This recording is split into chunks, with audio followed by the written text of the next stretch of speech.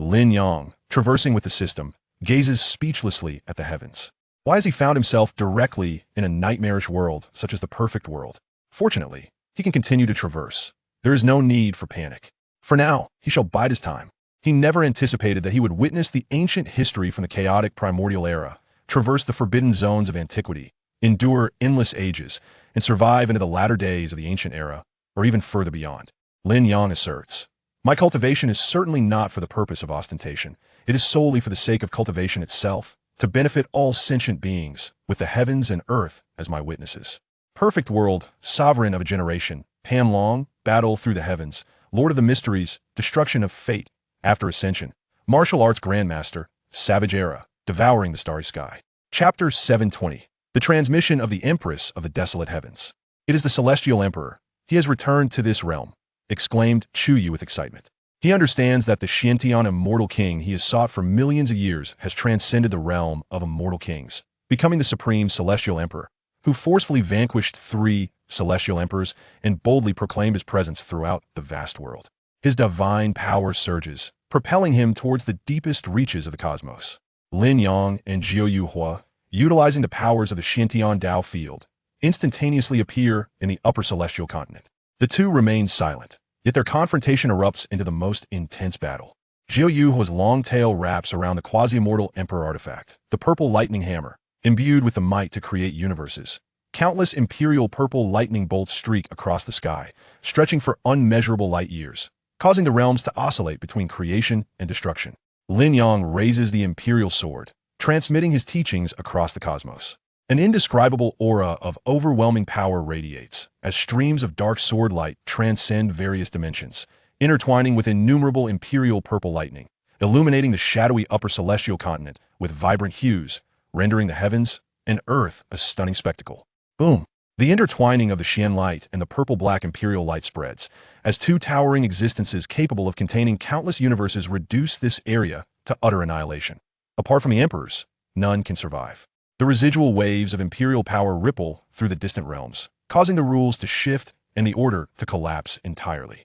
Several centuries later, the purple-black imperial light recedes, dimming to reveal Jiu Yu Hua. His eyes flicker contemplatively before he sighs, a miscalculation in strategy. Jiu Yu Hua had not anticipated that even the countermeasures he devised after an extended period would yield unsatisfactory results. The battle, initially evenly matched, turned in favor of Lin Yang once he manifested the Imperial Dao battle body. He found himself quickly at a disadvantage and could only barely hold his ground. Had it not been for the true god system of the origin continent allowing him alternative paths, enabling him to open a mysterious domain akin to chaotic space within himself and store immense energy in advance, he would likely be on the verge of exhausting his vital essence.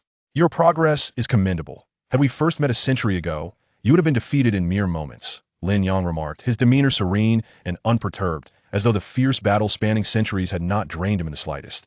His physique remained robust and radiant as jade. The technique, 1 Qi becomes 3 purities, is not an imperial law derived from his imperial Dao. Hence he refrained from employing this grand supernatural ability during his fierce clash with Jiu Yu Hua, to prevent a swift defeat that would fail to yield any insights for himself. Nevertheless, even employing the imperial law, transforming him into myself, Lin Yang could still maintain a firm grip on Jiu Yu Hua, consistently holding the upper hand throughout the confrontation. Jiu Yu Hua remained silent, transforming into an elderly figure. "You ponder the insights of this battle while I visit an acquaintance," Lin Yang stated. Upon finishing, he abruptly vanished from the upper celestial realm, leaving no trace behind. Such fluctuations, they bear the essence of true spirits. Is this a profound application of the true spirit path? Jiu Yu Hua furrowed his brows, sinking into contemplation. As a quasi-mortal emperor, his true spirit possessed an unfathomable might, having witnessed Lin Yang's pervasive legendary qualities on multiple occasions, leading him to surmise. What a unique imperial law! Is it fundamentally based on true spirits? In the end, Jiu Yu Hua could not restrain his admiration. In the 9 heavens and 10 earths, the metamorphosis of Shi Hao had completely concluded as he departed from the immortal domain and returned to this realm.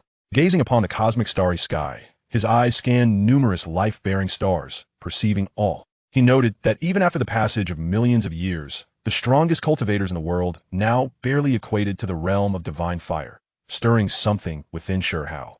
The end of the Law Age. It is exceedingly difficult to find a supreme spark to ignite divine fire. Countless cultivators can only languish in time, and even when igniting divine fire by means of faith or earthly flames, they cannot advance further in this waning age to achieve true unity. It seems Lin Yang has no intention of interfering with the external world. Thus, I shall reopen the path for the 9 heavens and 10 earths. With a whisper, Shurehao's expression suddenly turned solemn as he declared, "The human body's secret realm. We'll see." The 9 heavens and 10 earths radiated with brilliance, as myriad beings lifted their heads, gazing perplexedly at the sky.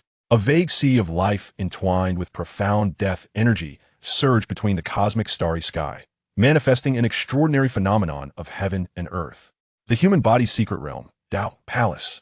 As this declaration resonated, a unique path emerged, causing the 10 directions of heaven and earth to echo with mysterious scriptures, vast and boundless, containing profound truths distinct from the natural paths of the universe, exhibiting even greater wonder and strength. By following this, cultivators can attain the Tao Palace. 4 extremities. Transforming dragon. Immortal platform. A succession of 3 thunderous shouts reverberated through the cosmos, with extraordinary manifestations arising across the universe, inscribing unique paths deep within myriad laws, becoming an integral part of the order.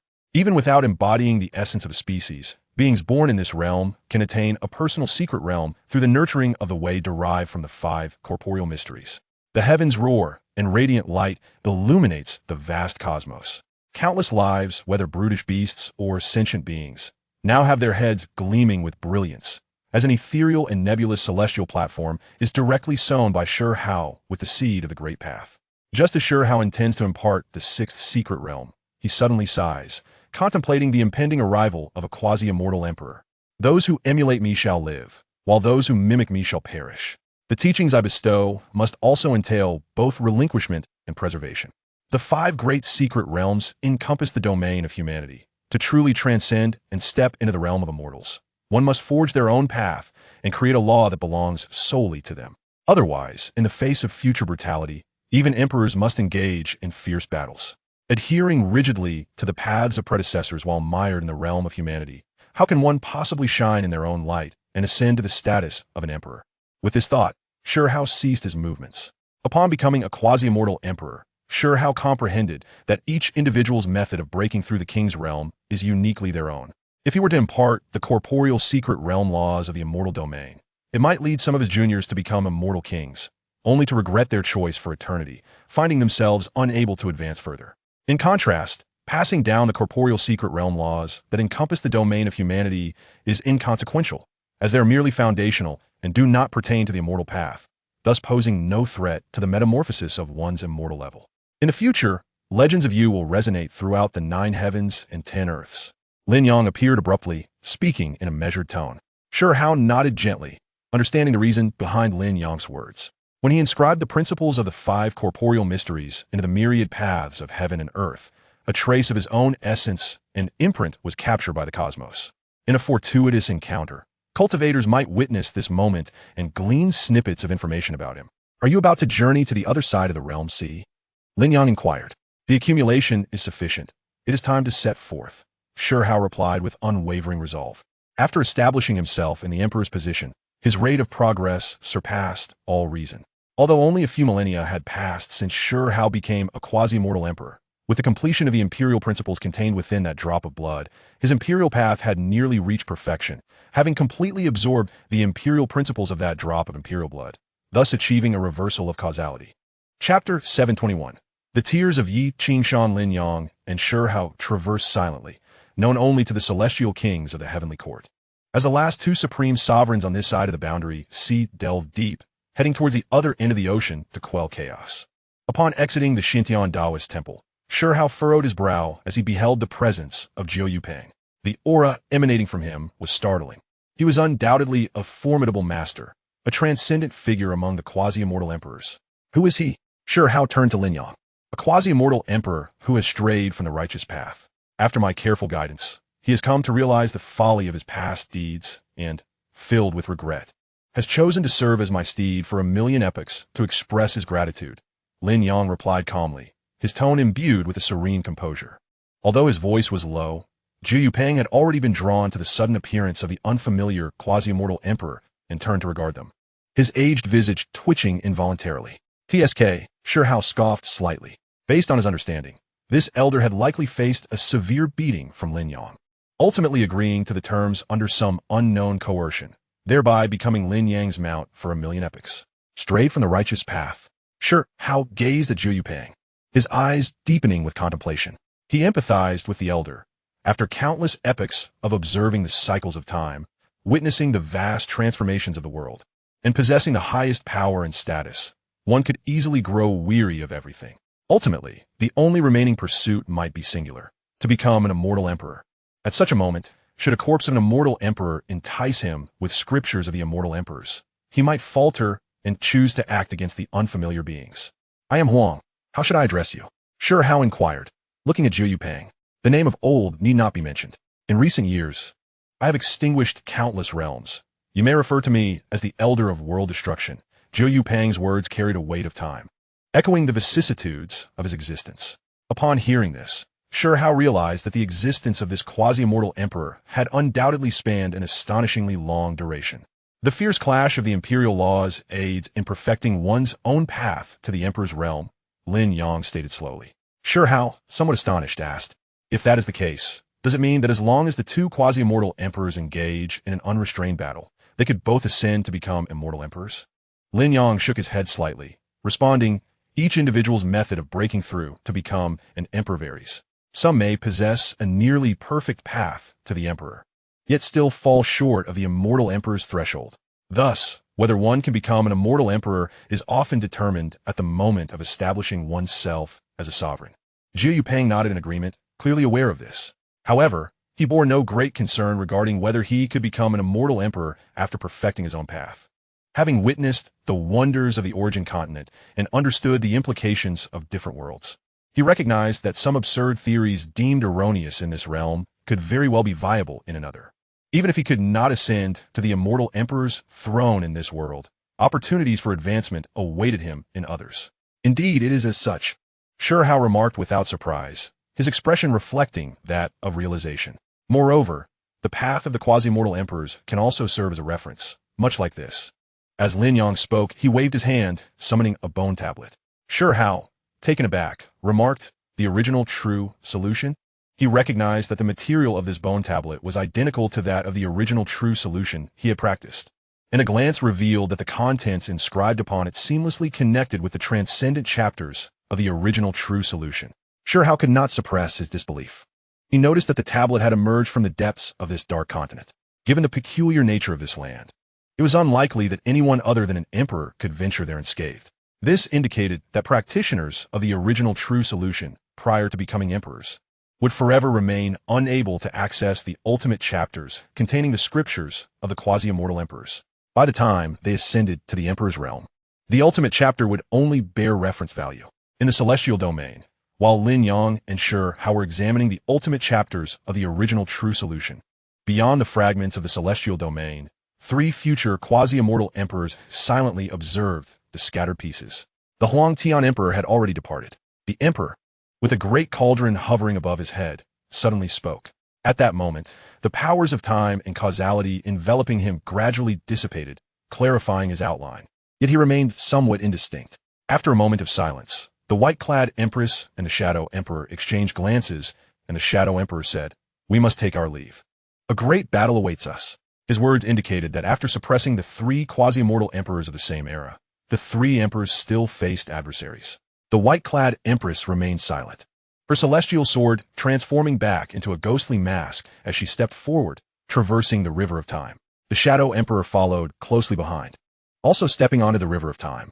The emperor, with the great cauldron, gazed at a particular fragment, locking eyes with Yi Qingshan for a long moment before finally sighing and turning away. As the river of time gradually calmed, the 3 future quasi-immortal emperors vanished from this realm. Beware of the soul. Yi Qingshan's tears flowed unabated, her heart heavy with sorrow. She wished to cry out, to warn the 3 quasi-immortal emperors of the terrifying foes that awaited them in the future, but ultimately, she opened her mouth, yet no sound emerged. If she were to do so, all her efforts up to that point would be in vain, and she would completely vanish from both past and future, with no one to remember her existence. Moreover, under the backlash of the great force of causality, the future would undoubtedly become far more dire, with adversaries breaking through and enacting divine retribution. After a long while, Yi Qingshan stifled her tears, her expression returning to tranquility. She activated the divine ability engraved within her true soul, diminishing her presence to the point where all existence overlooked her, rendering her even more desolate. In the celestial realm, this technique offered certain insights to quasi-immortal emperors. The Feather Emperor, the Tsang Emperor, and the Hong Emperor had all once studied this quasi-immortal emperor scripture. Jiao Yupeng recounted an old tale. Lin Yang nodded slightly, using the 3 quasi-immortal emperors as sacrificial offerings while cultivating the one qi transforming into 3 purities. He discovered that the paths of the 3 emperors bore some resemblance to the ultimate chapters of the original true solution. Should a celestial king acquire this knowledge, it would enable them to comprehend the various subtleties of the quasi-immortal emperors, providing direction concerning the realm of emperors. Unfortunately, the utility for quasi-immortal emperors was rather limited. Shihao also felt contemplative as he withdrew his gaze from the bone tablet. Subsequently, he discreetly stowed away the ultimate chapter, intending to present it to Lu Xun for contemplation.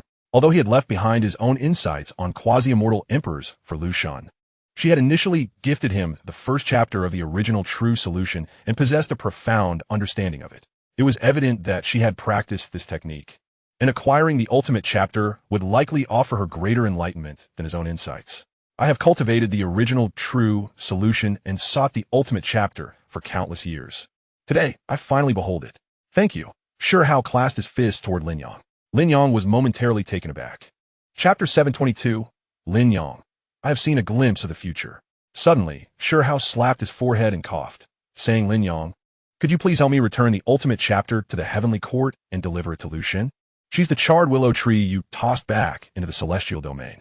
He produced the pristine bone tablet he had just stowed away and extended it to Lin Yang. After a prolonged silence, Lin Yang replied, very well. As he accepted the ultimate chapter, he casually mentioned that female quasi-immortal emperor wielding the Tian Ge. Her true form is that of cow. For what I've observed, she produces. Clang. Shihao's pool of laws suddenly crashed down, fracturing the order of this area and causing the dark earth to crack. How does he know? Shihao was filled with a mix of astonishment and anger, a hint of crimson surfacing on his face. Jiao Yupeng appeared utterly bewildered. A female quasi-immortal emperor? A cow. When did a female emperor emerge in this vast world? As the dark mist dissipated, the collapsed celestial earth was left barren, save for the pool of laws. In the celestial domain, Lin Yang descended directly to Lu Xun's secluded chamber, guided by a thread of her aura. Observing Lu Xun, who was meticulously contemplating Shihao's imperial laws, Lin Yang revealed his own aura, signifying his arrival. Xiantian Emperor. Lu Xun swiftly turned, her gaze fixed upon Lin Yang. The charred trunk of the tree now bears flecks of green, signifying a revival of life, indicating that its wounds are gradually healing. Without further ado, Lin Yang cast aside the ultimate volume of the original true solution and vanished once more. The ultimate volume of the original true solution. The willow deity trembled slightly, its golden branches quivering in apparent delight. In the next moment, Lin Yang's voice resonated from the lofty heights of the celestial realm, ethereal yet commanding. From this day forth, entry into the 9 heavens and 10 earths is forbidden. His words reverberated through the cosmos, subjugating the myriad paths of the celestial domain. The celestial gates shimmered, severing their connection with the 9 heavens and 10 earths, preventing the spirits of the celestial realm from traversing through the gates into those realms. Among the fragments of the celestial realm, the wounded celestial kings looked up in astonishment, their faces reflecting shock as they pondered the emperor's intentions. Observing the countless fragments of the celestial realm, Lin Yang turned and stepped forward, crossing the ocean of realms to appear in the upper celestial land. Just as Shihao was about to speak, his expression shifted, becoming grave. A whirlwind of dark symbols surged from the ultimate ancient land, imbued with imperial might, as if it could absorb all things in existence. Even from a distance, Shihao felt his own power destabilizing, on the verge of being siphoned away by the dark tempest. The dark matter remained unaffected. In a flash, Shihao sensed the anomaly. The ominous black mist lingering in the heavens appeared to exist in a separate temporal plane from the dark whirlwind. He inhaled deeply. At that moment, Jiao Yuzong spoke, identifying the source of the disturbance. Shihao's understanding dawned upon him, and he exclaimed, "Is it the corpse emperor?" as he observed the dark tempest drawing nearer, threatening to engulf the other side of the ocean of realms. Shurhao immediately soared into the sky, summoning the pool of laws. Should he offer no resistance, all realms would be swept away, plunging into an age devoid of magic. Gumos.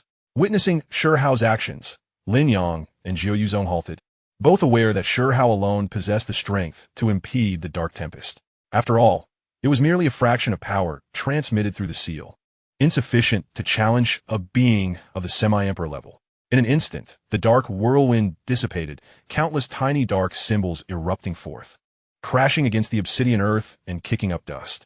The pool of laws radiated boundless brilliance, as Shurhao was enveloped in flames, wielding extraordinary purifying power. Purifying the darkness was unnecessary now. Only by vanquishing the corpse emperor could one root out the source of this chaos. Noting Shurhao's intention to purify the area, Lin Yang interjected. He too had contemplated such a course, yet this was not the appropriate moment. Even if they succeeded in cleansing the darkness of the upper celestial land, an encounter with the corpse emperor would render their efforts futile. Hearing this, Shurhao ceased his actions, gazing thoughtfully at the ultimate ancient land as he slowly declared, "Then let us eradicate the corpse emperor." Detecting the confidence in his words, Lin Yang was taken aback and inquired, "Are you certain you can slay the corpse emperor?" Despite having just ascended to the emperor level and suffering a calamity, his spirit and body incomplete, he remained a being of consummate imperial path, his strength far surpassing that of an ordinary semi-emperor. Jiu Yuzong's expression turned somber upon hearing this. He had not anticipated Lin Yang and Shurhao to be so audacious, daring to confront a true emperor with mere semi-emperor bodies.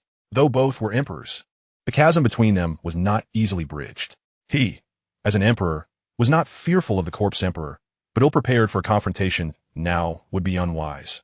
Otherwise, he would have already sought a way to breach the seal and seize the emperor's scriptures.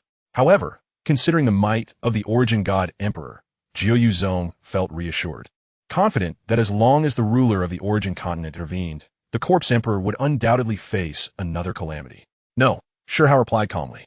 He could vaguely sense the fluctuations at the dark source, a force nearly insurmountable for a semi-emperor, unless he briefly ascended to the emperor level. Otherwise, there would be no chance of victory. Lin Yang's expression remained unchanged as he heard Shurhao continue, "I will ascend to the emperor level and break the seal. Then, we shall join forces to forcibly slay the corpse emperor." Shurhao understood that Lin Yang had a hidden card, capable of completely slaying a semi-emperor in a short time. Even if he could not rival a true emperor, he would likely be close enough to contend with the crippled corpse emperor. This approach is inadvisable. Lin Yang shook his head. Shurhao was momentarily taken aback and asked, "What is it? Do you lack confidence?" Otherwise, with the addition of destruction, I believe he could briefly stand at the emperor level. Together, we could, Lin Yang interjected, "I have glimpsed a fragment of the future. It shows you battling the corpse emperor who foolishly attempts to interfere with ancient history, only to be countered by immense karmic force, ultimately resulting in a strike that obliterates you, your true blood, essence blood, and lifeblood scattered across various temporal realms, each cultivating the transformation of the self-technique." Ultimately, he began to recount the history of the original timeline. Jiu Yuzong listened in astonishment, thinking to himself, could it be that Xian Mo harbors a grudge against Huang? Such absurd statements could not possibly come to fruition. Each drop of a semi-emperor's blood falling across different temporal realms, merely existing, would constitute an interference with time itself. Not to mention that he would also have to comprehend an emperor technique, even if he endeavored to avoid external contact. He would inadvertently absorb divine power or benefit the realms he occupied. Incidents akin to this were not out of the ordinary, as a semi-emperor could easily suppress them. However, the aggregation of countless blood drops would create overwhelming karmic repercussions, leading to the inexplicable demise of the semi-emperor. Karmic force punishing the corpse emperor through Huang's actions could not possibly offset the immense karmic consequences of such a move. How could this be? Jiu Yuzong was left astounded. Chapter 723, Confronting the Corpse Emperor. The future is too nebulous. Shurhao scoffed. He could not simply heed Lin Yang's nonsensical predictions and recklessly confront the corpse emperor alone. What would become of Coiling if he was truly defeated? What of the heavenly court subjects? TSK. Lin Yang shook his head. Indeed, since his appearance, the current timeline and the original timeline had diverged significantly. Shurhao was no longer alone, burdened with numerous ties and concerns, and without the cursed wooden box. The corpse emperor could not return his spirit mark to his imperial body and lacked the capacity for free movement. Without the threat of the corpse emperor, Shihao no longer needed to fight to the death, stepping across the final threshold to ascend to the emperor level. To seize this opportunity, one must traverse an exceedingly long passage of time. Lin Yang's tone was laced with temptation. In response, Shihao offered a single word: gun. Deeply skeptical, he suspected that perhaps his own cultivation had caught up to Lin Yang's, instilling a sense of crisis in Lin Yang, prompting him to go to great lengths to inflict harm, thereby widening the gap between them once more. I am the ruler of the heavenly court. How could I be deceived by you? A flash of thought crossed Shihao's mind. He recognized that Lin Yang's words might hold some truth, but the notion of a mere fragment of the future being a foundation for an emperor's decisions was too ethereal to be credible. Any cultivator harboring such a mindset would find it challenging to ascend from king to emperor, let alone become a celestial god, unless they encountered extraordinary fortunes. Jiu Yuzong silently shook his head, disapproving of Lin Yang's proposal, questioning whether it was not akin to sending someone to their doom. Very well, let us proceed step by step. Lin Yang ultimately ceased his insistence. Having reached this juncture, he could no longer expect everything to align with the original timeline. He spoke. Let us proceed with your plan. I will hold back the corpse emperor while you too provide support. Should the situation grow dire, retreat at once. The consequences would be dire otherwise. A semi-emperor, having perfected the laws of the imperial path to a certain degree, could briefly ascend to the emperor level. But the fleeting moments available were far too short to alter the course of an imperial battle. Agreed. Shihao nodded, and Jiu Yuzong concurred as well.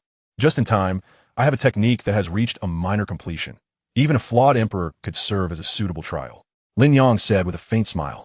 At this moment, flashes of vivid imagery raced through Shihao's mind. Throughout history, whenever Lin Yang spoke in such a manner, it invariably signified a prelude to grandiosity. There was no other possibility. Is divine power not the law of emperors? A flicker of anticipation surged within Jiu Yuhua. The three quasi-mortal emperors advanced, as Lin Yang cast a spell. With each step, it seemed as though the river of time surged forth, parting the path, rendering the temporal direction of the three emperors frozen in place, as if they had instantaneously traversed infinite distances, in a moment that felt both fleeting and eternal. The three quasi-immortal emperors stepped into the ultimate ancient realm, beholding the corpse of an immortal emperor reclining upon a stone chair. Shihao's gaze deepened. This was his first encounter with the corpse of an immortal emperor, and he could not help but feel a sense of awe for the power lurking behind the inky veil. An icy chill coursed through the hearts of the three emperors as Lin Yang observed the hollow eyes of the corpse of the immortal emperor slowly opening. Yet, perhaps due to the failure of the primordial spirits marked to return to its rightful place, Lin Yang sensed the corpse's frailty. Guide, the pure beings, grant you immortal scriptures, intoned the corpse of the immortal emperor coldly, causing the dark veil to tremble. Streams of emperor-level sealing power circulated, preventing his escape. Even after countless epochs, the corpse remained ensnared by the supreme measures laid down during the calamity it had endured, unable to attain freedom. Lin Yang, Shihao, and Jiu Yuhua refrained from action. Upon witnessing this, the corpse's hollow gaze grew colder still as it remarked, Jiu Yuhua, do you dare to betray this emperor? To engage in commerce, what talk of betrayal is there? Jiu Yuhua replied flatly, betraying no hint of fear. An emperor is invincible. Even when confronted by a true immortal emperor, one must not bow their head. Otherwise, how could one break through to become an emperor, surpassing the countless prodigies of numerous epochs? Very well, the corpse of the immortal emperor responded icily. In that moment, it felt as though a chilling wind swept through the ultimate ancient realm. Even though Lin Yang was a quasi-immortal emperor, enveloped in the profound light of imperial paths, he could not help but feel a shiver arise within him. The three quasi-immortal emperors dared to forge significant karmic ties with an immortal emperor. How audacious. The corpse of the immortal emperor seemed to sneer. Its words reverberated, causing the very fabric of the realm within the veil to tremble, shattering and reconstituting. Even with the veil's obstruction, the ultimate ancient realm was now tumultuous, with countless dark mists swirling into vortices, each capable of engulfing the universe. To see the emperor and not bow is to invite annihilation. The chilling words bore a heavy authority. The very heavens appeared to press down upon them, the vast mountains and rivers resonating with a continuous hum, as if seeking to crush the three quasi-immortal emperors and wrest their imperial destinies from them. Do you think mere tricks can affect an emperor? Shihao declared fearlessly, stepping forward to summon a pool of laws. Jiu Yuhua too unleashed a quasi-immortal emperor artifact. The purple lightning hammer, which crackled with energy, suppressing the turmoil of the ultimate ancient realm. At this moment, Lin Yang's gaze appeared dazed. The two quasi-immortal emperors noticed his abnormality, revealing expressions of astonishment. They could not fathom that Lin Yang's strength would be swayed by the true words of the corpse of the immortal emperor, even through the barrier of the sealing veil. Ants. The corpse of the immortal emperor scoffed, dismissing Lin Yang's capabilities as utterly inadequate, suggesting he had perhaps resorted to peculiar means to ascend to emperor status. And now his true form was revealed. Lin Yang's gaze seemed somewhat unfocused, as a myriad of images flashed through his mind. Main quest triggered within 15 days. Acquire Yushan Su from the god of martial arts, keeper of the heavenly hand, and the path of madness. To see the emperor and not be defeated is to invite annihilation. Moral celestial, having attained the status of a quasi-immortal emperor, his instincts have begun to obscure the celestial secrets concerning himself, his power now rivaling that of ordinary master-level beings.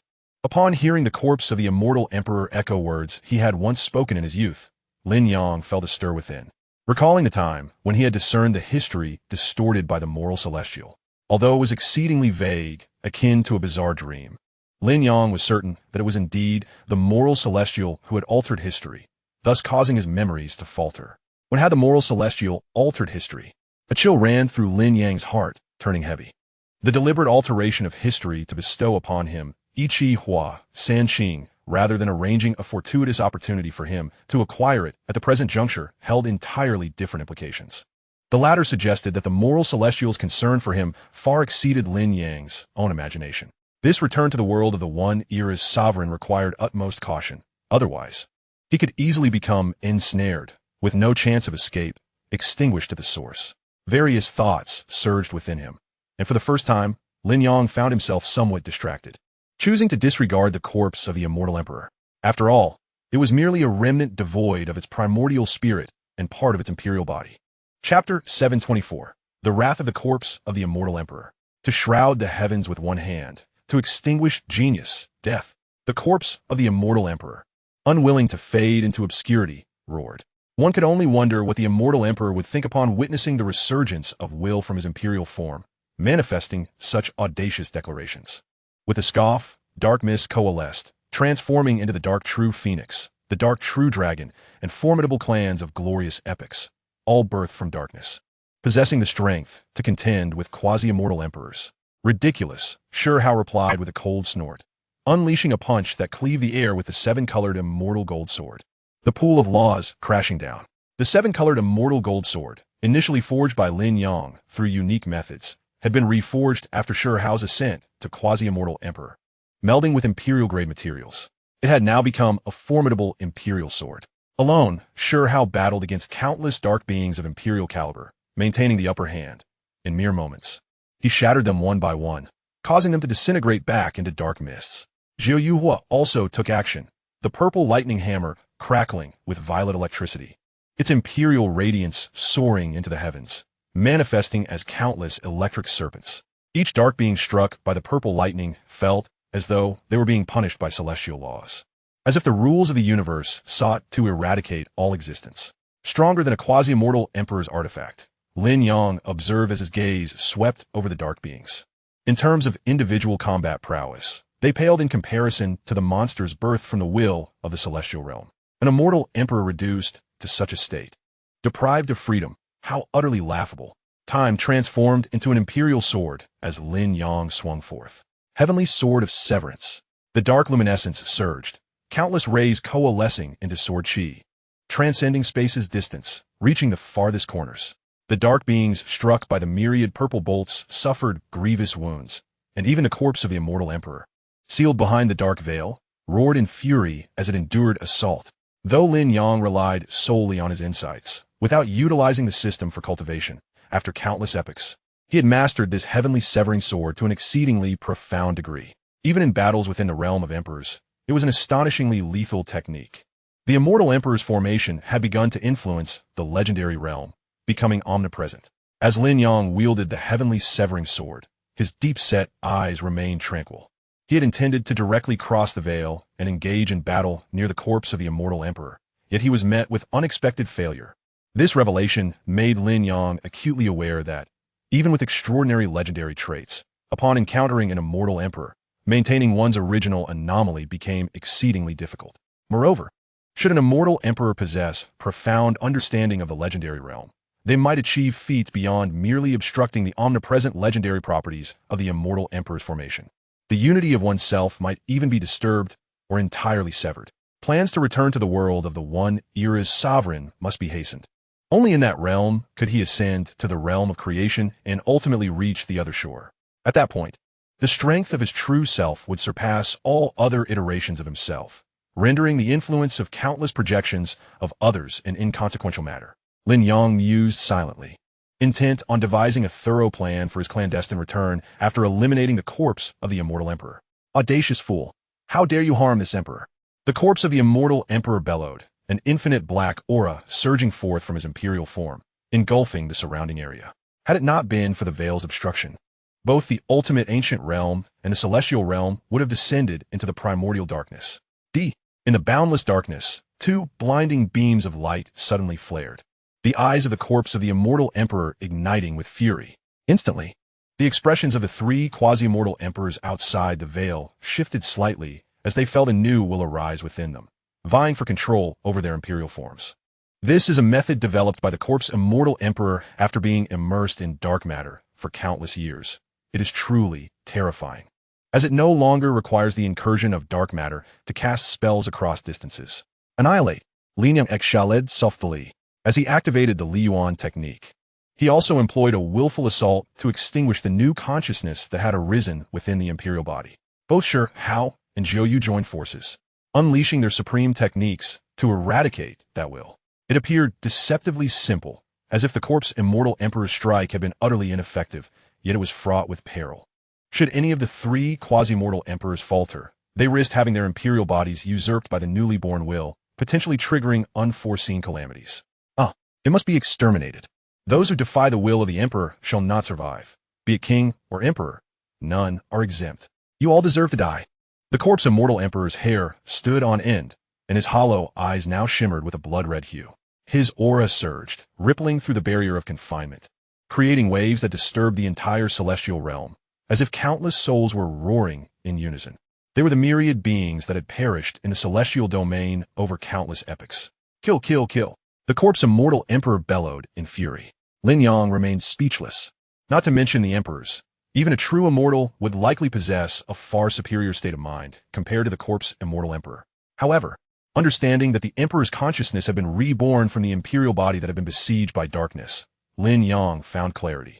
Compared to the four emperors of the original timeline, who had sworn to resist unto death, this corpse immortal emperor's dying words were a mournful roar, akin to that of a wild beast. What was anticipated to be a cataclysmic battle at the emperor level did not unfold as Shi Hao and Jiu had foreseen, for the corpse immortal emperor lacked the power to shatter the seal. Throughout the confrontation, he merely roared and struck from behind the barrier, revealing only quasi-immortal emperor-level strength. From the moment Lin Yang had extracted the dilapidated wooden box from the perfect world, this scenario had been predetermined. Lin Yang, having cultivated to transcend the universe, possessed an omnipresent power that surpassed the legendary characteristics of the ineffable, and even with the barrier of the Emperor's formation, he could still inflict harm upon the corpse immortal emperor. More accurately, when the immortal emperor had faced calamity, the formation meant to seal him had utterly failed to prevent external attacks. All essence had been contained within the self-sealing imperial body. Otherwise, had its functions been more comprehensive, perhaps the imperial body could have broken free from the seal, wreaking havoc upon the world. I am a supreme immortal emperor. How could I be slain by a mere quasi-mortal emperor? The fragmented corpse, flowing with thick black blood, roared with resentment and fury. His eyes were entirely filled with bloodlight, a hint of red flickering amidst the darkness, vaguely resembling the color of black jade. I am invincible. I will overturn the ages and slay. The corpse immortal emperor leaned back against the stone chair, howling to the heavens as he unleashed his supreme imperial law. The river of time erupted violently, manifesting within the emperor's formation, yet it appeared as though the formation had sealed time itself, preventing any intersection with the external flow of time. Cursed wretches! The corpse immortal emperor fell into a frenzy. He wished to brazenly strike down the past forms of the three emperors, to snuff them out at their source. Yet he ultimately failed. A powerless rage, merely a source of mockery, Lin Yang gazed down with indifference. Overcoming the corpse immortal emperor was even more effortless than he had anticipated. The immortal emperor had been sufficiently ruthless to ensure that the corpse immortal emperor could not escape the suppression of the emperor's formation at such a critical juncture. With 5 book lists receiving approximately 350 likes each, 1 like per individual per list, soon it would reach 500. Chapter 725, The Fall of the Emperor. Realizing that the corpse immortal emperor possessed no remaining capacity for resistance, his will now shrouded in haze, Lin Yang's thoughts shifted, and he summoned the incarnations of the 3 emperors. Unity transforms into the 3 purities. A beam of light emerged from Lin Yang's spiritual platform, splitting into 3 distinct rays of light, gold, purple, and gray, ultimately manifesting as 3 emperors. The overwhelming might of the emperors radiated outward, the 3 distinct auras resonating with one another, as if Lin Yang's essence were evolving at different points in time. The Feather Emperor, the Tsang Emperor, and the Hong Emperor all had been refined into incarnations. Jiuyu's heart trembled slightly. He had not anticipated that the 3 supreme emperors would descend to such depths, losing their own consciousness and becoming vessels for others to command. This was the secret method he had mentioned. No wonder he required the bodies of the 3 emperors for his cultivation. It was truly a form of external incarnation. Sure Hao suddenly understood. His own emperor law could produce a similar effect, and it was far more convenient. The only drawback being that the battle form produced may not necessarily obey him, and had a limited duration. Boom!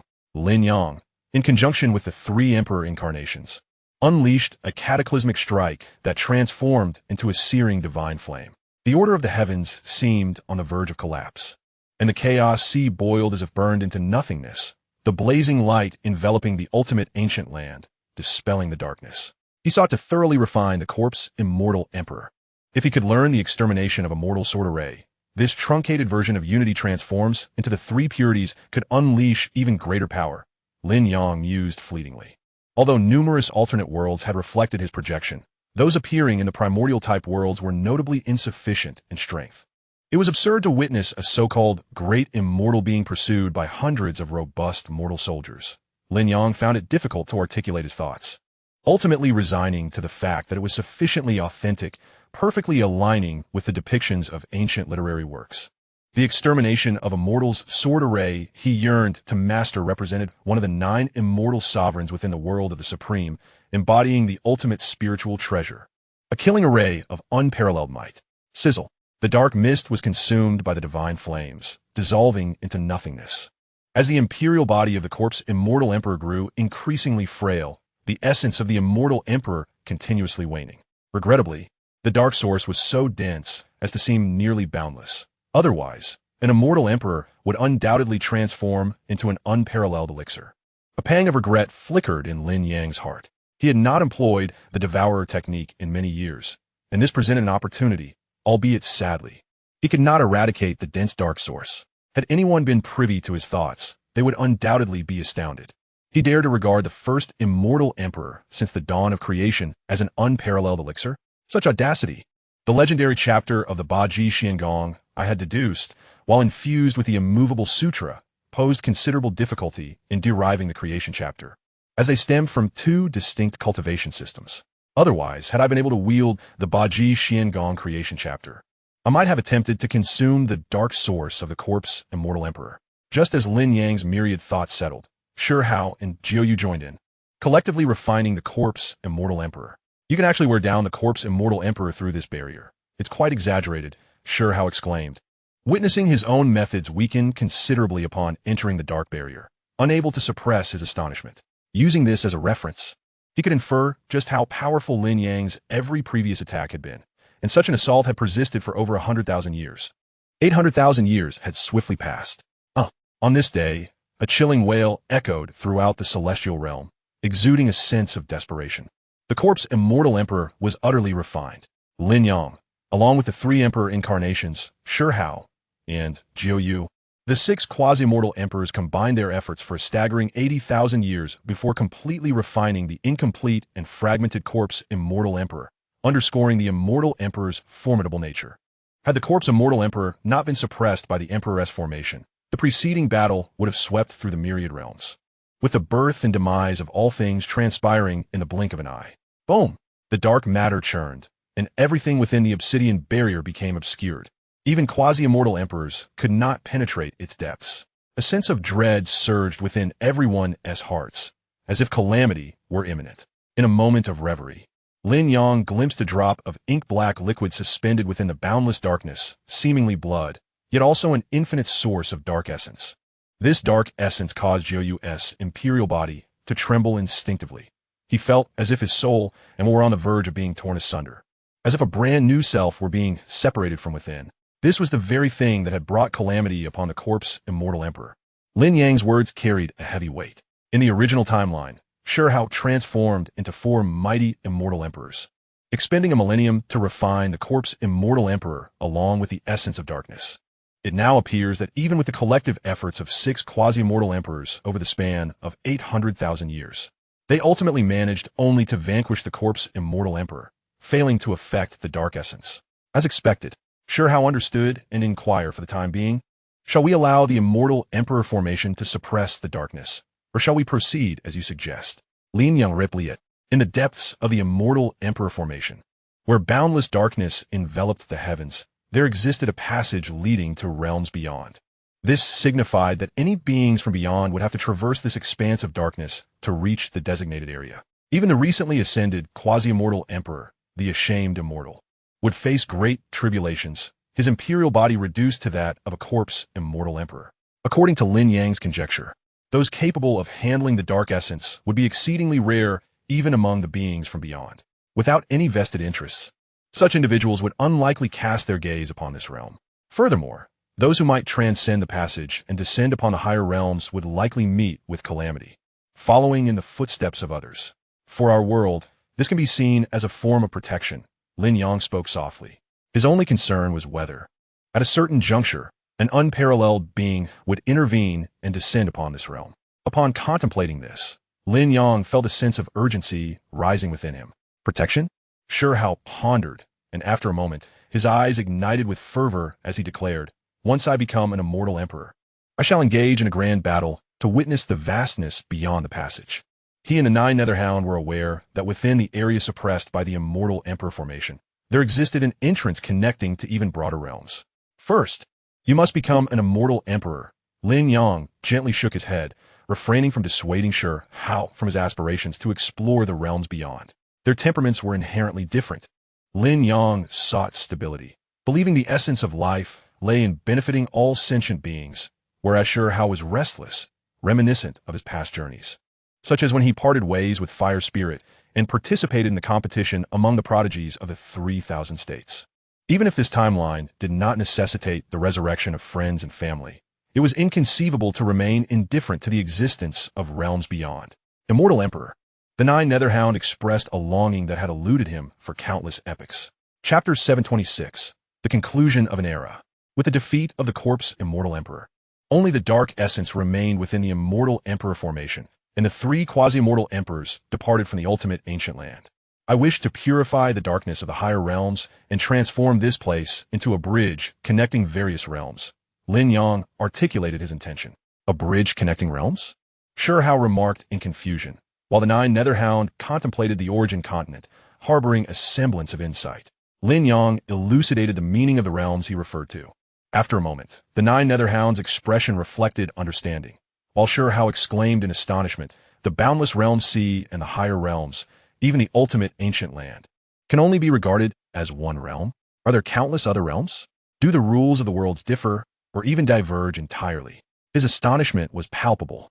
While minor practitioners might not fully grasp the implications, those with elevated cultivation could comprehend the magnitude of such revelations, realizing the incredible nature of transcending one's own universe to venture into another. According to Shurhao's estimates, should an immortal with limitless lifespan traverse to a realm with utterly different rules, perhaps even the most basic existence would be unsustainable, reducing them to ashes in an instant, possibly leaving no trace behind. After all, the truths of this realm might be mere illusions in another, ephemeral and insubstantial. Indeed, those who reached this point had encountered extraordinary encounters beyond imagination. As countless thoughts raced through his mind, Shurhao began to unravel long-held questions that had previously eluded him. They were difficult to voice. He then spoke, what necessity lies in this endeavor? to observe the fluctuations of fate, the entanglements of cause and effect, and to glimpse the underlying truths that might connect innumerable worlds, a realm of ineffable significance. Lin Yang provided a rationale. He could not simply claim it was for the sake of curiosity to offer countless beings the opportunity to alter their predetermined fates. A realm of ineffable significance. Sure how express surprise, feeling an indescribable dissonance. The accomplishments he had achieved thus far bore no resemblance to the realm Lin Yang spoke of, leading one to question the very existence of such a state. Ultimately, Sure Hao chose not to dwell on it further, recognizing it was not his path. He stated, "So we must first purify the darkness of the higher realms?" Lin Yang nodded in agreement. With so many worlds, how many powerful beings might exist? I suppose immortal emperors are likely to be ubiquitous. Suddenly, Sure Hao displayed a fierce fighting spirit, appearing eager to engage with the formidable beings of other worlds. You may be disappointed. Among the millions of alternate worlds I am aware of, the vast majority are pitifully small. They cannot compare to our realm. Most are not even a fraction of the scale of the 9 heavens and 10 earths, with only a few hundred nearing the equivalence of the immortal domain. Lin Yang's words fell like a bucket of cold water, extinguishing Sure Hao's fervent battle spirit.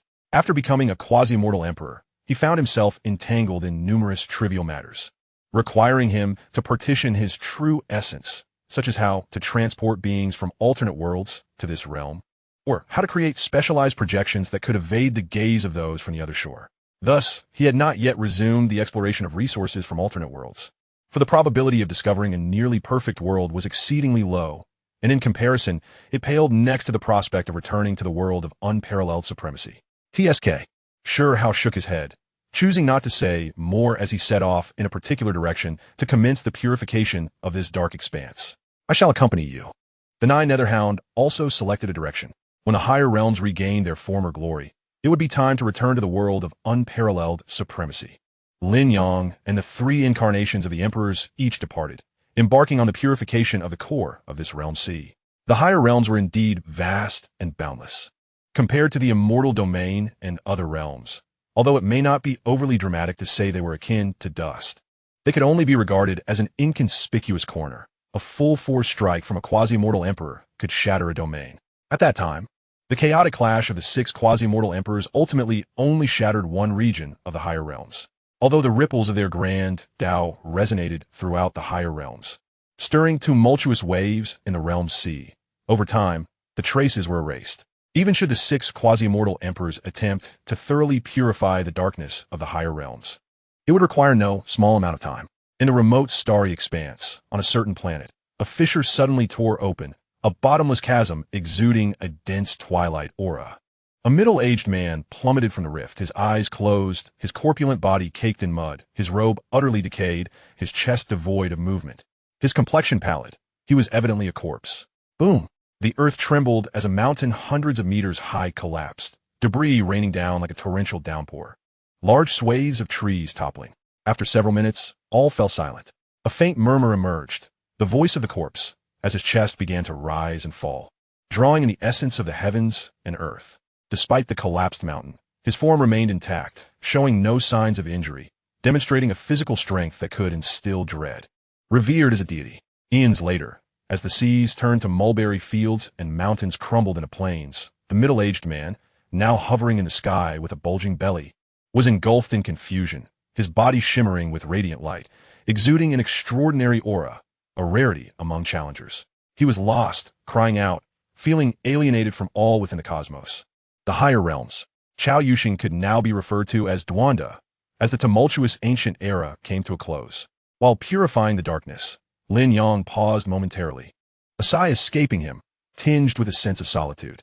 He knew it would not be long before Duanda met the criteria to merge with the heavenly heartmark, becoming the first transcendental being to undergo tribulation in the mythic era of the celestial era. Gazing at the last remnants of darkness in his sight, Lin Yang silently mused. In 4,000 years, I shall conclude this endeavor. Over the years, he has been purifying the darkness, while simultaneously using himself as a prototype to create projections. After countless attempts, he has finally gained some confidence in deceiving the otherworldly beings, ensuring that his projection, which returns to the world of the one sovereign, does not exhibit any anomalies. Of course, He is not one of the otherworldly beings, and remains uncertain whether they possess unknown powers beyond their demonstrated might in the original spacetime. Thus, he cannot offer absolute assurance. In a fleeting moment, a unique projection of himself materializes before Lin Yang, with a thread of his true essence connecting to it, signifying that this player has acquired another alternate identity. Should this alternate identity develop according to plan and surpass the original, it would become the main entity. Perhaps my memories have been thoroughly scrutinized.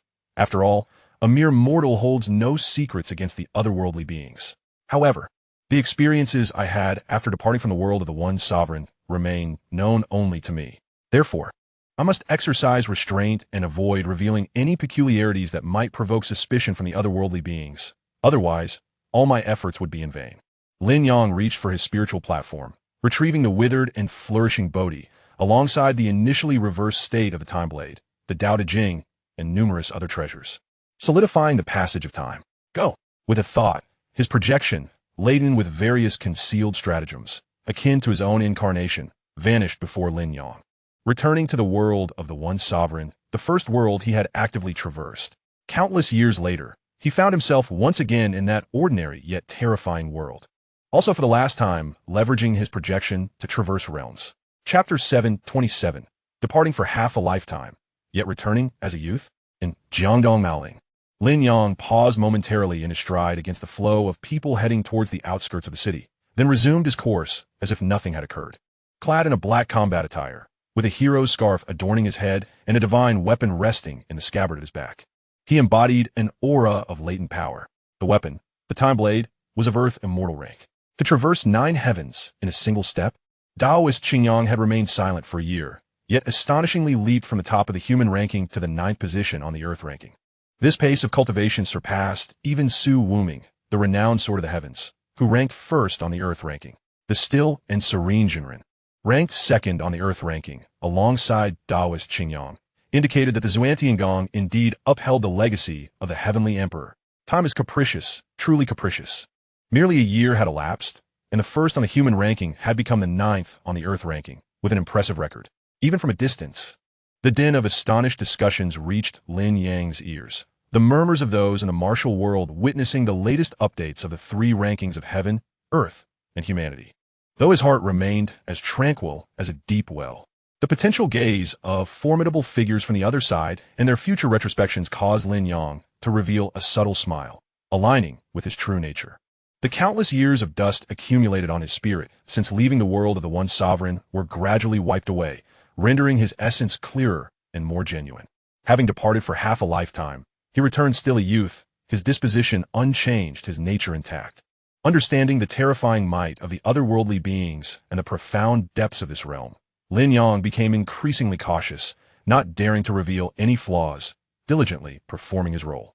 Even if his original self were to arrive in this realm without interference from the otherworldly beings, merely facing the great powers of the transformation realm, it was conservatively estimated that he would encounter no fewer than 10 life-threatening threats.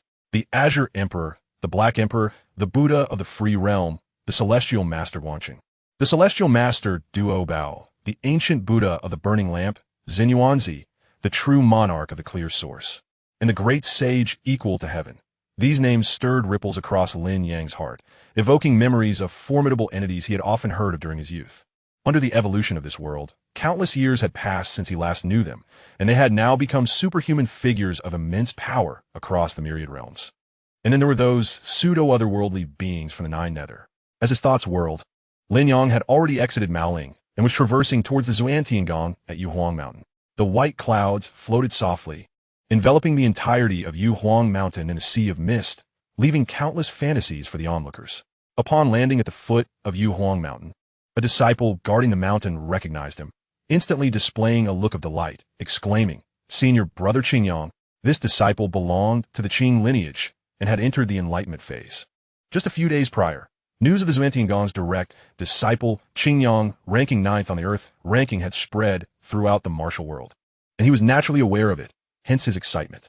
Lin Yang, having entered the Earth rankings top 10 at such a young age and being a member of the Xuantiangong, had become an idol for the disciples of this generation, inspiring admiration and envy among his peers. "Junior Brother Qingyuan, you are on guard again today." Lin Yang nodded slightly, recognizing the disciple. Years ago, when he was ensnared by the demon lord, it was this very junior brother who had been on duty when he returned to the Zhuangtiangong. Before Qing Yuan could respond, Lin Yang continued, "During my year of travels, has anything significant occurred within the sect?" In that year, he had roamed the martial world, secretly seeking clues regarding the Mingtian sect and the unkind tower to avenge the ambush he had suffered. Before leaving, he had obliterated the core forces of the Mingtian sect, and the leader of the unkind tower had met his demise at his hands, causing significant injuries to the second of the infamous demonic paths that rivaled the Zhuangtiangong. Everything within the sect has been as usual. However, just a few days ago, when news of Senior Brother's achievements reached the sect, the elders were overjoyed. The higher-ups convened a meeting, but the specifics are beyond my knowledge, Qing Yuan replied. Suddenly recalling something, he added, "By the way, over half a year ago, the Mad Blade and the Sword Fairy came together, waiting for your return to the mountain. But after over a month, they left on their own." Lin Yang was already aware of this and felt no surprise. The Mad Blade, Su Meng, and the Sword Fairy, Jiang Jiwei, were both prominent talents on the human ranking and shared a close camaraderie as members of the same reincarnation team. With the impending calamity approaching and the loosening of the world's restrictions, their breakthroughs had become significantly easier, promising extraordinary futures for both, considering both emotional and practical aspects. Deepening ties with them would yield more benefits than drawbacks. As he prepared to depart this realm, he could not be certain if he would return, which inevitably led to some slight abnormalities in his demeanor. Lin Yang's thoughts flitted by like shadows, already having devised a plan to mitigate any potential flaws. The process of condensing the Dharma body marked the distinction between the mundane and the divine, a perilous step fraught with uncertainty. In this world, no one could confidently guarantee success, and failure would lead to demise. Thus, his earlier emotional turmoil could be readily explained. "Junior brother, you may continue to guard the mountain gate. There is no need to accompany me up the mountain." As he observed Qing Yuan's intention to follow, Lin Yang spoke with mild indifference. Upon hearing this, Qing Yuan halted, a hint of regret crossing his face as he returned to his original position. Walking along the rugged mountain path, Lin Yang passed the blossom pool, where lotus flowers bloomed, and his mind was engulfed in contemplation. It had been some time since his return from Jiangdong Maoling to Yu Huang Mountain, and he had not encountered any unusual occurrences. It appeared he had evaded the scrutiny of the one from the Doshui Palace and the entity within the Time Blade. Had he successfully eluded detection? The reference to the one from the Doshui Palace was the celestial master of morality, the once vanished heavenly emperor believed by many great powers and transcendent beings to have perished. Was concealed within the Time Blade, an unparalleled divine weapon of otherworldly caliber. For their own reasons, the two had not joined the rest of the otherworldly beings in their pursuit of the Tao fruit, emerging from the river of time to slumber in the depths of chaos, remaining extant across the myriad realms. This knowledge rendered Lin Yang, who was well acquainted with the otherworldly beings, hesitant to directly contemplate the names of these two formidable figures in his heart, lest he attract their attention and find his innermost thoughts laid bare. In the present day, the legendary powers and the divine beings of creation are gradually awakening. Although the strength they can currently reveal is merely at the Dharma body level, within a few decades, their condition will undoubtedly reach its zenith once again, allowing the realm of reality to witness the resurgence of a mythic era. If one fails to seize this fleeting moment, they are destined for obsolescence, as the end of an epoch looms within a mere few hundred years. Chapter 728, a year later. Unlike the epics of the devouring starry sky and the perfect world, the epic of this realm signifies the ultimate conclusion of the entire multiverse, the realm of reality, and all within the 9 heavens and 9 netherworlds. Without the protection of significant figures from the other shore, a divine being of great powers is nearly guaranteed to face annihilation. Not to mention, this is the final tribulation, the last epoch. As Lin Yang approached the summit of the Heavenly Emperor's Hall, his future plans began to take shape within his mind. The most expedient method to attain strength in this realm is undoubtedly through the nurturing of the great figures. Coupled with the loosening of the heavens and earth due to the impending final tribulation, achieving the legendary status within a few decades, although ambitious, is not entirely beyond reach. Disregarding the inscrutable moral deity, there exists a prominent figure in close proximity to him, the Heavenly Emperor within the Time Blade. Regardless of how fallen he may seem, this is only in comparison to the well-preserved beings of the other shore. For a divine being at the level of creation, this state of the Heavenly Emperor is indistinguishable from that of other great figures from the other shore, all capable of transforming their existence into ephemeral dreams and despair in a mere thought. He has already expressed his desire to cultivate me. Otherwise, he would not have sent the quiet guardian to seek me out. I wonder how he perceives me. As a remnant of a Taoist or Buddha who has attained the fruit of enlightenment. Or perhaps as a contingency left by a being from epochs long past. Lin Yang's eyes, profound and tranquil, gaze at the faintly visible Heavenly Emperor's hall in the distance. Upon achieving a certain level of cultivation, the once familiar text he had read years ago became clear once more, dispelling any misunderstanding that the Heavenly Emperor would regard him as a mere product of reduction and emptiness. Although the Heavenly Emperor had once dominated an era, vanquishing numerous deities and demons to claim the throne, at that time, he was merely at the peak of creation, not significantly stronger than the current great sage equal to heaven or the true monarch of pure source. Even after ascending to the other shore and falling from the heavenly court, transforming into the Time Blade, he had not reached the standards of reduction and emptiness. Nor was he an ancient being capable of reverting to the primordial beginnings of the first epoch, regardless of his intentions. At least until I have reached a certain level of growth, he will not take action against me, with his guidance or tacit approval. My growth will undoubtedly surpass that of my solitary cultivation by countless measures. Once I achieve the state of creation, or even attain legendary status, I will possess the ability to seek a path of proximity, allowing my true self to traverse the veil and descend into this realm. I could even walk among the external world in the guise of a primordial deity born from the path of proximity, rendering any misfortune that befalls this corporeal form inconsequential. Lin Yang mused, taking strides toward the Heavenly Emperor's hall, where the Time Blade is enshrined, and where the once dominant Heavenly Emperor awaits the opportune moment within the multiverse. Due to the limitations of the system's traversal capabilities, upon returning to a world previously visited, one will materialize where they departed. Should my true self return directly to this realm, it would undoubtedly arouse the suspicions of both the moral deity and the Heavenly Emperor. A half-step Dharma body, suddenly becoming a legendary power, contending with divine beings of creation, would certainly attract the attention of these two prominent figures, who possess nothing but the Tao. The path of proximity is one of the rare places within the universe that can obscure the gaze of beings from the other shore, manifesting in various aspects of the Tao, with its internal time and space inextricably intertwined, making each location exceptionally secretive, known to but a few. The remaining paths of proximity within the multiverse are scarce, amounting to less than a handful. Any attempt to delve too deeply would lead to the assimilation of a perfected state of creation, becoming a part of it. Just as Lin Yang swiftly completed the quest to find the true empty sound abbot, he is aware of the means to access the paths of proximity. However, given his current level of cultivation, he lacks the capability to enter any of these paths, necessitating further enhancement of his abilities. Before long, Lin Yang re-entered the Heavenly Emperor's hall after a year. The quiet guardian, impeccably dressed, sat cross-legged on a mat, with a towering and magnificent statue of the Heavenly Emperor looming behind him. The statue seemed to embody the essence of the Heavenly Emperor, exuding an air of majesty and sanctity, with its eyes surveying the vast earth as if it were once seated in the celestial hall, overseeing the myriad realms of deities and demonic beings.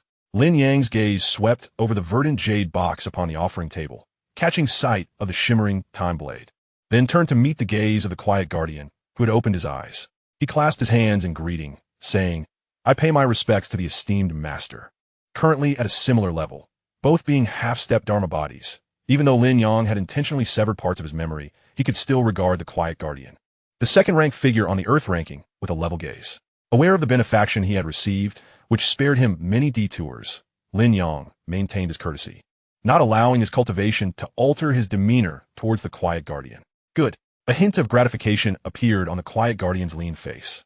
He was already aware that the records of the Earth ranking were not erroneous. Lin Yang, a direct disciple of the Qing lineage who had only entered the sect for a few years, had indeed reached the final step before condensing his Dharma body, catching up to the quiet guardian, who had endured decades of arduous training. Noticing the quiet guardian's gaze linger on the hilt of the Time Blade, Lin Yang understood his thoughts and spoke. "I had a fortuitous encounter while outside and entered the legacy of a great power, acquiring this time-related divine weapon. Indeed, you possess great fortune. You are truly worthy of being the reincarnation of the Heavenly Emperor," the quiet guardian mused inwardly. Only such fortune could explain why Lin Yang had made such rapid progress, advancing from inadequacy to the brink of Dharma body formation in just a year, and fortuitously entering the legacy of a great power to obtain a divine weapon that perfectly matched his attributes. It seems to be resources left for him by the Heavenly Emperor before his reincarnation. Now that you have returned, it is time to convene a high-level meeting. Before your return, the sect had learned of your exploits outside, leading to various discussions. However, since you had not returned, we could not reach a definitive conclusion. The quiet guardian suppressed his thoughts and spoke. Lin Yang pondered for a moment, and, seeing that the time blade within the jade box showed no unusual reactions, spoke. Master, I intend to attempt condensing my Dharma body upon my return. Let's postpone the meeting until then. If I succeed, it will be a different world altogether. And our Xintian sect will have a Dharma body expert to suppress any threats. If I fail, the previous meeting would merely be a waste of time. Dharma body? The quiet guardian trembled slightly, his meticulous demeanor revealing astonishment. How could he have anticipated that Lin Yang, who had only stepped into the external scene for a year, would express such ambitions, aspiring to become one of the renowned Dharma body experts, ranking among the celestial beings? Occasionally, I have had fortuitous encounters, and I already possess a degree of assurance, Lin Yang humbly replied. Although this body is no different from when he left this realm, theoretically, he still lacks the time and effort necessary to condense the Dharma body. Yet, given his extensive experience, achieving the condensation of the Dharma body at this moment does not seem particularly daunting. Were it not for the desire to observe the potential changes in the attitudes of the moral deity and the Heavenly Emperor, Lin Yang would have saved the time and returned directly to the Xintian sect, seeking a desolate wilderness along the way to condense his Dharma body. I already possess some degree of assurance. The quiet guardian was momentarily dazed, his thoughts exceptionally complex. In his youth, he too had some measure of confidence, however. At that time, he was the foremost figure of the Xintian sect, bearing the weight of the sect's rise and fall, and thus could not abandon all attempts to condense the Dharma body. Success would be well and good, but failure would leave the Xintian sect without anyone capable of wielding the time blade, possibly leading to calamity. Time passed, and now, despite having accumulated profound depth, he had lost a measure of confidence. Chapter 729. The intention to re-establish the Heavenly Court. After a long time, Lin Yang departed from the Heavenly Emperor's hall, leaving behind the quiet guardian, who was engulfed in complex emotions. As he walked towards his cave abode, a space dedicated to his cultivation, Lin Yang reflected on an important matter that would unfold a year later. King Qi, Zhao Wuyin, sought to refine the power of all beings to consolidate his Dharma body, striving to ensure that the Zhao clan of the Great Gene would eclipse the various sects of the realm. In the shadows of the capital, the Zhao family clandestinely engaged with the Luo sect and the Annihilation Gate, exchanging mutual benefits to safeguard Zhao Wuyin during his Dharma body cultivation, thereby preventing any disruptions. However, both the mythical and celestial rebirth organizations intervened, leading to Zhao Wuyin's unfortunate failure and tragic demise. Although the vast expanse of the starry skies in the true realm slumbers with countless immortal beings and formidable powers, the earthly realm remains a battleground of martial arts, divided amongst various sects and nations. The Xintian sect is situated within the boundaries of the Great Gene, often classified among its sections. Among the 9 great families of the Great Gene, the Zhao clan of the capital stands as the imperial lineage, boasting 2 half-step Dharma bodies.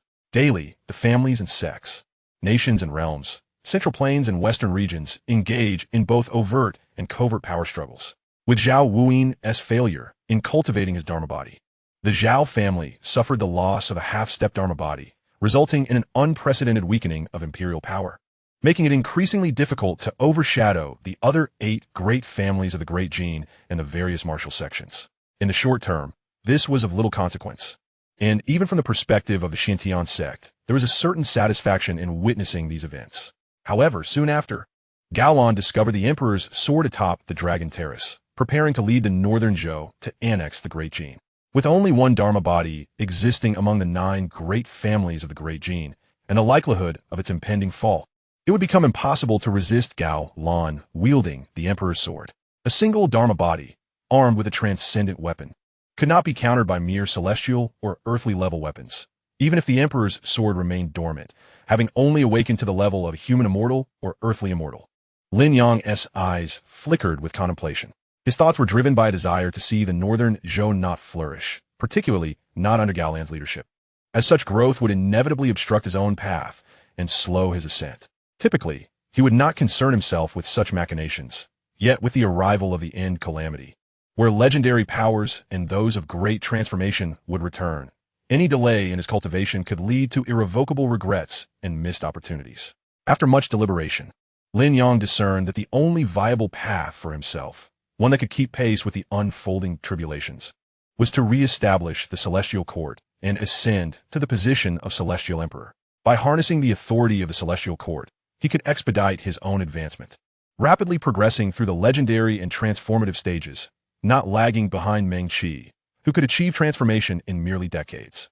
Regrettably, Gao Lan aimed to unify the human path and partition the authority of the Celestial Court. Lin Yang could not directly eliminate him, as doing so would diminish his control over future events. Thus, it would be prudent to allow the Great Jin to delay Gao Lan for a few years. He held no illusions about the Great Jin's ability to withstand the Northern Zhou for long. 10 years would be a surprise. After all, Gao Lan's acquisition of the Emperor's sword undoubtedly came with the support of significant figures. Nevertheless, this time frame was crucial for Lin Yang. As long as he could gather the fragments of authority scattered across the multiverse since the fall of the Celestial Court, he could re-establish it and seize a considerable advantage. Amidst these myriad thoughts, Lin Yang returned to the cave he had departed from a year prior. He activated the protective formations and seated himself upon the mat atop the stone platform. The demon master Han Guang, the Celestial Emperor of the mythical organization, had reportedly collected some of the Celestial Court's authority. When the time was ripe, he could reap the benefits and reclaim this authority, for he was the rightful heir to the title of Celestial Emperor and would not allow others to encroach upon the Celestial Court. Lin Yang's eyes deepened with resolve.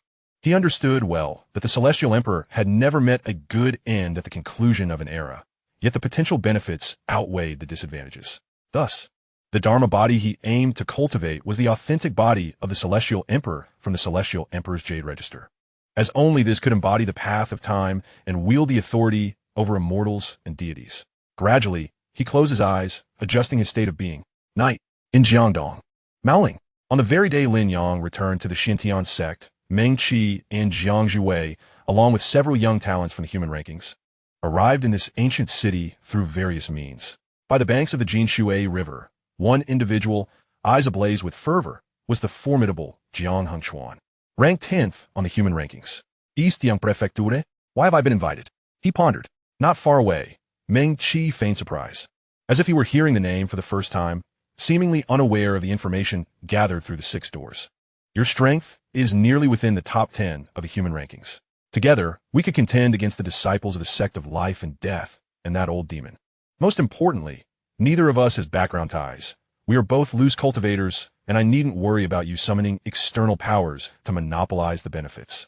If such an opportunity were missed, how could their growth match that of the true disciples of the great sects, ultimately leading to their overshadowing by the younger generation? Jiang Hengchuan's fervor gradually waned as he regarded Meng Qi seriously. Meng Qi, upon hearing this, lowered his head in thought. After exchanging a few more words, he ultimately agreed, awaiting the opportunity to enter East Yang Prefecture. To reassure one another, Meng Qi and Jiang Hengchuan swore an oath that they would not harm each other during this expedition to East Yang Prefecture, and those who violated this agreement would surely face dire consequences. After a while, Jiang Hengchuan's face lit up with joy as he exclaimed, "The time has come."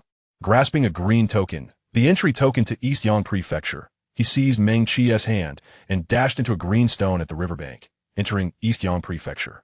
Moments later, several groups of figures arrived at the Jinshui riverbank, passing through the green stone into East Yang Prefecture. Some bore deep intent of death. Others exuded ghostly energy. Some appeared as desiccated husks resembling skeletons, while others emanated a majestic aura, skilled in orthodox techniques, all hailing from diverse powers. Among them were Wang Xiyuan, ranked first on the human rankings, and Jiang Zhuwei, ranked 7th, the Sword Fairy, while Meng Qi and his companions embarked on their adventure in East Yang Prefecture. Lin Yang abruptly opened his eyes within the tranquil chamber of the Xintian sect.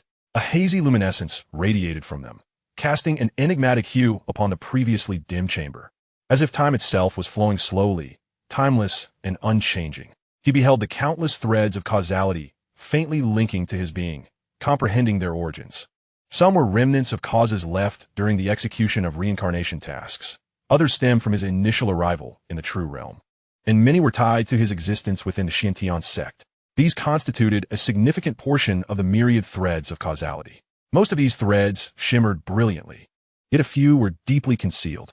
One pulsed with turbulent energy, emanating a deep blue hue, seemingly connecting to a deity wielding the authority of water. Another brimmed with boundless murderous intent, embodying the essence of slaughter, and a third exuded profound demonic energy. Merely sensing it was akin to witnessing the manifestation of the demonic path. These were remnants left upon me by the master of the 6 paths of reincarnation.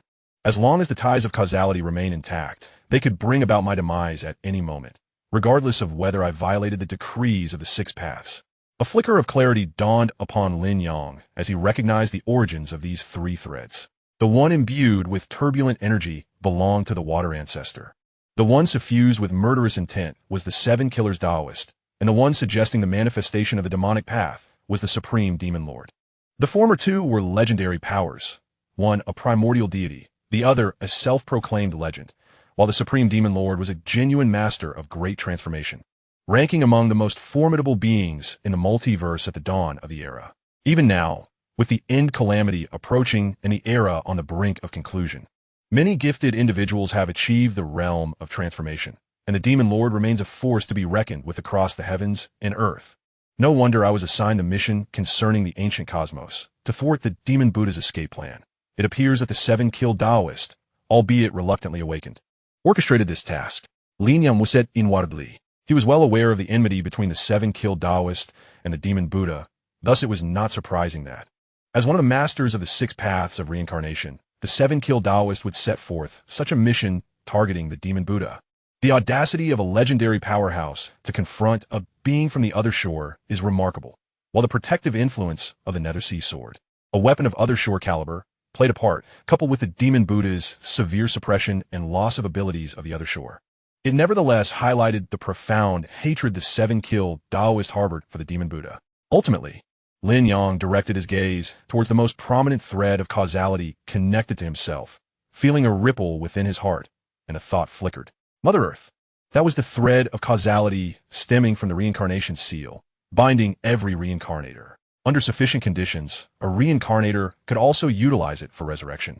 In ancient times, she had ascended to the other shore even before the celestial court's authority. Yet upon reaching the other shore, out of compassion for the suffering of sentient beings, she sacrificed herself and became the reincarnation seal, granting countless beings in the multiverse a chance to be reborn after death, ensuring they would not vanish entirely from the world. Ultimately, she became the shortest reigning being from the other shore, falling into oblivion the moment she arrived. Amidst his tumultuous thoughts, Lin Yang's gaze gradually deepened, locking onto the various threads of causality emanating from the 6 paths of reincarnation. With a resonant sound, the sword of time was unsheathed, and the passage of time rippled like water. Lin Yang was certain that this divine weapon bore no hidden surprises from any formidable being. Thus he wielded it with great confidence. Moreover, this venue was the Xintian sect, where the Sword of Time, another weapon of the other shore, stood guard not far away, alleviating any fears of unforeseen complications. With determination, Lin Yang grasped the Sword of Time, perceiving it as a long sword, merging his essence with its power and borrowing a portion of this earthly, immortal-grade weapon's might. In an instant, he wielded the sword, striking forth towards an indeterminate point, as if cleaving through himself or aiming outward. The Tao cannot be discussed. The tranquil chamber suddenly became illusory, with the threads of causality becoming exceedingly prominent and palpably real, as if the ethereal causality had transformed into substantial matter. With decisive clarity, Lin Yang severed each thread of causality, executing the act with unwavering resolve and without a hint of hesitation, previously showing no signs of forewarning. Simultaneously, within a fragment of cosmic light, at the profound depths of an expansive universe, at the core of a vast ocean, a voice exclaimed in surprise. What? His path of causality has reached this level? How long has it been since he acquired the Tao that cannot be discussed? Or did he possess causal techniques beforehand? 3 similar resonances arose. Those of the 7-killed Taoist, the demon lord, and the water ancestor, all expressing astonishment. Due to Lin Yang's relative insignificance to them, he was not deemed irreplaceable. Thus no one intervened to forcibly awaken him or erase his existence at this inopportune moment. Meanwhile, at the pinnacle of Spirit Mountain, the demon Buddha, toying with the reincarnation seal, appeared contemplative. Naturally, as a being from the other shore, he was attentive to Lin Yang's anomalies. however, being suppressed by the primordial heavenly sovereign. The first to establish the heavens and the earth, he found himself constrained in the past, present, and future. Regardless of his multitude of thoughts, he was powerless to act. Merely observing Lin Yang with mild interest. The heavenly emperor had made his move. Do you wish to escape the fate imposed by the heavenly emperor? The gaze of the demon Buddha, Ananda, shifted, seemingly mocking. Within the still chamber, Lin Yang observed the severed threads of causality. The darkness in his eyes gradually transformed into clarity. The severing of the threads connecting him to the demon lord, the water ancestor, and the 7 killed Taoist indicated that they could no longer execute their lethal schemes against him. The severance of the thread linking him to the reincarnation seal signified Lin Yang's unlawful departure from the reincarnation space, freeing him from the identity of a reincarnator that had once provided him immense assistance. Utilizing the Tao that cannot be discussed, he severed the ties with the masters of the 6 paths of reincarnation. The cycle of causality? Was it assumed that reincarnators could not extricate themselves from the reincarnation space without manipulating the techniques? Once a certain potential for escape from reincarnation emerged, would they arrange fatal missions or directly erase him? Lin Yang's thoughts oscillated. He had no doubt regarding the authenticity of the celestial severing 7 swords he had exchanged for. The system's requirement of 300,000 training points made it unlikely to be a ruse, unless the genuine celestial severing 7 swords required even more training points than 300,000, but Lin Yang deemed that improbable. Contemplating the celestial severing 7 swords, Lin Yang recalled a hidden location where they were said to be concealed. The tree of the great Tao. He wished to whisper its name, but abruptly halted, merely turning the thought over in his mind. One of the prominent clans of northern Zhou, the Chao family of the Immortal Lake, housed the tree of the great Tao, which bore the 5th form of the celestial severing 7 swords, transmitting the true essence of the universe. The tree of the great Tao was intricately tied to many factors and could not be claimed lightly. However, it would be worthwhile to compare the Tao transmitted by the universe he acquired with the one left by Jinwu. As his thoughts settled, Lin Yang's mental will surged instantaneously.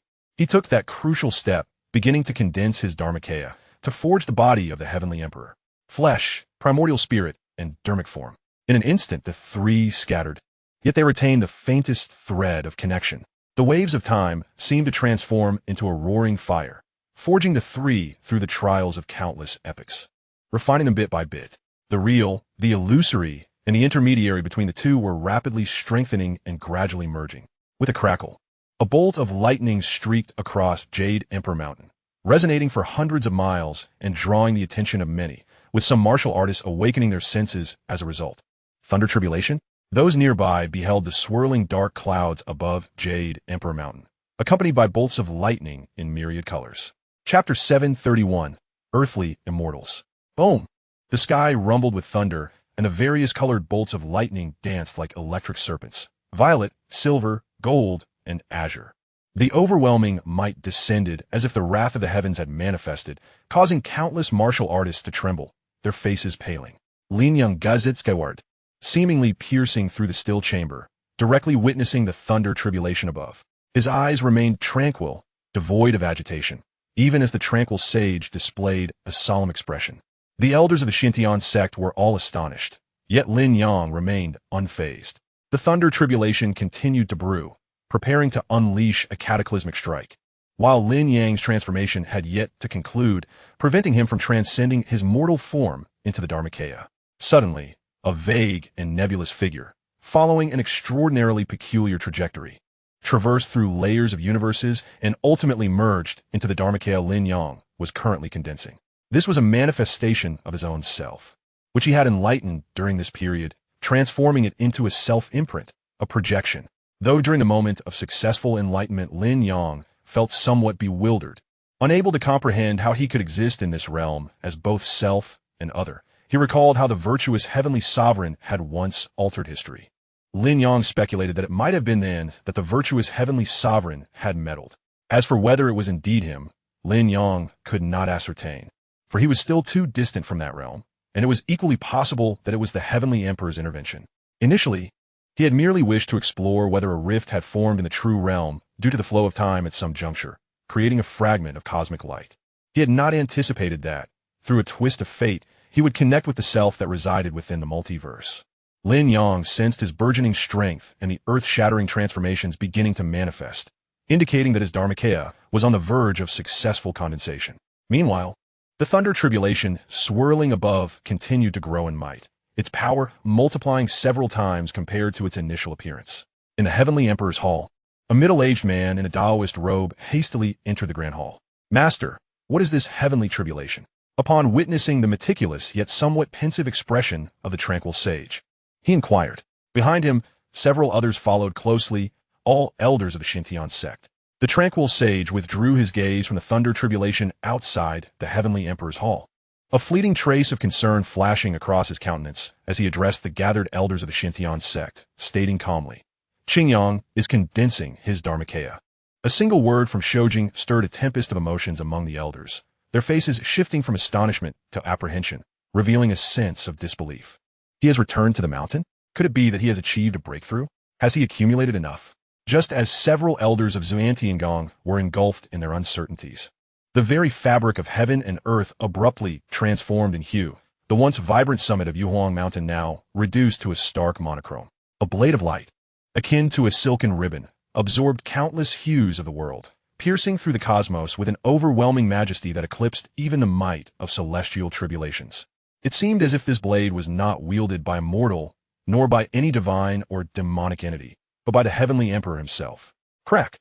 The lightning tribulation that loomed over the Yuhuang Mountain froze in time. The countless serpentine bolts of lightning danced frantically, now resembling amber.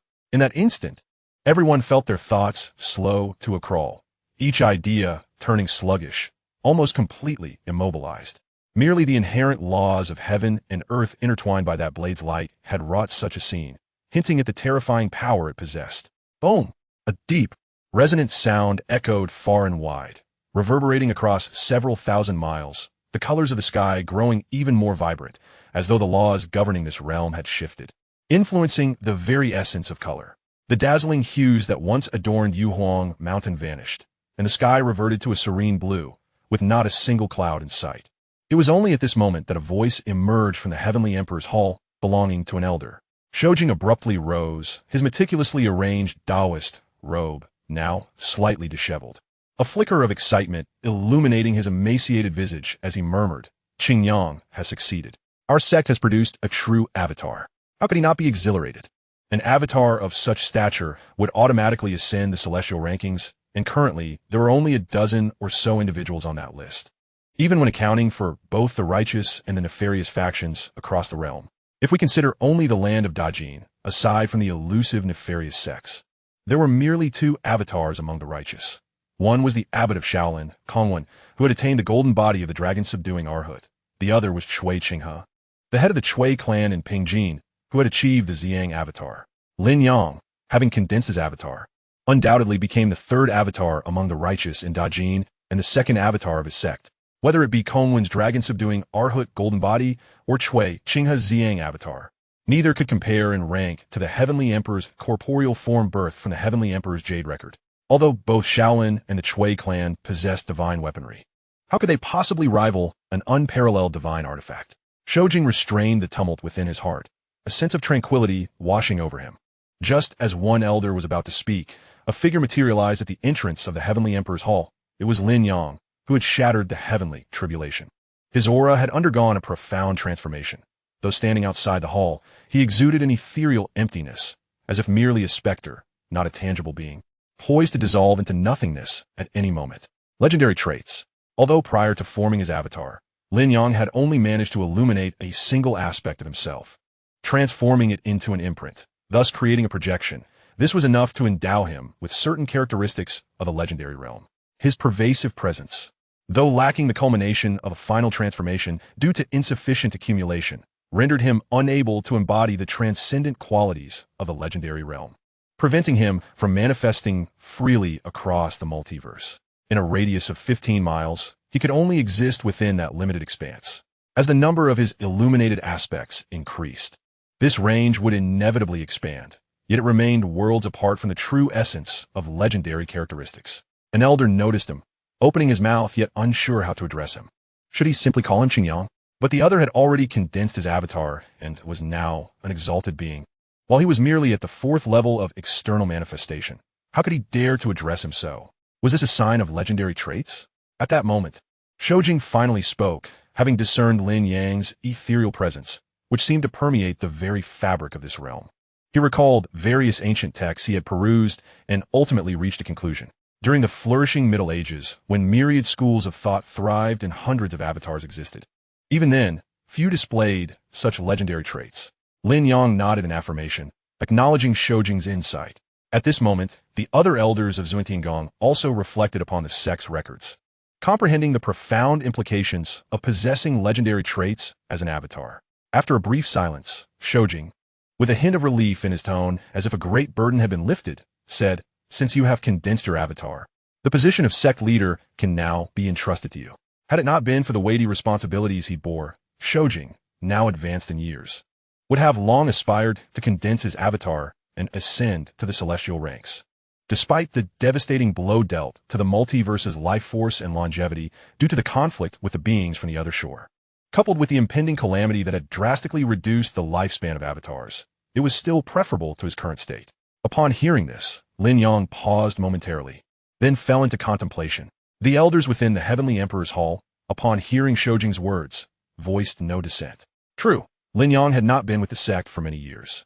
However, he had cultivated the core foundational technique of Xuantiangong, Heavenly Emperor's Jade Record, and now, with his avatar condensed, he rightfully claimed the title of the foremost among them, making him the most suitable candidate for sect leader, allowing Shoujing to relinquish his burdens and embark on a journey transcending the mortal realm. After several breaths, Lin Yang nodded and said, "Very well." Although he had severed many karmic ties, the gratitude from earlier remained.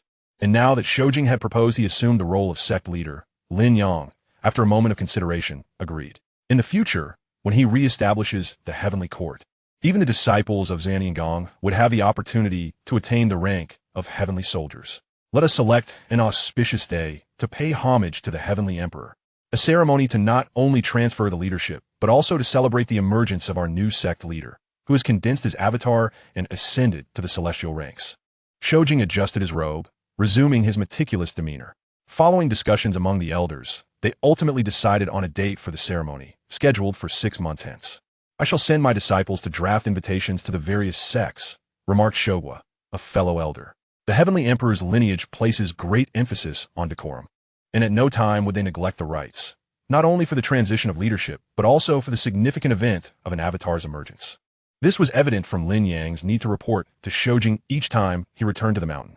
After the passage of a considerable amount of incense, Lin Yang, sensing the proceedings nearing completion, stepped out of the Heavenly Emperor's hall and abruptly vanished, returning to his secluded chamber. The matter he intended to discuss at the hall had become unnecessary now that he was to be the leader of Xuantiangong, as a decision would ultimately rest in his hands.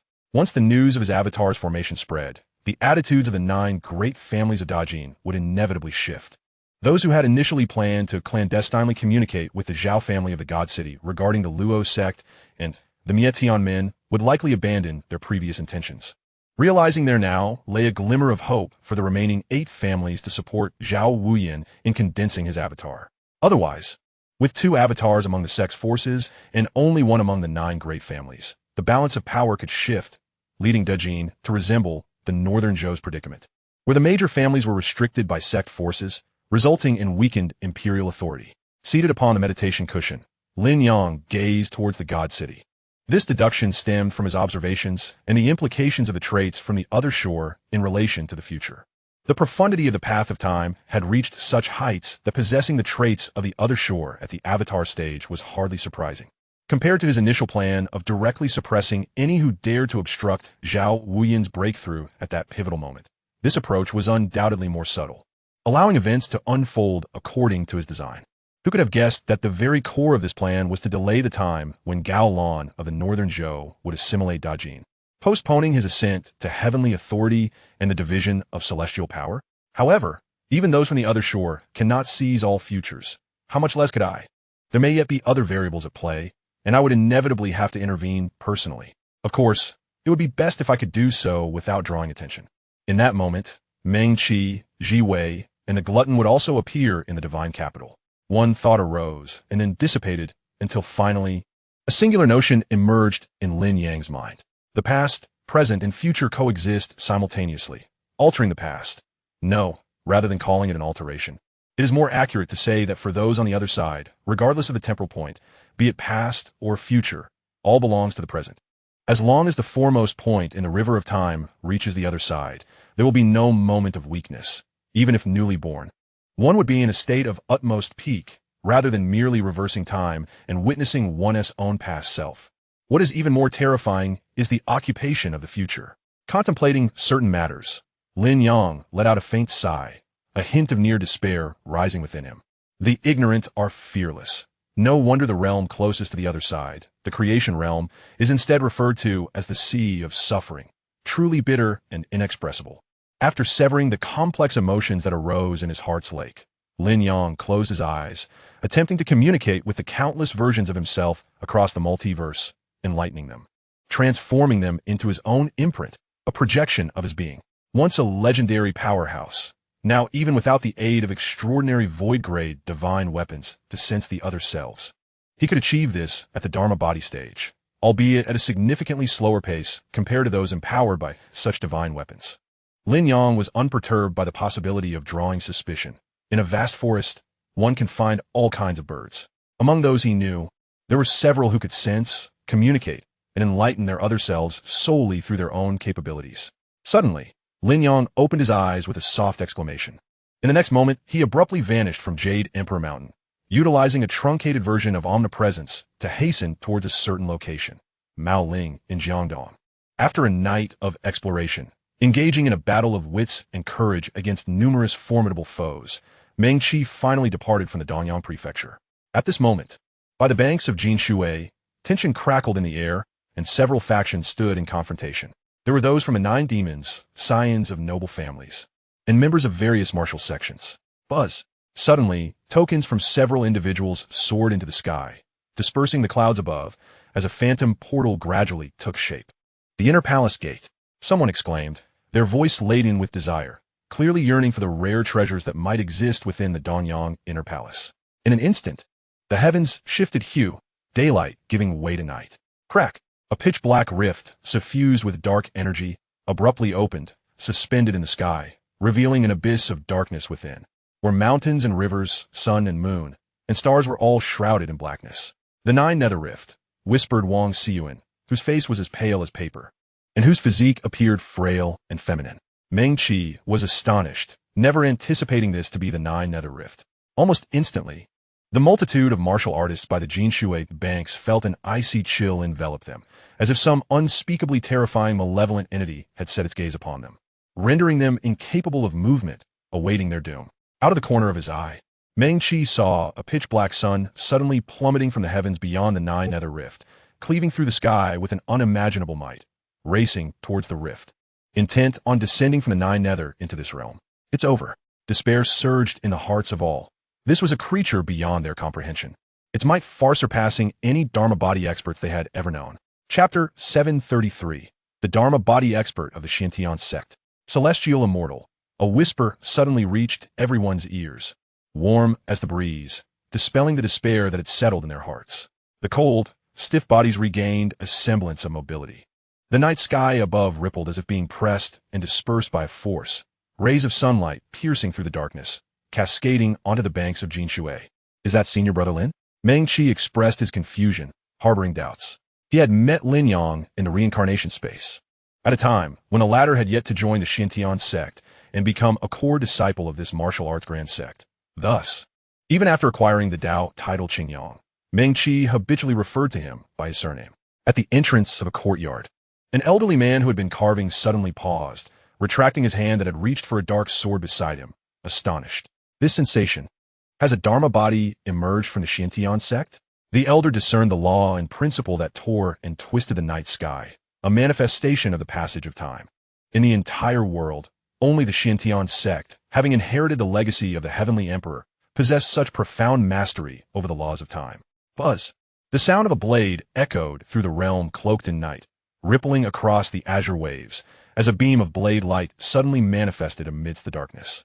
Almost the instant the azure light appeared in the eyes of the crowd, the blade light traversed an immeasurable distance, cleaving through the 9 nether rift. Crack! The rift spanning the sky trembled, the surrounding laws and principles thrown into chaos, the flow of time becoming erratic, intermingled with an inescapable sense of decay, filth, and madness. Time seemed to accelerate, then reverse. The Nine-Nether Rift, once expanding continuously, began to shrink little by little. In just a few breaths, it had dwindled to the size of a palm and continued to diminish, seemingly on the brink of complete disappearance. I remember you.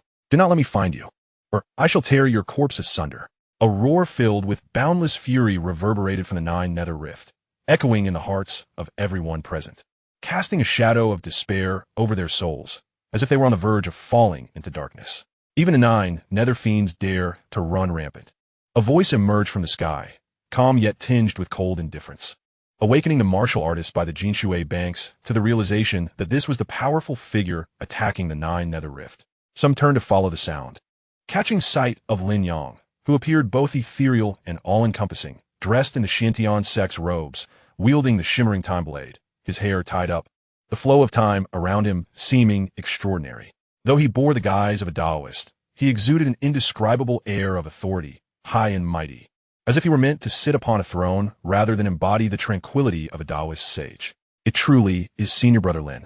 He has attained the Dharma body. Meng Qi was taken aback, piecing together his insights, deducing that this was indeed the sensation of the Dharma body. Even without deliberately activating his powers, he could still connect with the corresponding laws of heaven and earth, possessing countless wonders. Lin Yang sheathed the time blade, inserting it into its scabbard. While severing the 9 nether rift with his blade, he had left a subtle mark, stealthily transmitting a coordinate through the rift into the 9 nether. The point of life and death, this shortcut located within the 9 nether, would require considerable effort to access fully, but for now, leaving a marker to the 9 nether could be regarded as a step forward. After fleeting thought, he descended from the sky, landing on the banks of Jinshui. Silently, he affixed a wisp of divine sense to several disciples of the sect of life and death, preparing to locate the sect's stronghold and seize the yellow spring bones that would indirectly aid entry into the point of life and death. Disperse, Lin Yang stared calmly, his gaze sweeping over the 9 demon cultists. There were those from the Luo cult, the sect of life and death, and the Extinction Gate. The faces of these individuals turned pale. Some recognized Lin Yang, while others discerned that his robes belonged to the Xiantian sect, all understanding that this sudden appearance of the Dharma body was a righteous figure of high standing. Hearing his words, they collectively exhaled in relief, scattering like birds and beasts, no longer daring to linger and covet the benefits of the Danyang inner palace. There exists an unwritten rule between the righteous and the 9 demons. Powerful figures from both sides should not attack those beneath them by great realm without cause. Otherwise, the mutual slaughter of each side's seedlings would inevitably lead to a decline in martial arts, reminiscent of a historical cycle where, following the demise of a generation of experts, the new generation could not even see external martial artists. Hence, Lin Yang allowed the 9 demon cultists to escape, leaving the remaining righteous individuals without anything to say. Meng Qi watched Gu Shaosang grow increasingly distant, before retracting his gaze and smiling at Lin Yang, cupping his hands in congratulations. Congratulations, Senior Brother Lin, on achieving the Dharma body. His voice, though not loud, resonated with a profound power, exuding a sense of depth akin to the ringing of evening drums and morning bells, causing some martial artists, still haunted by the trepidations of the 9 nether gap, to suddenly regain their composure. Senior Brother Lin, the Dharmakaya, Xingyang of the Xiantian sect, the unpredictable years, ranked 9th on the earthly list. Those present, particularly the perceptive, swiftly deduced Lin Yang's identity. Some were aware that the renowned blade master Su Ming shared a close relationship with the unpredictable years Taoist Xingyang, whose secular surname was Lin. Hence the blade master would naturally refer to him as Senior Brother Lin.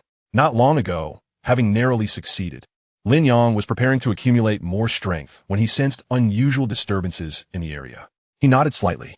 This return to Jiangdong Maoling, after traversing countless miles, was primarily to pave the way for his future entrance into the life and death origin. And the presence of members from the elusive sect of life and death here had certainly spared him considerable trouble. Meng Qi displayed unabashed envy. After merely a year's separation, his reincarnation companion had already attained the Dharmakaya, becoming one of the few exceptional figures in the world, making him inwardly exclaim about the unfairness of fate. With the 9 nether gap now closed, Lin Yang gestured. Since you have come for the Eastern Yang inner court, you may enter. His gaze swept over Wang Xiyuan and other talented individuals, then settled on Jiang Zhuwei. The girl in her pale, yellow dress possessed features reminiscent of a painting. And compared to their parting a year ago, there was now a sharpness in her countenance, clearly indicating significant progress in her swordsmanship. She opened her mouth and echoed Meng Qi, senior brother Lin. Jiang Jiwei felt a complex swirl of emotions. She had not anticipated that before she could engage Lin Yang in a spar, to witness firsthand the wonders of the 7 swords of heaven severing. He had quietly attained the Dharmakaya, surpassing even her own master. I will visit the Xintian sect in due time. There are matters I wish to discuss with you.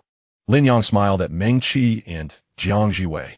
Just as he was about to depart, he suddenly turned his head to glance at the city. There, an extraordinarily pure and refined aura emanated, imbued with a serious intent, as if its possessor was resolutely committed to a singular purpose, vowing to persist unwaveringly until completion. Chapter 734, renowned across the world. It was undoubtedly the Dharmakaya that caught Lin Yang's attention.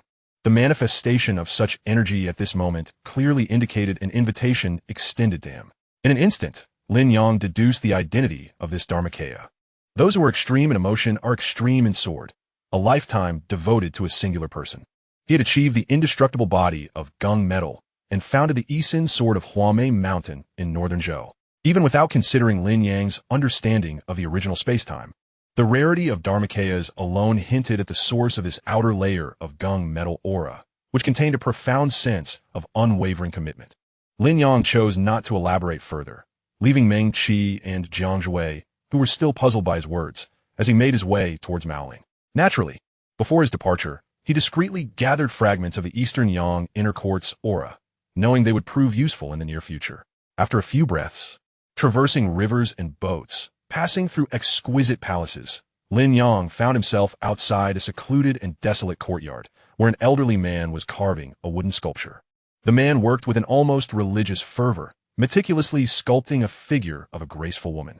Upon sensing Lin Yang's unmasked aura, the Yisin sword's Lu De completed the final touches on the sculpture and set it aside. I did not expect my fellow Taoists to be so astonishing. Merely a few days apart, and you've already attained the body of the Heavenly Emperor. Lu De spoke first, his aged voice imbued with focus. Lin Yang contemplated briefly and realized that Lu De had indeed arrived at this location days prior, having already taken note of him. Lu Da's precise mastery over power had reached legendary heights, transforming into a characteristic of myth. It seemed he had sensed the aura of the divine weapon during Lin Yang's previous visit. After a moment's reflection, Lin Yang replied, I did not anticipate that, mister. Lu would be here in Maoling at that time. After exchanging a few words, Lu De finally inquired, what does Taoist Qingyang think of the current state of affairs in the world? Given Lu Da's disposition, it was unusual for him to pose such a question regarding worldly matters. Lin Yang, slightly perplexed, maintained a calm demeanor, stating, as a mere Taoist, what insight could I possibly have on the world? My only pursuit is the great way and the enhancement of my own being. The matter of re-establishing the heavenly court belongs to celestial affairs and bears little relevance to worldly matters. Remarkable, Lu De nodded gently. After Lin Yang vanished, he sighed. Legendary characteristics. Though Lu De hailed from humble origins and was not a disciple of a major martial sect, having reached this stage, combined with the impending calamities, the emergence of numerous celestial beings and the ruins of mighty figures had naturally granted him access to many texts. Thus, it was not surprising that he recognized Lin Yang's legendary characteristics, a simplification seen throughout the realm of legendary beings. Departing from Maoling, Lin Yang traversed the void, heading towards the Xintian sect. In less than half a Jia stick's time, he beheld the Jade Emperor Mountain, shrouded once more in clouds and mist, reminiscent of a celestial paradise, surrounded by ethereal vapors. I must further refine my understanding of the self and enhance the omnipresence of my aura. Otherwise, it would be rather lackluster, he mused as he utilized his legendary characteristics to return to his secluded meditation chamber. Upon closing his eyes, a luminous glow emanated from his spiritual platform, and his primordial spirit ventured forth, beginning to wander through myriad realms, sensing the existence of himself across layers of universes. While Lin Yang explored this self-awareness, chaos enveloped the central plains, both in the Great Jin and northern Zhou. A new terrestrial celestial being was born. Qingyang of the Xintian sect had refined the body of the Heavenly Emperor, thus ranking among the celestial class and becoming a high figure of the Dharmakaya. This left countless martial heroes, still reeling from Lin Yang's rapid ascent through the 9 heavens in just a year, utterly astounded. Calculating precisely, Lin Yang had only been ranked 9th on the earthly list for less than a month, with a considerable interval before the next update of the heavenly, earthly, and human rankings. Yet this disciple of the Shintian sect had already leaped from the earthly list to the heavenly list, becoming one of the few Dharmakaya masters in the world. Shortly thereafter, the Shintian sect, having prepared invitations, sent numerous disciples to deliver them to various sects and families. Is the guardian of tranquility of the Shintian sect stepping down? Many were alarmed, yet soon realized the implications. With the emergence of a Dharmakaya master from the Shintian sect, it was only natural for the second-ranked guardian of tranquility to relinquish everything and endeavor to attain the Dharmakaya, thereby allowing the Shintian sect to thrive with 2 Dharmakayas. In the imperial palace of the capital, the elderly emperor, his voice frail and weary, spoke slowly. You all know that Xingyang has attained the Dharmakaya, and our sect now boasts 2 Dharmakaya masters. Should the guardian of tranquility also succeed, we would have 3. No one could see the glimmer of joy hidden within his slightly murky eyes. The several high-ranking officials in the hall fell into silence, their gazes flickering. They understood the unspoken implications in the emperor's words. The 9 great families must swiftly produce a Dharmakaya, or else the balance of power with the sects would be disrupted. However, attaining the Dharmakaya was no simple feat. The mere existence of only a dozen Dharmakayas in the world attested to that. Among the 9 great families, there are perhaps only 10 grandmasters on the verge of becoming half Dharmakayas, remarked an official from the Chui family of Pingjin. Time flew by, and in the blink of an eye, 6 months had passed. All who received invitations from the Shintian sect calculated the dates and arrived at Jade Emperor Mountain a few days in advance.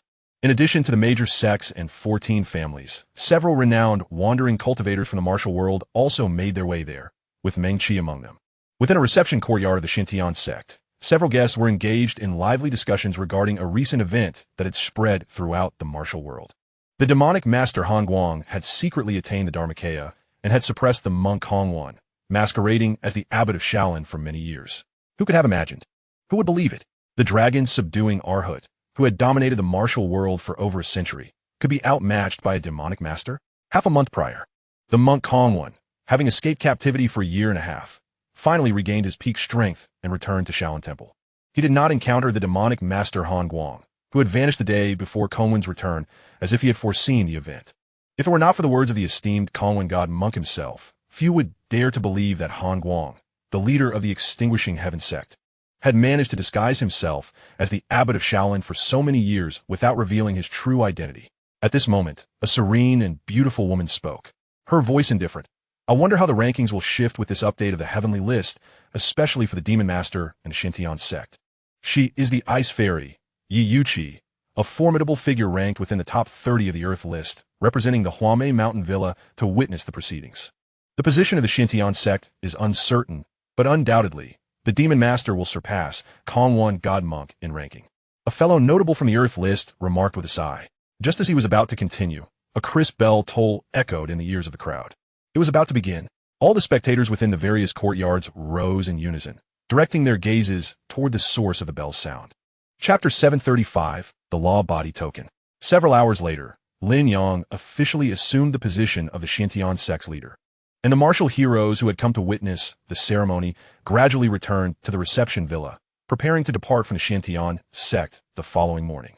In the Heavenly Emperor Hall, observing the diligent activities of the serene Master Ji and the various elders, Lin Yang turned his attention to several young individuals in the hall: Meng Qi, Jiang Zhui, Ruan Yushu, Qi Jingyan, and Zhang Yuanshan. Seizing the opportunity presented by the grand event of the Shintian sect, the reincarnators had gathered for a reunion. Except for those like Fu Zhenjin who lacked the qualifications to accompany their elders, Lin Yang's former companions were all present. Senior Brother Lin, what is it that you wish to convey to us? Zhang Yuanshan, clad in the robe of the true martial sect, spoke gravely.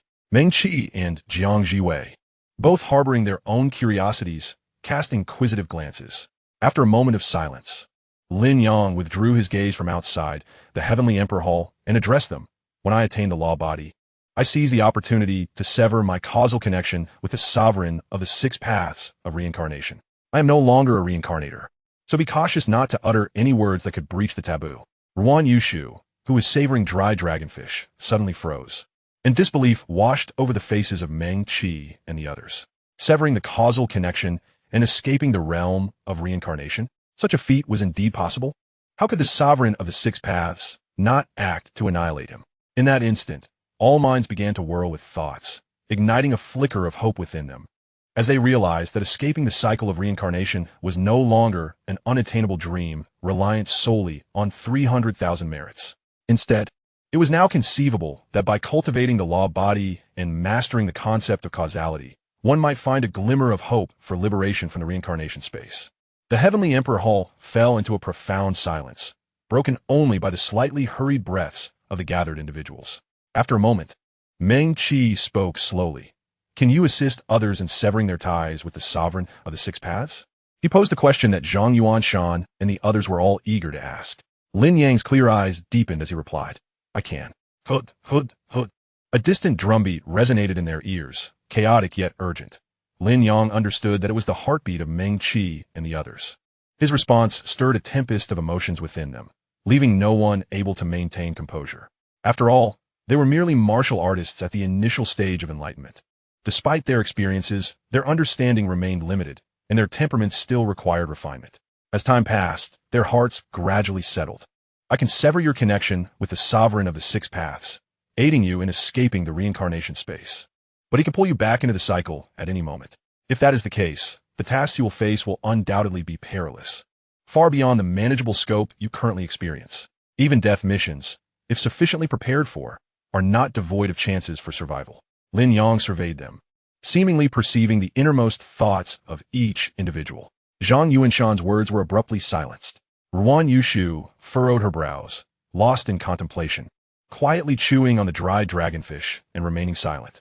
Meng Qi, recalling his own bizarre experiences and the enigmatic little jade Buddha, inhaled deeply, gradually relinquishing his reliance on Lin Yang's assurances.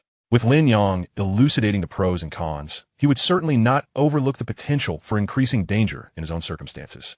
At that moment, Lin Yang produced an item he had long prepared, a short blade. The blade shimmered with a verdant hue, emanating an aura of age, reminiscent of a miniature version of the temporal blade, yet distinct from divine weapons or treasured armaments, lacking that ethereal connection to the laws of heaven and earth. Tossing the short blade to Meng Qi, Lin Yang explained, this is the law body token I forged. Should you find yourselves in a life and death situation, you may collectively awaken the token. Upon sensing it, I can transmit a portion of my power across the void and directly summon my law body for assistance. The law body token is a rare artifact that can only be forged by one who has attained the law body. An ordinary person or celestial being might only ever forge one in their lifetime, and each token reflects the individual creator's preferences and characteristics. The short blade Lin Yang had given to Meng Qi was inspired by the temporal blade, imbued with a trace of its essence at its core. Emotionally, he could not bear to see them come to harm. Possessing my law body token would at least provide some assurance. Rationally, in the future, when rebuilding the heavenly court, he would inevitably need to seize the divine ranking to reappoint the star lords and deities. And it would not do for the divine whip to remain under the control of the Yushu lineage. A thought, unknown to anyone else, surfaced within Lin Yang's mind. The divine whip currently resided with a law body practitioner from the Yushu palace in the function world. After severing ties with the reincarnation space, Lin Yang would lack the ability to locate the function world for quite some time. In the not-so-distant future, when Meng Qi and the others ascended to the external realm and entered the function world to undertake missions, they would encounter tremendous peril, an opportunity for him. As long as he could discern the specific location of the function world, everything else would follow suit. In a fleeting moment, a scene flashed through Lin Yang's mind. It was reminiscent of his earlier schemes regarding the Deluo immortal sword and the true dragon incarnation, bearing a striking resemblance to the present, equally frail. Quickly reining in his wandering thoughts, Lin Yang cautioned, remember, external aids may assist but cannot be relied upon. Ultimately, the only foundation is oneself, lest you face profound regrets. Upon hearing his solemn tone, Meng Qi and the others, who had been exhilarated by the power of the law body token, suddenly found clarity. Indeed, the law body token was formidable. It could likely facilitate the completion of dozens of upcoming tasks without encountering even the slightest danger. However, what would happen when they faced enemies that even the law body token could not swiftly resolve? Without corresponding tempering and advancement in cultivation, they would inevitably regret their untimely demise. External aids may assist, but cannot be relied upon, Jiang Zhui murmured to herself, as if something within her had been stirred by Lin Yang's words. Unbeknownst to her, Lin Yang had distilled this insight from his own understanding of severing the path to meet oneself, amalgamating it with his numerous experiences, ultimately coalescing it into this phrase. Conversely, these 7 brief words encapsulated a portion of the core philosophy behind severing the path to meet oneself. External aids may assist, but cannot be relied upon. Jiang Jiwei, hailing from the Shijian Pavilion, where the founding ancestors stumbled upon the first style of the 7 Swords of Heaven, which ultimately led to the creation of the Supreme Sword Canon and the establishment of the Shijian Pavilion lineage. As a direct disciple of the Shijian Pavilion, Jiang Jiwei naturally possessed the qualifications to comprehend the law body-killing techniques within the Supreme Sword Canon, coupled with her extraordinary talent and insight. Even if she were not a pawn of significant figures beyond the realm, she could still become a transcendent being in the future. Therefore, it was not surprising that she would gain a moment of clarity from Lin Yang's profound utterance. Chapter 736, Framing Hanguang. Meng Qi inhaled deeply, looking at Lin Yang with earnestness as he spoke. I understand. The law body token should only be activated in life and death situations that cannot be resolved otherwise. I will not allow your good intentions to go to waste. He felt the seemingly weightless short blade grow heavy in his hand, as if it bore the weight of 1,000 pounds. Among those present, although he was not the strongest in terms of cultivation, Lin Yang's decision to entrust the Dharma body token to Meng Qi undeniably placed the fate of their reincarnation team in his hands. Awakening the Dharma body token prematurely would lack the necessary tempering, while failing to seize the optimal moment could lead to casualties, or even the inability to awaken the Dharma body token due to insufficient numbers, resulting in total annihilation. Zhang Yuanshan and the others were acutely aware of this. Their gazes toward Meng Qi tinged with a subtle, indescribable emotion, perhaps a hint of sympathy. They could certainly empathize with the pressure weighing upon Meng Qi's heart. However, since Lin Yang had attained the Dharma body, it was clear that his vision was far beyond that of the few present. Thus, entrusting the Dharma body token to Meng Qi must have been a decision made after considerable contemplation, not a spur-of-the-moment choice. Subsequently, Lin Yang provided some instructions, offering guidance on their cultivation before sending them on their way. He was not boasting. Under his tutelage, their growth would undoubtedly surpass what they would have achieved in their original timeline. After all, his insights were unparalleled.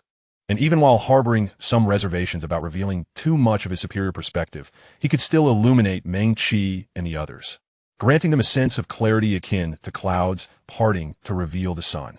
Unbeknownst to Lin Yang, at that moment, the time blade flickered subtly, as the Heavenly Emperor focused on external matters, perceiving the essence of Meng Qi. With his experience, he quickly discerned that Meng Qi was the Ifrit the demon Buddha Ananda had not communicated with, seeking to use this connection to escape and regain his freedom. A low snort echoed within the multidimensional universe contained within the blade as Lin Yang remained oblivious. He watched the others depart before settling onto the meditation mat, his gaze deepening. In a secluded villa on Jade Emperor Mountain, Meng Qi and Jiang Jiwei gathered together. They were discussing matters pertaining to the reincarnation space, which made it inconvenient for them to converse in the presence of Lin Yang, a non-reincarnator. Following customary practice, they activated the soundproofing array of the villa to prevent their exchanges from leaking. As their discussions drew to a close, Zhang Yuanshan expressed his sentiments. If a reincarnator could acquire a Dharma body token like us, then the reincarnation space would no longer be a perilous realm, but a splendid place for tempering. The usually taciturn Qi Zhengyan interjected. A Dharma body can only forge one token at the human immortal stage. Brother Lin, undoubtedly a human immortal, has entrusted this token to us, which means there is no way to leave a token for the Xuantian Gong. Zhang Yuanshan fell silent, revealing a complex expression. Based on this deduction, it seemed that there were at most a little over 10 Dharma body tokens in existence, their rarity surpassing that of divine weapons, making the chances of other reincarnators possessing a Dharma body token exceedingly slim. We cannot let down Brother Lin's goodwill. Meng Qi's eyes brimmed with determination as he grasped the short blade and solemnly stored it away, simultaneously contemplating how to unite everyone to activate the Dharma body token, lest they find themselves in dire straits at the last moment. In the Heavenly Emperor's palace, 6 months had passed since he had enlightened 27 aspects of the eye, transforming them into projections of himself, greatly enhancing his pervasive presence from 15 miles to an impressive radius of 400 miles. The key factor was the impending calamity, making cultivation significantly easier. In 2 to 3 years, he would attain the Earth Immortal stage, a feat achieved with far greater ease than during his previous ascension. Lin Yang used that, despite his exceptional insights, not to mention his body being on the verge of becoming a quasi-immortal emperor. His mastery of the Dharma body system already placed him among legendary powerhouses, proficient in numerous transcendent techniques. Yet, no matter how formidable his abilities, the path of cultivation demanded steady progress. One could not leap to the heavens in a single bound. Not even the demon Buddha, Ananda, after reincarnating and retaining complete consciousness and memories, managed to avoid nearly eternal degradation. Ananda, even after his complete fall and subsequent return to the other shore in his demonic form, had once been a transcendent being of the creation realm. A crucial figure in the heavenly court, known as the Nine Heavens Thunder God, whose power had long surpassed that of the then heavenly emperor, creating a scenario of a weak sovereign and strong subjects. Before assuming the identity of the Nine Heavens Thunder God, Ananda had been the heavenly sovereign of the previous era, a genuine ancient being among the other shore's elders, whose might was nearly unfathomable, having single-handedly slain another ancient being, the Eastern Emperor Tai. In his reincarnation, despite bearing a different name, his experiences and memories were those of the heavenly sovereign, with myriad thoughts swirling in his mind. Lin Yang once again retrieved a Dharma body token, his consciousness attaching to it as he cast it across the air towards an elder of the Zhantian Gong before vanishing from sight. A normal human immortal could indeed forge only one Dharma body token, even as one progressed to the Earth immortal or heavenly immortal stages. The number of tokens one could create remained limited. Yet Lin Yang's situation was exceptional, allowing him to forge multiple tokens, defying conventional understanding. I have matters to attend to for a period. Should an urgent situation arise, activating the Dharma body token will summon me back immediately. His voice resonated in the elder's ears, leaving the latter in a state of bewilderment, unable to fathom that their new leader, having just taken office, had already departed. In North Zhou, within the forbidden grounds of the Pei Jingchao clan, the Lake of Earth Immortals gradually revealed a figure clad in flowing robes, exuding a profound aura. The most captivating aspect being the mask adorning his face, the Heavenly Emperor mask, often seen in mythological dramas. Lin Yang surveyed the depths of the Lake of Earth Immortals, seeking the location of the Black Emperor Zhenwu's secret treasury, intent on claiming the treasures within. Engaging in such acts of forceful acquisition certainly required concealing one's true identity. Thus, he employed the reverse mystic concealment technique to mask his presence, framing Hanguang, the mythical heavenly emperor. Upon spotting him, the guards of the Forbidden Grounds immediately adopted a wary stance, mobilizing their means to secretly summon reinforcements. Chapter 737, The Secret Treasury of Zhenwu, Myths and Celestial Traces. These are two of the most enigmatic organizations in the world. The former dons masks of various deities from the heavenly court during their operations, with members possessing formidable strength, all at the level of external appearances. The latter follows suit, although their masks are derived from the many legendary immortals of Taoist lore. The Pei Jingchao clan is one of the 14 prominent families in the realm, boasting numerous external appearance masters and exceptional experts, thus possessing an in-depth understanding of these two mysterious organizations. Although this guard of the Chao clan was a renowned external appearance master on the Earth ranking, he did not dare to treat the master of myth lightly. He promptly activated secret techniques to summon reinforcements from a clan. Lin Yang, in his flowing robes and under the shadow of the Heavenly Emperor mask, gazed indifferently at the Chao clan master, shifting his attention towards the Forbidden Grounds. At the center of the Lake of Earth Immortals lay a floating icy island, emanating icy flames, a site traditionally used by the Chao clan's disciples for weapon forging, where most of their treasured weapons were crafted. Setting aside its otherworldly properties, this fact alone rendered it of utmost significance. Observing the mythical Heavenly Emperor's silence, the Chao clan master felt a sense of relief, wishing to avoid exacerbating the conflict and provoking the other party into action. Once the clan received word, reinforcements bearing the clan's divine weapons would surely arrive, and with another guardian of the Forbidden Grounds already dispatched to communicate with the remnants of the Earth Immortal. The combined might of the divine weapons and the Earth Immortal remnants would ensure that no Dharma body could withstand them. Deep within the icy island, Lin Yang pierced through the protective formations, perceiving everything in the world as if it were an ethereal transparency, with matter unable to obstruct his vision. He beheld a mature and beautiful female master communicating with a core Earth Immortal remnant of the icy island, attempting to command this ice crystalline shrouded remnant to thwart him.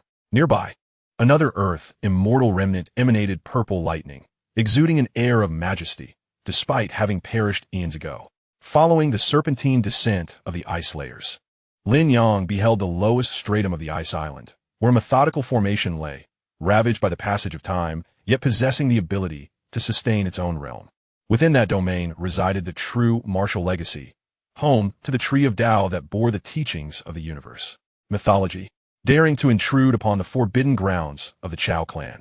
A furious roar echoed from afar, as purple lightning surged like an ocean, enveloping the skies above the earth immortal lake. The current patriarch of the Chao clan, wielding the clan's divine weapon, the purple lightning jade ruler, arrived in haste. Boom! A tremendous force erupted from within the ice island, altering the laws of the heavens and earth. Flakes of crystalline snow descended from the stormy sky, the temperature plummeting drastically, as gusts of frigid wind swept across the earth immortal lake, causing its surface to freeze inch by inch.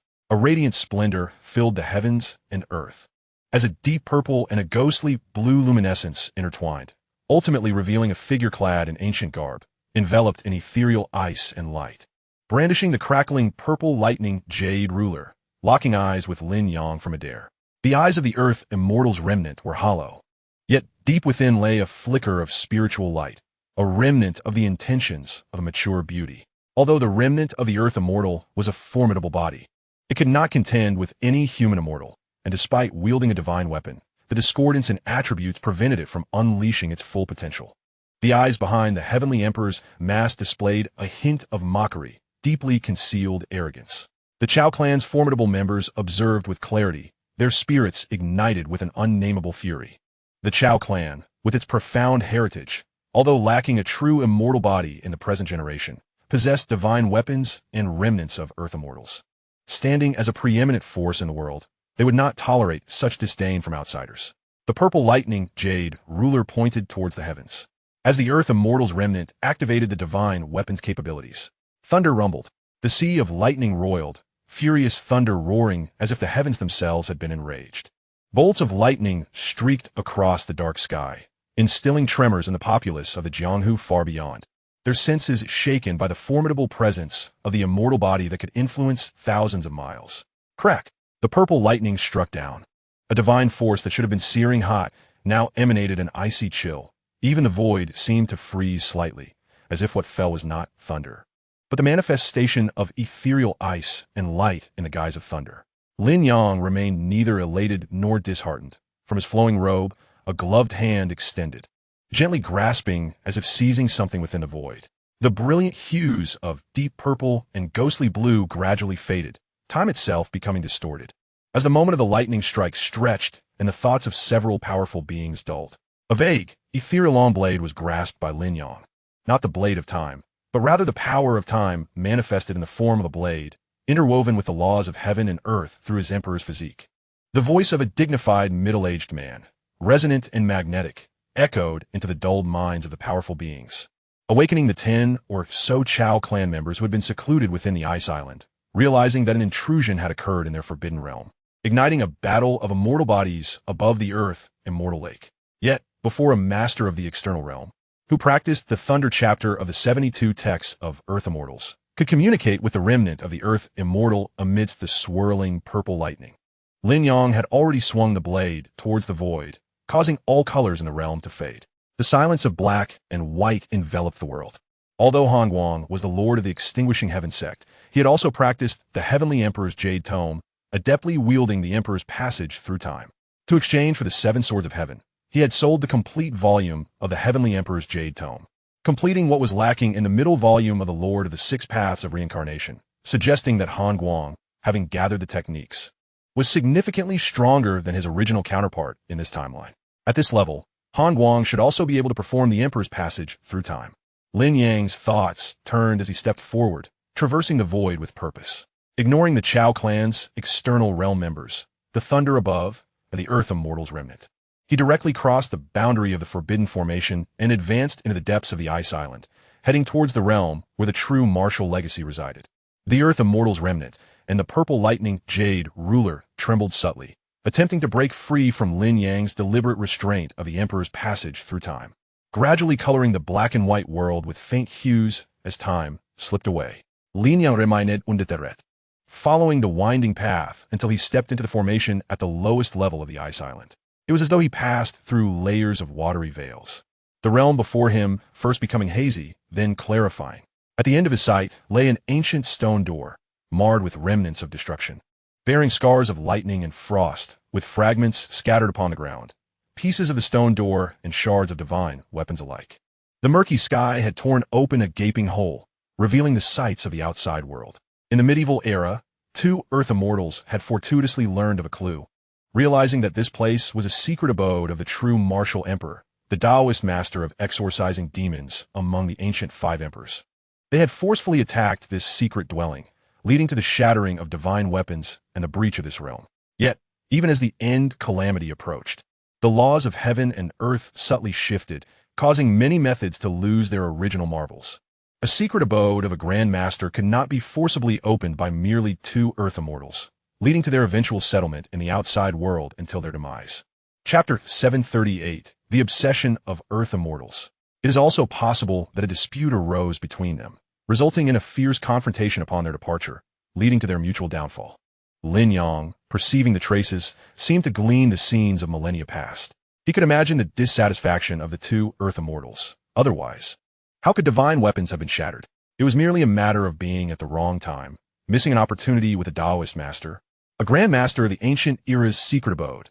No one could be at peace with such a fate. From the medieval period to the near-ancient era, and now to the present, as the end calamity drew ever closer, the laws of heaven and earth in the ancient times had undergone significant changes. Although Grand Masters possessed astonishing abilities, being the pinnacle figures of boundless suffering, they could not maintain their powers amidst the numerous upheavals of the world. Lin Yang flicked his sleeve, the blade of time appearing silently in his grasp. Although Grand Masters could alter the rules of certain regions in the real world with their words, rendering them immune to the changes in heaven and earth, such actions required a price. This secret abode, despite housing treasures like the Tree of Tao, was not worth the true martial emperor's sacrifice, considering his then current state. The blade of time fell, a flash of blade light emerging. The blade light, azure as the river of time, revealed countless scenes flashing within, past and future, suffused with endless energies of the four symbols and five elements, returning to the duality, all resembling the light of the blade, evolving into a new world. With the blade of time, he severed the sword of heaven, depicting the path of all things, transforming into a realm of its own. This technique nearly evoking the sensation of a celestial being emerging from a cave. Boom! The ancient stone door trembled, a conspicuous fissure splitting open, far surpassing the previous scars of lightning and frost. It was not that Lin Yang's strike at the stage of a human immortal exceeded the combined efforts of the two Earth immortals. Rather, the stone door had weakened considerably since the medieval period due to the changes in heaven and earth. Ultimately, Grand Masters, in any universe beyond the real world, possessed terrifyingly boundless power. And it was precisely because of the elevated essence of the real world that there might remain concealed within the core realm of this multiverse. Lin Yang mused as he gripped the blade of time with both hands, preparing to strike again. In the real world, lower-level practitioners felt little of this. Yet from the stage of the immortal body onward, one could increasingly perceive the distinctions between the real world and the multiverse, the power capable of obliterating any universe. Upon stepping into the real world, remained unchanged in strength. Yet within the elevated essence of the real world, it could only annihilate star systems. As one drew closer to the essence of the real world, the potency of high-level forces would further diminish. Boom! The stone door trembled again, the fissure widening. Although this realm, transformed by the formation, was no longer at its peak, it still bore the basic capability to suppress legendary powers, as expected from the true martial layout. Even with Lin Yang's legendary attributes, he could only incrementally damage the stone door, unable to breach it directly. The door swung open, unleashing a formidable aura that surged forth from the rift in the heavens, casting the surroundings in hues of violet. Lightning danced like serpents, as if a deity wielding thunder had descended upon this realm. An uncontrolled remnant of an earth immortal since the destruction of the stone gate, its lingering obsession autonomously rekindling. The instinct embedded within its essence propelled it through layers of barriers, leading it to this very place. The violet thunder, earth, immortal disregarded Lin Yang's presence, summoning torrents of lightning with a mere wave of its hand, as if a tempest of thunder was unleashed to obliterate the dilapidated stone door, erasing all traces of its existence. Boom! Boom! Boom! The electric serpents writhed, while the thunderous dragon roared, the outline of the stone door gradually disintegrating. The nearby fragments of divine weaponry had long lost their sentience under the relentless passage of time, and now, swept away by the thunder, they shattered into oblivion. Lin Yang took a step back, sheathing the blade of time, relishing the ease with which the laborers were aiding his breach of the door. With only the obsession of entering the true martial secret realm remaining, even the semblance of intellect was stripped away, as everything now relied on countless years of cultivated instincts. Lin Yang's gaze shifted, discerning the present state of the violet thunder earth immortal's remnant. It appeared that the obsession of that ice crystal earth immortal was not as profound. Otherwise, it would have already broken free from its constraints and rushed into this realm. Looking up at the expanse beyond the heavens, Lin Yang felt as if he could see through the thick layers of ice. In midair, the prominent figures of the Chao family were bewildered, as many who had been in secluded cultivation within the forbidden grounds rushed out, eager to repel the invading foes. Yet in the sky, there was only ice and violet thunder, with not a trace of the enemy to be found. Alarmingly, another remnant of the earth immortal had vanished. A cry of shock suddenly echoed from the forbidden grounds, emanating from the master attempting to command the violet thunder earth immortal's remnant. In his eyes, the dormant remnant that had slumbered for countless years abruptly transformed into a streak of purple light, vanishing at a speed that exceeded the limits of his perception. After a brief moment of stunned silence, he finally realized the gravity of the situation and fled the forbidden grounds. Damn it, his objective was the earth immortal's remnant. The head of the Chao family turned pale, his expression dark as if water could drip from it. The core inheritance of the Chao family, the 72 texts of Earth Immortals, was derived from observing the inner workings, flesh, and energy pathways of the two Earth Immortal remnants, and thus, a Chao family master who had achieved proficiency in the texts could communicate with the remnants, employing similar inner landscapes and techniques to wield a portion of their premortal powers. However, if the remnant fell into the hands of an outsider who had not practiced the 72 texts of Earth Immortals, its utility would be nearly non-existent, save for crafting divine weaponry. Contemplating the mythic Heavenly Emperor, who had just refrained from producing any divine weaponry, the head of the Chao family felt a sinking sensation. His face became as cold as eternal ice. He was increasingly convinced that the mysterious entity, intent on forging divine weaponry, had set its sights on the Earth immortal remnant. That earlier maneuver was undoubtedly the path of time. Was it the avatar of a Xintian sect? Yet, the mythic Heavenly Emperor had emerged in the martial world years ago, making it impossible for the timeline to align with the newly birthed avatar of the Xintian sect. If the Xintian sect had possessed a high-ranking avatar to suppress matters, how could they have kept it hidden, allowing the Shaolin monk Kongwen to dominate the righteous path of the martial world for so many years?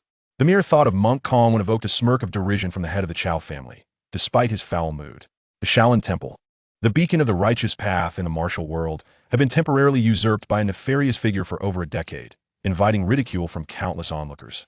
All while the formidable demon Master Hongguang had managed to suppress the renowned Kongwen monk, who had held sway over the martial world for over a century. At that moment, Lin Yang also heard the sound of the stone gate collapsing, a noise that could not be drowned out by the continuous rumble of thunder.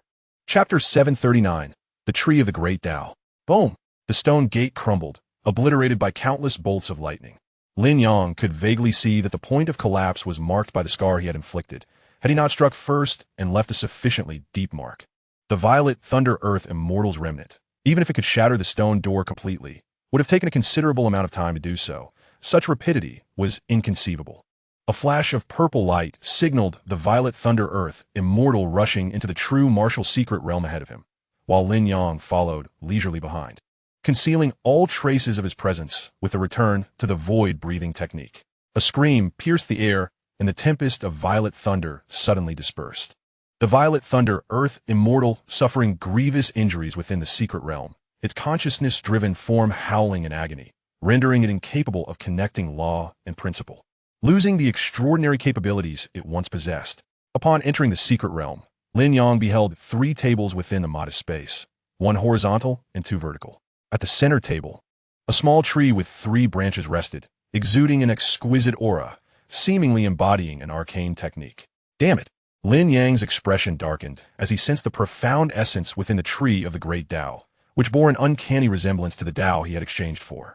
Yes, it was strikingly similar, yet not entirely identical. when one reached the level of the 7 Swords of Heaven. Although the external manifestations of techniques might differ slightly based on individual cultivation, the ineffable essence that transcended description remained the same, devoid of any variation. Since the Tao he had exchanged bore some discrepancies when compared to the Tao embodied in the tree of the great Tao, it was evident that there was an issue with the exchange itself. The subtleties of profundity remained unchanged. Both belonged to the same echelon of existence, having undergone systematic verification for cultivation requirements. However, the process of cultivation and comprehension surely harbored numerous challenges. For instance, the cultivation difficulty of the genuine Tao was a mere 1, while that of the exchanged Tao escalated to 10 or more. No wonder my own progress with the 7 Swords of Heaven has been so sluggish. While the phase of the Avatar seemed normal, the ascent to the legendary phase encountered difficulties that far exceeded those of a celestial immortal seeking legendary status. Standing within the secret realm, Lin Yang refrained from recklessly seizing the tree of the great Tao to compare it with his own Tao, seeking to identify its flaws. Although the curse-like methods left behind by the true martial emperor within the secret treasure had been triggered by the violet thunder earth immortal, it did not necessarily mean that they had been entirely eradicated. Acting impulsively might not lead to his downfall, but injury to the Avatar was inevitable, as exemplified by the now lifeless violet thunder earth immortal.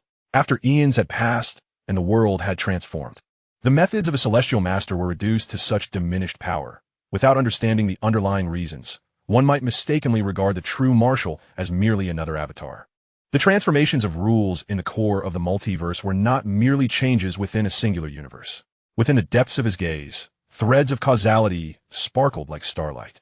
Lin Yang extended his hands from within his sleeves, becoming distorted and nebulous, exuding a sense of fate, as if one hand grasped the cause while the other held the effect, capable of determining the destinies of all things.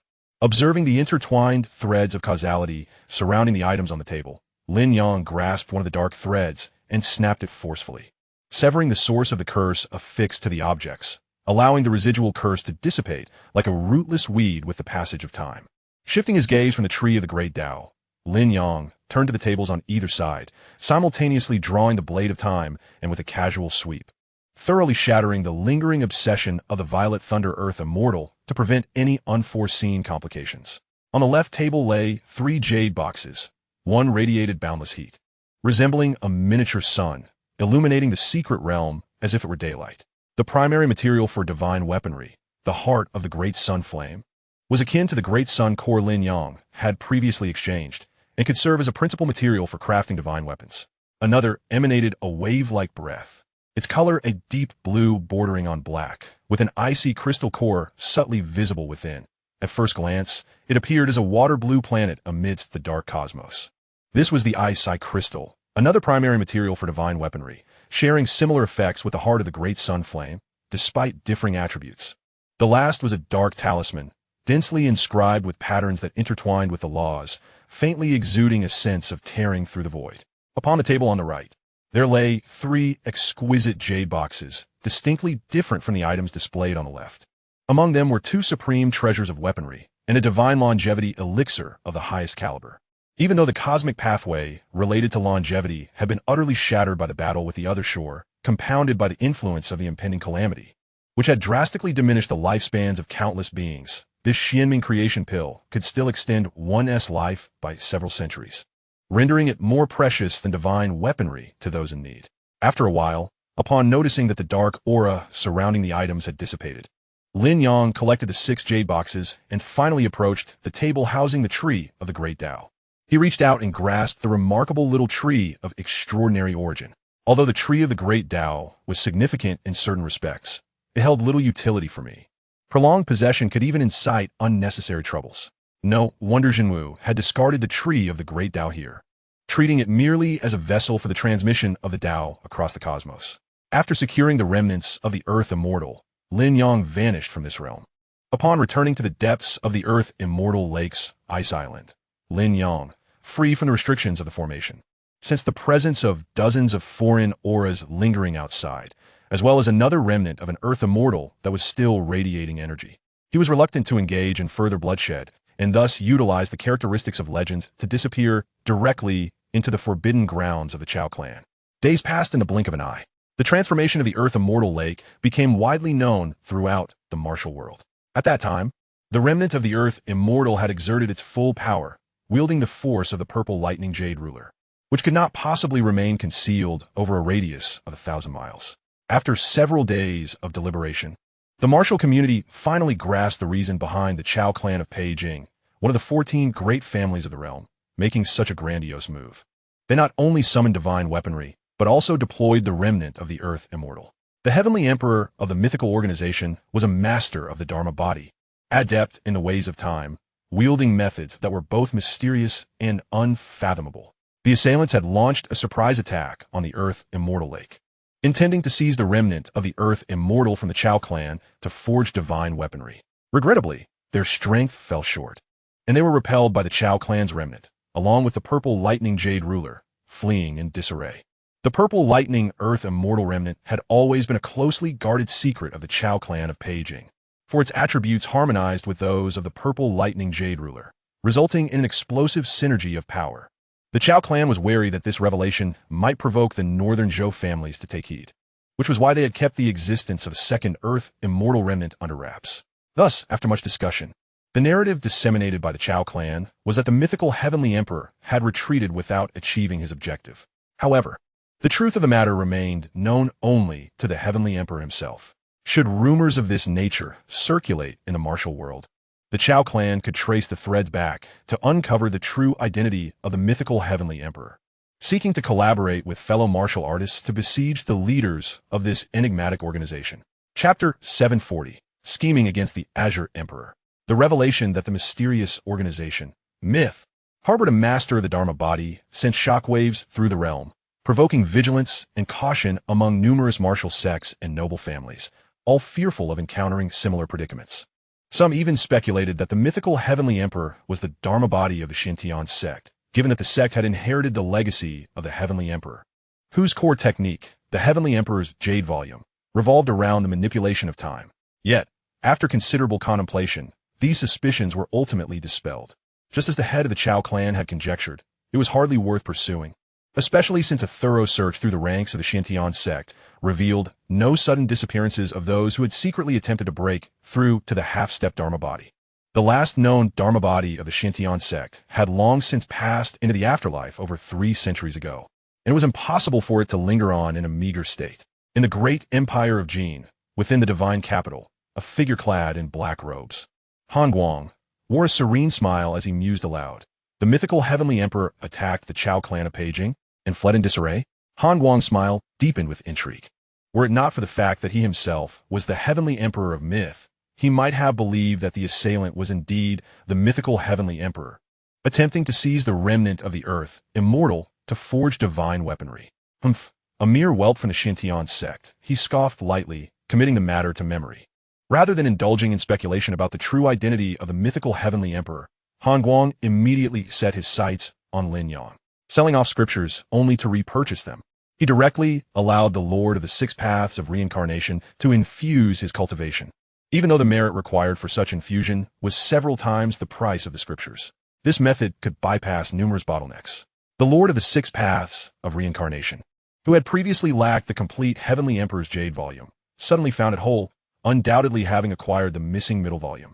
Furthermore, there had been no reports of the Xintian sect encountering any assaults recently, rendering the conclusion quite evident. A disciple or elder of the Xintian sect, who had the qualifications to access the middle volume of the Heavenly Emperor's Jade Volume, had become a reincarnator and sold the volume to the Lord of the 6 Paths of Reincarnation in exchange for substantial merit. Han Guang even speculated that what had been sold off was likely not limited to just the middle volume. After all, once the core scriptures of a sect had been sold, the distinction between selling 1 volume or 3 became trivial. Relying on the Lord of the 6 Paths of Reincarnation to enhance his cultivation and solidify his Dharma body, no wonder he was repelled by the remnant of the Earth Immortal.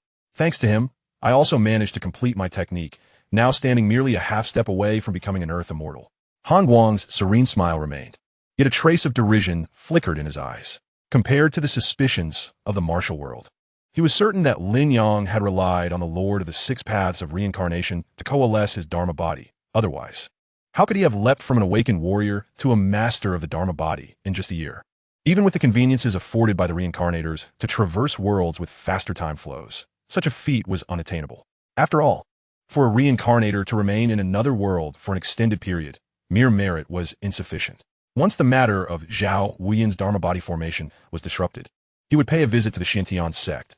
The Heavenly Emperor's corporeal form would be perfectly suited for the crafting of time-related divine weaponry. Han Guang, as a reincarnator, had received the task to prevent Prince Qi, Zhao Wuyan, from forming his Dharma body. Due to the constraints of the mission, he was unable to strike preemptively. He could only bide his time until the opportunity arose.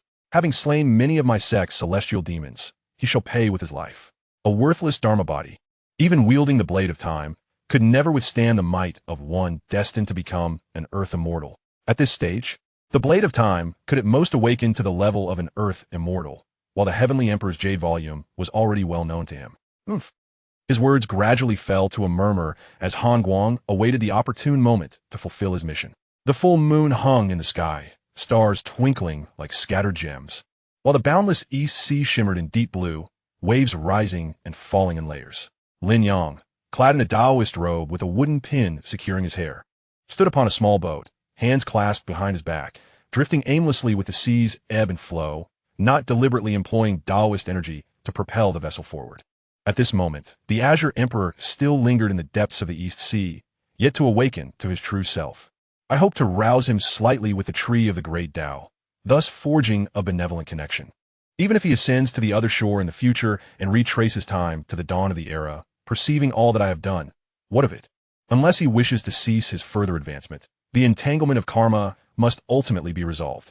Even if I were to leave the choice to the Azure Emperor, he would likely harbor no thoughts of refusal. After all, the desire to escape the sea of suffering far outweighs the triviality of karma. Gazing at the vast starry sky, Lin Yang Rajet, the Azure Emperor, one of the ancient 5 emperors, was a master of profound transformation. Beyond this identity, in his quest to transcend the limitations of his innate divine form, he severed the Taoist body of the Tai savior and practiced Buddhist teachings, manifesting the Buddha's form of the medicine Master King. Originally, the Azure Emperor had emerged from the ancient Fusang tree, being one of its 2 rare fruits. Although the tree of the great Tao appeared as nothing more than a mere sapling, it shared a common origin with the Fusang tree, and its aura was naturally quite similar. As long as I could make the lost Azure Emperor, who seeks the path to the other shore, sense the breath of the tree of the great Tao, my objective would be accomplished. Otherwise, as the calamity looms ever closer, the Azure Emperor, who remains unable to comprehend his true self, may not ascend to the other shore as he did in the original timeline. In that timeline, it was the aura of the tree of the great Tao, which carried the transmission of the Tao across the cosmos, that had allowed the Azure Emperor to feel a flicker of familiarity, gradually recalling his own identity. Now, due to my intervention, the aura of the Tao transmission, or the tree of the great Tao, has failed to spread, leaving the Azure Emperor unable to receive such stimulation to awaken to his true self. Even if other opportunities arise for him to comprehend his identity, when all is prepared and he attempts to ascend to the other shore, it is possible that the other beings from the other shore will have already returned. At that moment, Lin Yang realized he might miss the opportune moment to transcend the sea of suffering. Contemplating this, shimmering threads of causality flickered in his eyes, drawing upon the essence of the Eastern Yang inner court, which he had captured while severing the rift of a 9 nether. He began to search for any connections to the Azure Emperor in the vicinity. Besides the illustrious identities of the Supreme Compassionate Celestial and the Medicine Master Buddha, the Azure Emperor bore numerous lesser aliases, such as Pure Yangzi and the Eastern Yang deity. Each of these identities represented a fragment of his journey to the other shore, serving as historical markers to retrace his past upon reaching that destination. The Eastern Yang Prefecture by the Brocade Waters and the Eastern Yang Inner Court were remnants left by the Azure Emperor's lesser identity, the Eastern Yang deity, which could not possibly lack any ties of causality. This was the third reason Lin Yang had hastened to the Jiangdong Maoling despite having just achieved a breakthrough. As for seizing the bones of the Yellow Springs from the sect of life and death, Lin Yang was not in a hurry. Unlike the companionship of the Jingchao clan, the sect of life and death was one of the notorious 9 evil paths, with profound depths that he currently could not casually overcome. The key lay in the casualness of the endeavor. After all, exterminating the 9 evil paths was a righteous duty that required no concealment of identity. After a while, Lin Yang lowered his head, and the resplendent star threads in his eyes vanished. There were no causal threads linked to the essence of the Eastern Yang inner court amidst the myriad of causality, indicating to Lin Yang that this expanse of sea likely bore no trace of the Azure Emperor. Perhaps in the deeper waters of the Eastern Sea, sitting at the bow of the flatboat, the principles of heaven and earth subtly shifted, providing a force that propelled him deeper into the Eastern Sea. This voyage was not solely intended to awaken the Azure Emperor. It was also to locate the sect of the Pure Maiden, despite its classification among the 9 evil paths. The sect of the Pure Maiden was rooted in the teachings of the Celestial Maiden of the 9 heavens, the goddess presiding over the martial affairs of the heavenly court, and still harbored remnants of her legacy. In the future, the re-establishment of the heavenly court would undoubtedly require the assistance of the Celestial Maiden of the 9 heavens, who remained one of the few deities loyal to the heavenly emperor, not merely a water spirit constrained by the list of deities. The main base of the sect of the Pure Maiden resided within a fragment of the 9 heavens, now referred to as the Pure Maiden Immortal Realm, which possessed a degree of ability to obscure heavenly secrets.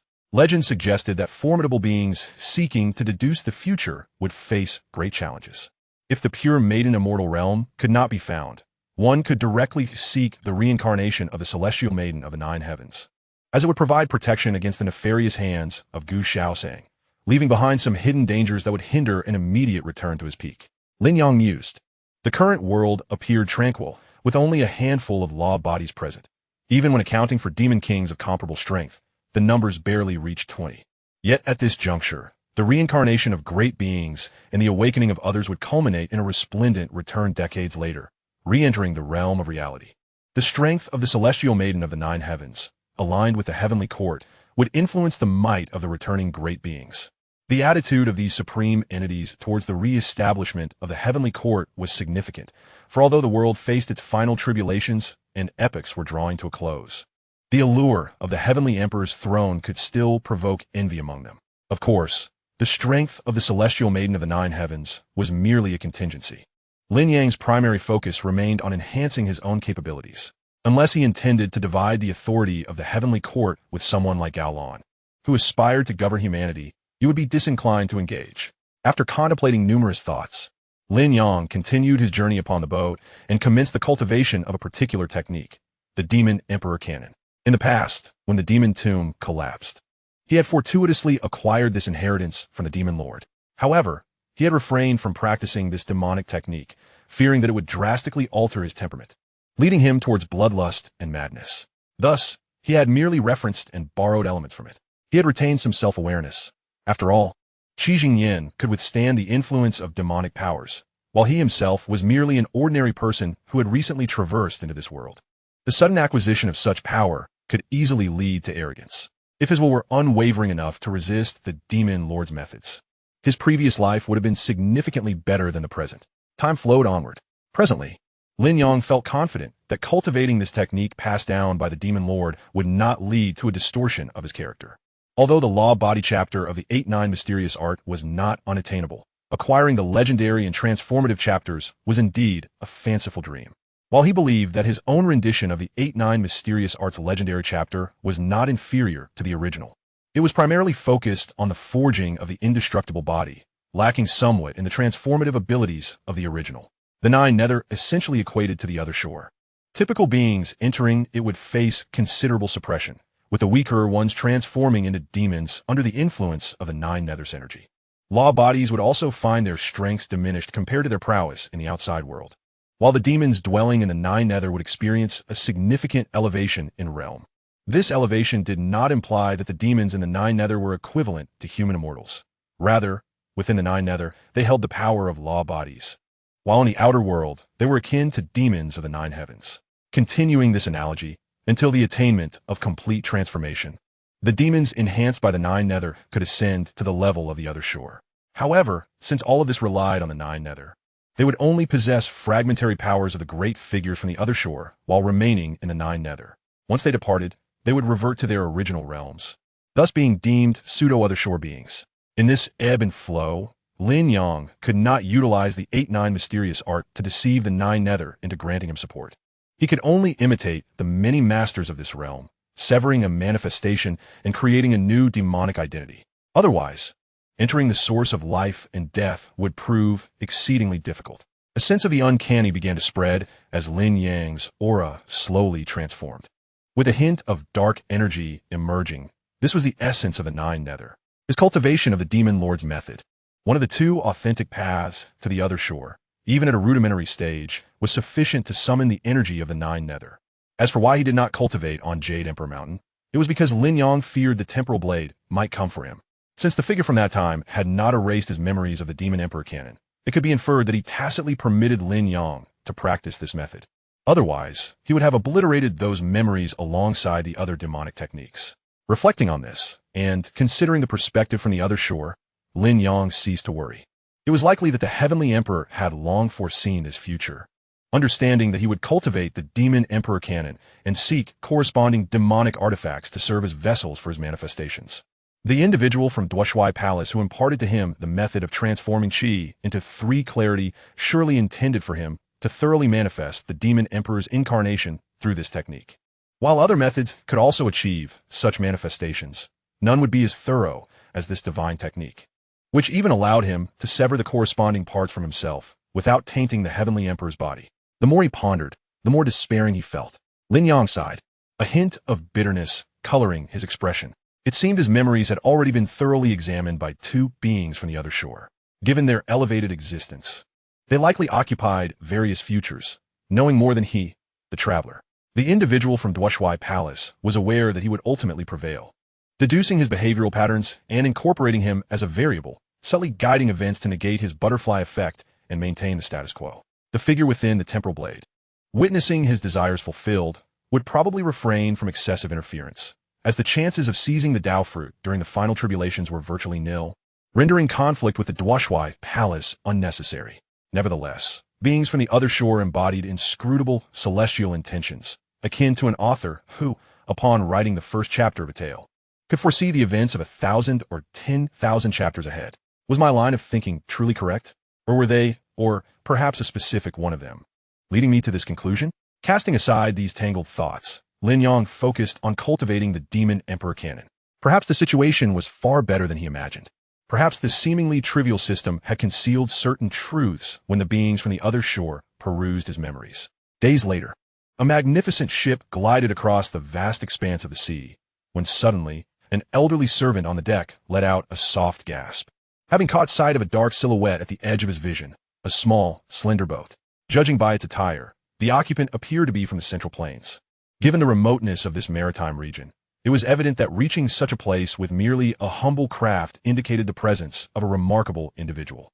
The servant, cautious and alert, could not afford to underestimate this distant figure, as he was unable to discern whether the person was friend or foe. Thus, he hurried to the cabin to report this matter to the owner of the ship. A stranger of formidable strength? A calm voice resonated as a middle-aged man emerged from the cabin, his thick eyebrows framing a countenance imbued with steadfastness. Clad in a garment that seemed a blend of scholar's robe, Taoist attire, and monk's garb, he gazed intently into the distance. This man was none other than Wu Jijin, a rare grandmaster ranked 9th on the earthly list, known as the Madman of the Six Oceans. Having spent considerable time in his service, the elderly servant possessed an exceptional discerning eye, and common sights were hardly worthy of being called formidable by his standards. Wu Jijin, however, felt compelled to investigate what sort of strong presence could manifest so far from the Central Plains, deep in the Eastern Sea. As the distance between the ship and the small boat diminished, Wu Jijin's expression grew increasingly grave. As a grandmaster on the brink of achieving the Dharmakaya, his perception was exceedingly acute. To him, the figure seated in the small boat appeared not as a mere human, but akin to an emperor standing at the edge of time, surveying the passage of years and observing the myriad forms of the mortal realm, where each indistinct future seemed devoid of mystery before its gaze. Every point of the figure's aura felt as if it had transformed into a divine being, intertwining with the laws of the universe and influencing the very fabric of reality around it. Yet, among all the laws and principles, the most extraordinary was that of time itself. If he were to close his eyes, he might mistakenly believe that the manifestation of time's laws had materialized in that very moment. A celestial court of one's own, Wu Jijin murmured to himself. He recognized that he had encountered a transcendent being of the Dharmakaya, and one who, within that realm, was undeniably powerful. The few Dharmakayas he had previously encountered had never evoked such an enigmatic sensation within him. Madman of the Six Oceans? At that moment, Lin Yang at the bow of the small boat turned to face Wu Jijin on the ship's deck. His tone, though tinged with inquiry, bore an unmistakable certainty, creating a curious contradiction. At that instant, under Lin Yang's gaze, Wu Jijin felt a chill run down his spine, as if fate itself had been laid bare before him, rendering all change and possibility devoid of true essence. It is indeed from a certain lineage, Wu Jijin replied solemnly. Typically, he would refer to himself in a more grandiloquent manner, yet the disparity in their strengths compelled him to adopt a more prudent designation. Where is the realm of the immortals? Lin Yang inquired coldly. Although he was unaware of the location of the immortal realm, he was confident that Wu Jijin possessed such knowledge, given that the latter's late wife was one of the many incarnations of the current bearer of the Xiannu legacy. Wu Jijin's heart grew heavy as countless thoughts raced through his mind, leaving him momentarily perplexed by Lin Yang's inquiry regarding the immortal realm's whereabouts. He had hoped that his deceased wife would seize the ultimate authority during her fusion with the many incarnations, allowing the other incarnations to dissolve into memories of their past lives. Should Lin Yang harbor ill intentions? Even with profound Taoist roots and the unparalleled weapon known as the Overlord's Blade, alongside his own Dharmakaya status, he might not emerge unscathed. If the current bearer of the Xiannu legacy were to fall, Wu Jijin's hopes would be dashed, and he would never have the chance to see his wife again. Just as Wu Jijin was deep in thought, he suddenly heard Lin Yang's voice. I understand now. Understand what? Wu Jijin's expression shifted to one of confusion. His mind clouded with uncertainty. Even if Lin Yang possessed some form of telepathy, it was improbable that he could glean the location of the immortal realm, as Wu Jijin himself had not contemplated its precise coordinates. Thus, he struggled to comprehend the meaning behind Lin Yang's words. As he watched the small boat gradually recede from view, finally disappearing into the horizon, he took a deep breath and muttered to himself, the path of time has yielded the Dharmakaya, embodying the sensation of the Heavenly Emperor.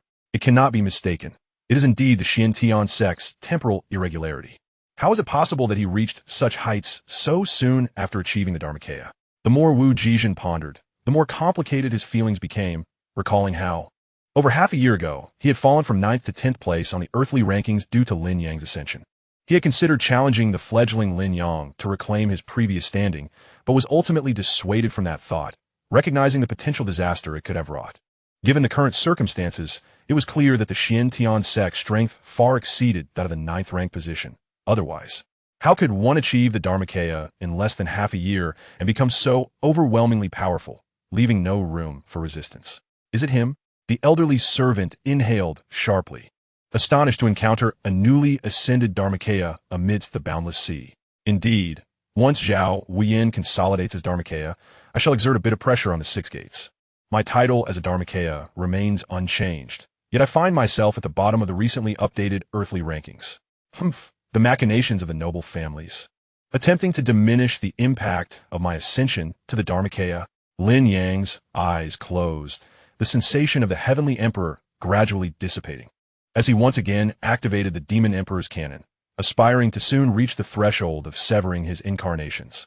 The profundity of the path of time had brought him to this juncture. Once his realm ascended, he would be able to condense the near-path objects, naturally allowing him to perceive many of Wu Jijin's futures and grasp the threads of destiny. Thus, he had acquired clues regarding the immortal realm from certain future. However, compared to seeking the whereabouts of the Azure Emperor, establishing benevolent connections with the immortal realm was of lesser importance. There was no need for haste. While Lin Yang traversed the sea, Meng Qi and the other reincarnators embarked on a new cycle of missions, following the whirl of time and space. They were transported to a particular dimension within a universe, the Age of the Eight Demons. Within a month, they were to seal the passage to the demon realm, preventing the primordial demons from fully awakening and descending into this world. Upon reading the mission, the group exchanged glances. The passage to the demon realm mentioned in the task was a conduit connecting fragments of the demon realm. These fragments had originated from before the demon lord's ascension, a domain he had carved out in the void to escape the constraints of the 9 springs, enveloping the entire multiverse.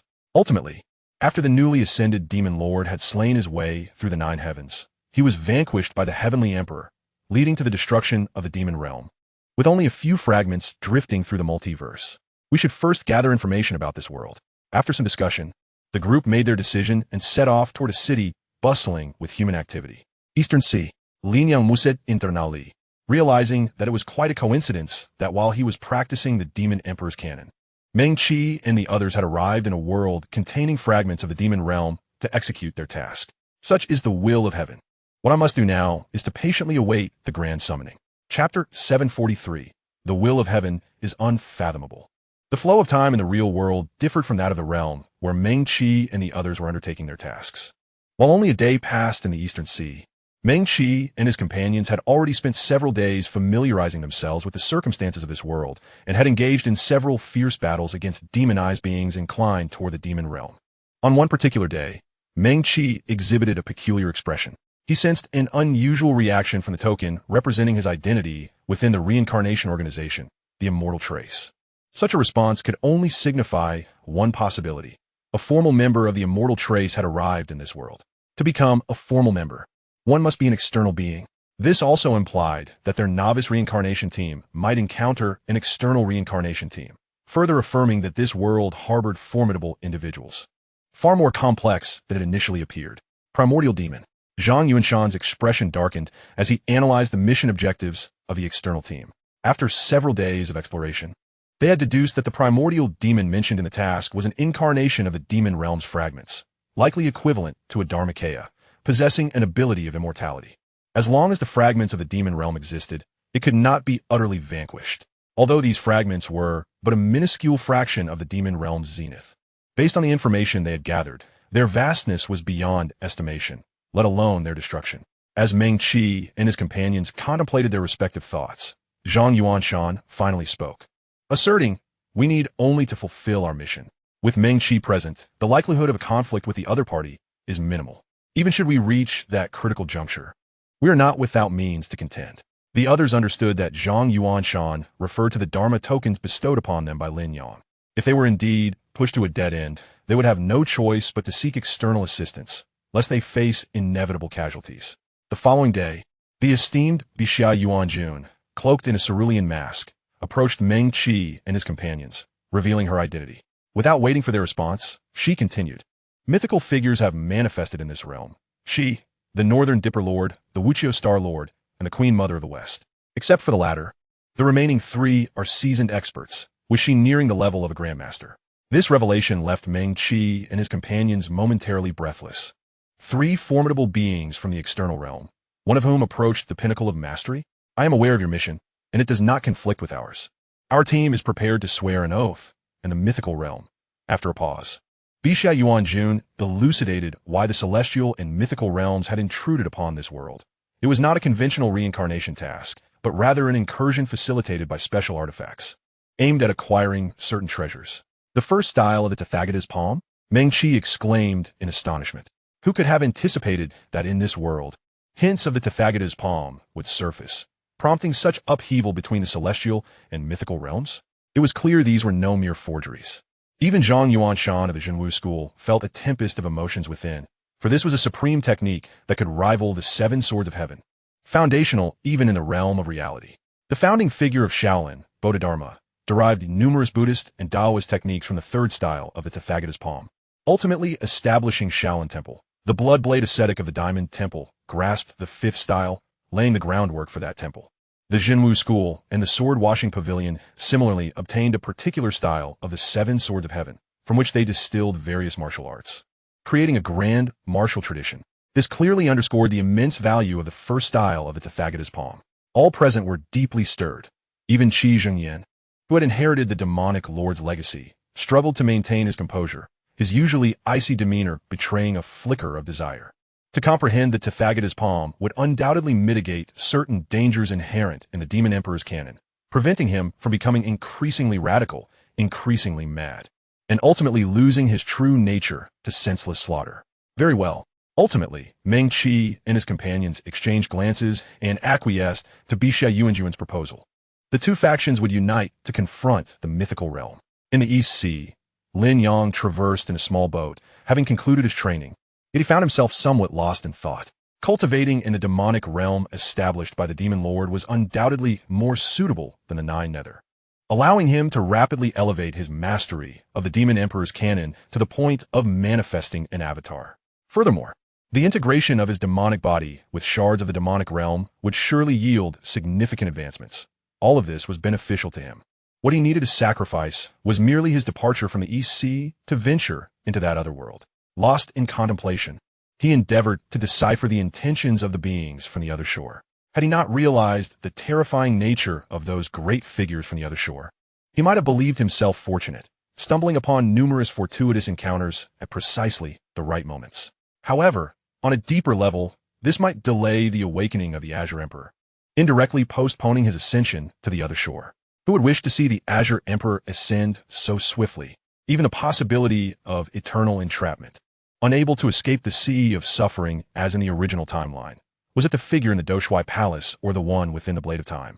They possessed the means to foresee events, accurately predicting that even if the Azure Emperor did not ascend to the other shore, they could still manipulate all ensuing changes. This was merely what he could conceive. Those who could see further undoubtedly perceived layers of meaning that eluded him. The thoughts swelled within him, and Lin Yang gradually felt a chill. Although everything seemed to benefit him, the instinctive control exerted by those from the other shore sent a shiver down his spine. He understood that his forthcoming actions would inevitably fall within the predictions of these two great figures, or at least one of them. Whether he chose to comply or stubbornly sought the traces of the Azure Emperor, he was already within their calculations. Even his instinctive decision to grant Meng-Chi the Dharma token was orchestrated by their design. Only beings from the other shore could contend with one another. Unless another figure from the other shore intervened, no changes would occur. The variables within his perception were likely those they required. It all hinged upon his fortune, Tai Hao. Lin Yang murmured to himself, for Tai Hao was the true name of the Azure Emperor. This inner dialogue was not merely for contemplation, it was a reminder to himself. He could not discern the attitudes of these two great figures, or perhaps just one, toward him. While they currently favored him, it did not guarantee perpetual advantage. After the myriad thoughts settled, Lin Yang turned inward, focusing on himself. Although cultivating the Demon Emperor's canon had impacted his Dharma body, once he manifested his demonic avatar, he would be but a step away from becoming an Earth immortal. Lin Yang was set. As his small boat drifted, he awaited the summons from Meng-Chi and his companions, eager to extend his assistance while covertly utilizing the shards of the demonic realm for training. Chapter 744. The distinction between mortal and immortal. As Bixia Yuanjun, who had allied with Meng-Chi's team to combat the mythical realm for several days, suddenly turned her gaze toward the entryway of the demonic realm. Her expression shifted beneath her mask. The Lord of the Purple Tenuity Star had arrived in this realm. The air, thick with demonic energy, was illuminated by a purple radiance, and stars rose in the sky, forming a constellation that constituted a unique celestial expanse. At the center stood a figure draped in a purple imperial robe, a veritable Grandmaster, an external realm Grandmaster at the ninth heaven. With his singular strength, he could obliterate the three members of the celestial realm who had ventured here. If you have any trump cards, now is the time to employ them, or it will soon be too late. Bixia Yuanjun urged, her tone urgent as she continued, otherwise, I shall have no choice but to forcibly terminate the mission and return to the cycle of reincarnation. Given your strength, unless you possess items that allow for a forced return, you are doomed. Meng-Chi and Jiang Jiwei exchanged glances, then looked toward the approaching Lord of the Purple Tenuity Star. He ultimately shook his head, sighing, I never anticipated that the first reincarnation mission after acquiring it would necessitate activation.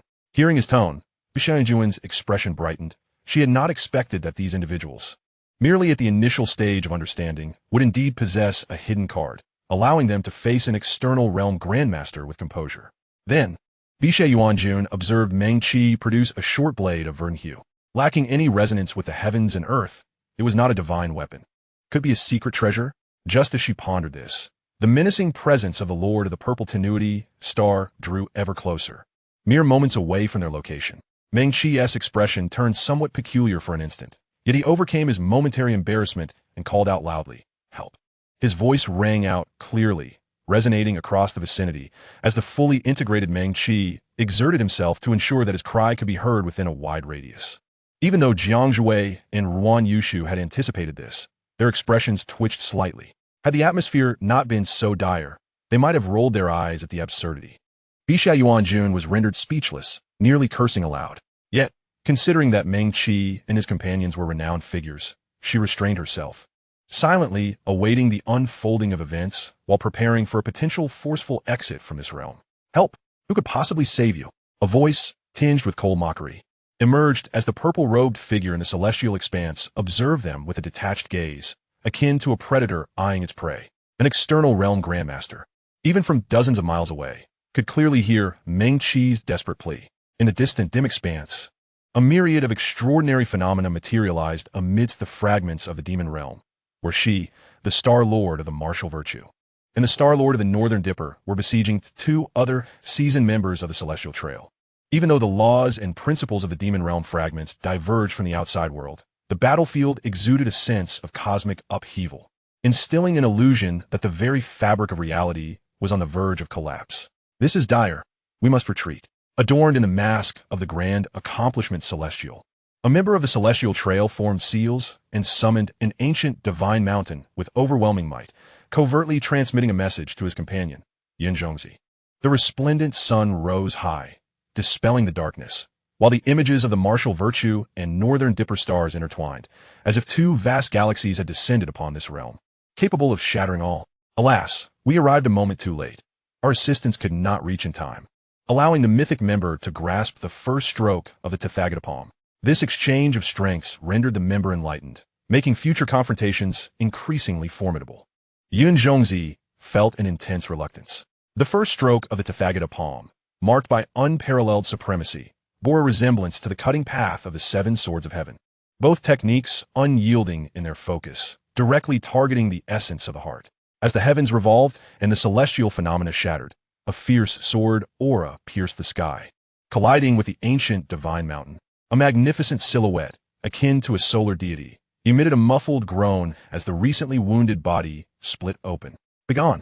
The Lord of the Purple Tenuity raised his hand, radiant with starlight, as 365 celestial stars began to rotate in unison, intertwining with the true celestial expanse, showering down resplendent starry power.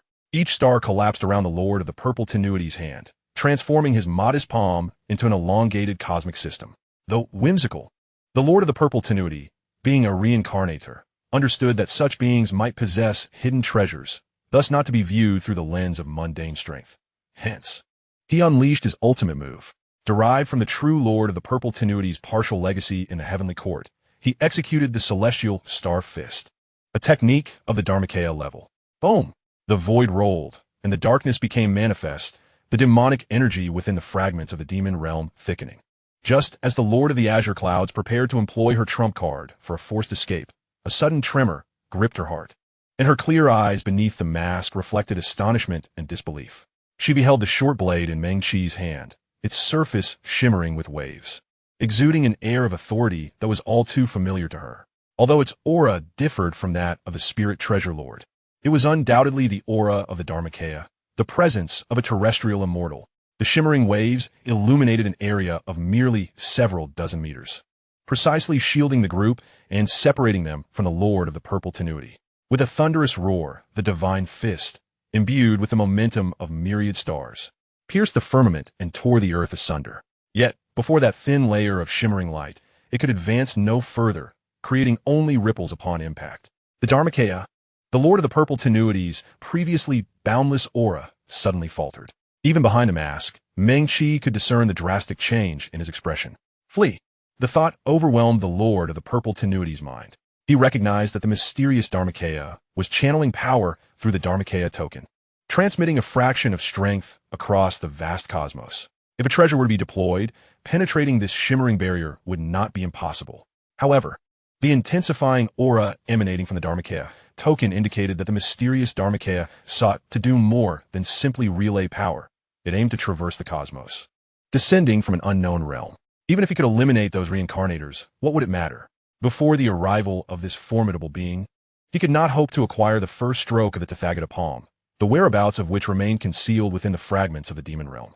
When faced with a bona fide master of the Dharmakaya, he knew that he, merely a practitioner at the ninth layer of the external realm, would be powerless. Even if he possessed a divine weapon, without the support of a Dharmakaya-level formation, he would only taste despair. The chasm between mortals and immortals is not to be trifled with. Cursed be it.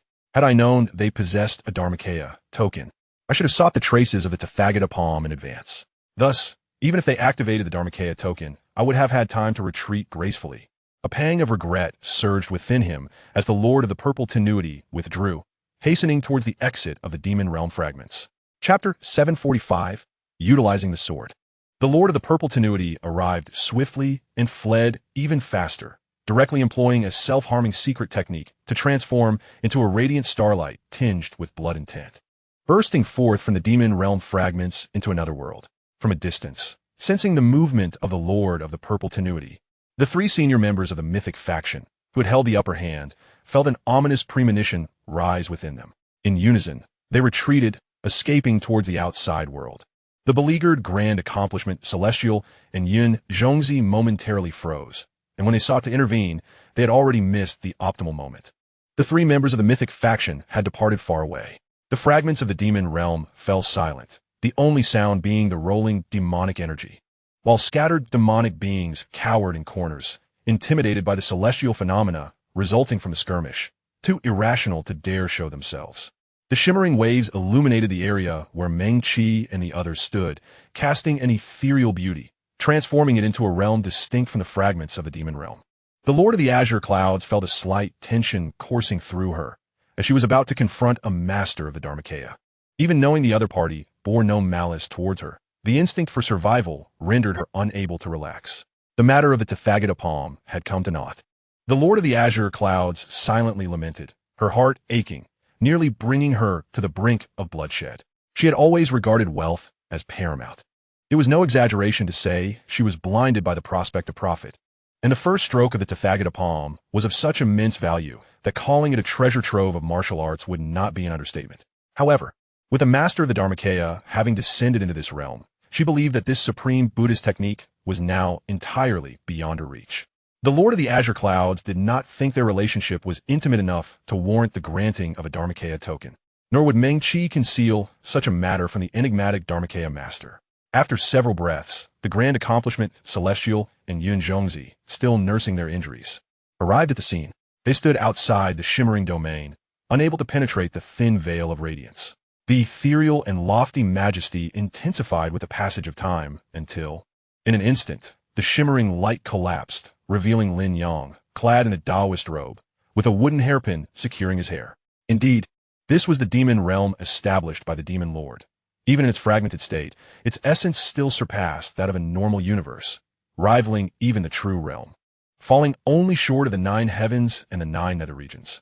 Sensing the pressure upon his Dharmakaya, Lin Yang could not help but exclaim, as tendrils of demonic energy sought to invade his Dharmakaya. Alas, they were too sparse to affect even Meng-Chi and the others, let alone him. Were it not for the suppressive nature of the demon realm fragments, traversing from the true realm to the majority of the universe would take but 2 or 3 breaths. Unless it was an ancient universe that had been born nearly simultaneously with the true realm and had yet to be destroyed, which could complicate the Dharmakaya's arrival. You all, how did you encounter Master? Lin Yang feigned ignorance as he glanced at Meng-Chi and the others, not to mention a master. Had Meng-Chi and the Celestial Trail members driven away the Lord of the Purple Tenuity and his ilk, the unawakened primordial demons within the demon realm fragments would inevitably emerge, presenting them with a deathly crisis, thereby forcing Meng-Chi to utilize the Dharmakaya token to summon him into this realm. Meng-Chi offered an awkward smile, sheathing the short blade and elucidating the sequence of events. The first stroke of the Tathagata palm, Lin Yang noted sleekly. He possessed a withered and flourishing Bodhi tree, which contained the essence of the Tathagata palm. To obtain this item, he had spent considerable time traversing deserts and barren lands.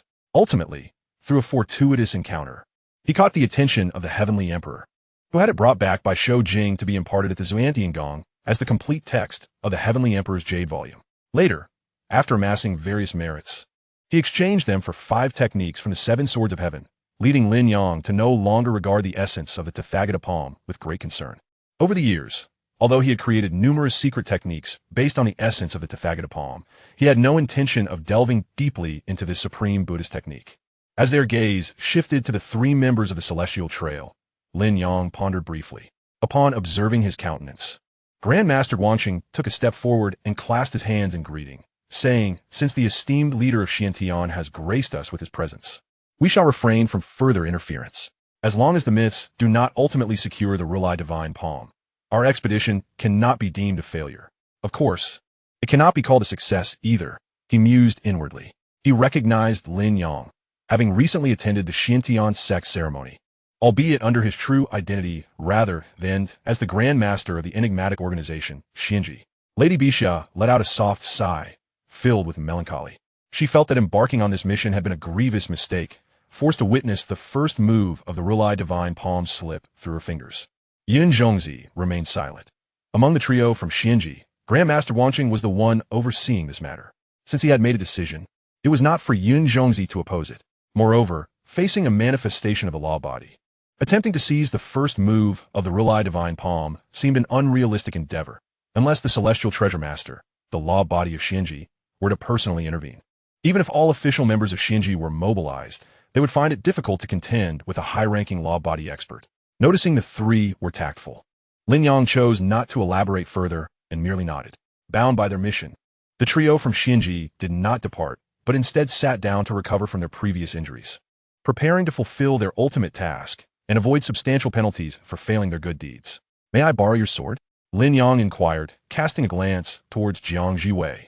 The girl in the delicate yellow dress hesitated not a moment, promptly handing over her prized long sword to Lin Yang. Meng Qi and the others were filled with curiosity, pondering why this distinguished law body expert would seek a weapon from Jiang Jiwei.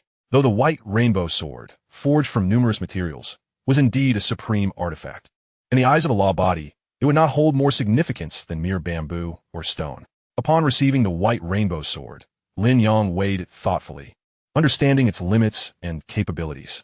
"Pay close attention," Lin Yang spoke softly, capturing the girl's attention. Even the gluttonous Ruan Yushu swallowed hastily the morsel she had just put in her mouth, turning her gaze towards Lin Yang. In an instant, the white rainbow sword was unleashed. The sword light splintered, multiplying into an infinite number of beams, each equally potent, echoing the original might of the sword. Illusory realms unfolded before them, revealing vast and profound universes, round heavens and square earths, as well as peculiar and diverse planes. The seven swords of the heavens sliced through the cosmos. Jiang Jue, as eyes gradually glazed over, her cheeks flushed, utterly entranced, yearning to delve into the mastery of this sword technique. Suddenly, three anguished cries echoed simultaneously. Meng Qi turned towards the source of the sound, recognizing a familiar realm, fragments of the demon realm. The cries stemmed from the three seasoned members of the myths who had recently fled. They had perished, effortlessly slain by Lin Yang across the boundary of worlds. Meng Qi felt a chill, realizing that Lin Yang seemed utterly indifferent to the fate of the likes of the Lord of ZY, merely using this opportunity to practice the sword technique that traverses the cosmos. Doubt transcends the universe, Grandmaster Guanqing exclaimed in astonishment. He could hardly believe that Lin Yang, hailing from the Xintian sect, had mastered the technique of the seven swords of the heavens, exhibiting such proficiency that it was evident he had not only acquired it, but had done so quite some time ago. Doubt transcends the universe, Lady Bisha echoed, equally astonished, as crystalline droplets cascaded down her mask. As the cries gradually faded, the myriad illusory realms began to dissipate, the sword light extinguished. In the white rainbow, sword now hung limply. With a soft chime, the sword soared back to Jiang Jiwei. The moment it touched her hand, her expression transformed, revealing unrestrained joy. The true essence of Tao transcending the universe had been imprinted within the white rainbow sword, signifying that as long as she wielded this sword, she could continuously comprehend the technique of the heaven-slicing sword, though the profound essence contained within the sword might not rival that obtained from the six paths. Jiang Jue speculated that, at least during the law body stage, there would be no discernible difference, allowing her to utilize it for considerable time. After all, in her world, a law body represented the pinnacle of strength, and even the Lord of the Six Paths would exercise caution, refraining from drawing anyone into the cycle of reincarnation in proximity to a law body expert. "I shall refrain from intervening in your tasks. I have some trivial matters to attend to in this realm," Lin Yang stated, his hands falling at his sides, concealed within his long sleeves. Upon arriving at the fragments of the demon realm, the speed of his cultivation of the Demon Emperor Canon had increased manifold, not due to the demonic energy of this place, but rather because the rules of the demon realm fragments were significantly more conducive to his practice. In approximately half a year, he would be able to sever a body of evil. With a thought, Lin Yang stepped forward, and in an instant the world shifted, transporting him from the fragments of the demon realm to the outside world. Before he could fully immerse himself in the cultivation of the demon emperor canon, he needed to address the fourth member of the myths. The fact that the law body of the Xiantian sect had mastered the technique of Tao, transcending the universe, warranted reporting to the Celestial Master, lest future conflicts arise and catch the Celestial Master unprepared. Yin Zhongzi's eyes, hidden beneath his mask, flickered with desire as he cast a glance at the white rainbow sword. Yet he dared not entertain any ill intentions. In a sparsely populated mountain range, watching the West Queen Mother vanish into the ethereal light, Lin Yang revealed a satisfied expression as the extraordinary treasures he had exchanged were stored in a temporarily open storage space. At this moment, several hours had passed since his arrival in this world. When he found the West Queen Mother, she had been in disarray over the inexplicable demise of the Lord of ZY, and without any capacity for resistance, he had subdued her. This was followed by several hours of amicable discourse. This encounter could be considered a serendipitous delight. After all, she was a disciple of the demon saint, and it would be unwise to push her too far, lest complications arise in the future. Turning away from the peak, Lin Yang gazed towards the passage to the demon realm. Have the tasks been completed? He wondered, sensing the connection with the law body token abruptly severed by a mysterious force, rendering him unable to feel it. It dawned upon him that Meng Qi and the others had returned to the cycle of reincarnation, with the abilities of the Lord of the Six Paths. Even if their revival was not yet substantial, it was easy to isolate the sensing capabilities of the law body in his domain. After all, aside from the water ancestor, the remaining lords of the Six Paths were all supreme beings of the creation realm, and the demon Buddha was a considerable figure of the other shore. A gentle breeze swept through, rustling the ancient trees, as Lin Yang vanished from the mountain peak. In the cycle of reincarnation, after a flash of white light, Meng Qi and the others, severely wounded, returned to this place to confront the awakened primordial demon, immediately commencing their healing.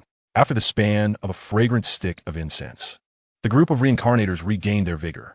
As per tradition, they began to inquire about their next mission to determine what items to exchange based on the task's objectives. The grand and chilling voice of the Lord of the Six Paths resounded. A new mission will commence in half a year. Mainline Task 1.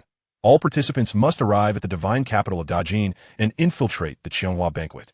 Should any member of the team secure the top position, a successful reward will be granted. Once the voice of the Lord of the Six Paths faded, Meng Qi furrowed his brow, muttering, "The Qianghua banquet in the divine capital?" Jiang Zhuwei, thoughtfully caressing the white rainbow sword, appeared entranced. After a moment, she sheathed the long sword and calmly analyzed. "It sounds as though this mission will take place in our world. The terms Dajin and divine capital inevitably evoke thoughts of our primary world. While it's possible that it may be an alternate realm, the probability is exceedingly low. I intend to head to the divine capital ahead of time to discreetly gather intelligence regarding the Qianghua banquet, ensuring we are not caught off guard when the mission officially commences," Meng Qi remarked, looking towards Jiang Zhiwei and the others. "I share the same intention," they replied in unison. Zhang Yuanshan spoke earnestly, and Ruan Yushu and others seized the moment to express their estimates of when they might arrive at the divine capital of the Great Jin. Except for the disciple of the Water Moon Monastery, located in the northern Zhou, Meng Qi, Jiang Zhuwei, and others hail from the Great Jin, and thus their journey to the capital would not consume much time. Ultimately, the group settled on a timeline and began their respective exchanges for the fragments of the demon realm. To access the point of life and death, one must locate the reincarnation of Huangquan to unlock it, or alternatively, rely on the little glutton. Lin Yang's thoughts stirred as he strolled leisurely toward the core of the demon realm fragments. Huangquan, the innate malevolent deity of the Nine Nether, had gained prowess comparable to that of the greatest practitioners after receiving the blessings of the Nine Nether. Many years prior, Zhenwu had invoked Huangquan, the malevolent deity born from the Nine Nether, to reverse the flow of the Huangquan River that traversed the layers of the Nine Nether, thereby opening the point of life and death and ultimately entering the shortcut, where life and death became enshrouded in mystery. With that experience, the malevolent deity Huangquan, serving as the catalyst, had also mastered the means to unlock the point of life and death, which is why Lin Yang had set his sights on the Huangquan bone within the sect of life and death, hoping to utilize the causal connection to find the reincarnation of Huangquan. The little glutton, endowed with a natural musical talent, had, under the guidance of the Emperor of Fengdu in the original timeline, acquired the Celestial Melody's heaven-splitting transformation and Dragon Tortoise's longevity record. Before attaining the Dharma body, She had made notable progress in these two celestial melodies, surpassing countless predecessors in the art of music. Once she attained the Dharma body and elevated her cultivation to a certain level, the two celestial melodies would establish a connection, paving the way to the point of life and death from the external realm, without the need to traverse the nine nether. The Emperor of Fengdu was also a master of the six paths of reincarnation and a consummate practitioner of creation, secretly identified as one of the three corpses of the ancient Bodhibuddha. With the insight and vision of the ancient otherworldly being, the Emperor of Fengdu's strength was among the foremost among numerous consummate practitioners. Being a practitioner of the mysteries of life and death, he yearned to enter the point of life and death to intimately comprehend the secrets pertaining to life and death. In the search for Huang Chuan's reincarnation, he could also facilitate the little glutton's cultivation speed, striving to meet the standards for opening the path to the point of life and death as soon as possible. With his thoughts settled, Lin Yang arrived at the core of the demon realm fragments, where he sat cross-legged, focusing intently on cultivating the Demon Emperor canon. Chapter 747, The Body of the Demon Emperor. Time became irrelevant in cultivation, especially upon reaching the transcendent stage of the Dharma body. Had it not been for the impending calamity, which drastically reduced the lifespans of beings, it would not be unusual for a Dharma body to enter seclusion for centuries. On this particular day, the dark energy, suffusing Lin Yang's Dharma body, surged violently, manifesting swirling vortices around his exterior, morphing into grotesque and distorted faces. Each visage bore eyes as black as the abyss, their expressions steeped in an inescapable malice, eliciting a chilling response upon mere sight. From a distance, Lin Yang appeared transformed into a demonic entity, extending countless tendrils of condensed dark energy that lashed out with terrifying force. Capable of altering the very fabric of the heavens and earth, infused with a will that could drive one to madness and depravity. What? The myriad twisted faces opened their mouths in unison, unleashing a collective roar. The ground of this demonic soil first cracked, and then disintegrated into dust, as the malevolent laws of the realm were suppressed by the roar, allowing the laws related to the soul and spirit to gain absolute dominance, amplifying the power of such attacks beyond the ordinary. Boom! The earth across the demon realm fragments split open, spewing forth demonic flames that surged toward the darkened sky. In that moment, many demonized beings instinctively submitted to Lin Yang's presence, kneeling in profound reverence, akin to pilgrims in worship. A chilling wind swept across the land, and strands of pitch-black, shadowy light emanated from an unknown source, permeating every inch of the demon realm fragments. Each wisp of shadowy light twisted and coiled, exuding an eerie vibration, reminiscent of the pulse of life, or perhaps the stirring of this vast expanse of demonic soil. Bang! Time passed unmeasured until a heartbeat transcended the bounds of space, resounding throughout the demonic soil. The demonic energy that pervaded the realm seemed drawn by an unseen force, coalescing into waves that rushed toward the core of the demon realm fragments. The torrent of demonic energy surged as if it had transcended space, gathering at the core to form a dark whirlwind reaching toward the heavens. Bang! Bang! Bang! The laws and principles resonated as the wails of spirits echoed through the cosmos, and phantoms materialized, their faces indistinct but glistening with tears, blood-red tears that exuded an ominous aura. As time progressed, the cries of the spirits grew ever louder, the heartbeat increasingly rapid, akin to the frantic beating of war drums, as spectral figures weeping blood tears hurled themselves into the dark whirlwind, becoming part of its essence. Lin Yang remained seated within the dark whirlwind, undisturbed by external phenomena, his entire focus drawn to his own Dharma body. Following the secret arts recorded in one chi transforming into three pure ones, he gradually extracted the Demon Emperor canon from within himself, merging it slowly with the fragments of the demon realm. After a while, a fierce glint flashed in Lin Yang's eyes as an invisible blade severed the laws and cut through causality. The incarnation of the Demon Emperor emerged. The Dharma body trembled imperceptibly for an instant before a dense mass of black energy burst forth, exuding an insatiable hunger as it surged toward the dark whirlwind brimming with boundless demonic energy. Crack! The whirlwind, perpetually rotating and expanding, suddenly froze, halting the myriad phantoms swirling within. In that fleeting moment, an unfathomably deep darkness consumed all light, plunging the entire demon realm fragments into absolute obscurity. At last, "It is accomplished," Lin Yang murmured. utilizing the terrain of the demon realm fragments, and after half a year, he had finally cultivated the Demon Emperor canon to the level of the Dharma body, achieving the standard for forming an incarnation. In this realm, half a year had passed, while in the real world, approximately 2 months had elapsed. Lin Yang reflected inwardly. According to his intelligence, the Qianhua banquet would commence in 4 months, at which point Prince Zhao Wuyin would also be manifesting his Dharma body. Although his appearance had triggered considerable upheaval, it was improbable for Zhao Wuyin to condense his Dharma body prematurely, as the royal family's half-step Dharma body required an immense amount of sentient power for its refinement, which could not be amassed in a short span. Even in the event of an unexpected occurrence, he could leverage some pre-established methods to cross realms and descend into the divine capital. Time flowed on, and soon over half an hour had passed.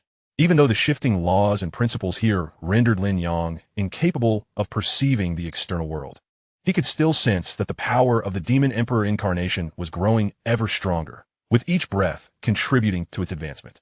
Having manifested this body of the Demon Emperor, he was merely a half-step away from the Earth immortal realm, and in the future, he could establish the underworld with this incarnation, aligning himself with the grand momentum of the impending calamity, seizing various opportunities, the benefits of which would rival even that of the Heavenly Emperor position, in harmony with the grand momentum of the world. If one were to draw an analogy to a perfect world, it would be akin to the corpse immortal emperor of the original timeline, slaying the past self of Shi Hao, only to find himself restrained by the immense causal forces, allowing Shi Hao to save countless years and ultimately perfect the laws of the emperor's path, ascending to the position of immortal emperor. In the end, the corpse immortal emperor, having defied the grand momentum, finally comprehended his folly moments before his demise. Of course, this presupposed that the authority of the underworld was intact. Compared to the heavenly court, establishing the underworld during the impending calamity would see even the great figures of the other shore making their moves, making it far from easy to monopolize the authority of the underworld. As Lin Yang pondered the future of the Demon Emperor incarnation, a stirring within his heart prompted him to open his eyes.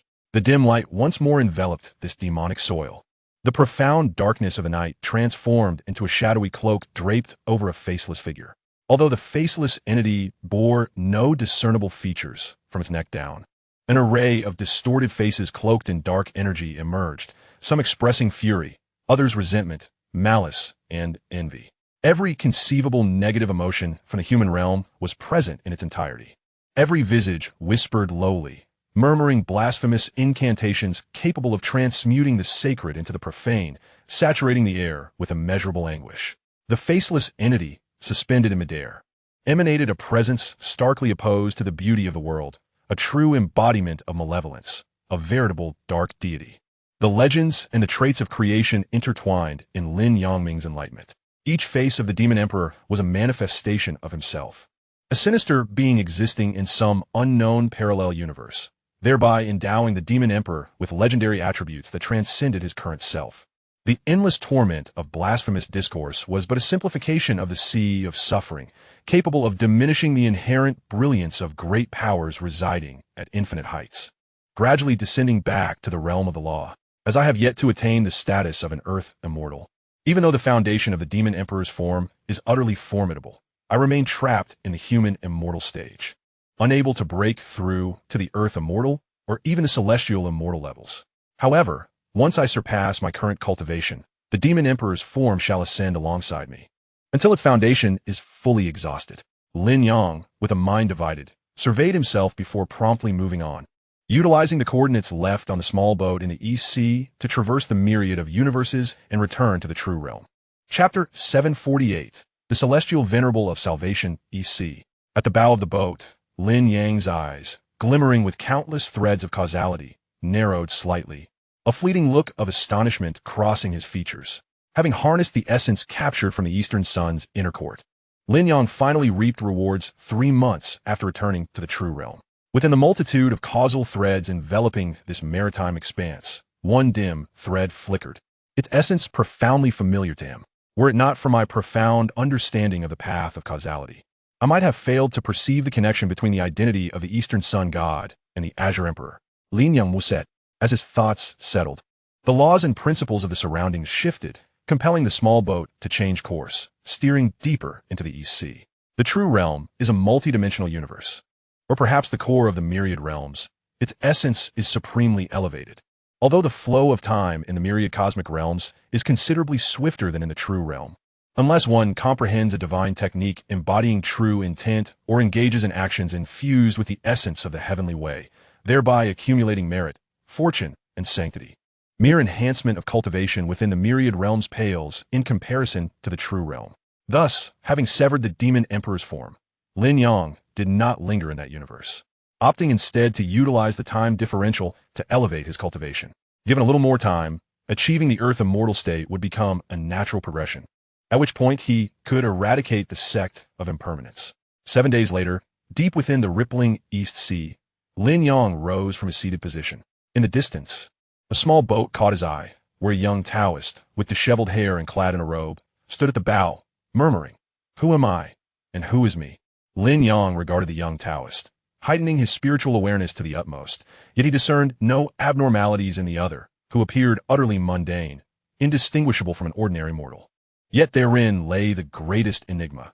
How could an ordinary person venture into such profound waters?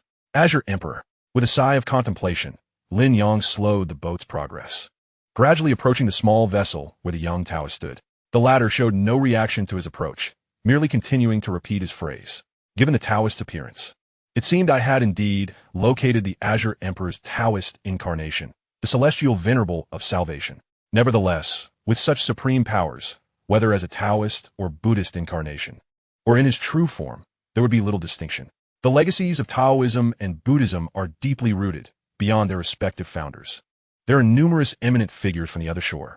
Consequently, many primordial deities, upon reaching a certain level of cultivation, often reference both Taoism and Buddhism to break free from the confines of their inherent divine forms, employing various secret methods to manifest incarnations, hoping to advance further. Tao gives birth to one gives birth to two gives birth to three, and three gives birth to all things. Even if one Shi transforms into three pure ones is a transcendent divine technique, the manifestations it produces are limited to merely three, incapable of fully detaching from the entanglements of law and principle.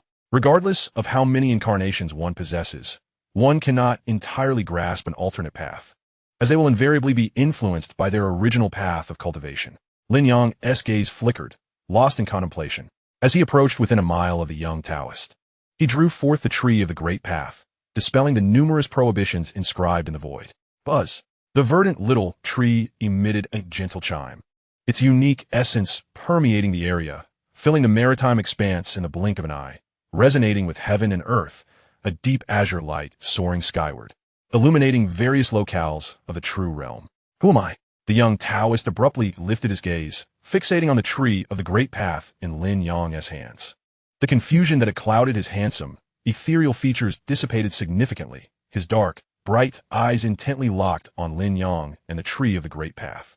Lin Yang's heart trembled as the world shifted before his eyes. Through the eyes of the celestial venerable of salvation, he beheld countless universes. Truly countless. Not merely a vague indication of abundance.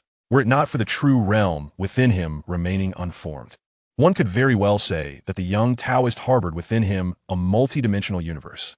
In many worlds, the true realm does not exist. Hence, by the standards of those worlds, it would not be unfounded to claim that the celestial venerable of salvation contained a multidimensional universe within. Lin Yang experienciat asural sensation. At that moment, the Azure Emperor, the celestial venerable of salvation, appeared to transform into the sovereign of this realm, ruling over the true realm, with every utterance and action capable of distorting the rules of reality, leaving indelible marks upon the core of the myriad realms that would not fade with time. As he began to gain a slight understanding of his own essence, the power of perfected creation gradually stirred back to life. Even though he had yet to attain the legendary level of a great being, the pressure he felt was immense, almost inducing hallucinations. No moments latte. The young Taoist turned away, no longer focused on the tree of the great path. It was evident he discerned the distinct differences between the tree of the great path and the ancient Fusang tree that had nurtured him, the heir of the heavenly emperor. He whispered, and in an instant, the young Taoist vanished without a trace, leaving only the small boat to bob upon the undulating sea. The tidal pressure receded, and the heavens and earth returned to clarity. Seeing his objective accomplished, Lin Yang too disappeared into the depths of the East Sea. outside the fairyland of the pure maiden. On Liwa Island, veiled in invisibility, Lin Yang walked upon this isle, marveling at the unsightly scenes unfolding before him. Beautiful fairies, their garments partially undone, blushing as they engaged in carnal acts with filthy, disheveled beggars, claiming this as a form of almsgiving, a conventional practice within the Pure Maiden sect. The Pure Maiden sect is divided into two branches. One is the Xian-Nu lineage, inherited from the powerful deity of warfare, the Nine Heavens Xian-Nu. The other is the Huanxi Bodhisattva lineage, stemming from a great bodhisattva. While the fundamental laws of the two branches differ, they both manifest the techniques of yin and yang supplementation, specializing in matters of intimacy, unrestrained by desire, which is precisely why the Pure Maiden sect has been relegated to the ranks of malevolent paths. Regarding the objects of dual cultivation and supplementation, they are further divided into 4 levels based on strength and potential: great supplementation, minor supplementation, medicinal residue, and tidbits. Prior to acquiring the legacy of the Demon Lord, Lin Yang encountered the Nine Heavens Thunder God, a mere residue of the Pure Maiden sect, who by chance entered the cycle of reincarnation, altering his fate, transcending his original class, and successfully connecting with the cosmos, transforming from a residue into an elder of the Pure Maiden sect. The Nine Heavens Xian-Nu has long since reincarnated in the external world, her remnants resting deep within the fairyland of the Pure Maiden, while the Huanxi Bodhisattva lies in slumber, awaiting the opportune moment to re-enter the mortal realm. A thought flickered in Lin Yang's mind. The Huanxi Bodhisattva was once a maiden in service to the Avalokiteshvara Bodhisattva, who, after misreading the scriptures, departed from the southern sea's purple bamboo forest, creating her own lineage under the protection of the Heavenly Emperor. Thus, the lineage of a great bodhisattva could coexist peacefully within the fairyland of the Pure Maiden alongside the lineage of the Nine Heavens Xian-Nu. Traversing through the various scenes of fairy almsgiving, Lin Yang stepped into a realm shrouded in mist. Chapter 749, The Fairyland of the Pure Maiden.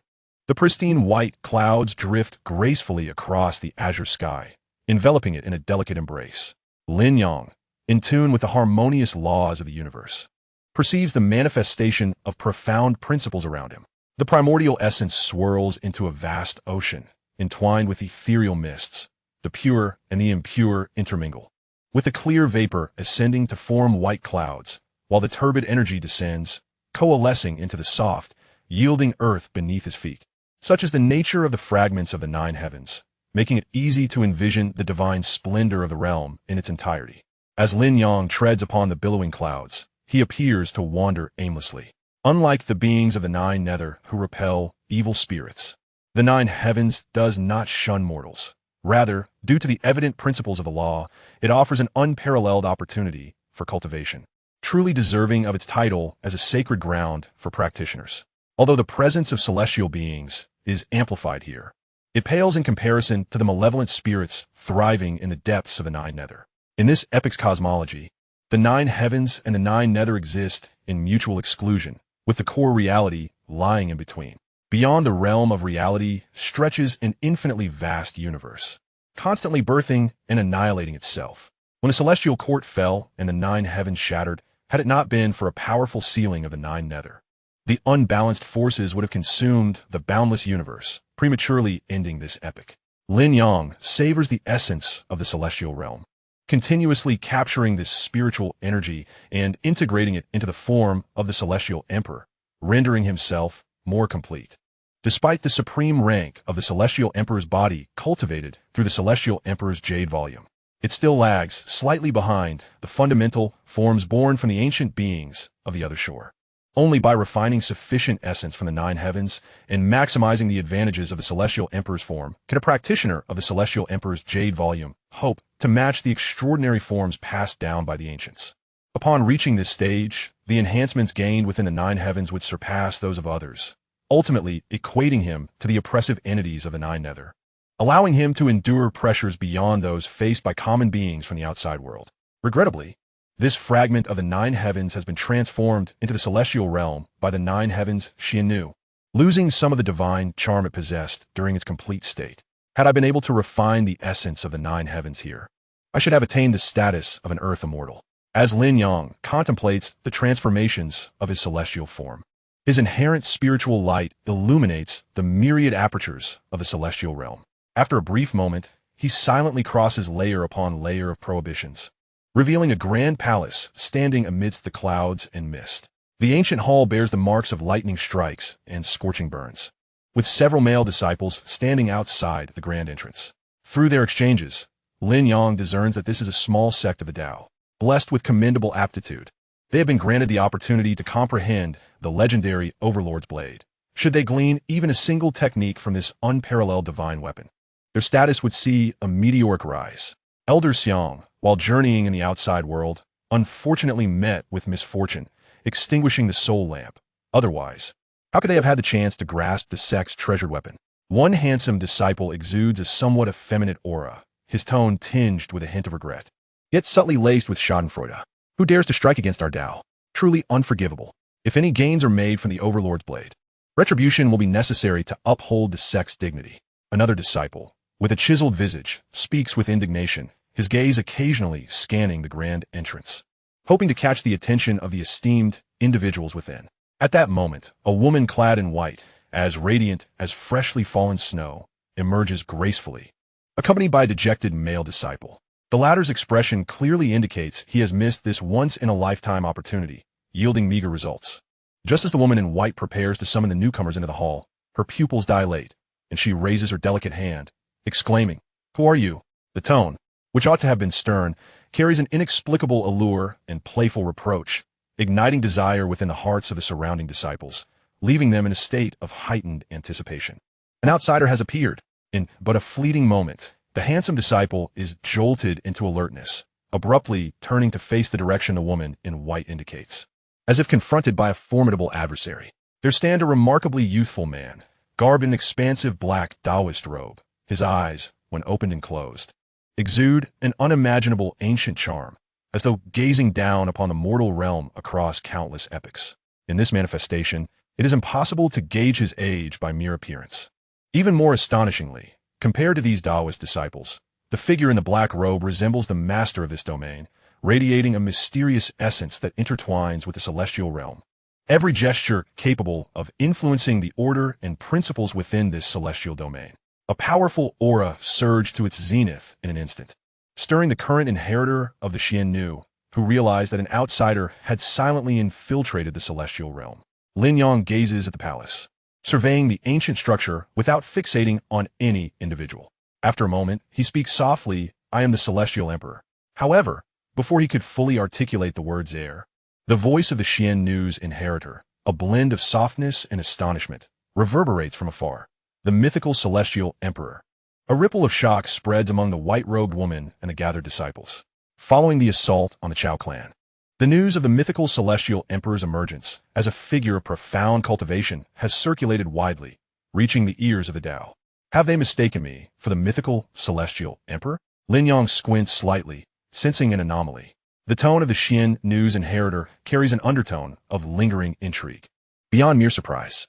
Moreover, the news of his attainment of the celestial form had long since spread, yet his appearance remains unchanged, given the Tao's capability for intelligence gathering. How could they fail to recognize him? With a flick of his sleeve, Lin Yang casts the gathered disciples to a distant corner of the celestial realm, then strides toward the palace, eager to uncover the truth. With the blessings of the celestial realm, Lin Yang now possesses the form of an earth immortal and commands a portion of the laws inherent to this fragment of the nine heavens, far surpassing his previous strength. While the essence of the Overlord's blade is indeed of an unparalleled caliber, at this juncture, the entangled imprints of the Overlord and the demonic Buddha within the blade hinder its full potential, rendering it incapable of surpassing Lin Yang's current prowess. Furthermore, considering the relationship between the Tao and the creator of the Overlord, while he may safeguard the blade, whether he can truly unleash its might remains to be seen. Weighing all these factors, Lin Yang finds himself unconcerned about any potential schemes that the Tao might harbor. After all, he is the heir of the Celestial Emperor, who, after exerting dominance over an era, has transformed the nine heavens, allowing Lin Yang to enjoy certain privileges, including immunity from the formidable formations within this fragment of the nine heavens. Upon entering the ancient hall, Lin Yang's gaze is immediately drawn to the towering, ebony long blade enshrined within, streaks of lightning visible upon its surface, piercing through the layers of the cosmos, a source of thunder from myriad worlds. Beneath the long blade sits a serene and beautiful woman, Chapter 750. A message from the nine heavens, Xian Nu. I, the present Xian Nu, have encountered the true embodiment of the celestial emperor. The tranquil and exquisite inheritor of the Xian Nu rises to bow, a dignified and holy smile gracing her lips, exuding an aura of inclusiveness. It seems you are aware of my true identity, Lin Yang replies, his hands clasped behind his back, his right hand gripping the hilt of the time blade, poised to strike at any moment, wary not to underestimate the profound heritage of the Tao, which has birthed countless celestial forms. The true embodiment is the reincarnation of the celestial emperor. The goddess had forewarned me of this before her slumber. So I am indeed aware, the Xian Nu's inheritor remarks with a gentle smile, her aura retracting, the implications of her words strikingly profound. Lin Yang feigns himself momentarily speechless. The ancient essence intensifies, and the colors in his eyes are obscured by shimmering waves, rendering his inner thoughts inscrutable. The goddess, the nine heavens, Xian Nu, has known of him for many years, and long ago prophesied that his reincarnation as the celestial emperor would one day come to pass. In a flicker of several thoughts, Lin Yang deduces the intricate sequence of events. The nine heavens, Xian Nu, before her slumber, was aware that he would inevitably be the celestial emperor foretold. For to being still trapped in the cycle of suffering, the age of myths is but a distant past, while for great figures of the other shore, every epoch, from the mythic age to the present, is eternally relevant. It appears that the figure within the time blade, prior to the fall of the celestial court, had conveyed information about him to the Xian Nu of that era, ultimately leading to its present dissemination. Feigning to be the reincarnation of a celestial being suits my intentions perfectly. Indeed, during my naive and ignorant days, I was stripped of everything, leaving me uncertain whether these arrangements were made before my departure or after. As Lin Yang pondered, the successor of the Xian Nu smiled gently and said, "Your Majesty is aware that the true memories of the esteemed one have not fully returned. Thus, I am unable to address you as Your Majesty. It is known that what you seek is already understood. There is no need for you to be further distracted, for everything has been arranged." Upon hearing these words from the Xian Nu's successor, Lin Yang contemplated for a moment, glanced at the recently awakened Ba Wang Ju Dao, and turned to leave the hall. Since the successor had spoken thus, there was no longer any necessity for him to remain.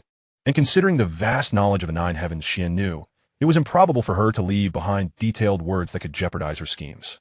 Upon exiting the hall, Lin Yang refined the breath of the nine heavens along his journey, and after reaching a standstill, he traversed the barriers of the immortal realm, returning to Li Hua Island. Without the essential suppression of the nine heavens fragments, Lin Yang vanished directly into the East Sea, heading towards the Great Jin. As time progressed, the Qianghua banquet approached, signaling the moment for Zhao Wuyin to consolidate his essence. In the capital of Great Jin, a robust and valiant man strode through the streets, a uniquely shaped long knife slung at his side. Upon catching sight of him, many passers-by exclaimed, "The Mad Blade." In the months following his departure from the fragments of the demon realm, Meng Qi had executed several tasks using the reincarnation talisman, coupled with his comprehension of the Tao within the Baihong Guan Ri sword, resulting in significant advancements in his prowess. Even though Jiang Jiwei and her companions exhibited remarkable growth, they could not keep pace with Meng Qi. Now, Meng Qi had surpassed many of his peers, seizing the top position on the human ranking from the illustrious de Aluo Demonis Gu Shaoxing, thus basking in unparalleled glory. Jiang Jiwei, the unparalleled sword fairy, ranked third on the human ranking, trailing only behind Gu Shaoxing. Word had it that the Mad Blade had recently slain the Wolf King on the grasslands, further refining his blade techniques. If the Shaolin were to learn of the Mad Blade's extraordinary talents, they would have never allowed him to depart from their fold. As whispers reached Meng Qi's ears, he secretly reveled in the discussions while contemplating recent tidings. The Zhao family of the Great Jin was to host the Qianghua banquet to evaluate the youth of the realm. Yet the martial artists who appeared outwardly could no longer be deemed youthful. Thus the banquet primarily targeted those half a step into the outer realm, as well as those who had achieved harmony with the heavens and beyond.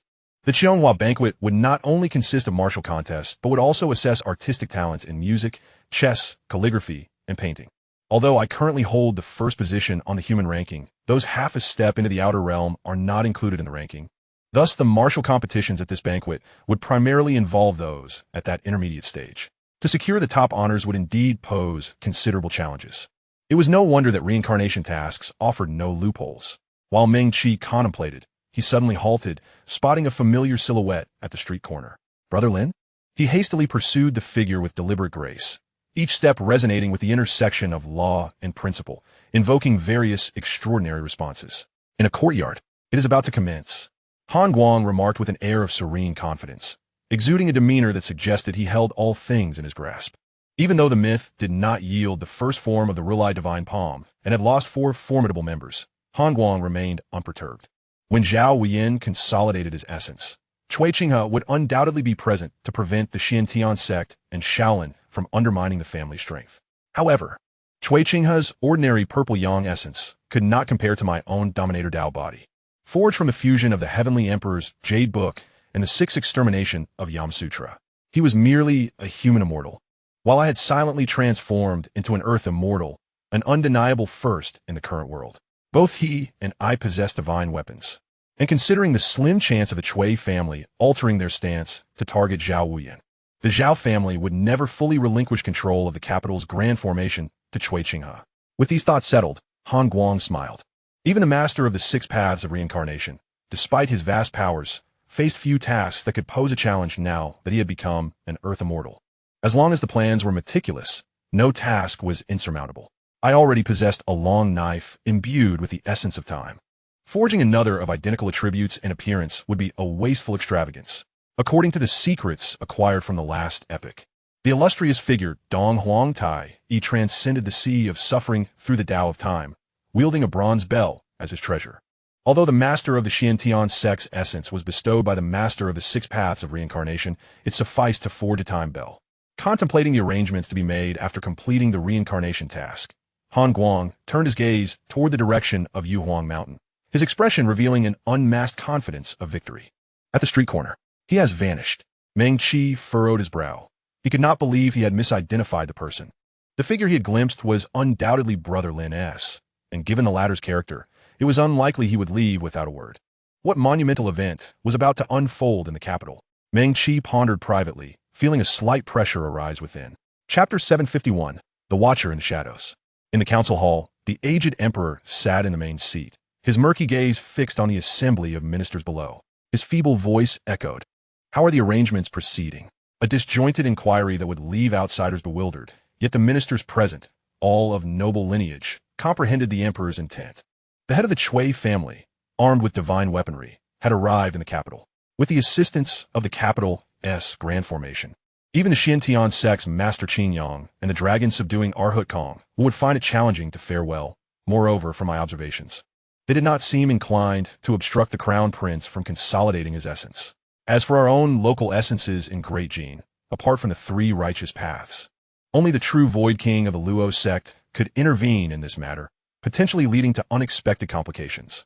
However, with the Cui family present, they could suppress all external factors, ensuring the crown prince's safety from calamities. A minister stepped forward, methodically analyzing the situation. The true Void King, the old emperor's eyelids flickered slightly, a trace of inscrutable expression crossing his face. How could he place all his hopes solely on Cui Qinghe? Before the 8 great families were even aware, he had already discreetly communicated with the Luo sect, promising numerous benefits in exchange for the true Void King as assistance. At that time, 2 essences would stand on the royal side, claiming 2/10 of the world's strength. It all hinged on him. If he failed to overcome the internal tribulation, any mishap in the process of consolidating his essence would render him irretrievable, losing 1 half-step essence. Even with Zhao Jingshe remaining, the other 8 families would likely not allow our clan to attempt the consolidation of 2 half-step essences. They would most probably support the 2 or 3 half-step essences within the 8 great families. A fleeting shadow of concern passed before the old emperor resumed his governance of state affairs. A month slipped by in the blink of an eye. Many youthful talents, eager for the Qianghua banquet, traveled great distances to the capital. Apart from disciples from the major families, young prodigies from various sects and independent cultivators employed various means to secure their participation in the banquet, seeking to showcase their prowess against their peers. In the outer city, Yulin Garden, the 5th prince, Zhao Heng, had been frail since childhood, yet upon reaching 18, not only did his physique undergo a remarkable transformation, but his martial prowess also advanced at an astonishing rate, making him a formidable contender for the throne. Zhang Yuanshan quietly introduced the identities of the nobility within Yulin Garden to Meng Qi and the others. providing them with insight into the turbulent undercurrents of the current situation. At 18, he no longer remains a waste, rather becoming a martial genius? Meng Qi expressed a peculiar sentiment upon hearing this. It bore an uncanny resemblance to a trope he had encountered before. An unremarkable, scorned prince, endowed with a mysterious opportunity, soaring to the pinnacle of life. Yet, even if he were a waste, he was still a prince, flowing with royal blood. Who would dare to cast him disdainful glances? Wasn't he that tantamount to slapping the Zhao family of the capital in the face? Meng Qi contemplated for a moment before breaking into a faint smile, exchanging glances with Jiang Jiwei and the others, leading to a conjecture regarding Zhao Heng's identity. A reincarnator. Such an extraordinary encounter would indeed align with Zhao Heng's exploits. As a prince, Zhao Heng would undoubtedly possess numerous precious treasures. Even if he were utterly inept, he would still have a plethora of face-saving items. Judging by the initial difficulty of their first task, which merely required a moderate level of energy cultivation, it was hardly a challenge for Zhao Heng, who was equipped with royal protective artifacts. Once he navigated the first task, or even merely upon entering the reincarnation space, Zhao Heng, with his considerable worth, could exchange worthless items for significant merit, much like Ruan Yushu. Thus, it would appear to outsiders as if he was making rapid advancements in martial arts. Upon this realization, Meng Qi became subtly vigilant, discreetly assessing the several young talents surrounding Zhao Heng, all of whom were renowned figures on the rankings or had already reached the threshold of the external realm. This task, unlike others, involved different reincarnation teams, demanding utmost caution.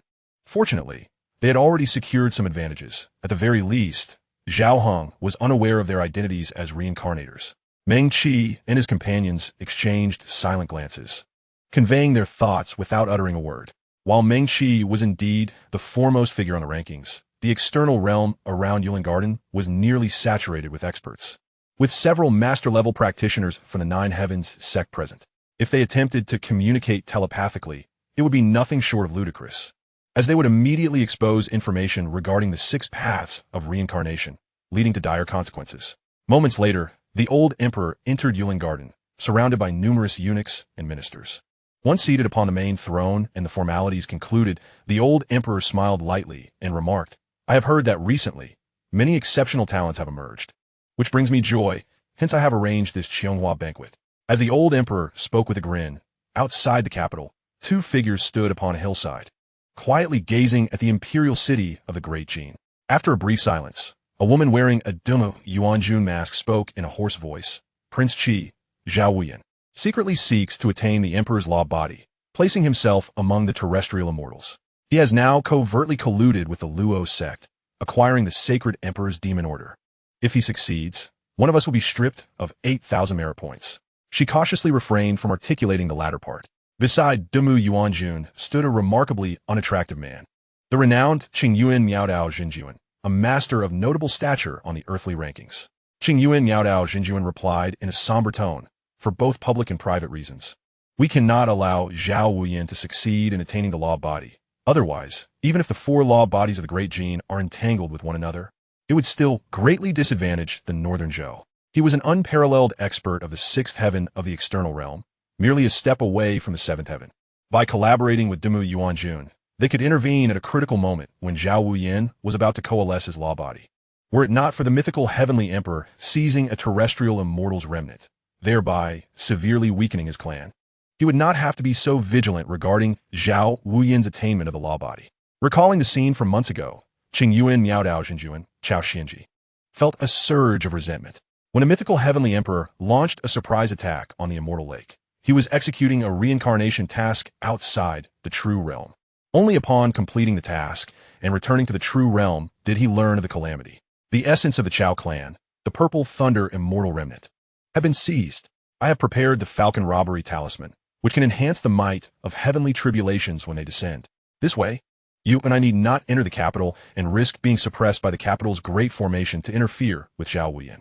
If that fails, we must rely on your transformative abilities to infiltrate the capital, Dumu Yuanjun stated before abruptly halting her words.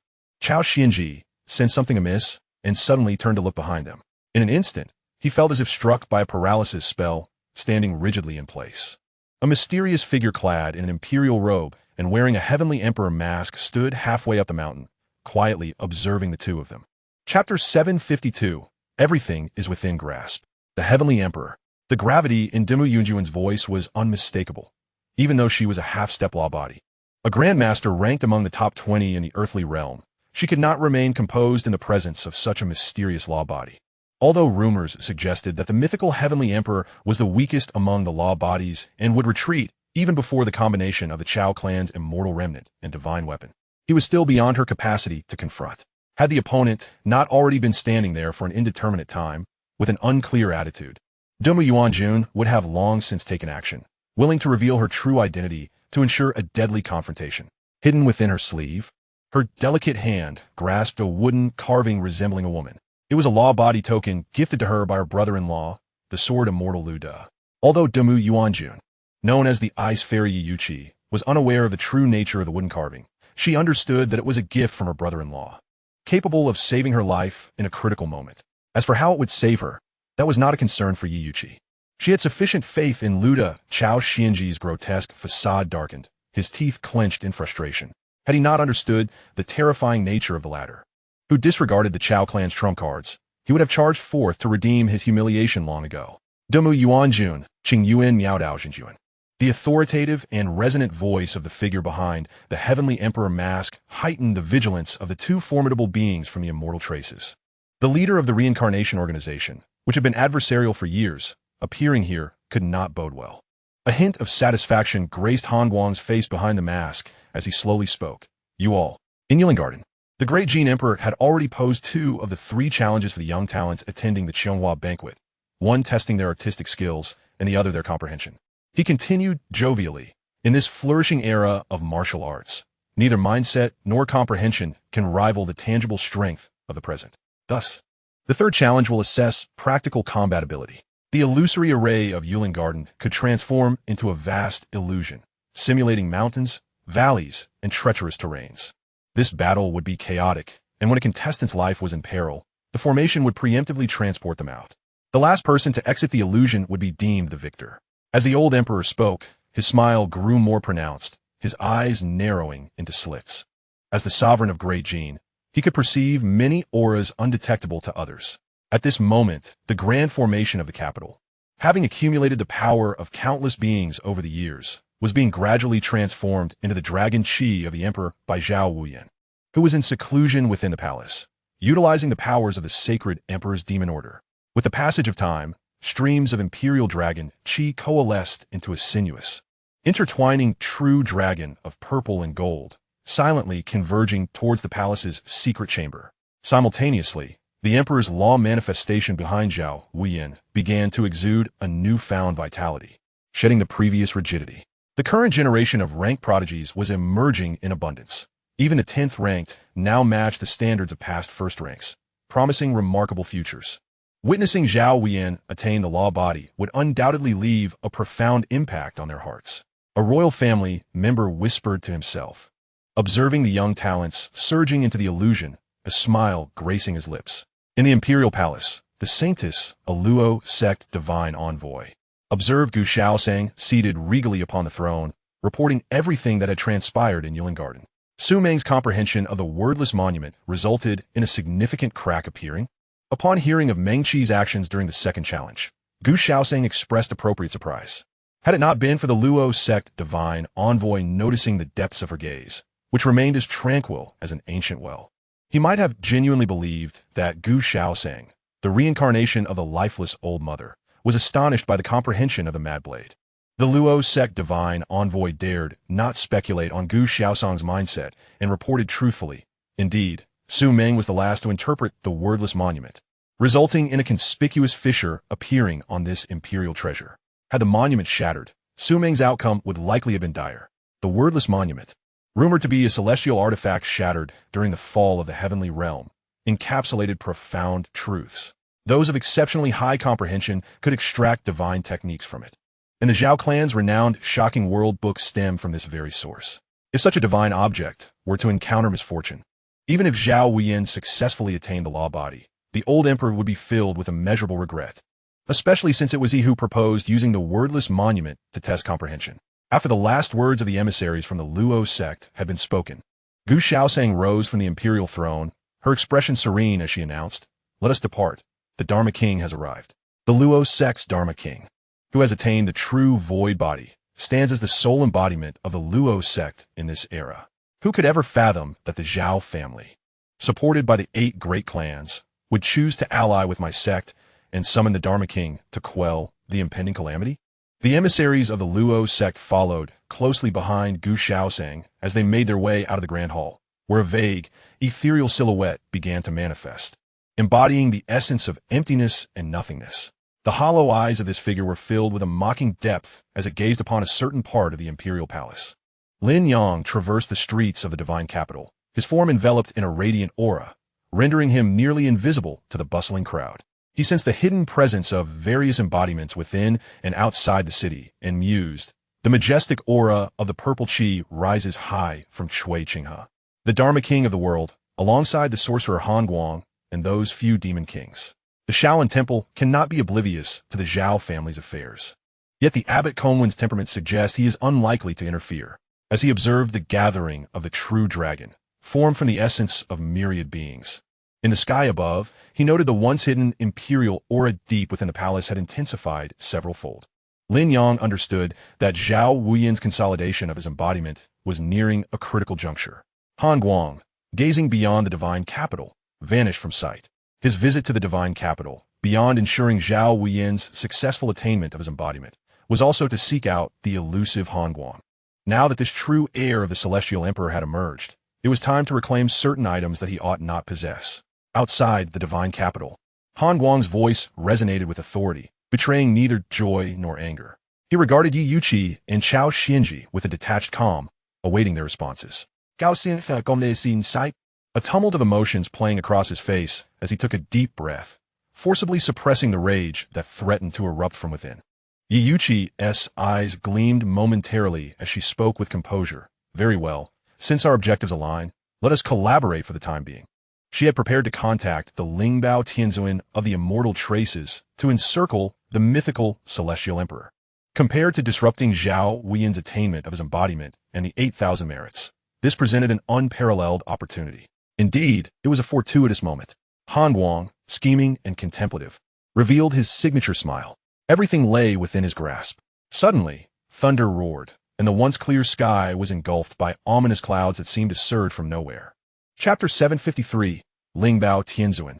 The clouds were pitch black, crackling with lightning, and the layer above the imperial city had grown so dense that it devoured all light, leaving only the oppressive rumble of thunder that filled the atmosphere with an unbearable weight. The imperial star wavers, the celestial emperor descends, and the great calamity begins, murmured Wang Xiyuan as he sat upon the high dais. He had long since transcended to become an external scene martial artist, and, having not participated in the Qianghua banquets competition, had devoted his attention to observing the celestial changes and discerning the heavenly secrets. As the legitimate son of the Wang family of Jiangdong, Wang Xiyuan was well aware of the conspiracies between the Zhao family of the divine capital and the 8 great clans, yet he remained skeptical. Based on his astrological deductions, he perceived that the chances of Zhao Wuyin successfully attaining his embodiment were slim. The external calamities faced within the Zhao family in the divine capital were far more daunting than the internal tribulations essential for the consolidation of 1S embodiment. Before the calamity clouds rose, the celestial changes reflected this instability. The imperial star swayed, signifying that the Zhao family's hold on the throne had weakened, making the emergence of an embodiment improbable. Those adept at divining heavenly secrets could easily see this, and the Zhao family was no exception. Wang Xiyuan observed the old emperor, who showed a glimmer of anticipation, and a myriad of doubts flickered through his mind. Thunder erupted, and the darkened heavens were suffused with purple light. The group of young talents engaged in a chaotic battle within the illusion was suddenly startled, realizing that something monumental was occurring outside. Otherwise, the formations of Yulin Garden would have blocked all, and there would be no purging purple lightning illuminating their eyes. Indeed, Meng Qi thought to himself. He had sensed a change was imminent in the divine capital when he caught a glimpse of Lin Yang's figure on the streets some time ago. How could a being of embodiment take such risks to appear in a city enveloped by a powerful formation? With countless thoughts racing through his mind, Meng Qi seized the fleeting moment while the lightning still crackled, aligning the inner and outer laws to execute a technique he had comprehended from the wordless monument. Open the heavens and split the earth. A flash of blade light cleaved through the myriad illusions, intent on annihilation. A deep scar appeared on the torso of the sixth destruction demon he was battling. On the high platform of Eulengarten, the members of various clans who were prepared remained calm, while some initially panicked ministers, upon seeing their composure and the old emperor's glimmer of joy, understood that the current changes were known to the core of the Jin dynasty. They collectively sighed in relief, no longer fearful of the swirling clouds and thunder. In a corner, Lin Yang stood with his hands clasped behind his back, gazing at the dark clouds looming over the palace. His presence was exceedingly faint, as if he were a mere specter, flowing through the currents of time, existing outside this realm. Neither the void nor time could constrain him. Patiently awaiting the opportune moment, Lin Yang remained undisturbed. Months passed, during which he communicated and enlightened numerous entities, transforming them into his own imprints. This legendary trait now extended over 1,000 miles. Although he was physically present in Eulengarten, a mere thought could transport him to the palace, rendering distance inconsequential. The indistinct figure of the Dharma King of the world seemed to merge with the surrounding void, his aura obscure and nearly imperceptible. He traversed the palace, scrutinizing the grand formation of the divine capital. With the token bestowed by the old emperor, which could suppress embodiments, the formation posed little threat to him. Even within the divine capital, he could exert his full power unimpeded. Meanwhile, several miles from the palace, in a secluded hall, Cui Qinghe sat cross-legged, a long sword resting upon his lap, exuding a majestic purple aura that seemed capable of pacifying all evils, hinting at the presence of the great sun. Though the two embodiments were merely a few miles apart, they appeared entirely oblivious to each other's existence, each engrossed in their own affairs, as if the grand formation of the divine capital had severed their perceptions. Suddenly, streams of bright yellow energy began to emanate from the secluded chamber where Zhao Wuyan was in seclusion, spreading across the intermingled realms of black and purple. The invisible purple-golden dragon transformed into brilliant yellow, reconstituting itself into vast surges of vitality, merging with the bright yellow aura. Booming thunder rolled, deepening the purple hue in the heavens. The citizens of the divine capital felt a surge of dread. This power surpassed that of natural thunder by an unimaginable margin. The mere tumult of the air sent chills through their bodies, as if they were on the brink of being struck down by lightning. The royal family is about to attain embodiment. Some perceptive external scene, loose cultivators gasped in astonishment. The tribulation arising from the convergence of internal and external forces was incomparably more formidable than the brewing lightning tribulation. Only the celestial tribulation precipitated by the consolidation of an embodiment could wield such devastating might. Han Guang, donned in imperial robes and a celestial emperor mask, strolled leisurely through the divine capital, passing by citizens and martial heroes who cast glances toward the palace, heading toward the realm enveloped in bright yellow energy. At that moment, on a hillside outside the divine capital, a figure clad in a Taoist robe appeared beside Yi Yuqi and Chao Xinji, wearing the mask of Lingbao Tianzun, emanating a profound aura that encompassed the essence of all things, akin to an embodiment of finality. Simply standing there, the world seemed to enter a state of inevitable conclusion. Tianzun, they both intoned in unison. Coincidentally, there was an exit not far from the divine capital. Otherwise, they would have truly missed this opportunity. The voice of Lingbao Tianzun emerged from beneath the mask, calm and ancient, infused with the essence of the Tao. The headquarters of the immortal traces resided within a fragment of mystical reality, with several exits leading to the outside world, aside from a few exits located in alien universes. The remaining ones were situated within the realm of reality. The true form of Lingbao Tianzun, who had received a message from Yi Yuqi, was the embodiment of a high-level practitioner from the Pure Yang sect of the Northern Zhou, who had attained the Pure Yang Dao body as the Tsonga Taoist, and was the only Taoist embodiment in the world before Lin Yang achieved his own. His power was formidable. The Lord of the Six Paths of Reincarnation has surprisingly summoned multiple groups of reincarnators to jointly prevent Zhao Wuyan from attaining his true form. Could it be that the emergence of a true form from the Zhao clan in the divine capital would pose a detrimental effect on the Lord of the Six Paths? Observing the radiant yellow aura enveloping the imperial city, Chong he contemplated quietly. He understood that while the Lord of the Six Paths appeared omnipotent, in reality, he was exceedingly feeble, were it not for an unfortunate encounter with reincarnation during a time of weakness. When the Lord of the Six Paths seized the opportunity to strike a covert blow, Chong he would have been confident in matching the Lord of the Six Paths in a contest of strength. Thus, it was not surprising that the Lord of the Six Paths, who could traverse myriad realms, would harbor apprehensions toward a transcendent figure of the true form who was not a reincarnator. The great Jin, having dominion over a portion of the real world, exerted formidable control over this central hub of the multiverse, wielding an unspoken influence. The combination of a non-reincarnator with royal backing and a true form must inherently yield effects beyond the comprehension of ordinary reincarnators. Otherwise, why did the Lord of the Six Paths not dispatch reincarnators to obstruct the emergence of the true form at the Xiantian sect? It has begun. Chong-Hie's gaze flickered. In another mountain forest beyond the divine capital, 3 individuals stood silently, gazing at the imperial city shrouded in a golden aura. It has begun. As the calamity thunder threatened to culminate, a formidable man suffused with the essence of metal coldly spoke. Surrounding him, the ethereal world manifested a fierce white tiger whose fur appeared as if forged from pure metal, embodying a source of inexhaustible metallic energy, intricately intertwined with the laws of metal. The white tiger demon king, a powerful beast rivaling human true forms. The celestial relic master, suspected to be the Taoist Chong-Hie of the Pure Yang sect, along with the resplendent Shui Qinghe, considered that a single battle could potentially eliminate 2 human true forms, not to mention disrupting Zhao Wuyan's true form, effectively dealing with 3 true forms. Unless this was an opportune moment to weaken humanity, even a myriad benefits offered by Han Wang could not persuade the 3 of us. A demon king forged from countless thunders declared indifferently. Beyond his humanoid form, the world revealed the visage of a Kuei Nyo, marked with various lightning scars of distinct meanings. The Kuei Nyo Demon King. Before the 2 demon kings stood a young man draped in a robe of 5 colors, exuding an essence of pride that was almost tangible. In the ethereal realm, a peacock spread its wings, shimmering with 5-colored brilliance, representing the manifestation of the 5 elemental paths: gold, wood, water, fire, and earth.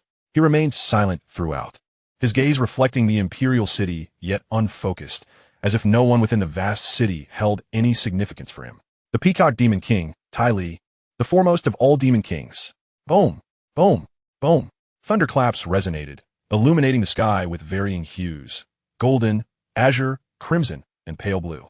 The heavens were pierced, and the grand formation of the divine capital could not offer the slightest obstruction, as if every bolt of lightning could traverse the void, disregarding the already activated protective formation. Descending upon the depths of the imperial palace, Zhao Wuyan, seated in the secret chamber, had already merged with the form of the emperor to a significant degree. Only a final barrier remained at his brow, a distinction between the physical and the true form. However, supported by the overwhelming force of the collective will of sentient beings, this barrier grew increasingly feeble, and the radiant yellow aura cloaking the imperial city became ever more dazzling, revealing ethereal golden dragons that hinted at Zhao Wuyan's essence. Boom! As bolts of thunder struck Zhao Wuyan, aiming to disrupt his transformation, each strike was akin to a full-force blow from a 9th-layer master. And even a Grand Master specializing in body cultivation would find it insurmountable. Zhao Wuyan remained neither joyful nor sorrowful. He had long prepared to summon a crystalline imperial seal, its essence of sentient beings dense to the point of near tangibility, engraved with 9 vividly lifelike golden dragons, a revered clan treasure of the Zhao family, the 9-dragon seal. The golden orb atop the 9-dragon seal radiated a brilliant yellow light, enveloping Zhao Wuyan and dispelling the various bolts of thunder, each differing in color and attribute. In an instant, the protective formation of the secret chamber erupted, the cacophony of explosions ringing incessantly as a terrifying aura spread, engulfing the entire imperial palace and permeating the divine capital. In the Yulin Garden, the 3rd trial that should have commenced had long since been interrupted. The participating young elites emerged from the illusion array, bewildered by the deluge of thunder, feeling an overwhelming sense of dread. Such power, even a mere spark of the arc, could obliterate them entirely. The calamity of the true form, Jiang Jiwei, spoke gravely. Since the establishment of the sword-washing pavilion, many true forms had emerged, and there were ample records regarding the external calamities faced when attaining a true form. Although the external calamities triggered during the formation of a true form varied from individual to individual, it so happened that one ancestor's experience bore a striking resemblance to the current scene: a sky filled with multicolored thunder, a manifestation of the myriad paths of the world through the path of thunder. Zhang Yuanshan and Meng Qi exchanged glances of realization, while Fu Zhanjin expressed her envy. No wonder the might is so formidable, instilling a sense of futility in resistance. It turns out to be a celestial tribulation. She, a disciple of the North Zhou Shuewa Monastery, understood that within the Buddhist teachings there were various designations for the different stages of true forms, such as arhats and bodhisattvas. Ascending to that level signifies entry into the realm of true immortals, which is why Fu Zhenjin described this tribulation as a celestial one, knowing well that those who attain true forms are not practitioners of the Buddhist path. Otherwise, the world would be suffused with the sounds of Zen. As the group conversed, they occasionally exchanged glances with other young elites to avoid arousing suspicion from their apparent camaraderie. At that moment, the head of the six doors, Sima Shi, stepped forward, adjusting the illusion array. A being at the cusp of true form acted, and in an instant, the illusion array projected vivid images of the imperial palace within the divine capital, immersing them in authenticity, even the aura indistinguishable from reality. Gazing at the scene projected by the illusion array, the old emperor's smile grew increasingly pronounced, the wrinkles on his face deepening into profound crevices. Crack! The crisp sound of footsteps echoed throughout the Yulin garden, as a foot draped in imperial robes pierced through the array, stepping into the imperial city. Flawlessly manifested within the Yulin garden, the mythical celestial emperor. Upon recognizing the intruder, a courtier gasped in astonishment. The expressions of the old emperor and the esteemed officials shifted slightly, but with the assurance of Cui Qinghe's presence in the palace, they soon relaxed. The mythical celestial emperor had only one notable achievement: to ambush the Chao clan at the Earth Immortal Lake and seize the remnants of an Earth Immortal. Yet, the outcome was clear. He had been repelled by the Chao clan, so how could such strength dare to act against Cui Qinghe? Bolstered by the protective formation of the divine capital, Zhao Huiyan was on the brink of achieving his true form. Merely a few breaths remained until success, granting the Great Jin clan yet another true form. The royal family had previously exchanged interests with the 8 great clans, signing numerous contracts. And the 8 clans were unafraid of the royal family's newfound power, emboldened to reign supreme. A flicker of anxiety arose in Meng Qi and the others, realizing that they had encountered members of the mythical group in 2 consecutive reincarnation missions. And this time it was none other than the leader of the mythical, a veritable master of the true form. Under the watchful eyes of the crowd in the Yulin garden, the celestial emperor strode forth, slowly making his way toward the gathering of the radiant yellow aura, seemingly unconcerned about the potential delay that could allow Zhao Huiyan to successfully attain his true form. Buzz! A radiant purple sun leapt forth from the depths of the palace, its brilliance dazzling, expanding mightily to fill the sky. Not a manifestation of lightning, but an aura exuding a sense of peace, as if capable of quelling all conflicts. Coiling, having attained the purple sun true form, since Han Guang's arrival and directly manifested his true form. Grasping his sword with resolve, he pointed it at Han Guang. As the dispersing purple essence converged upon the sword's blade, resonating with the altered laws of the world, Cui Qinghe slashed down from a great distance across the imperial palace. Han Guang stood immobile, a mocking expression revealed beneath his mask. A translucent finger, exuding an aura of emptiness, materialized from the void behind Cui Qinghe, pointing directly at his back. The finger of non-being. Chapter 755, a series of manifestations. The imperial city took on an ethereal quality, as if a voice of divine compassion resonated. The mortal realm is akin to a prison. All beings suffer. Reincarnation is unending. Affliction persists. Have mercy on us, O heavenly deities, as the mother of non-being descends, the true homeland of the void. The pristine, transparent finger expanded from small to large, directly aiming at the resplendent purple sun. At this moment, the world became shrouded in a hazy mist as the white finger morphed into a vortex, emanating an insatiable gravitational pull that drew everything nearby towards it. The purple sun flickered, creating ripples upon ripples. Cui Qinghe, neither joyful nor sorrowful, wielded the sword of grand purple energy, effortlessly returning the strike, as if it were a natural occurrence. The purple light surged forth, suppressing the voice of divine compassion. The myriad orders and laws of this realm underwent a transformation, the principles of peace suppressing the void, as the almost non-existent king of transcendence manifested from the void. His body transparent, with deep-set eyes. Boom! The grand sword clashed with a white finger, producing a sound akin to the clash of metal, igniting a transformation in the bright yellow aura enveloping the imperial city. Golden dragons intertwined and spiraled, roaring towards the heavens, rendering the divine capital even more radiant. The battle of the divine embodiments. An external observer shivered in awe, as he was closer to the imperial city, allowing him to sense the vast power concealed within both entities. Were it not for the absence of a slaughterous intent in both embodiments, coupled with the protective array of the divine city, a mere flicker of their power would bring devastation to the flourishing divine capital. The Luo sect had audaciously intervened. A senior minister from the Chui clan in Yulin Garden wore a grim expression. Chui Qinghe intercepted the mythical heavenly emperor, while the king of transcendence unexpectedly launched a sneak attack on Chui Qinghe. Regardless of the imminent attainment of divine embodiment by Zhao Wuyan, it was evident that the target was the only embodiment of the current Great Jin's 8 prominent families, Chui Qinghe, rather than Prince Qi, Zhao Wuyan. The Luo sect truly acted with impunity, daring to provoke the imperial authority at such a critical moment. However, with the assistance of the divine capital's array, the head of the Chui family would not fall into disadvantage against the king of transcendence and the mythical heavenly emperor.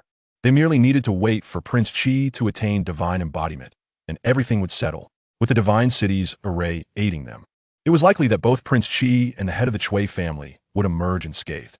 The old emperor's tone bore a hint of anger, as the internal scenery spontaneously intertwined with the heavens. At this moment, Meng Qi and other martial artists, who had yet to step into the external realm, felt a wave of unease wash over them, as if visions of floating corpses and rivers of blood invaded their minds.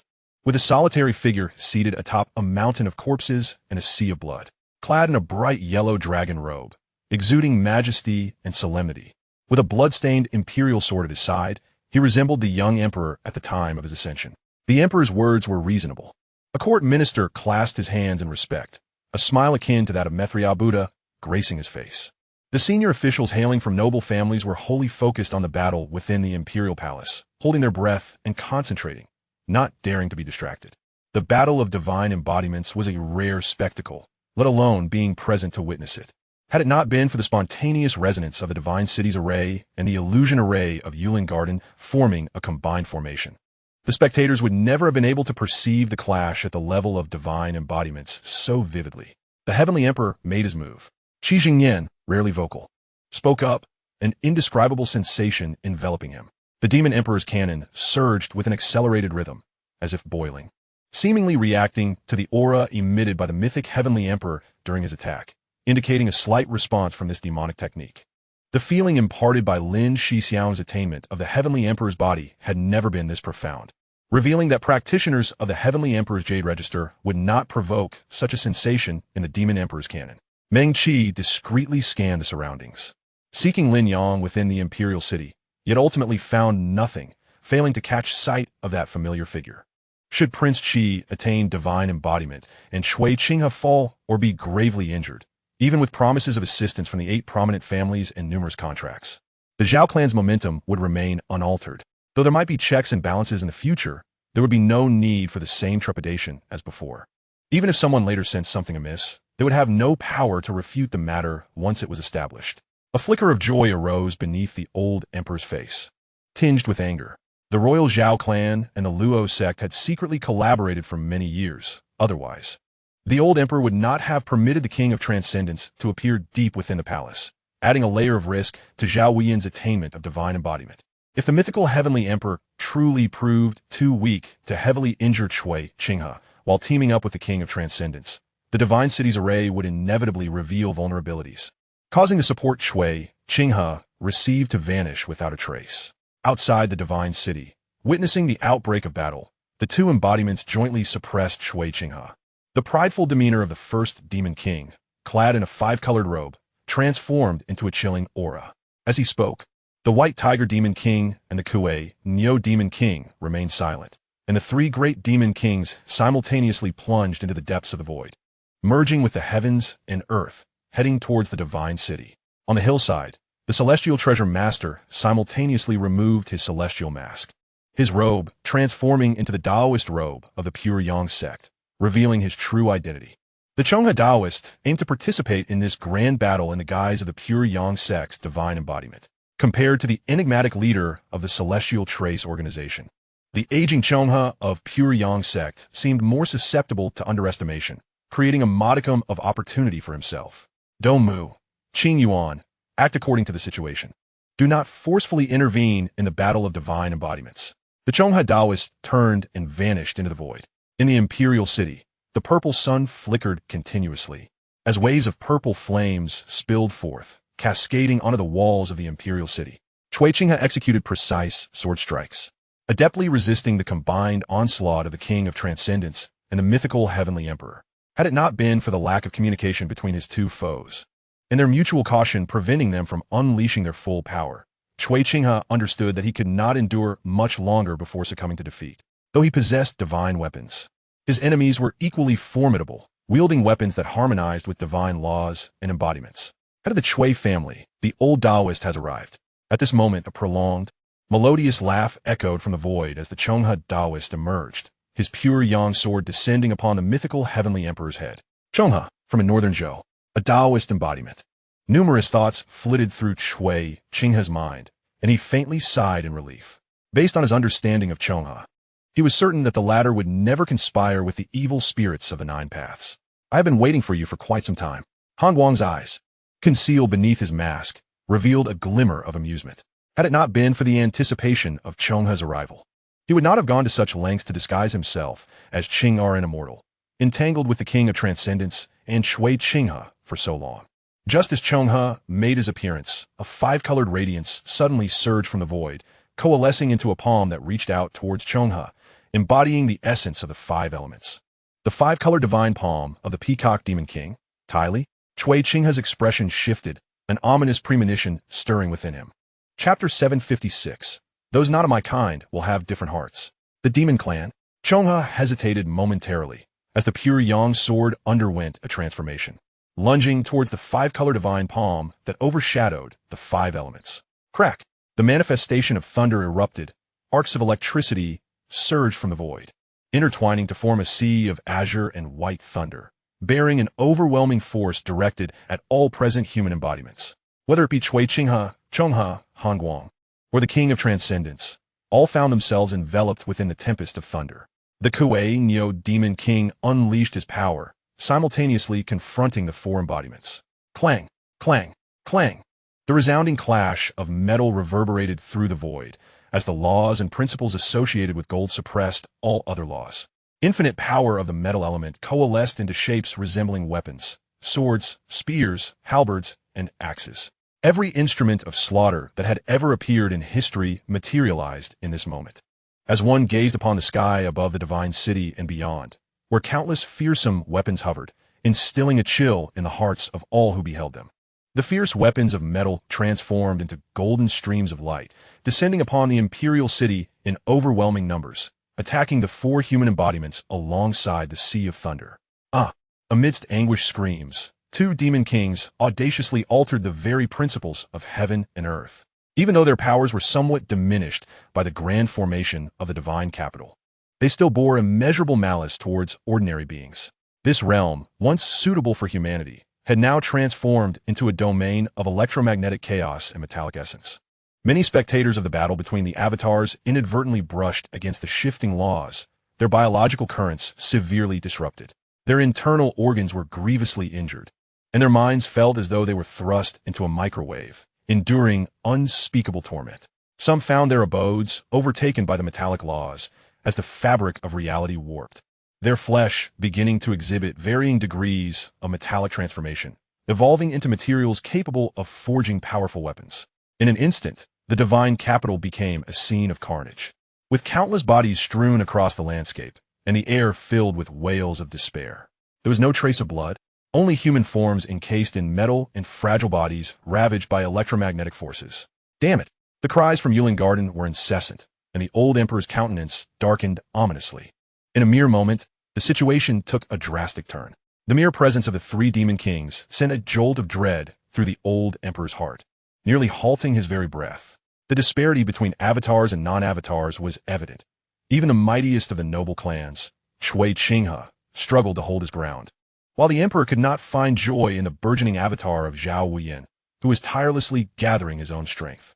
The populace of the divine capital suffered grievously, their accumulated vitality over the years facing catastrophic depletion. Although Zhao Wuyin's avatar was indeed extraordinary, being the emperor's avatar, it was also bound by significant limitations. As the Coiling and Baihu demon kings slaughtered the masses, Zhao Huiyan knew that he must exact vengeance, using the blood of the two demon kings to honor the deceased citizens. Otherwise, the emperor would no longer be recognized as such. While Zhao Huiyan might not fall from the realm of avatars, a drop in rank from high to ordinary was an inevitability. At that juncture, an avatar of ordinary rank, despite possessing formidable techniques, divine weapons, formations, and treasures, would remain leagues behind those currently atop the rankings, rendering the emperor's original plans utterly futile. Meng Qi's expression grew grim as an ancient saying echoed in his mind. Those not of my kin must harbor different intentions. He could already envision the plight of the original owner's family in these dire times. The demon race must be eradicated, exclaimed a minister, his eyes aflame with rage. Knowing that his kin resided within the divine capital and likely faced annihilation, with only he possibly surviving. Previously, the clash between the Chui family head, the Law King of the world, and the mythical heavenly emperor had drawn upon most of the grand formation's might. Otherwise, the two demon kings could not have wrought such devastation so swiftly.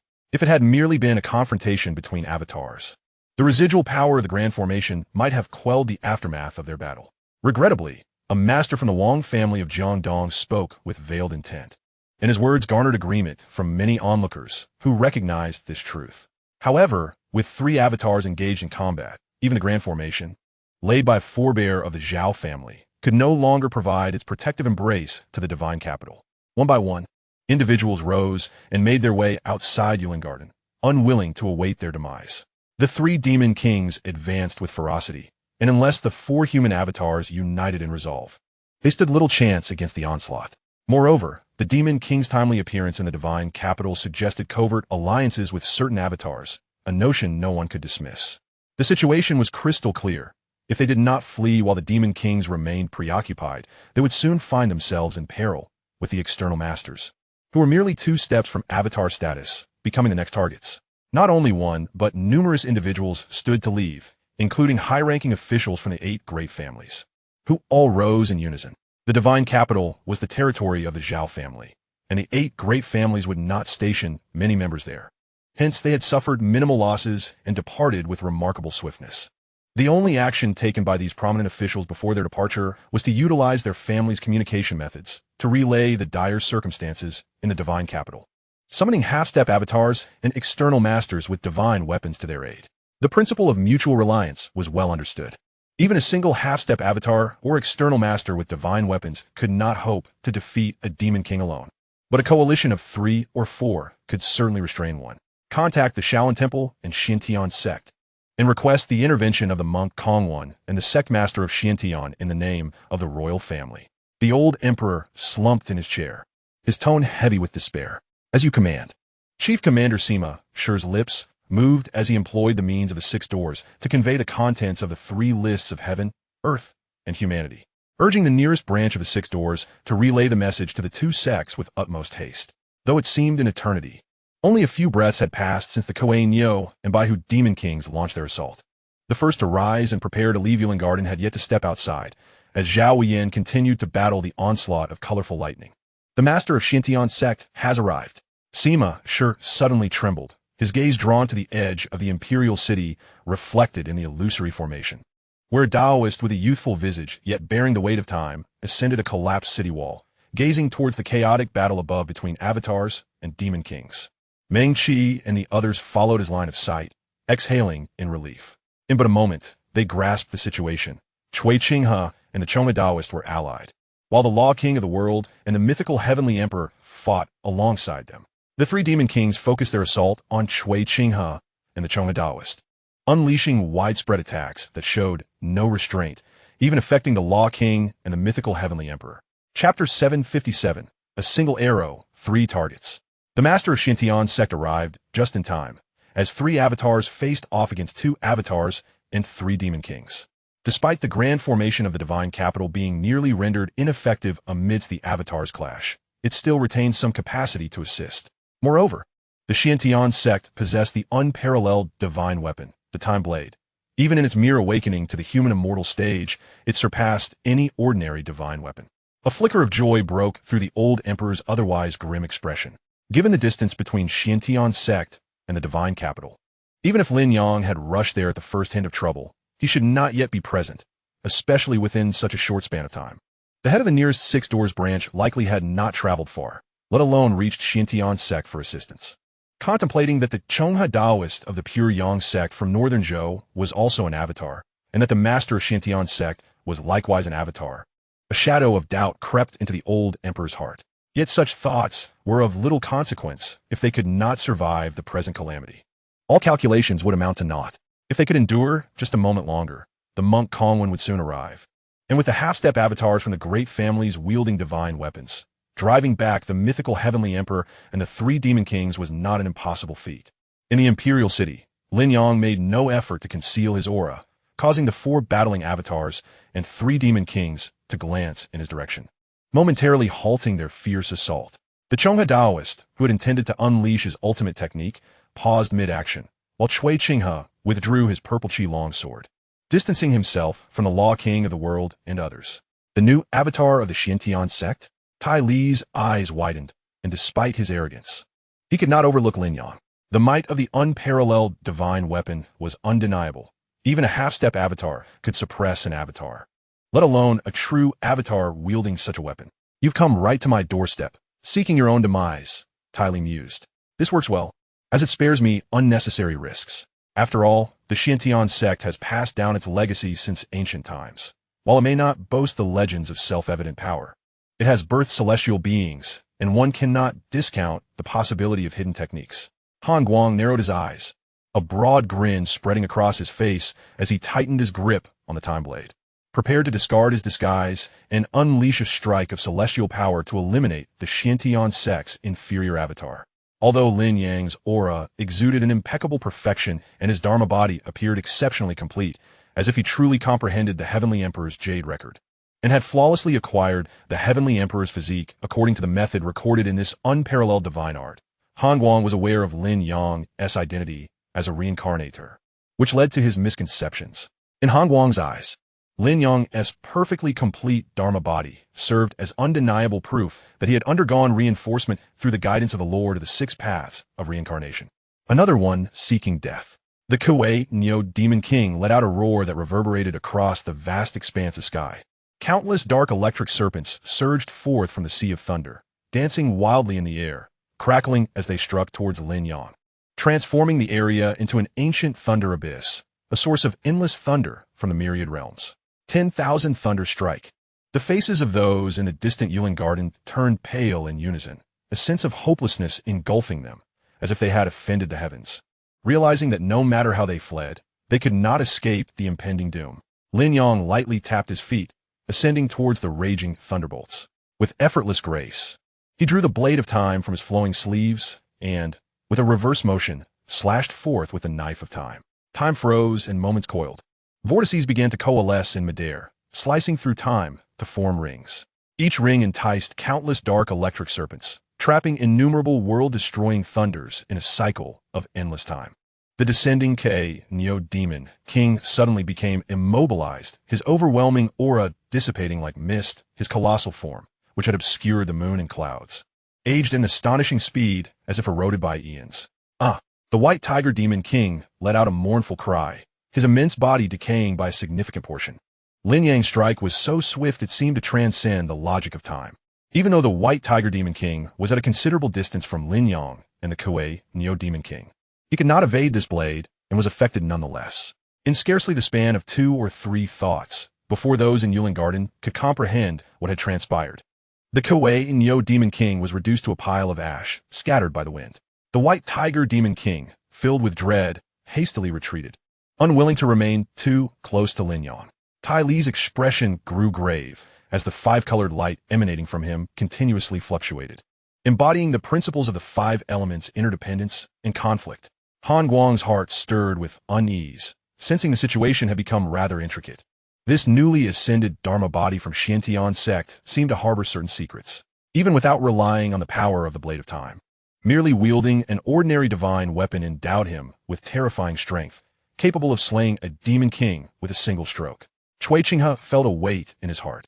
He experienced both joy and pressure. Lin Yang's power was so astonishing that even if Zhao Wuyin were to attain a Dharma body, The great Jin aristocracy would find itself in a disadvantageous position against the sect. Following the initial shock, Chonghe, wielding the pure Yang sword, slashed towards Han Guang, aiming to cleave through the Heavenly Emperor's mask and unveil the enigmatic figure behind the mythic Heavenly Emperor. To slaughter the living and commit unspeakable atrocities, one must be punished. Lin Yang scoffed coldly. He held the blade of time inverted, seemingly carelessly slashing toward the white tiger demon king. A flash of blade light suddenly appeared, fracturing into countless shards, merging with the void, traversing a significant portion of the divine capital to strike at the white tiger demon king. Enveloped by the power of gung metal, the white tiger demon king had no time to roar in fury. The void quivered as if it were a living creature's intestines, with innumerable blade lights surging forth from the void, targeting the white tiger demon king. Under the onslaught of the blade light, the heavens and earth were ensnared, leaving no gaps. Time itself was invoked by this strike, covering the fleeting moments of the past and the myriad changes of the future. In an instant, gung metal converged, transforming into a sharp sword that pierced through all existence. The white tiger demon king fought desperately in an attempt to find a glimmer of hope amidst the deadly situation. However, just as the manifestation of gung metal's source collapsed, losing its origin, only a faint wisp of gung metal remained swirling in that realm, subsequently obliterated by the blade light. The white tiger demon king perished. In the brief moment since Lin Yang had made his move, two demon kings had fallen in succession, utterly without the capacity to resist. Their fragility belied their status as some of the mightiest beings in the world. Earth immortal Han Guang murmured. His previous calmness vanished entirely. Your methods are impressive, Chonghe exclaimed in admiration, even though he possessed astonishing trump cards. Having not only mastered the pure Yang sect's ultimate divine ability of transforming into the three pure ones, but also wielded an incomplete Excalibur array that allowed him to set formations single-handedly. He could not help but be awed by the strength Lin Yang had displayed. Having slain two demon kings, Lin Yang did not hasten to make another move. He regarded Han Guang, Tai Li, and the soon-to-be Dharma body of Zhao Wuyin amidst the carnage of the divine capital, and mused, to kill three birds with one arrow. Chapter 758, Seizing Authority over the Celestial Court. In recent years, the mythic Heavenly Emperor had wreaked havoc upon the world, colluding with the demon race to harm the human populace, resulting in a scene of carnage throughout the divine capital. Stealing knowledge from the Heavenly Emperor's jade record, he had tarnished the name of my sect. Given these circumstances, I shall personally capture you and bring you back to my mountain gate, where atop Jade Emperor Mountain. I will strip you of your cultivation and diminish your celestial form, Lin Yang declared coldly. The grim state of the divine capital was somewhat beyond his expectations. Although he had not entirely dismissed this possibility, Lin Yang's initial conjecture was that the likelihood of the Dharma body battle affecting innocent civilians was nearly non-existent. While the devastating attacks of celestial beings were indeed fearsome, even masters of external realms had to tread cautiously before the residual effects. For a Dharma body, even facing similar expansive attacks, would find that the concentrated might of a single blow far surpassed any scattered assault. The fact that the two demon kings resorted to widespread attacks at such a crucial moment was truly perplexing. Witnessing the catastrophic consequences wrought by the two demon kings, Lin Yang refrained from attempting to persuade them with words. He simply executed his task with precision, swiftly eliminating the demons. To capture me and return me to the Shantian sect? Han Guang's voice, cloaked in pretense, sounded deep and resonant, tinged with a slight tremor as he replied. You still have much to learn. After the initial shock, Han Guang discerned the mysteries contained within Lin Yang's two strikes. The first was a pure manifestation of the way of time, while the second primarily relied on the way of the void, complemented by the way of time. Each technique was undeniably a formidable killing move of the Dharma body. However, Han Guang had already formulated a counter-strategy, his grave expression lightening somewhat. Tai Li furrowed his brow. Glancing at the locations where the Coiling Neo and White Tiger Demon Kings had fallen, his heart stirred. As he pondered how to utilize his five-color divine palm to withstand Lin Yang's onslaught, Han Guang made his move. Time shifted, and Han Guang's own temporal essence became isolated from the external world, causing his speed to accelerate 1,000-fold in an instant. His divine weapon, a long blade, unexpectedly cleaved towards the violet sun, as he unleashed his repressed cultivation with no reservations, putting forth his utmost effort. Just as Cui Qinghe's thoughts of evasion began to surface, he felt an intense pain in his chest, a presence entirely different from before entwined with his purple Yang Dharma body, threatening to annihilate it, to extinguish heaven, earth, all living beings, and even the spirits, must be eradicated. Cui Qinghe recognized the structure of this presence. It embodied the essence of annihilation, infused with the power of time, capable of transforming all ages into nothingness, thus eradicating everything. The gate of annihilation? A sense of weakness surged from all parts of his body. As the blazing purple yang fell, crashing toward a cluster of palaces within the imperial city. In one strike, the fully unleashed Han Guang severely wounded Cui Qinghe, leaving him with little capacity to retaliate. His Dharma body was nearly obliterated by that principle of total annihilation. Though both Earth immortals and human immortals were Dharma bodies, the disparity between them was vast, nearly an insurmountable chasm. Not to mention, Han Guang's Dharma body rank far surpassed that of Cui Qinghe, and given the collective assault from numerous powerful beings, Cui Qinghe was no longer in peak condition. Otherwise, he might have been able to endure a strike or two. Thinking of fleeing? Lin Yang scoffed softly, perceiving Han Guang's intentions. Among the encirclement formed by himself, Cheng He, and Cui Qinghe was undoubtedly the weakest. Thus, this top-tier figure from the great Jin aristocracy would be subjected to Han Guang's full-force strike. A hollow sensation enveloped the area as Lin Yang revealed his legendary traits. Intercepting Han Guang's path. Legendary traits. Beneath the mask, Han Guang's eyes narrowed, a sense of foreboding creeping into his heart. As fellow Earth immortals, one possessed high-level characteristics while the other did not. The disparity was evident. Even if one cultivates an ordinary martial art with extraordinary diligence, achieving the status of a celestial being with a perfected Dharma body is not insurmountable for those possessing legendary traits, capable of suppressing even the most formidable celestial beings. Han Guang, who has diligently studied the Heavenly Emperor's Jade Volume, deeply comprehends the unparalleled elevation of the Heavenly Emperor's physique and the multitude of extraordinary abilities it encompasses. Even the nascent stage of this era, it could rank among the top 10 Dharma bodies. In terms of cultivation, both parties are on equal footing, both being Earth immortals. Concerning their Dharma bodies, they are quite similar. Although he has ingeniously fused the Heavenly Emperor's Jade Volume with the core inheritance of the Six Extinctions secret classic from the Extinction Gate to create a novel Dharma body, it does not imply that his current Dharma body surpasses that of the Heavenly Emperor's physique or even matches it. Rather, the path ahead may offer broader horizons to a certain extent. Regarding divine weapons, both possess them, yet the opponent, as the sect master of the Shintian sect, wield a divine weapon that, while not the unparalleled Time Blade, likely has the potential to bear such an extraordinary item, though for various reasons, it remains unsheathed. As for magical abilities, Han Guang's thoughts grew heavier with each contemplation. Maintaining a facade of composure, he remarked coolly, "I did not expect you to possess legendary traits. However, if you wish to capture Lin Yang..." Before he could finish his words, Lin Yang's eyes reflected the brilliance of countless stars, perceiving the Time Blade as a longsword, slicing and hooking, ensnaring a causal thread entwining Han Guang. This thread was most peculiar, ethereal, and imbued with the essence of supreme nobility, subtly resonating with the reverence of celestial beings and the submission of malevolent spirits. Along this causal line, numerous intricate threads branched out, all intertwined with the heavenly court. Lin Yang noted that several of these delicate causal strands bore the essence of mythic figures he had vanquished, such as the Lord of the Z-Way Star and Shi. In an instant, Lin Yang's thoughts pivoted, and before Han Guang could retaliate, he severed this causal connection. Drawing upon the extraordinary techniques from the Anunda's breaking of the precepts sword technique, he utilized his mastery over the path of causality to incorporate this Heavenly Emperor causal line into himself, thereby indirectly usurping a portion of the Heavenly Court's authority that Han Guang had amassed from its very source. Han Guang was left bewildered, sensing an inexplicable emptiness arise within him. However, his limited understanding of the path of causality rendered him unable to grasp the magnitude of the impact Lin Yang's seemingly casual strike had inflicted upon him. Crack! The Heavenly Emperor's mask shattered abruptly into fine powder, and the imperial robe disintegrated into ashes. The visage beneath the mask was revealed to all. A demon master. Gasps erupted from the crowd. Before they could fully process the shock of Cui Qinghe's sudden devastation, they beheld the true appearance of the mythic Heavenly Emperor.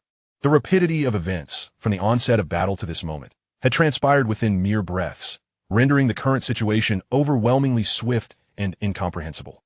Some remained immersed in the sorrow of the two Demon King's city destructive actions, unable to take joy in their demise. A profound sense of weakness surged from the depths of his Dharma body, causing Han Guang's complexion to blanch instantly. The intent to annihilate uncontrollably spilled forth, obliterating all in its path. Unlike when he attacked Cui Qinghe, this current intent to annihilate was imbued with a sense that rendered even time itself ephemeral. The essence of the causal line that had once connected him had dissipated significantly. Chapter 759. I have a move. Puff, puff, puff. Every aperture in Han Guang's body detonated, and the internal world collapsed into ruins. Han Guang's acquisition of the Heavenly Emperor's Jade Volume stemmed from a serendipitous encounter with the remnants of the Heavenly Court, where he discovered numerous tokens of the divine, each bearing fragments of corresponding martial arts legacies. Now that Han Guang possessed the Heavenly Emperor's token, the causal ties of his practice of the Heavenly Emperor's Jade Volume were transferred to Lin Yang, thereby indirectly negating Han Guang's prior cultivation of it. The Dharma body, which amalgamated the Heavenly Emperor's Jade Volume, was naturally impacted greatly. Had it not been for Han Guang's possession of the upper and lower volumes of the Heavenly Emperor's Jade Volume, which were exchanged from the Lord of the Six Paths of Reincarnation and bore no relation to the Heavenly Emperor's token, his Dharma body might very well have collapsed entirely, falling from the ranks of celestial beings back into the realm of mortals.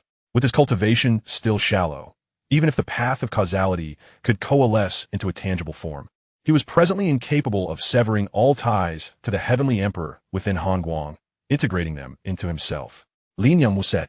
Seizing the moment while Han Guang struggled to suppress his Dharma body's turmoil, Lin Yang executed his strategy, subduing Han Guang, who had already fallen to the level of a human celestial, preparing to transport him back to the Xiantian sect.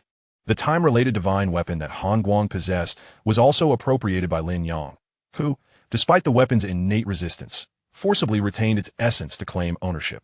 Boom! A thunderous crash reverberated as the heavens erupted in brilliance, casting Lin Yang's figure in a grand light. Zhao Wuyan, if he could endure just a few more breaths, would ascend to the ranks of celestial beings and transcend the mundane. Missing the pivotal moment of Zhao Wuyan's Dharma body transformation would complicate any attempt to seize a portion of the royal essence. Lin Yang's gaze turned towards Tai Li, whose expression was grave, yet bore a hint of pride, and spoke, "Though you are a demon king, you have not committed the atrocity of slaughtering the innocent. I shall grant you a sliver of opportunity. Receive my strike, and whether you live or die rests upon your fate." Without waiting for Tai Li's response, Lin Yang swung his blade downward, materializing instantly before him. Bang! The divine hand formed from five-colored radiance shattered in an instant, scattering into fragments interwoven with the five elements. Blood imbued with the quintessence of the five elements rained down upon the streets of the divine city as Tai Li was sent reeling. A horrific wound carved into his peacock form, blood gushing forth. This strike caused Chong He to display a flicker of surprise, as if he perceived something. Yet, after careful consideration, he shook his head, dismissing his own conjecture. It was far too absurd. One strike had passed. Future inquiries could wait. The peacock form morphed back into a human, and Tai Li's complexion turned pale, devoid of any trace of color, indicating that his injuries were far more severe than they appeared. After uttering his words, Tai Li made no pretense of caution, immediately vanishing into the void. Retreating beyond the borders of the Great Gene, Lin Yang did not pursue him. As previously stated, a single strike determined Tai Li's fate. It was merely unfortunate that Tai Li believed he had endured. When Tai Li eventually acquires the five elements divine feathers of the great peacock Ming Wang, it will mark the moment of his ultimate demise. Lin Yang's gaze flickered. The great peacock Ming Wang is revered as a figure of the Buddhist matriarch, having forged a formidable reputation during the ancient era of the canonization of divinities before retreating into the Buddhist realm, also known by the moniker Kong Xian.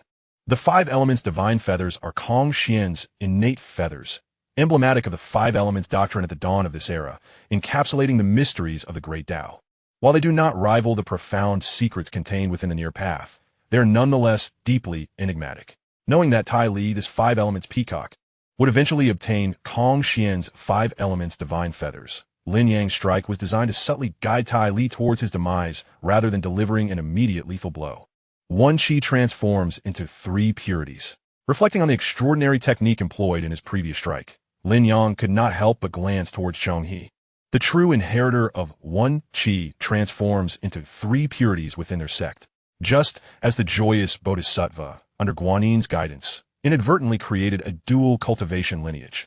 Lin Yang had adapted this transcendent technique into a method for severing avatars, at least for the present. For him, It was entirely appropriate to subtly refine Tai Li into an avatar, had it not been for Tai Li, the foremost demon king. The Qiunyo and White Tiger Demon Kings would hardly have dared to venture into the Great Gene, committing such heinous acts. Every sip and every peck are determined by fate. Causality is inescapable.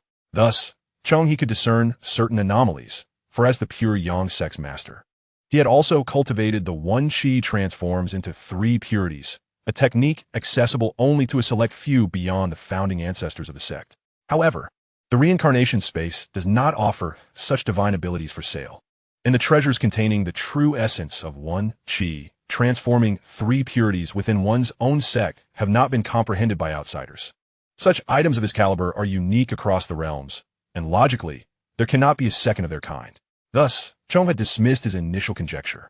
Had it not been for the timely intervention of his companion, the nearby cities would have undoubtedly fallen victim to the slaughter of the Demon King.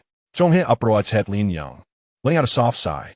Although the pure Yang sect is situated in northern Zhou, it has endured through countless dynasties.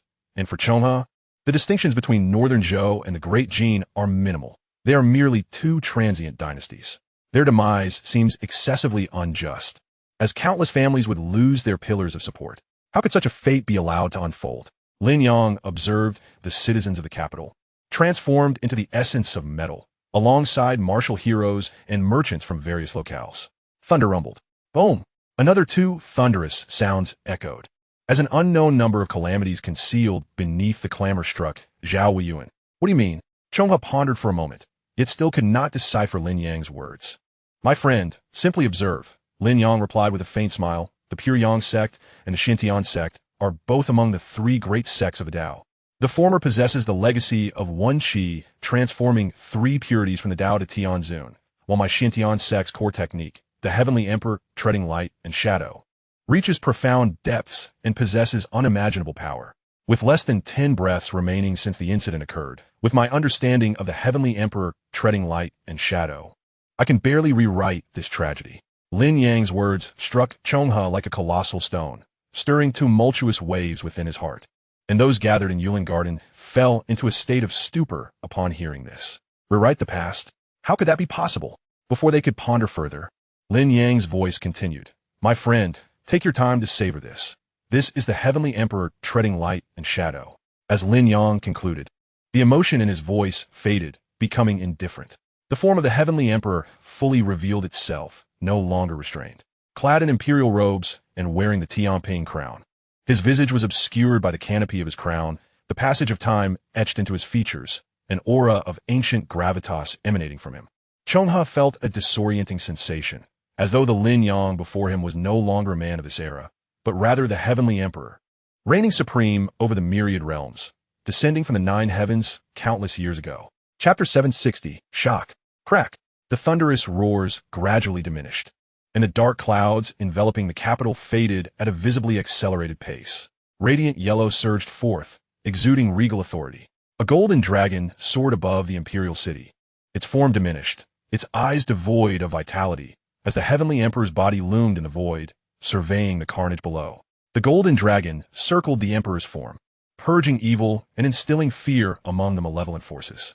From each lifeless body in the capital emanated a faint, almost imperceptible black gas, intertwining with the radiant yellow energy, rendering the golden dragon increasingly frail. This black gas appeared to be the antithesis of the radiant yellow energy, deriving from the same source. And even the most formidable demons and celestial beings could not overlook the golden dragon, yet found itself powerless against the black gas, slowly succumbing to its taint. Zhao Weiyuan's recently manifested Heavenly Emperor form became increasingly ethereal under this influence, the laws symbolizing the Emperor's essence growing ever fainter, as if the laws associated with the Emperor could dissolve into the cosmos at any moment, leaving behind merely an ordinary celestial body. Lin Yang sensed the opportune moment had arrived. The extraordinary manifestation of the Heavenly Emperor's form was about to unfold. He grasped the Time Divine weapon, seized from Hongguang, firmly in his hand. In an instant, the world fell silent. The interaction between Zhao Weiyuan's Heavenly Emperor form and the external realm slowed to an almost glacial pace, while Chonghe's thoughts also began to operate at a diminished speed. Colors faded away, revealing a stark contrast of black and white. The capital, once vibrant and bustling, now seemed isolated from the world, transforming into an ink-washed city amidst this splendid realm, silent and lifeless. With a single step, Lin Yang, his crown veiling his face, ignited the divine weapon, adopting the demeanor of mutual destruction. The ink-washed city resonated with the sound of clear spring water as layers of phantom images emerged, twisting and distorting, figures fleeing in panic, others struggling in agony, and onlookers witnessing the battle of divine forms. Time rewound. The three great demon kings retreating from outside the city towards the imperial palace, covertly communicating, locking onto the revealed form of Chongha. Just as the Kuei Neo demon king was about to strike, altering the laws of the cosmos, a glimmer of indistinct light surged forth, following the path of time, racing towards the Kuei Neo and white tiger demon kings. Tai Li, taken aback and unable to respond in time, watched in horror as both of his companions let out a simultaneous scream, vanishing into nothingness. Lightning extinguished, the essence of metal dissipated, all decaying under the relentless passage of time. Time flowed on, history crumbled. The two demon kings, who were destined to annihilate the citizens of the capital, were struck down by Lin Yang across the fabric of time before they could act, and those who should have met a tragic end emerged unscathed. Having survived those fleeting breaths, boom! Lin Yang perceived the ethereal sound, the force of historical correction surging forth, filling the grounds of the capital, compensating for all that should have transpired between the past and present in those moments. Amidst the clash of histories, the startled Tai Li became vigilant. After a prolonged period of trepidation, following his instincts, Tai Li finally chose to launch a surprise attack on Chongha. Afterward, everything remained nearly unchanged, with only the citizens of the capital gazing in awe at the battle of divine forms, while some martial heroes, sensing the impending doom, fled towards the outskirts of the capital. Crack! The divine weapon snatched from Han Guang shattered, unable to withstand the force of historical correction. Even within the confines of the capital, merely a few breaths' worth of historical correction was beyond what a mere celestial gray divine weapon could endure. The onlookers, watching the unfolding battle, remained oblivious, having unknowingly experienced death once. The Xintian sect's leader suppressed the legendary Heavenly Emperor Han Guang, delivering a grievous blow to the foremost demon king of the demon clan. An external observer, astounded by the news, recognized Tai Li from the five-color divine palm, rendering him utterly shocked. If there existed a similar ranking list among the demon clan, Tai Li's status would equate to that of the current number one, the great Khan Guldur of the grasslands, both divine forms, superlative powers among demon kings. Such a formidable being grievously wounded by the leader of the Xintian sect, who had only attained divine form for less than a year, was truly unfathomable. Even wielding the Time Blade, a peerless divine weapon, one would not expect to achieve such a feat. Otherwise, before the leader of the Xintian sect attained divine form, Guldur, who wielded the heavenly execution axe, would have been invincible. Given the ambitions of the great Khan, if a peerless divine weapon could genuinely wield such power, allowing a newly ascended divine form to grievously wound the foremost demon king, he would have long since invaded the Central Plains. The informed external observer murmured, "The world only recognizes the divine form as a terrestrial celestial being, unaware of the distinctions among the three celestial realms of heaven, earth, and humanity," which rendered him particularly perplexed. The blade in Qingyang's hand is not the Time Blade. When he battled He Jiao beyond Jiangdong's Maoling, the previous leader of the Xintian sect, Shoujing Jinren, manifested and brought the then mundane Lin Yang into the Xintian sect, wielding the Time Blade. Thus, I was fortunate to witness this extraordinary divine weapon. The divine weapon previously wielded by Qingyang, while also a time-related divine weapon, was not the Time Blade. At that moment, a burly man with a thick beard spoke up, his expression exceedingly complex. For him, everything was merely a matter of 2 or 3 years prior, when the fledgling Lin Yang had already ascended to terrestrial celestial status. Capturing the spotlight, Chongha stood in the sky, dumbfounded as he gazed at the bustling and clamorous capital. A sudden, indistinct memory surged in his mind, vague and dreamlike, devoid of any tangible sensation. After a prolonged moment of bewilderment, Chongha finally pieced together the fragments of understanding. The altered history spanned only a few fleeting breaths, confined solely to the capital. Although he had remained in the capital during this time, he did not lose awareness of the true historical narrative. The Heavenly Emperor treading light and shadow, suppressing this era. Chongha spoke, his tone laden with complexity. Witnessing the stark contrast between the vibrant, lively capital and the scene of carnage, Chongha finally grasped why, In ancient times, this saying circulated among the myriad realms, instilling fear in both celestial and demonic beings alike. Yet, Lin Yang, in his divine form, was able to alter the history of the capital in mere moments without employing the time blade, making the power of the heavenly emperor all the more apparent. Garden.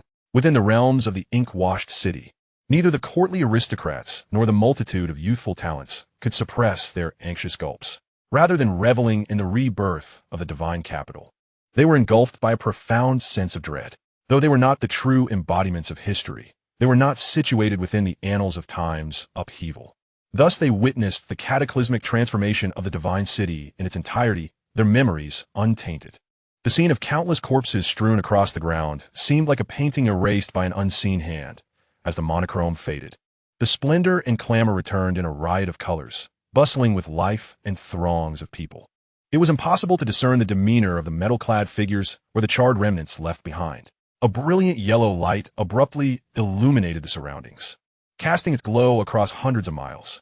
Zhao Wuyin had emerged from his daze, the celestial phenomenon heralding the arrival of the emperor. The majestic golden dragon, imbued with potent dragon energy, vanquished the malevolent forces, exuding an air of supreme authority. A resounding roar of the dragon reverberated throughout the divine capital, signaling the manifestation of the extraordinary event. Chapter 761, The Division of Mortal Authority. Lin Yang gazed contemplatively at the celestial manifestation that stretched for miles, stowing away the object he held. It was a luminous sphere of brilliant yellow, within which danced 9 golden dragons of humanity alongside countless talismans, all coalesced from the power of sentient beings. This was a fragment of mortal authority Lin Yang had seized while altering history, aligning with Zhao Wuyin's attainment of the emperor's celestial embodiment, thus acquiring a portion of mortal power. With this fragment in hand, the emperor could only be regarded as the son of heaven, unable to stand equal with the heavenly sovereign, the emperor of heaven. Even if in the future the emperor of northern Zhou, Gaolan, were to conquer Dejin, seeking to reclaim the lost mortal authority, he could only do so by wresting it from Lin Yang or through the slow accumulation of time under stable mortal conditions. Without complete mortal authority, the notion of ruling the heavens through mortal power was utterly absurd, Lin Yang mused. Originally, according to his plan, he had no intention of hindering the mortal authority. For no matter how one looked at it, Gaolan could not possibly achieve such a feat before Lin Yang reconstructed the heavenly court and re-established its powers. However, with the formidable presence of the Kuei Nyo Demon King and the White Tiger Demon King laying siege, Lin Yang, in the act of rewriting history, inadvertently intercepted a portion of the mortal authority that naturally converged due to Zhao Wuyin's acquisition of the emperor's embodiment. The king of mortal crossing had vanished into the void at some point, utilizing the peculiarities of the vacuum body to depart the divine capital silently. Just as Lin Yang sealed off Han Guang's senses entirely, when Zhao Wuyin, clad in a brilliant yellow robe and surrounded by spiraling golden dragons, approached. As he drew near, Zhao Wuyin suppressed the manifestation of the celestial body, his yellow dragon robe dissipating, revealing his original royal attire. With only wisps of yellow light cascading down to protect his form, Zhao Wuyin clasped his hands in gratitude, saying, "I extend my thanks to both Taoists for your timely assistance. Otherwise, with the demonic forces and beasts attacking, I would have faced considerable trials in my quest for the celestial embodiment." Achieving the emperor's embodiment, the king of Qi had already taken to referring to himself as I, a promise made by the former emperor. Should he attain the emperor's embodiment, the king of Qi would ascend to the throne immediately. News had reached the old Taoist disciples that they had discovered traces of the mythical emperor of heaven during their travels. To prevent leaks, the old Taoist had refrained from discussing it with others, instead conducting a discreet investigation, and indeed found evidence of the mythical heavenly demon master. He chuckled softly, stroking his long beard, sheathing his pure yang sword, exuding an ethereal demeanor as his long hair danced in the air. The malevolent forces were exceedingly arrogant. If not suppressed promptly, disaster was inevitable. Just recently, Han Guang had dared to launch a surprise attack on the Chao family's Earth Immortal Lake. And now he had struck the divine capital as well. If this were not resolved soon, it was likely they would march upon Jade Emperor Mountain. Beneath the gradually dissipating crown, Lin Yang's voice resonated, retracting the emperor's body, the imperial robe, and the grand scene of celestial beings bowing, with all traces of ancient majesty vanishing. He nodded slightly in agreement with his words. At that moment, The three great embodiments simultaneously turned to gaze at a corner of the imperial city. Purple light shimmered and spread magnificently as Cui Qinghe, disheveled, tidied his appearance and soared into the sky, joining the three.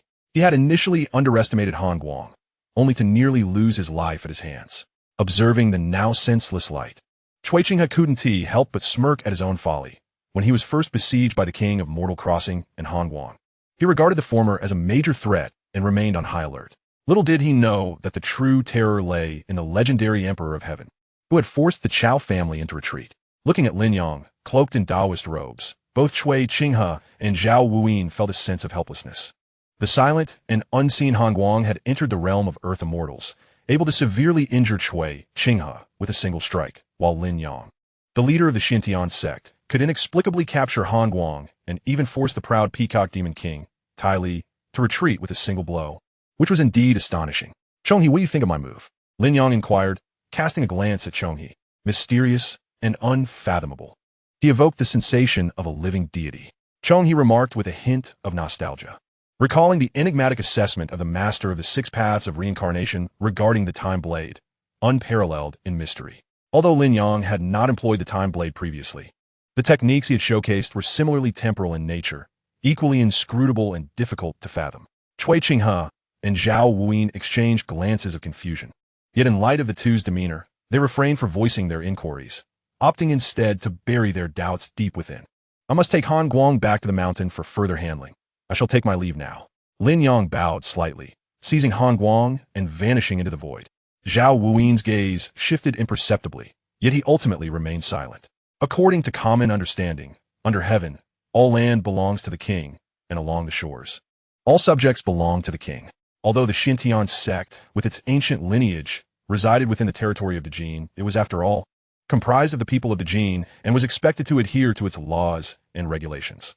Han Guang's unauthorized incursion into the imperial city, seeking to disrupt Zhao Wuyin's attainment of the celestial embodiment, rightfully demanded royal jurisdiction. Even if Lin Yang were to apprehend him, the Xintian sect held no authority to overstep. However, the reality was that the power of the sect surpassed that of the aristocracy, with the royal edicts having no sway over the Xintian sect, nor would they dare to impose their will upon it. Otherwise, the fates of Han Guang and Tai Li might well reflect Zhao Wuyin's future. Today's allies could swiftly become adversaries due to differing stances, even though Cui Qinghe was one of the two embodiments among the 9 great families. He too remained on guard against Zhao Wuyin, lest the royal family use him as a pawn. While he might not fall, the prospect of being ensnared under control was not out of the question, for the peculiarities of the emperor's embodiment possessed a capacity akin to enslavement, subtly instilling admiration and reverence for the emperor. Hence, the former emperor convened the Qianghua banquet, summoning the youthful talents of Dejin to partake, leveraging Zhao Wuyin's manifestation of the emperor's embodiment to foster an innate affinity for the Zhao family in the divine capital. After Lin Yang's departure, Chonghe cheerfully remarked, "Since Taoist Qing Yang has already taken his leave, I too shall not linger, but return to the pure Yang sect. I suspect there are matters to discuss between the two of you." As Chonghe vanished, an air of tension momentarily enveloped the two embodiments. Despite Cui Qinghe having achieved his embodiment long before Zhao Wuyin, this was the divine capital, and the grand formation had yet to be breached. Moreover, Cui Qinghe had sustained injuries from Han Guang, rendering him significantly weaker than Zhao Wuyin. Just as the atmosphere thickened with gravity, Zhao Wuyin suddenly spoke with authority. "Cui Qinghe, accompany me to meet the late emperor. The complexities of the world demand unity among the strong. We cannot afford internal strife." It appeared he had relinquished any intention of dominating Cui Qinghe. Cui Qinghe responded without showing any outward emotion, and the two embodiments stepped forward, descending upon the Jade Forest Garden. Chapter 762. The most important element on the path of cultivation? In the Jade Forest Garden, court ministers sat upright, awaiting the arrival of the two embodiments with solemnity. Meng Qi, Jiang Zhui, and the other youthful talents displayed a sense of gravity. This was no ordinary occasion, as the royal family had recently witnessed the birth of an embodiment, and this was Zhao Wuyin's first appearance since attaining it. Thus, they could not afford to be overly lax. As I prepare to depart from the divine capital, I intend to confront the deadly pass of the sword-swashing pavilion. Jiang Zhiwei, clad in a yellow robe, discreetly communicated with a few companions. She understood that her actions could not evade the keen eyes of the masters present. Yet she chose to express her stance quietly rather than raise her voice, refraining from discussing any confidential matters during her transmission. The deadly pass? Meng Qi was taken aback. He had heard tales of this perilous path within the sword-swashing pavilion during his wanderings in the martial world. It was the most treacherous route, a battle against oneself. To conquer this challenge meant profound advancements in the sword path and remarkable leaps in cultivation. The allure of success was tempting, yet the dangers were equally formidable. Failure to break through would result in a fate of becoming a lifeless husk, buried beneath the earth. Have you gained insights from the teachings left by senior brother Lin Yang? Qi Jingyan, usually stoic, revealed a hint of emotion as he transmitted. After much contemplation, it seemed that only significant insights from the teachings could lead Jiang Jiwei to make such a decision. I have made some progress. Jiang Jiwei nodded slightly. Had it not been for the true essence of the teachings left by Lin Yang during their last mission, she might have opted to face the deadly pass alone. Now, after the trials of the third challenge in Yulin Garden, she felt her accumulation was sufficient, and the time was ripe. Meng Qi shook his head, pondering deeply before finally, sighing and transmitting, "Take care of yourself." Once he departed from Yulin Garden, it would be time for him to break through as well. He had returned to his original state and learned from Lin Yang that the notion of being 2 levels above his original state was a mere illusion. Thus, Meng Qi resolved to no longer suppress himself. His companions were not what they once were. Their strength had become formidable, ranking prominently on the leaderboard. Even if they faced an external threat, they would not be subjected to a death sentence. Before leaving the divine capital, I wish to host a gathering at my residence. Meng Qi communicated to Jiang Jiwei and the others. Zhang Yuanshan nodded gently. After Meng Qi gained recognition on the leaderboard, his background had been unearthed, revealing him to be a scion of a prominent family in the divine capital, the Su clan. As for why he had been sent to Shaolin Temple to become a monk, it was likely due to the sordid affairs common among great families. At this moment, Meng Qi's invitation to his home for a banquet clearly indicated that matters concerning the Su family had been settled. While they communicated, several masters present cast subtle glances in their direction. Had Jiang Jiwei truly comprehended the teachings left by Lin Yang? Had their relationship grown to such intimacy?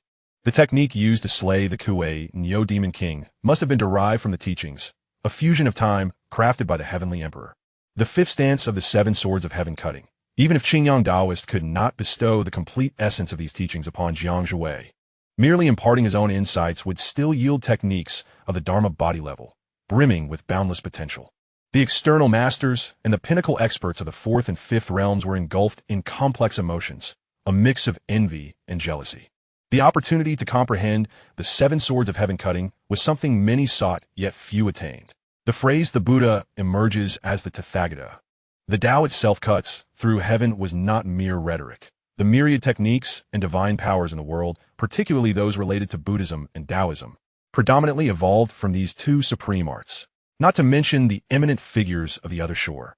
Even the primordial 9 seals of the original heavenly sovereign could only rival the stances of the 7 swords of heaven cutting, failing to surpass them. Thus, the preciousness of the 7 swords of heaven cutting is evident. In the journey of cultivation, luck reigns supreme, followed by comprehension, temperament, and finally, innate talent. Sima Shi, having combined insights from years of experience, reflected on this.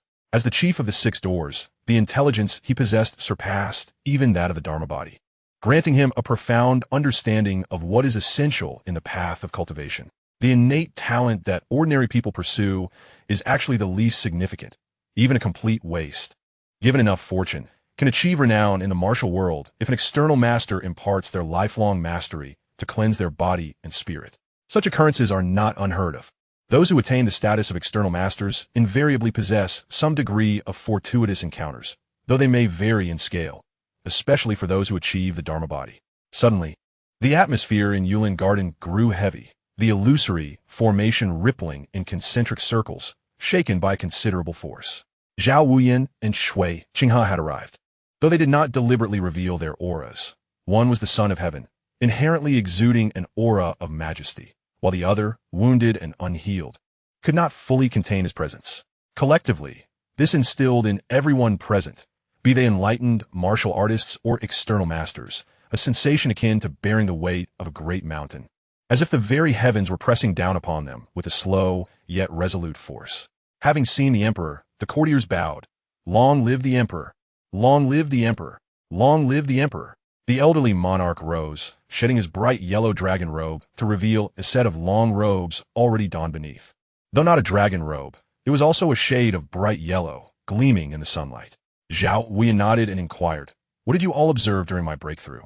Having attained the Dharma body of the emperor, Zhao Wuyan could sense much of what transpired across the land of the Great Jin through the authority of humanity, such as where powerful figures clashed and where formations fluctuated. Thus, he understood that the people of Yulin Garden, having witnessed events in the imperial city through the illusory formation, would possess more knowledge than he himself.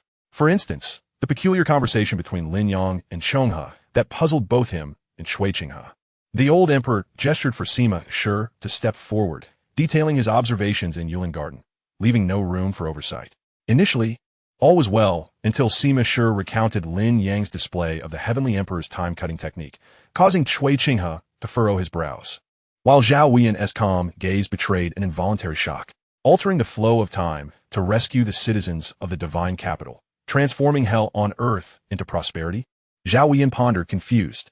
Why was Chonghe unaffected, able to maintain awareness of true history within the realm of the Heavenly Emperor's time-cutting, while Shui Qinghe and I, both Dharma bodies, could not? After a lengthy contemplation, Zhao Wuyan stated, "The demonic master has been captured. There shall be no more chances of escape." This time, the heavenly ranking chapter 763 smack. Mount Yuhuang. Lin Yang captured Hongguang, traversing the winding mountain path, arriving at the Heavenly Emperor's Hall. The elders of the Guard generation, along with the distinguished figures of the Void generation, had long awaited him in the hall. "Master," the high-ranking members bowed, their hearts overwhelmed with unutterable shock. Though the upheaval in the divine capital and the news of Zhao Wuyan attaining the Dharma body had not yet spread throughout the martial world, the senior members of the Xuantiangong recognized Hongguang. Before leaving the divine capital, Lin Yang had utilized the Dharma body token left in Xuantiangong to inform the sect that he had captured the mythic Heavenly Emperor and was preparing to take him to Mount Yuhuang for punishment. Clearly, the depth of the Chao clan exceeded their expectations. Hongguang had silently suppressed the monk Hongwen, and while he attacked the Earth Immortal Lake in the guise of the mythic Heavenly Emperor, he ultimately met defeat. A gaunt figure with half-white hair, Daoist Shojia, waved his hand, revealing a hint of solemnity. He was the supreme elder of Xuantiangong, a master of the ninth realm of the external scene, ranking among the top 50 in the human realm beneath the Dharma body. The master has managed to capture the demonic master and bring him back to Mount Yuhuang. It seems he has already entered the realm of Earth Immortal, heralding a flourishing future for the sect, remarked a youthful Taoist, his gaze deep as a spring, reflecting the flowing currents of his inner landscape, akin to an unceasing river. The most outstanding disciple of the Void generation, Su Zhong, though not as powerful as Shojia, was still formidable, rivaling him closely. Su Zhong's gaze shifted towards the Time Blade, quietly contemplating. The master subdued the demonic master without employing the Time Blade. After this change in the heavenly ranking, there will undoubtedly be significant upheaval. Goldo's prolonged reign at the pinnacle of the heavenly rankings is attributed to an extraordinary encounter in his youth, during which he fortuitously acquired the unparalleled divine weapon, the Heavenly Execution Axe. From this, he gleaned profound insights into the art of cultivation, ultimately achieving the formidable heavenly punishment body. The Time Blade, akin to the Heavenly Execution Axe, is among the most exalted of divine armaments, albeit with a differing focus. Regardless, it is in no way inferior to the Heavenly Execution Axe. If external factors are disregarded, the sect leader's prowess undoubtedly surpasses that of Goldo. The elders of the Xintian sect pondered this, and the silent guardian, after a moment of reflection, lamented, "After countless years, the sect has finally nurtured another indomitable avatar." Simultaneously, a thought crossed his mind. Indeed, he is the reincarnation of the Celestial Emperor. Even without the wisdom of his past life, he possesses an astonishing talent, as evidenced by his immediate attainment of the avatar, unparalleled in the realm. In his musings, the silent guardian recalled the rumored reincarnation of the Mother of No Birth, Gu Shaoxing, wondering if she too would prove to be equally remarkable, achieving her avatar with a strength rivaling that of Lin Yang. At this moment, Lin Yang hurled Hongguang towards the center of the Celestial Emperor Hall, where several core disciples swiftly approached, deftly binding Hongguang with the Xintian sect's secret punitive chains, piercing through his phalange bones, rendering him in a half-kneeling position, facing the imposing statue of the Celestial Emperor. This scene resembled that of a transgressor awaiting divine judgment. Lin Yang traversed the hall, stepping directly beneath the statue of the Celestial Emperor, turning to release Han Guang from his bindings. Restoring his senses and perceptions of the external world. Render judgment, Lin Yang inclined his head slightly. The Xintian sect has designated elders specializing in such matters, so his personal involvement was unnecessary. As per the sect leader's decree, the Silent Guardian and the others bowed in unison, with their consciousness subdued. Unable to probe further into the avatar, Han Guang surveyed the solemn atmosphere within the Celestial Emperor Hall and, with a serene smile, remarked, "I have long wished to visit Yuhuang Mountain to witness the grandeur of the Celestial Emperor Hall. Yet I never anticipated arriving in such a manner due to a twist of fate." He displayed no hint of fear, even in his weakened state, maintaining an air of nonchalance. The somewhat temperamental Master Shojue snorted disdainfully and retorted, "Criminal Han Guang, do you not confess your sins?" He wielded a punitive whip, radiating a brilliant light, infused with a disquieting power, a supreme magical weapon dedicated to the execution of punishment. "What crime have I committed?" Han Guang scoffed. "It is merely a matter of victors and vanquished. The winner claims the throne. Were it not for a moment of carelessness, would you dare to provoke me?" Glancing at the time blade enshrined upon the altar, Han Guang's smile widened.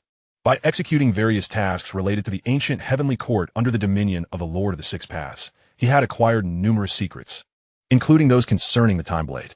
Thus, he was confident that revealing these secrets would provoke a reaction from the time blade, likely awakening it to aid him in escaping his current predicament.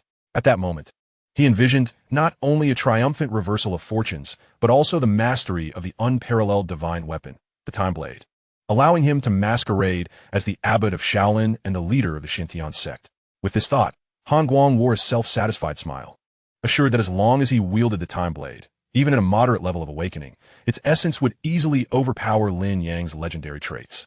Stealing our sect's core techniques to wreak havoc upon the world, establishing a mysterious organization known as Myth, self-proclaiming as the Celestial Emperor, and wielding the power of the Extermination Gate, all while the agents of the Extermination Gate acted with abandon, mercilessly taking lives and annihilating entire families. Even Master Qingyang faced an assassination attempt from the Extermination Gate upon his enlightenment. All these acts are beyond measure, Master Shojue coldly articulated. As to whether the Myth organization was indeed established by Han Guang, it was no longer significant.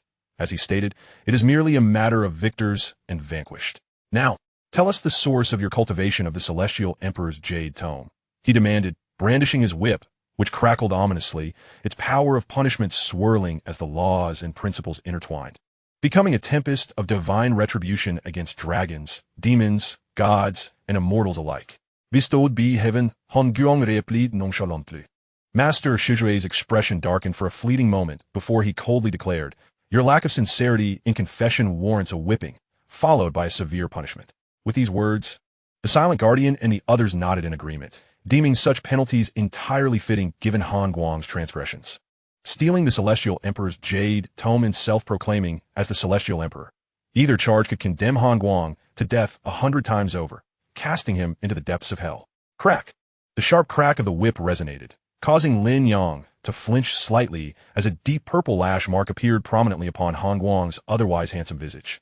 The amalgamation of the 5 distinct powers of punishment crackled ominously, stripping Han Guang of his previously serene demeanor, leaving him somewhat disheveled. The calm smile vanished from Han Guang's face, his gaze turning icy. Just as Master Shojue was about to strike with a second lash, Han Guang revealed a secret he had pondered for quite some time. Chapter 764. Astonishing Words. The fall of the Celestial Emperor and the shattering of the 9 heavens have always heralded the end of an era. Yet, it has been several 100,000 years since the heavenly court's collapse, and the era has yet to conclude. Why? Han Guang's voice thundered, resonating with the force of a storm. Lin Yang's expression flickered with surprise as he scrutinized Han Guang for an extended period, uncovering an anomaly. The sealing technique he had employed on Han Guang had been partially breached by an unknown method, allowing Han Guang to speak freely, his voice echoing like thunder.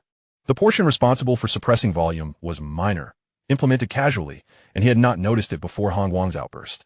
Noting Master Shojue's growing ire, Lin Yang raised a hand, halting the impending strike. Why not deal with Han Guang in the punishment hall of the Xintian sect, but instead choose the Celestial Emperor Hall? Lin Yang intended to test the Celestial Emperor's attitude with Han Guang's life. He was uncertain how much of his memories the Celestial Emperor had reviewed or whether any deceptive veils have been placed. Thus, he could only rely on the life of Han Guang, who had ultimately been seized by the Celestial Emperor in the original timeline, to gauge the Celestial Emperor's sentiments.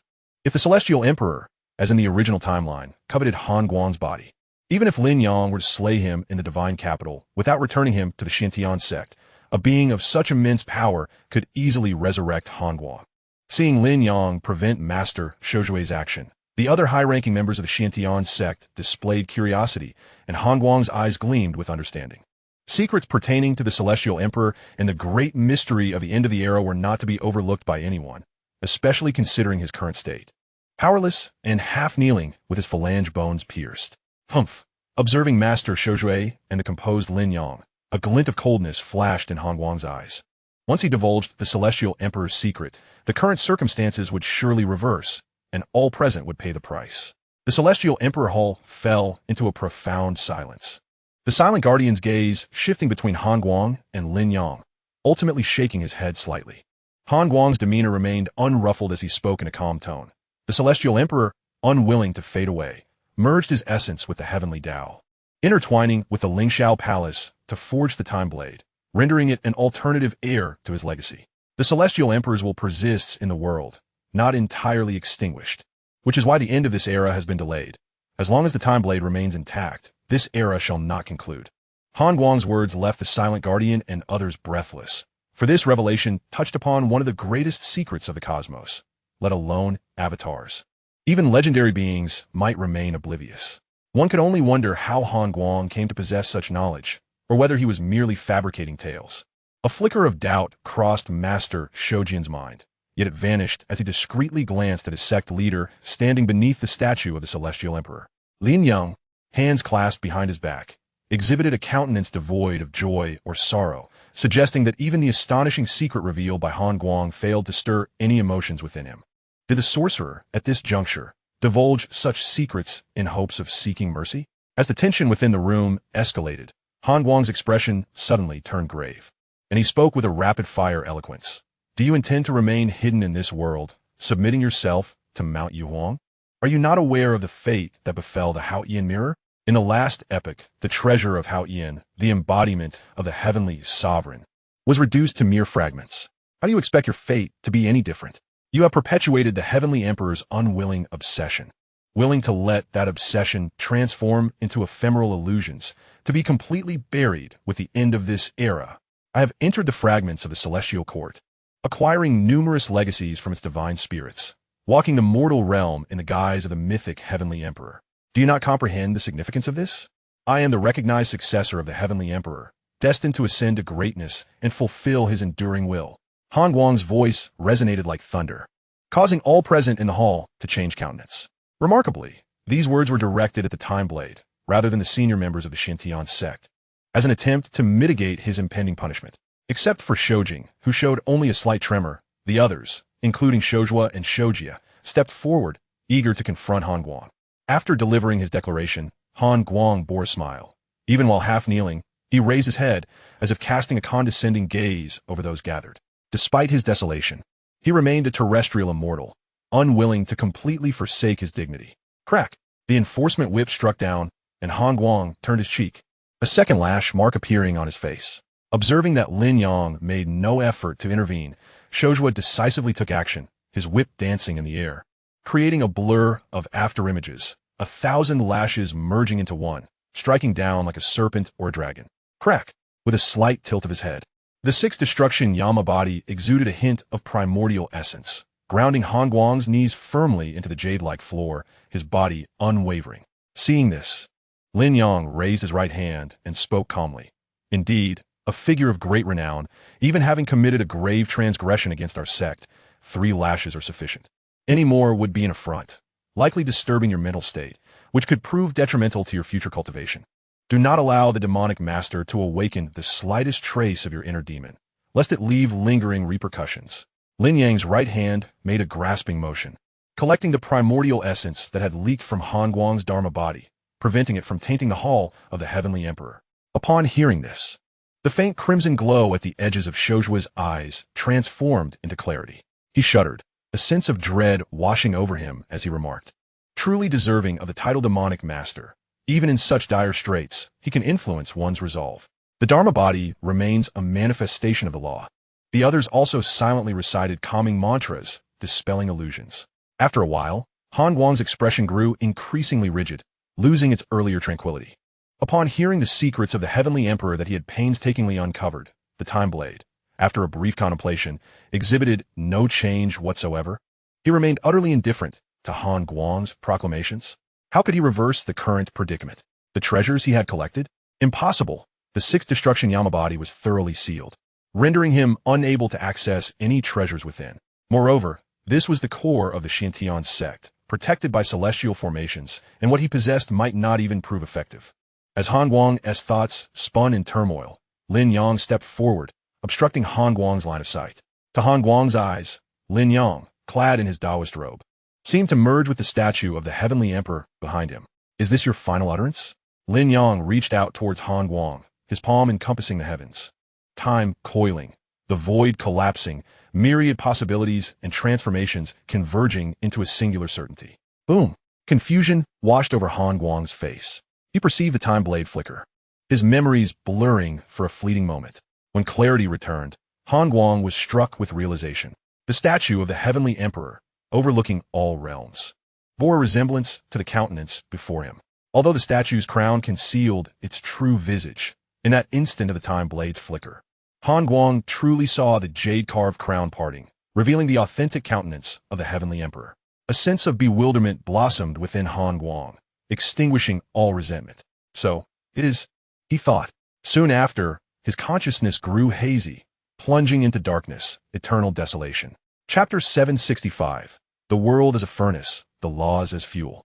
Lin Yang, having seized the sixth destruction Yamabody, confirmed Han Guang's complete demise, his true spirit extinguished by Lin Yang's own hand, before collecting this remarkable individual, who should have lived until the end of the epoch, harboring aspirations that touched the skies.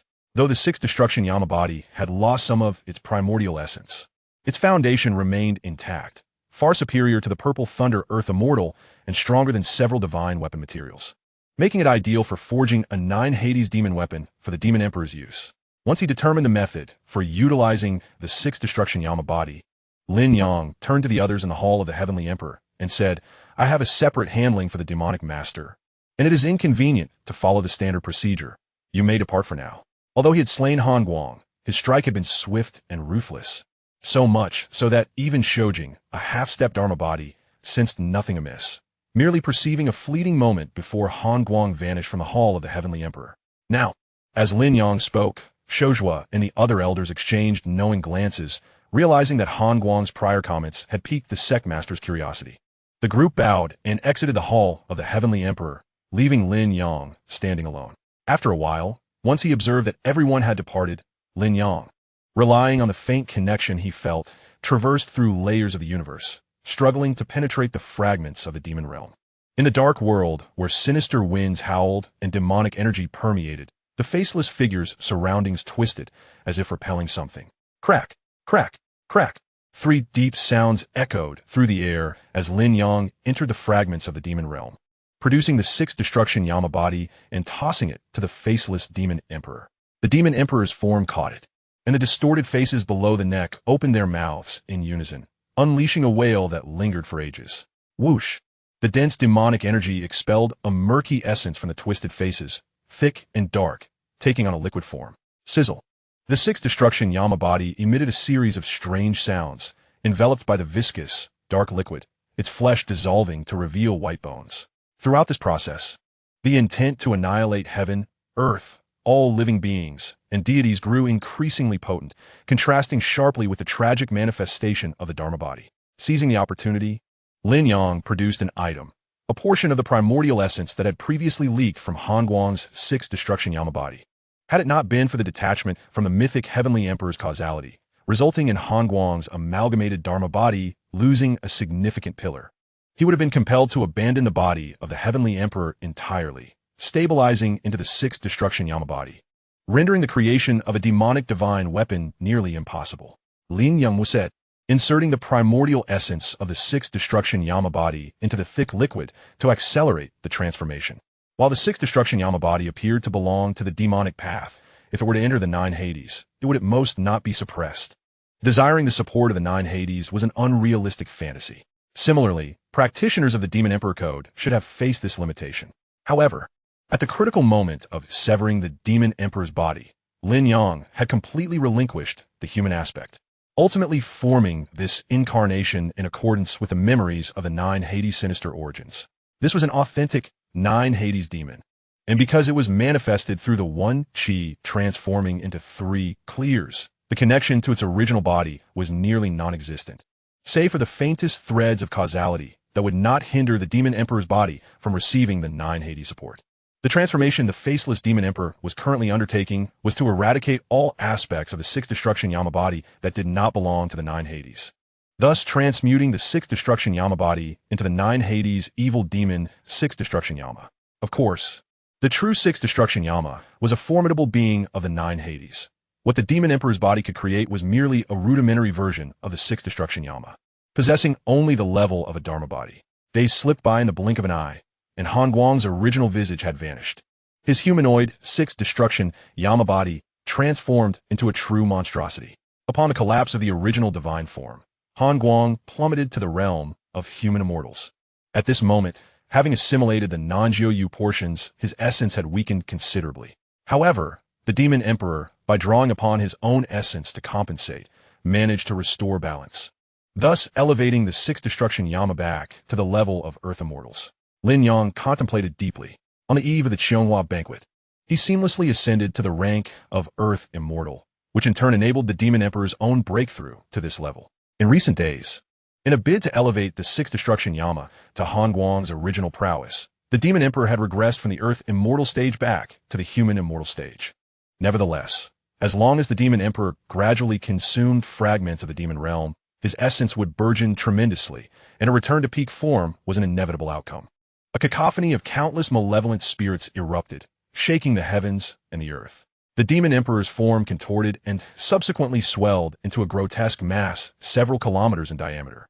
Its color a deep black, with sinewy textures vividly apparent, extending 999 tentacle-like appendages of varying lengths. At the apex of each appendage resided a grim and contorted visage, with hollow eye sockets exuding a palpable malice capable of interfering with the material realm. Upon closer inspection, within the depths of each hollow eye, one might glimpse visions of hell, bodies strewn across the landscape, rivers of blood flowing, and a demon lord howling towards the heavens. For those not of legendary stature, even if one could communicate and imprint a semblance of self, a limitation of 999 existed. Unless one could attain legendary status themselves, it was impossible to imprint even a single projection of self. The tentacles extending from the Demon Emperor were all manifestations of his self, or rather, his imprints, and given that the Demon Emperor's form, severed by the technique of one chi transforming into three purities, did not share the limitation of 999 projections, it was not bound by the same constraints as Lin Yang. Unlike Lin Yang, who was backed by the Nine Nether, the Demon Emperor could reach the maximum number of projections even if newly formed, as it did not need to individually imprint alternate universes. The mass rolled and the tentacles thrashed wildly. The chaotic laws of the demon realm fragments, under the Demon Emperor's exertion, began to transform the very fabric of reality. And a location of the sixth destruction Yama seemed to morph into an ancient abyss of demonic soil, steeped in a profound demonic intent, repelling and suppressing all non-demonic entities. Lin Yang, enveloped in a flash of light, was not daunted by the oppressive nature of the demonic soil, but rather concerned that his presence might inadvertently influence the terrain. Forging an unparalleled divine weapon required not merely sufficient materials, but also the right timing and location, alongside an ineffable opportunity. Although crafting a regular divine weapon was not as stringent, it remained a formidable task, particularly for weapons of Earth Immortal caliber and above. Thus, the Demon Emperor stirred the heavens and the earth, creating a temporary expanse of ancient demonic soil. The heavens served as the furnace, the essence as the artisan, the laws as the coal, and the Yama as the copper. 999 tentacles roared, commencing the forging of the divine weapon. Standing outside the demonic soil, Lin Yang observed the sixth destruction Yama, which had gradually lost its original contours, and nodded slightly, having envisioned the form of the divine weapon he intended to forge. Chapter 766, The Bell of Finality. 81 days passed in the blink of an eye. The demonic soil collapsed, merging with the sixth destruction Yama. And through the alchemical processes of the laws, a divine weapon was birthed.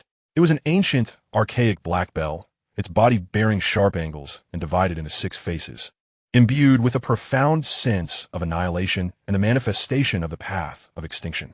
When the heavens shatter, the earth crumbles, all living beings perish, and even the spirits and demons fall. The void ceases to exist, and time becomes naught. The tolling of the bell heralded destruction, signaling the annihilation of all, heavens, earth, humanity, gods, and demons alike. The sixth destruction Yama, equivalent to an earth immortal in divine essence, along with fragments of the demon realm, had crafted this 6-faced ancient bell, which indeed possessed the caliber of a celestial immortal weapon. Lin Yang gazed at the bell being refined by the demon emperor and nodded in satisfaction. Since the divine weapon was inferior to cultivators of the same rank, it was anticipated that the final product would be of celestial immortal quality. Referring to it simply as the 6-faced ancient bell felt inadequate. After a moment of contemplation, Lin Yang decided to name it the Bell of Finality, for it signified the end of all, heavens, earth, humanity, gods, demons, the void, and time. With the possession of the Bell of Finality, the demon emperor, being an earth immortal, also wielded the maximum projection limit beneath the legendary tier. On the surface, he appeared already stronger than Lin Yang, who refrained from employing the time blade. Yet in truth, the demon emperor embodied the essence of ultimate evil, while Lin Yang lacked the techniques of the supreme demonic path, as the methods recorded in the Demon Emperor canon had long been severed from his repertoire, leaving the Demon Emperor at a considerable disadvantage in terms of techniques. What would transpire if Ananda were to unify the 9 forms of the Tathagata divine palm and reverse the practice to become a demonic Buddha? What then would occur with the reverse practice of the heaven-cutting 7 swords? However, the heaven-cutting 7 swords that I know lacks the 3rd form, Tao, without time, as well as the 6th form, leave a line. So how could the remaining 5 forms possibly unify, let alone reverse the practice? Lin Yang could not help but shake his head. With the capabilities of the great figures from the other shore, they were nearly omniscient. Yet even so, the Lord of the 6 paths of reincarnation possessed neither the 3rd nor the 6th form of the heaven-cutting 7 swords. It was highly probable that these 2 forms vanished from the multiverse alongside the Tao fruit attained by the Tao Lord. The fact that even Jin Wu, the Tao Lord's disciple, lacked knowledge of these 2 forms speaks volumes. Ah, the Tao fruit. Lin Yang sighed deeply, filled with a sense of yearning. Before it, there was no precedent, and beyond it, nothing exists. It defies description, transcends logic, and is prone to misinterpretation. Its name eludes definition. Hence it is forcefully termed as the Tao. Of course, this is the perspective of Taoism. Buddhism and various heterodox sects have their own designations for it.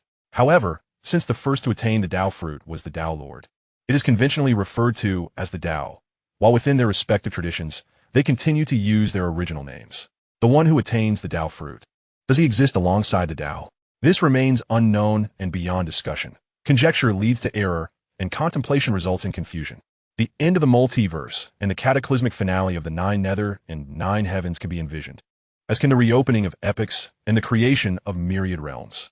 The existence of realms beyond realms is expected, and the presence of heavens beyond heavens is hardly surprising. Yet the Tao fruit eludes discourse. The only certainty Lin Yang held was that in the original timeline, those who attained the Tao fruit, the 3 purities, possessed the ability to manifest and had engaged in brief exchanges with Meng Qi. However, according to the descriptions of the Tao fruit, this may not be accurate. For if the Tao fruit eludes description, how can it be articulated? Could it be that the 3 purities intentionally manifested, thus allowing for description? After contemplating various thoughts, Lin Yang exited the fragment of the demon realm and returned to the real realm of Yuhuang Mountain. Upon returning to the Heavenly Emperor's palace, Lin Yang began to adjust his state, preparing for matters concerning the sect of life and death. The slaying of Han Guang did not stir much in his heart. In this era, where every moment counts, Han Guang likely never reached the stage of obtaining the attention of figures like Liu Daojun before his demise. After all, everything transpired within a span of mere hundreds of years, or more accurately, a few decades. Even though Lin Yang was aware of the expected trajectory of the original timeline, he could not grasp it entirely, far less than the understanding held by the great figures from the other shore. The Heavenly Emperor. Quietly gazing at the time blade within the jade box, Lin Yang murmured. He was oblivious to the thoughts of this great figure from the other shore, who had never communicated with him, maintaining a silence that suggested it was merely an extraordinary artifact rather than an entity in its own right. Even calling its name at this moment elicited no response from the Time Blade. The same could be said for the moral celestial lord. These two beings from the other shore truly seemed to embody a higher will, inscrutable and leaving one to speculate aimlessly. For those from the other shore, all matters beneath their level are but ephemeral illusions, existing in whatever form as the results of the great figure's gambits. As Lin Yang's thoughts turned, he grew increasingly silent, toying with the fragments of human authority he had fortuitously acquired, beginning to ponder the future. While Lin Yang was in seclusion, preparing to embark on the affairs of the sect of life and death, the three rankings of heaven, earth, and humanity were updated. Though he had spent over 3 months within the fragments of the demon realm, little time had elapsed in the real world, making the updates of the 3 rankings timely indeed. In the bustling square outside the Lu Shanmen division in Jiangdong Maoling, a constable adorned with 3 scrolls of yellow paper swiftly maneuvered through the throngs of people, making his way to the wall of announcements. With deft precision, he tore down the old list and adhered a brand new one in its place. The first was the list of individuals. Name, Qi Zhengyan. Alias, the god of demise. Age, unknown. Achievements, notable. Evaluation, ranking, first. Instantly, gasps echoed through the crowd as someone exclaimed, "The Mad Blade, the great Luo Demonis, and the Sword Fairy have all fallen from the rankings." Due to Lin Yang's emergence, Qi Zhengyan had shifted his mindset earlier than in the original timeline. With an impartial heart, he regarded the inheritance of the Demon Lord and, having amassed a considerable amount of good deeds, he skillfully utilized resources to ascend to the 5th position on the previous list. Following the conclusion of the Qianghua banquet, the Mad Blade held a banquet of his own, skyrocketing to prominence as an external powerhouse. It was rumored that the great Luo Demonis, Gu Shaosang, had also broken through, while the Sword Fairy of the Shijin Pavilion, Jiang, was said to be trapped in a deadlock. Whether she perished in that stalemate or broke free to rise, Jiang Xianzi no longer qualified to be on the list, thus automatically falling off. A martial artist clad in heroic attire explained, evidently well informed, amidst the discussions among the commoners and martial artists about the changes to the rankings. The constable affixed the Earth ranking as well. Though the alterations were minimal, they incited considerable commotion. A master previously within the top 40 of the Earth ranking had fallen off, and given his relatively young age in terms of external life expectancy, the only plausible explanation was his demise at the hands of another. Soon, the Heaven ranking was also updated, revealing the name at the top. Chapter 767, The Sun Emperor. Name, Lin Yang. Age, 27. Technique, Heavenly Emperor's Jade Record. Mastered the 5th style of heavenly severing 7 swords, capable of altering the cosmos. The Heavenly Emperor treads upon time in an extraordinary manner, shaping characteristics of the other shore, able to alter the past by mere moments. The capital was once destroyed in the Battle of the Dharma Body, the populace annihilated, only to be silently revived through manipulated time. Dharma Body, Heavenly Emperor's form. Earth Immortal Realm. Achievements, slayed the Coiling Neo Demon King with a single strike, severely wounded the White Tiger Demon King. Unknown technique slayed the White Tiger Demon King. Inflicted grave injuries on the Peacock Demon King. Tai Li, captured the Demon Master Han Guang. The world-transcending Dharma King fled at the mere sound of his name. Evaluation, possesses legendary characteristics and formidable attributes of the other shore, wields the unparalleled divine weapon, the Time Blade, and commands an Earth Immortal level time-related divine weapon, rendering him unmatched across the realm. Identity, the true master of Xiantian sect, reincarnation of the ancient Heavenly Emperor. Alias, the Sun Emperor, master of Xiantian. Ranking, first. As the crowd beheld the first name on the Heaven ranking, an electric atmosphere surged through the square, as if all the chill had been drawn away. Even the constable who had affixed the list stood momentarily stunned, although he had anticipated a shift in the rankings following the royal succession. With King Qi attaining the Heavenly Sun's Dharma Body, he had not expected such a staggering revelation. The former occupant of the number 1 position, held by the great Khan Guldur for years, had been usurped. Moreover, the new number 1 was boldly proclaimed as invincible, with an astonishing record that not only included the slaying of 2 demon kings in a single battle, but also the grievous wounding of the foremost demon king, Tai Li, and the capture of the demon master Han Guang, who had previously subdued the revered monk Kong One. This was indeed astonishing. However, compared to the line about altering the past, it was somewhat less shocking. The Sun Emperor is actually the reincarnation of the ancient Heavenly Emperor. Some were bewildered. As the name of the Heavenly Emperor resonated across the ages, a figure of immense stature and reverence, unparalleled and venerated by both deities and demons alike.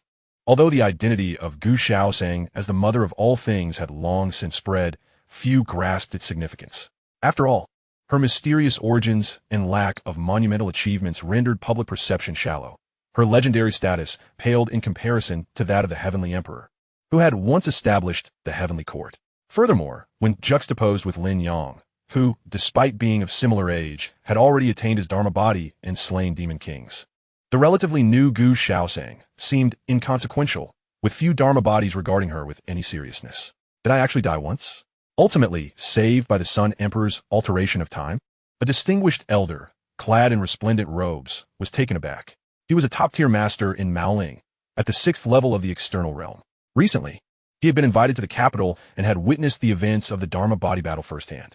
Shortly after the Qionghua banquet, upon witnessing Meng Qi's ascension to the external realm, he returned to Coiling. According to the heaven ranking, did he indeed die once at that time? If not for that younger individual altering time, would he have already been awaiting judgment in the halls of Yama? As he pondered the memories in his mind, he found no discrepancies. There had been no Coiling Neo or White Tiger Demon Kings, only Tai Li from start to finish.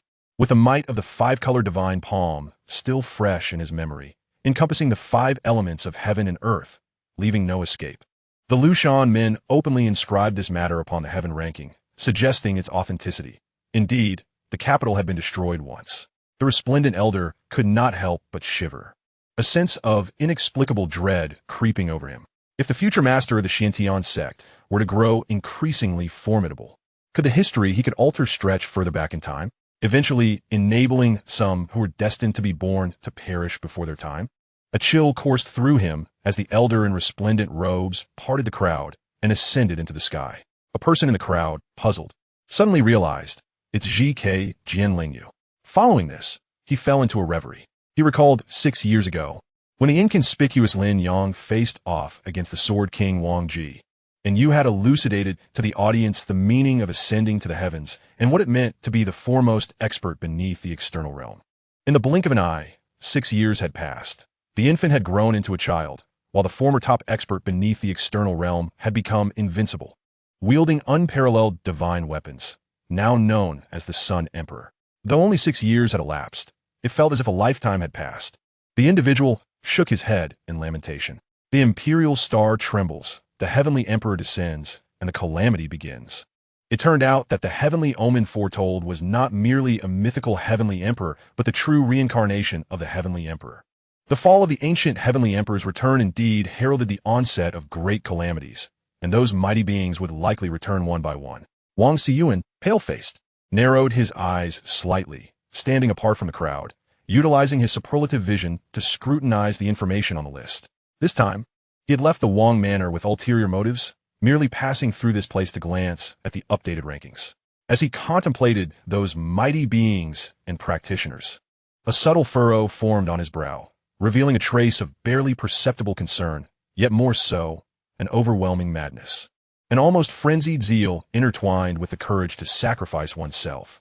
Eventually, Wang Xiyuan gradually retreated, disappearing at the end of the street. At the headquarters of the Luo sect, Gu Shaoxing, her brow slightly furrowed, bore an expression that was inscrutable, lacking the whimsical charm she once possessed. She had not anticipated that the villager, endowed with innate divine strength whom she encountered during the reincarnation task, was not merely a fleeting figure in the future, but the renowned Sun Emperor of mysterious origins. Had she known this earlier, she ought to have spared no effort to recruit him into the Luo sect, even if he had initially demanded exorbitant terms. For she could have reciprocated with unparalleled skills. She merely wished to prevent the mediocre from seizing the advantage. Alas, Gu Shaoxing narrowed her beautiful eyes. A desolate world shrouded in dark energy, with lonely graves and wild tombs scattered everywhere. Within an ancient tomb lay a coffin, enveloped in a layer of ghostly blue light, cold and profound, exuding the breath of antiquity, as if entombed for eons. After a prolonged silence, a deep, murmuring voice emanated from within the coffin covered in ghostly blue light. Master of Xiantian, invincible in the world? The voice was complex, tinged with derision, trepidation, and an indescribable emotion. The being within the coffin had evidently learned of the recent updates to the heaven ranking through mysterious means, comprehending the shift in its top position. Our sect's heritage is long-standing, having opened this realm, Though our foundation cannot be carried to the outside world, we fear no one within our sect. The voice from within the coffin gradually faded into silence. Aside from this location, similar scenes have unfolded throughout various ancient legacies. In times of turmoil across the realm, Lin Yang, having concluded his adjustments, stepped forth from the Heavenly Emperor's Hall. Utilizing the essence he had left on the disciples of the sect of impermanence outside the East Yang Prefecture, he pursued the source and discovered the location of one of the 9 sinister paths of the Mountain Gate's mysteries, the Jiangdong Dragon Platform. Within a range of majestic, verdant mountains, Lin Yang ascended into the skies, gazing down upon a particular valley nestled among serene peaks. In this valley, where lush flora thrived, the shimmering of his eyes heralded a gradual yet profound transformation. Ancient corpses emerged from the earth, their presence thick with the stench of death, revealing a world of utter silence, absent from this realm, a realm where ancient graves dotted the landscape, wild tombs clustered together, and blood-yellow springs flowed. Faint whispers of souls lamenting echoed within. The strand of essence he had left behind was nestled within one of those ancient graves. "I have found it," Lin Yang murmured, gripping the hilt of the blade of time, and with a decisive stroke, he cleaved downwards. Chapter 768, The 9 Sinister Paths, All Must Be Exterminated.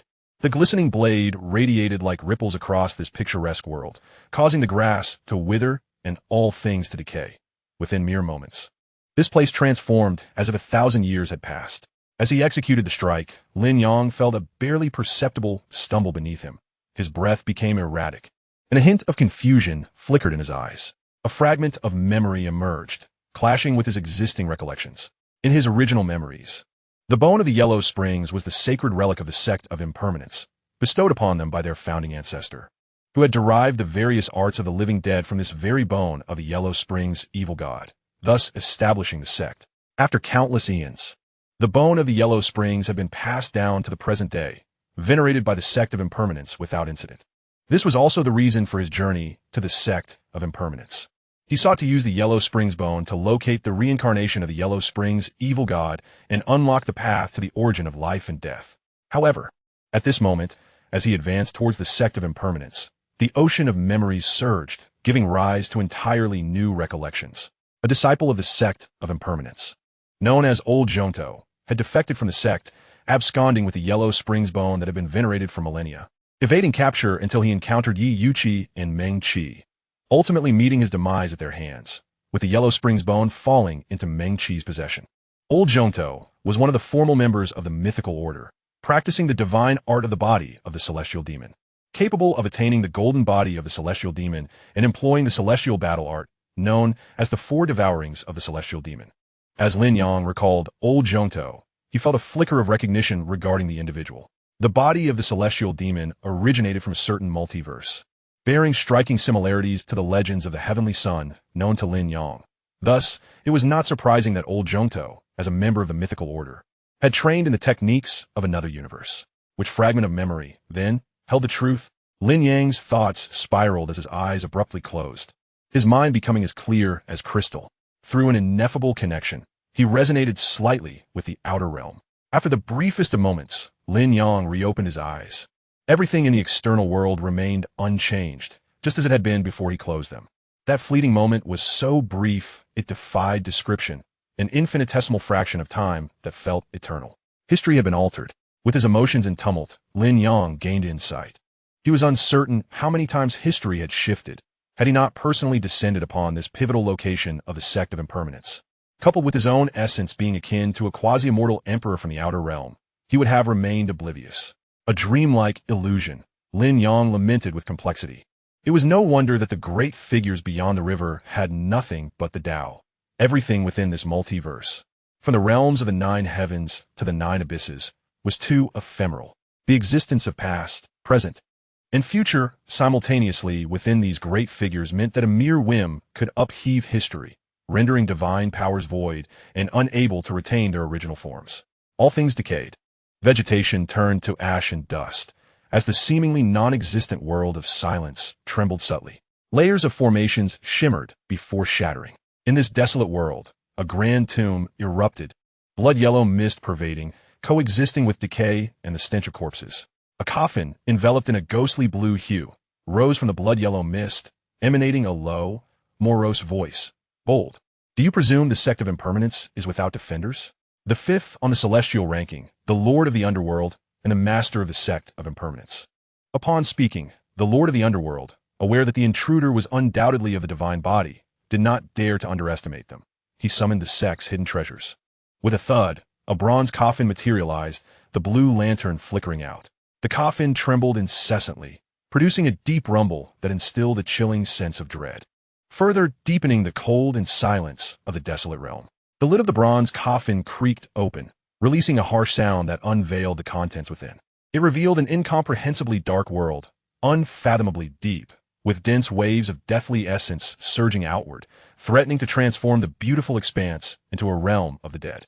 A roar suddenly echoed from the depths, a deep and resonant beastly cry originating from the domain of the bronze coffin, causing the heavens and earth to boil. In this barren world, zombies clawed their way from wild graves, and skeletons that had risen from the wilderness collapsed once more, all cowed by the beastly roar. Darkness rolled like waves, and a grotesque monster emerged from the coffin, entering the desolate realm. A creature with a massive head and a serpentine body, bearing shrimp-like eyes. A donkey's mouth, a bull's head, and deer antlers. This was unmistakably a true dragon. The beastly roar was none other than a legendary dragon's roar from mortal folklore. How ugly! Lin Yang exclaimed in astonishment. The true dragons of this realm possessed inherently formidable physiques and strength. Upon maturity, they rivaled the celestial beings, with the average among them being of the earth immortal level, and the exceptional ones even reaching the heavenly immortal tier. Such legends were not unfounded, though they paled in comparison to the true dragons of the perfect world, at least in terms of the general baseline. With a thud, a second bronze coffin materialized, the blue lantern extinguishing in an instant, and sounds of tremors emanated from within. The Lord of the Underworld understood that the enemy capable of dismantling the majority of the sect's formations in such a short time was no ordinary celestial being. Although he had revived the northern true dragon, he could not guarantee it would repel the intruder. Thus, he resolved to awaken all three bronze coffins of the sect of impermanence. Even if it meant incurring great losses, it was preferable to annihilation. With a roar, the grotesque northern true dragon inhaled deeply, causing a coffin containing a divine body-level corpse king to open of its own accord. The divine body being devoured by the northern true dragon. As a sacrificial offering, the remains of a divine being were necessary to command the northern true dragon, preventing it from rampaging and obliterating the sect of impermanence, thereby reducing millennia of legacy to ashes. Just as the second bronze coffin was about to open, Lin Yang stepped forward, emerging from the true realm's mountains into this eerie and desolate world. Master Xuantian, upon recognizing the visitor, the Lord of the Underworld's heart skipped a beat, a chilling sensation coursing through his nearly lifeless form, as if a heartbeat had returned. He had never anticipated that. Having just learned of the change in the celestial rankings, the individual would arrive at his mountain gate, clearly intent on a fierce assault with ominous intentions. The interval between the two events was scarcely half an hour, reflecting on Lin Yang's formidable record. The flickering blue light around the Lord of the Underworld dimmed and brightened erratically, the blood-yellow mist swirling ominously. This is a grave predicament. Our sect has a legacy spanning tens of thousands of years, with formidable depths. The accumulated divine remains from generations are countless. Though you may be the first on the celestial ranking, do not expect to achieve anything worthwhile. Do not engage in fruitless endeavors. The Lord of the Underworld spoke with a grave and cautious tone. Only he understood that while many divine bodies had emerged from the sect of impermanence over the millennia, most of their remains had become sacrificial offerings, as the strength of the northern true dragon far surpassed that of the divine remains. Lin Yang slowly desolate. The 9 sinister paths must be eradicated. Upon hearing this, the Lord of the Underworld nearly spat blood. Did he truly intend to address the sect of impermanence in such a manner? What was he thinking?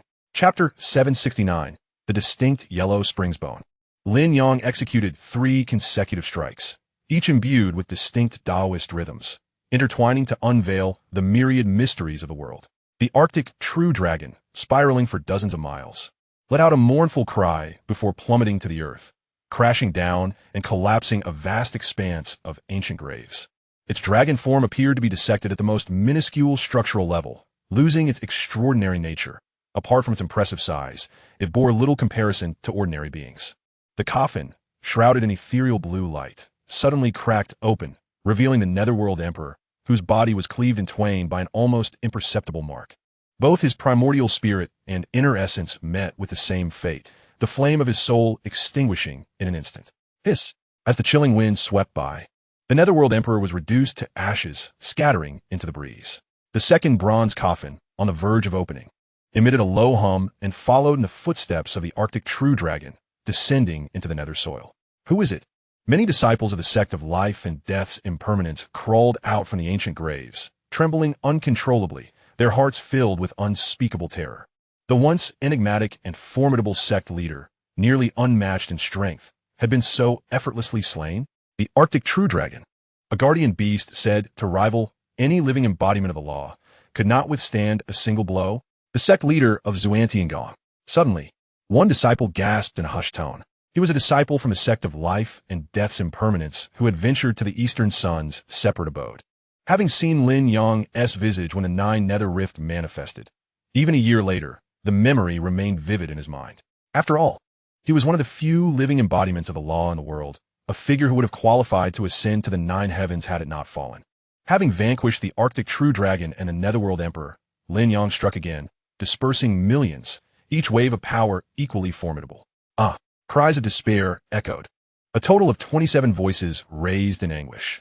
All were disciples of the sect of life and death's impermanence, whether elite experts from the first, second, or third realms, or masters from the seventh, eighth, or ninth realms, all met their demise, simultaneously fell by Lin Yang's blade.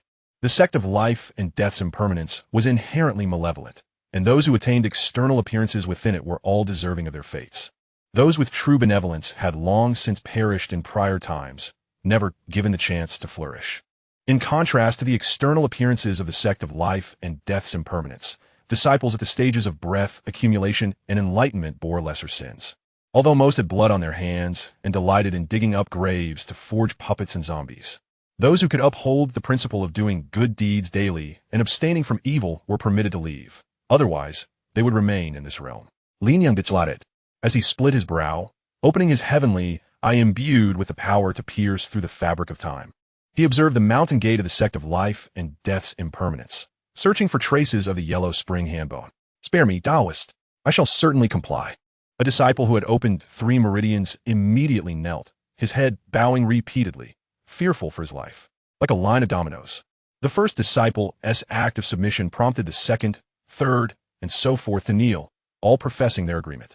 As for their innermost thoughts, those remained concealed from outsiders. Surviving the immediate calamity was the priority. Once they departed this place, they could soar through the heavens and swim through the seas, free to monitor whether they had upheld their daily good deeds. After all chose, a rift appeared, leading to a forested expanse. Thank you, Taoist, for your mercy. One by one, the disciples of the sect of life and death's impermanence leaped into the rift, entering the real world, leaving behind their fated puppets and zombies. Fearful of invoking taboo, no matter their reluctance, they ultimately gritted their teeth and departed. Once all had left, the desolate world was left with only the Arctic True Dragon sprawled upon the nether soil, and the skeletons and zombies re-erected, aimlessly wandering the land of shadows. Ultimately, one zombie approached the now mundane Arctic True Dragon, instinctively extending its claws to feast upon it. After a considerable time, Lin Yang's heavenly eye turned to a vast, forsaken grave. The blood-yellow mist within the grave was overwhelmingly dense, exceeding that of the Netherworld Emperor by thousands or even tens of thousands of times. And at the heart of the blood-yellow fog floated a pitch-black handbone. Sensing the unique essence of the handbone, Lin Yang mused, the yellow spring handbone.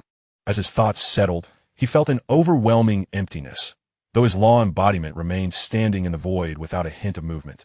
It seemed to ascend to an ineffable height, transcending countless universes. In the next instant, Lin Yang abruptly vanished, reappearing within the dense blood-yellow fog of the grand grave. The feeling of emptiness swiftly receding as he collapsed back into reality. Boom! The blood-yellow mist roared violently, boiling over. Lin Yang was akin to a droplet of water entering a hot oil pan, causing immense upheaval. The yellow spring handbone had not been stolen by the old clockmaker. It still resided within the sect of life and death's impermanence, leading Lin Yang to conclude that the original timeline he understood could not be taken at face value. Having been influenced by the actions of a significant figure from the other shore, Lin Yang pondered. Having successfully acquired the yellow spring handbone without the need for further tribulations in search of the old clockmaker, he felt less joy than anticipated. If not for the stimulus that recalled the existence of the old clockmaker, he might have rejoiced. However, at this moment, only dread towards the significant figure from the other shore remained. After a slight shake of his head, Lin Yang extended his right palm. It was crystalline and pure, warm as jade.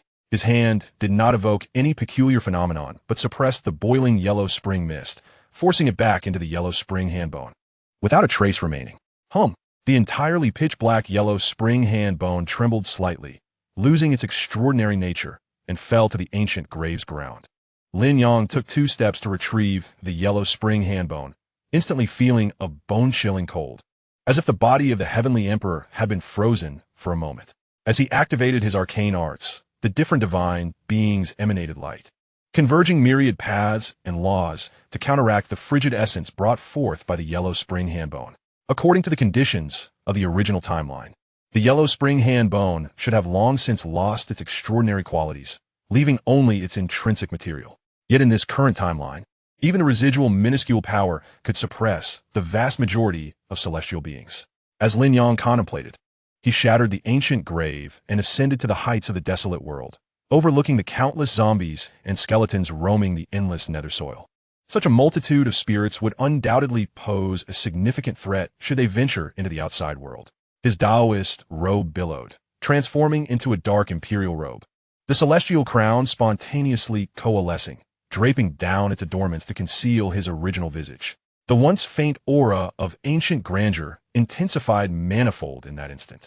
Merely sensing this ancient and extraordinary presence felt as though it could cleanse the soul and instill calmness, tempering one's nature. Manifesting the form of the heavenly emperor, Lin Yang unleashed a palm strike, unreservedly wielding ultimate destructive force, showcasing the most exquisite annihilation through the embodiment of time. As his palm descended, the heavens trembled, and the nether soil shattered. All beings decayed, immortals fell, time ceased to exist, and the void returned to oblivion. This desolate world was obliterated, shattered by Lin Yang's palm, leaving no trace behind. Chapter 770, Daily Acts of Kindness. After annihilating the desolate world housing the sect of life and death's impermanence, Lin Yang's figure abruptly ascended to immeasurable heights, once again enveloped by that feeling of emptiness. At that moment, a memory surged unexpectedly from the depths of his mind. Centered around the fallen Netherworld Emperor, 2 strands of memory became indistinguishable. One was the original understanding. The Netherworld Emperor possessed no extraordinary qualities of the Netherworld or Yellow Spring. Rather, he had absorbed the essence of a former law embodiment from the sect of life and death's impermanence, granting him slightly more than the usual half-step embodiment of the law. The newly emerged memory, however, depicted the Netherworld Emperor as a corporeal form fashioned from the bones of the Yellow Spring evil god, connecting to the Yellow Spring River that traverses all realms. Once he attained the embodiment of the law, consolidating his true spirit, he would inherit legendary characteristics. With the accumulation of the Yellow Spring, he could resonate with the imprints left by the Yellow Spring evil god, making the Netherworld Emperor's legendary traits even more potent than when he initially achieved the embodiment of the law, merely by igniting a projection of himself within Lin Yang. Ambitious aspirations often clash with fragile lives. Striving to attain unparalleled strength post-embodiment was rendered exceedingly arduous due to the influence of the Yellow Spring bones, ultimately leading to his demise in the original timeline. And now, this timeline too fell into Lin Yang's grasp. Lin Yang si get deeply, in comparison to numerous legendary embodiments.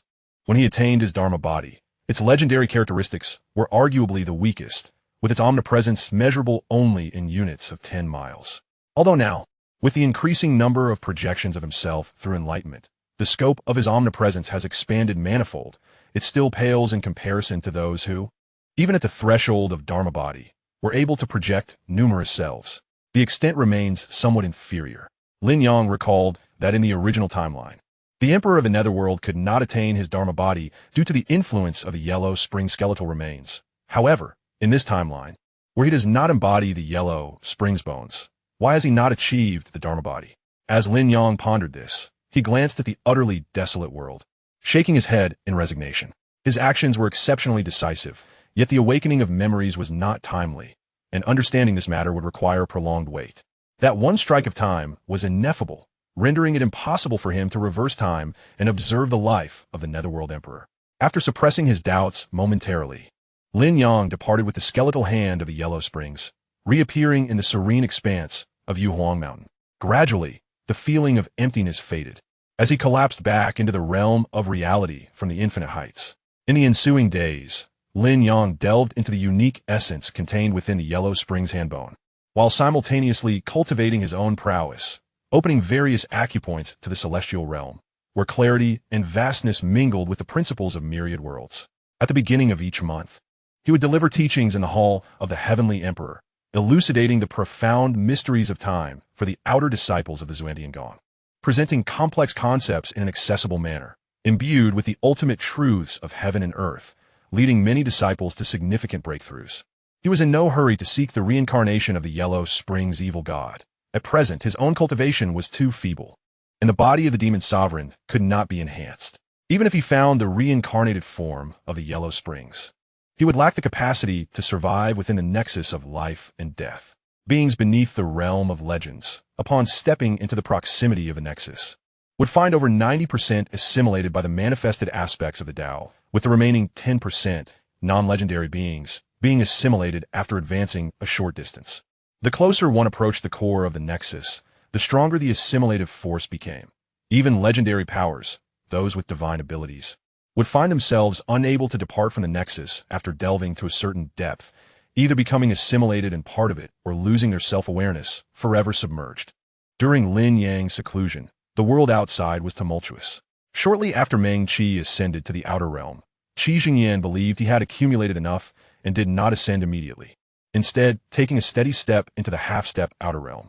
This disappointed many who had secretly hoped that Qi Jingyan would become the third individual to ascend in recent years to the pinnacle of the rankings, leading to whispers that soon faded. The half-step outer realm deity, Qi Jingyan, amidst the desolate mountains, struck down a divine envoy of the Luo sect, a powerful being of the second layer of the outer realm. Several months later, turmoil erupted in the northern Zhou, with a change in the throne. The Mad King, Gao Lan, ascended to power. In the dark, damp alley of Jiangdong Longtai, a brutal beating was occurring. 7 or 8 ragged, filthy beggars were mercilessly beating a small beggar curled up on the ground, striking him without restraint, as if intent on beating him to death right there. Amidst the merciless assault, foul language echoed, causing those passing by outside the alley to frown, yet upon realizing it was merely a dispute among beggars, none intervened. Just as the small beggar's resistance was waning, a frail man clad in a black robe hurriedly approached, his face alight with joy. Upon witnessing the injustice occurring, he bellowed, "Stop!"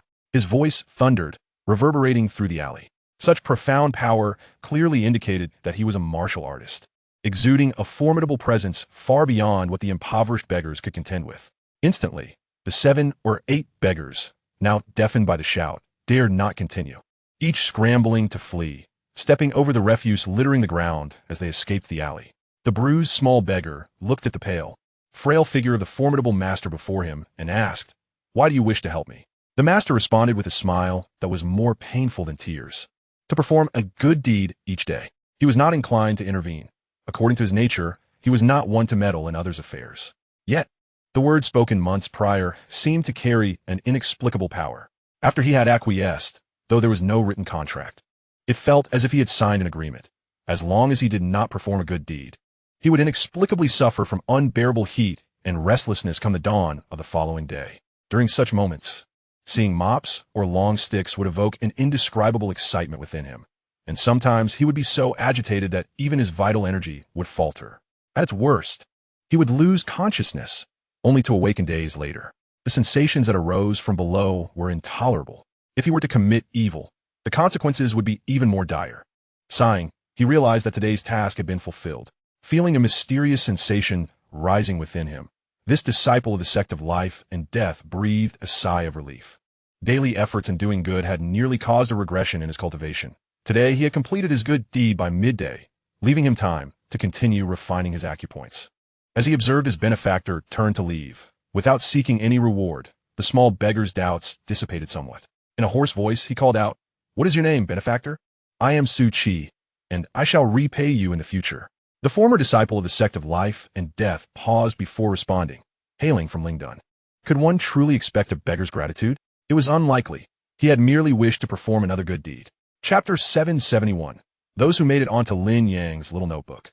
Several months prior, after the conclusion of the Qianhua banquet, and half a month after Meng Qi intertwined internally and externally, a flash of light heralded the return of several individuals to the cycle of reincarnation. Meng Qi, Jiang Zhuwei, Qi Jingyan, Ruan Yushu, Zhang Yuanshan, and Fu Jinjin. Once the indifferent voice of the Lord of the Six Paths of Reincarnation summarized the evaluation of their recent task, each of them produced their merits, pooling together to meet the requirements for the next mission. The next mission was scheduled for a year and a half later. Due to a disparity in strength, the team would have to split for the upcoming task.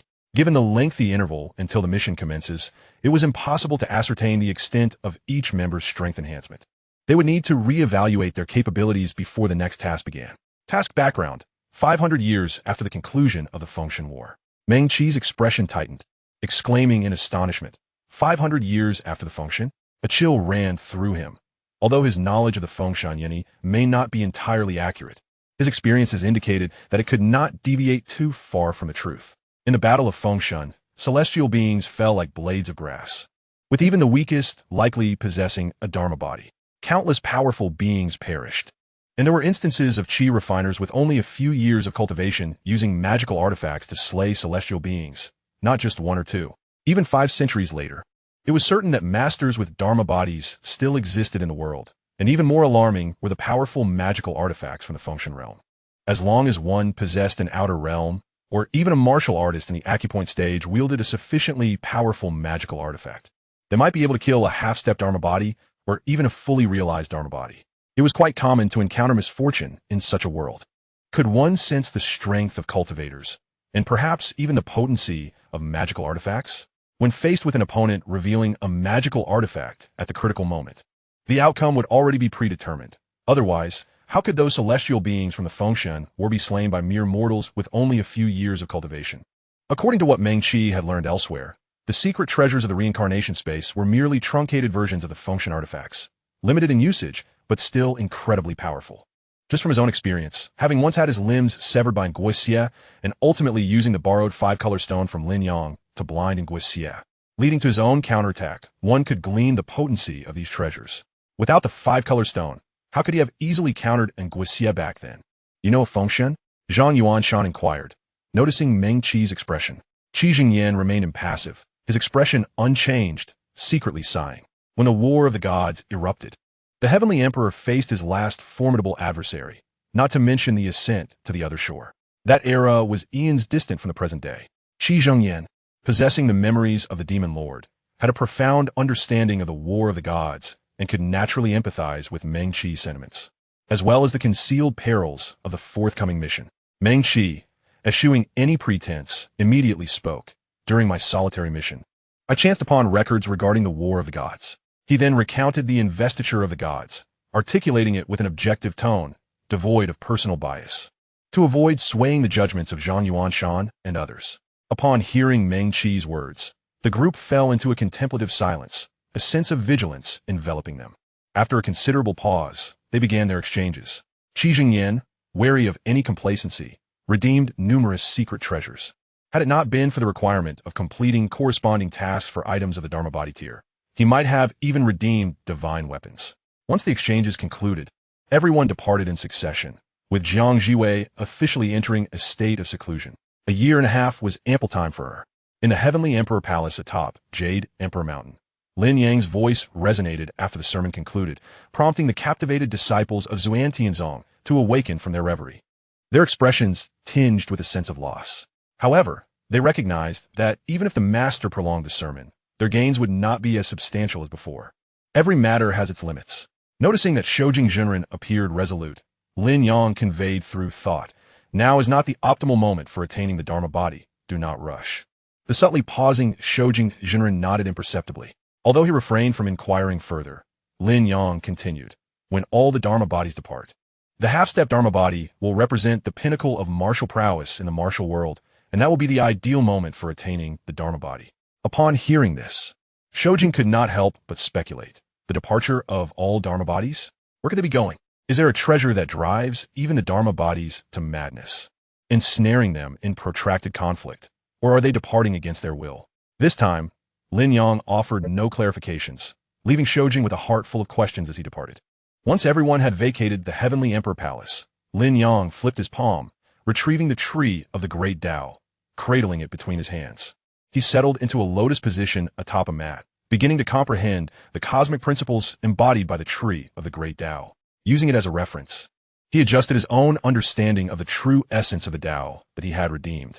It was uncertain whether the Lord of the Six Paths of Reincarnation, who had elevated the difficulty of cultivating the Tao, lacked the ability to completely modify such techniques, or simply did not anticipate that Lin Yang could discover the tree of the Great Tao, which contained the true essence of the cosmic principles. Thus, the barriers set to enhance the cultivation difficulty were not insurmountable, as the tree of the Great Tao provided a corresponding foundation for rectification. According to Lin Yang's estimations, in just a few years, the Tao he had redeemed would be indistinguishable from that within the tree of the Great Tao. Of course, this was also contingent upon his inherent understanding of the cosmic principles, which far exceeded the level one would typically grasp at the Dharma body tier, surpassing even the legendary figures who wielded this technique. Hence, with the genuine artifact at hand, modifications could be made. Otherwise, he would be left lamenting, unable to grasp the true essence he had redeemed. Even the demon Buddha lacked the ability to optimize the seven swords of heaven severance. Yet they were adept at causing frustration. Reflecting on the countless years spent grappling with the heightened difficulty of the seven swords of heaven severance, Lin Yang could not help but grind his teeth in vexation. May I never learn who orchestrated this, for once I ascend to the realm of creation. A reckoning shall ensue.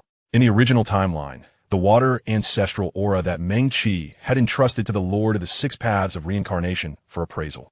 Though deemed the remnant essence of the ancient powerhouse, the water ancestor had undergone temporal shifts. After the fall of the heavenly court, the entity had experienced an awakening, possibly achieving or nearing the realm of creation now. Meanwhile, the Seven Kills Taoist, though a self-proclaimed legend of the Middle Ages, appeared to be on a trajectory toward achieving creation in the coming decades or centuries, a possibility that could not be ruled out. The two formidable beings, who had diminished the prestige of the Lord of the Six Paths of Reincarnation, might have already reached the realm of creation. Lin Yang considered it unlikely that he could exact revenge on the heightened difficulty of the seven swords of heaven severance at the legendary tier. Time flew by, and a year and a half had passed. Chapter 772, Primordial Extraction of the Gods. As the year and a half came to a close, Meng Qi and the others, having sought solitude in secluded locales, were drawn into the reincarnation space by the Lord of the Six Paths of Reincarnation. His voice resounded. Su Meng, Jiang Jiwei, Qi Zhengyan, Ruan Yushu, Zhang Yuanshan have achieved the external realm, while Fu Jinjin has yet to reach it. The mainline task begins to fragment. Shortly after Qi Jingyan's internal and external realms converged, Ruan Yushu followed suit, while Zhang Yuanshan had broken through 3 months prior. After a period of consolidation, Qi Jingyan, Ruan Yushu, and Zhang Yuanshan had officially transitioned into the external realm, no longer merely half-steps. 9 months prior, Jiang Jiwei's sword light illuminated 100 miles, cleaving through heavenly tribulations and ascending to the heavens. Among them, only Fu Jinjin, whose talents were relatively mundane, had made slow progress. Despite the advantages of the reincarnation space and being a member of the Celestial Trace, she had only opened 8 apertures, ranking 21st on the human list. The task fragmentation was completed. Task background. 500 years after the conclusion of the War of the Gods, the world is engulfed in turmoil and darkness, with nations embroiled in incessant strife. External task. Propagate the teachings across the nations. Select one of the myriad schools of thought and disseminate its doctrines. Should a nation choose to embrace this path, the task shall be deemed complete. Aperture task. Seek out and trace the hidden. A sage is about to manifest within 3 months. As the voice of the Lord of the Six Paths of Reincarnation faded, a sign tube landed in Meng Qi's hand. He gently shook it, and the light within the tube flickered. Finally, a bamboo slip sprang forth, inscribed with 2 characters, Legalist. In a flash of brilliance, Meng Qi and the others vanished from the reincarnation square, atop Jade Emperor Mountain, seated within the Heavenly Emperor Palace. Lin Yang opened his eyes as Meng Qi and the others faded from the real world. Within him flowed an ethereal river, encompassing the destinies of countless beings across time and space. As the task of sealing the gods commenced, Lin Yang murmured softly. The world of sealing gods was neither a mere fragment of cosmic light nor a sub-universe within a multiverse. Primordial extraction of the gods. Reflecting on the actions of the primordial supreme being before his disappearance, Lin Yang sighed. This first being to cleave the heavens had opened the very root of time, forcibly extracting the entirety of the war of the gods and evolving it into the real world. Indeed, this was the second real world, entirely equivalent to the core of today's multiverse, without any distinction of superiority or inferiority. This act also rendered the past irretrievable. There would be no passage to witness the history of the War of the Gods, for that segment of history no longer existed within the river of time. Even the real world during that period underwent monumental changes, altering the destinies of countless beings. Countless legendary powers and great practitioners lost their grasp on authentic history. The former remained oblivious to historical shifts, while the latter felt as if they had merely dreamt, devoid of any tangible connection. The god-slaying whip restrains deities, and while it poses a significant threat to those not listed on the investiture of the gods, it is lethal, however, for those on the list. Even a near-great practitioner struck by the whip would suffer grievously. Lin Yang's thoughts whirled. In the future, to establish the heavenly court, the current wielders of the god-slaying whip, though merely of the Dharma body tier, were his targets. Even the investiture of the gods in the hands of Lord Liya was under Lin Yang's scrutiny. Yet the timing was not ripe, and he remained comparatively weak, making action unwise. The investiture of the gods, while not essential for the re-establishment of the heavenly court, played a crucial role. Without sufficient strong figures to lend credibility, the heavenly court would invite ridicule. As his thoughts coalesced, Lin Yang closed his eyes once more, patiently awaiting Meng Qi's summons. Should his intervention prevent Meng Qi and the others from reaching a point where they required his calling, he still retained the means to act through the Dharma body token left behind. If not for this method, he would have no means to transcend space and enter the world of deification. Although he was aware of an alternative pathway from the realm of reality to the world of deification, it was fraught with peril, and unless absolutely necessary, Lin Yang was reluctant to traverse that treacherous route. The risk of encountering formidable past beings loomed large, while he would not fear a mere corporeal manifestation. Even a celestial being would not instill dread in him. However, should he encounter a legendary powerhouse, it would spell trouble, for the likelihood of coming across a being of immense power was significantly higher. The fragments of the demon realm had undergone a dramatic transformation compared to over a year ago. Their extent had shrunk by hundreds of times, now revealing the boundaries of the world at a glance. The demon emperor's form had taken on a humanoid shape, devoid of facial features, his visage smooth as polished glass, enshrouded in wisps of demonic energy. Faces, emerging from his neck, bore expressions of intense malice, their hollow eye sockets swirling with dark fog. Boom! A resounding shockwave reverberated through the air as the fragments of the demon realm rapidly diminished, condensing into a radiant point of light. The form of the demon emperor was vacuous, existing in an infinite height, gazing down upon the fragment of the demon realm transformed into a mere speck of light. In the next instant, a fissure split open across his smooth visage, revealing 40 ghastly white teeth stained with remnants of flesh, as if remnants of an uneaten meal. The demon emperor inhaled deeply, and the heavens seemed to turn upside down, the void trembling ominously. The point of light was immediately drawn in, consumed entirely by the demon emperor's being. The 999 faces twisted into grotesque forms, gradually morphing into a semblance of madness, unleashing waves of energy that shot into the void, stirring inexplicable ripples. During this process, the cultivation of the demon emperor surged rapidly, seemingly boundless, until it caught up to Lin Yang in mere moments. Yet, at that precise moment, the demon emperor's swift ascent came to an abrupt halt, ceasing without warning. Unable to advance further, stymied by Lin Yang's failure to attain celestial status, the demon emperor could not evolve into a malevolent entity rivaling celestial beings. Although the benefits derived from the amalgamation of the demon realm fragments had consumed less than a tenth, his cultivation could not progress a single step further. The time had come to enter the nine hells. A cacophony of overlapping sounds erupted, embodying all the negative emotions of the world. Merely hearing it could drive the weak-willed to madness, stripping them of their reason. The madness on the faces gradually subsided, replaced by a sinister smirk, deep-seated malice still present, as if cursing all existence, determined to plunge the world into darkness and chaos. In the hall of the heavenly emperor, Lin Yang's figure ascended to unfathomable heights, his eyes reflecting layers of the cosmos, a myriad of cosmic fragments. At the very bottom lay an endless expanse of black shadows, suffused with an unimaginable density of filth. This was the nine hells. Within the black shadows flickered a barely discernible point of light, threatening to extinguish at any moment. The coordinates Lin Yang had originally inscribed had nearly faded away after the passage of time. Silently, Lin Yang focused on the flickering point of light, wielding his blade to sever the barrier between the Demon Emperor and the Nine Hells. Chapter 773. The Demon Emperor enters the Nine Hells. The void split open, revealing the Nine Hells. The Demon Emperor did not hesitate. In the blink of an eye, he slipped through the narrow fissure of the Nine Hells. Just as he departed, a shimmering blade of light descended from the infinite heights, striking every foundational point of the Nine Hells fissure, erasing it forcefully, preventing further expansion that could endanger other worlds. With 2 strikes of his blade, Lin Yang's form collapsed back into reality, resuming his meditative posture in the hall of the Heavenly Emperor, contemplating the Tao that transcends the universe. Attaining celestial status was not a matter of haste. Even Lin Yang, having traversed the celestial phase, had to follow a methodical approach, with no significant breakthroughs likely in the short term.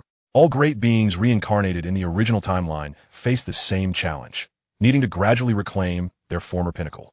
Even with exceptional vision, one could not defy the laws of nature excessively.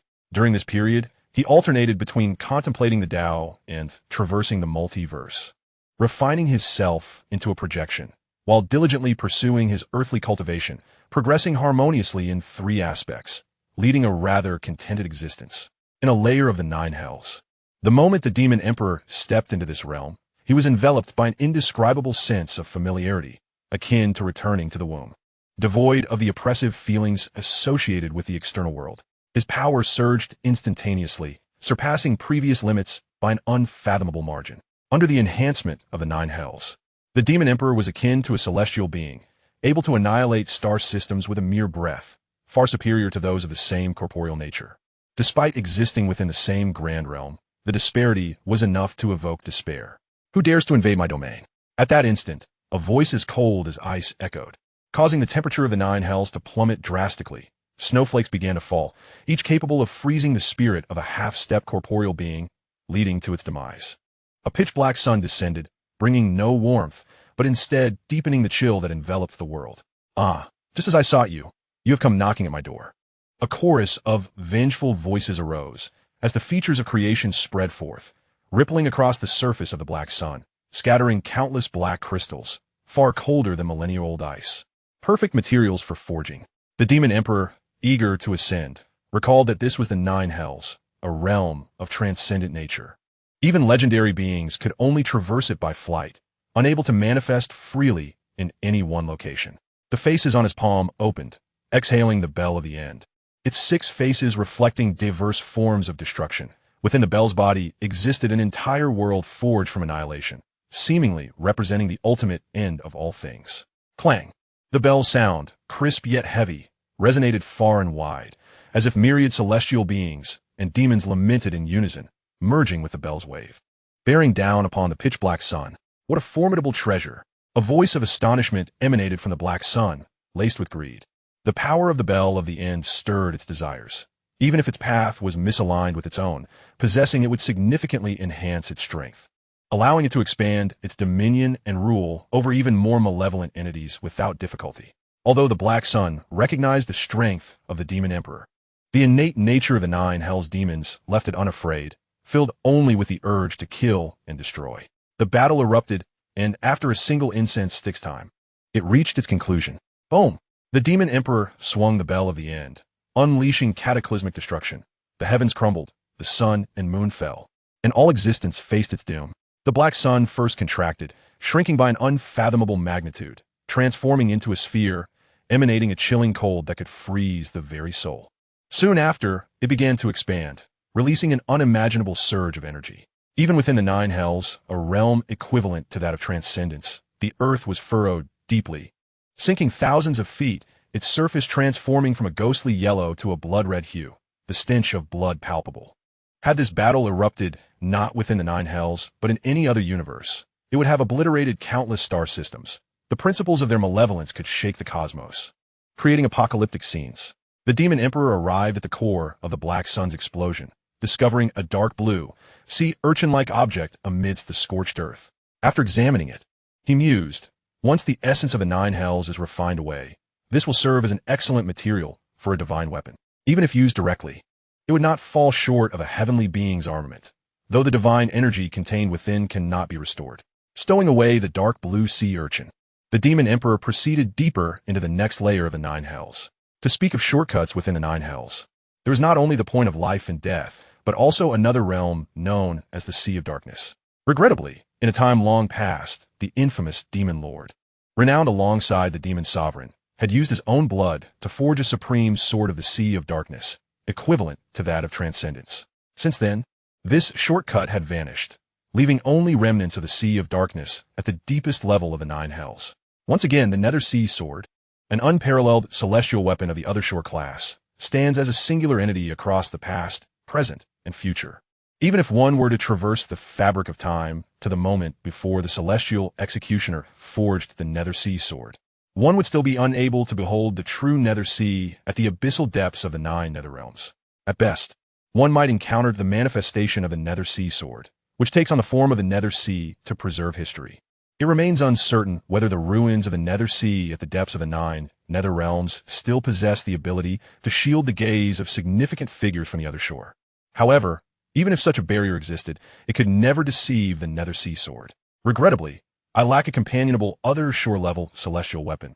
Otherwise, merely entering the weapon would effectively shield me from the eminent beings of the other shore. In Jiangdong, Maoling, fortune smiled upon a former disciple of the Deathless Sect, who exhaled deeply in relief.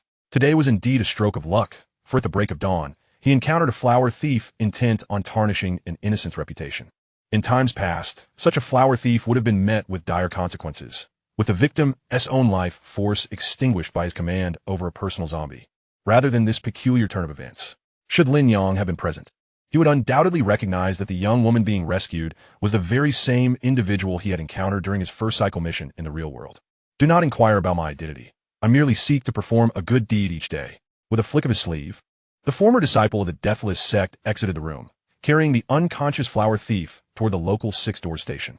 To prevent the absence of good deeds, numerous former disciples of the Deathless Sect, having endured painful lessons over half a year prior, convened and concluded that leaving one or two individuals in each city sufficed. A surplus would lead to an excess of idleness and ultimately to a regrettable fate. Following the distribution, the larger city of Maoling retained 4 practitioners of daily benevolence, while the remainder ventured to the western regions, some to the northern Zhou, and others to the grasslands. Their actions were selfless, seeking only to atone for their past transgressions through daily acts of kindness. In the blink of an eye, a month had elapsed. On this day, as Lin Yang meditated within the Heavenly Emperor's hall, he finally sensed a faint call for help. Meng Qi was in distress. Chapter 774. You have one more chance to choose. Before him, layers of light and shadow shifted, an endless array of universes appearing and vanishing. Lin Yang felt as though he had pierced through a thick membrane.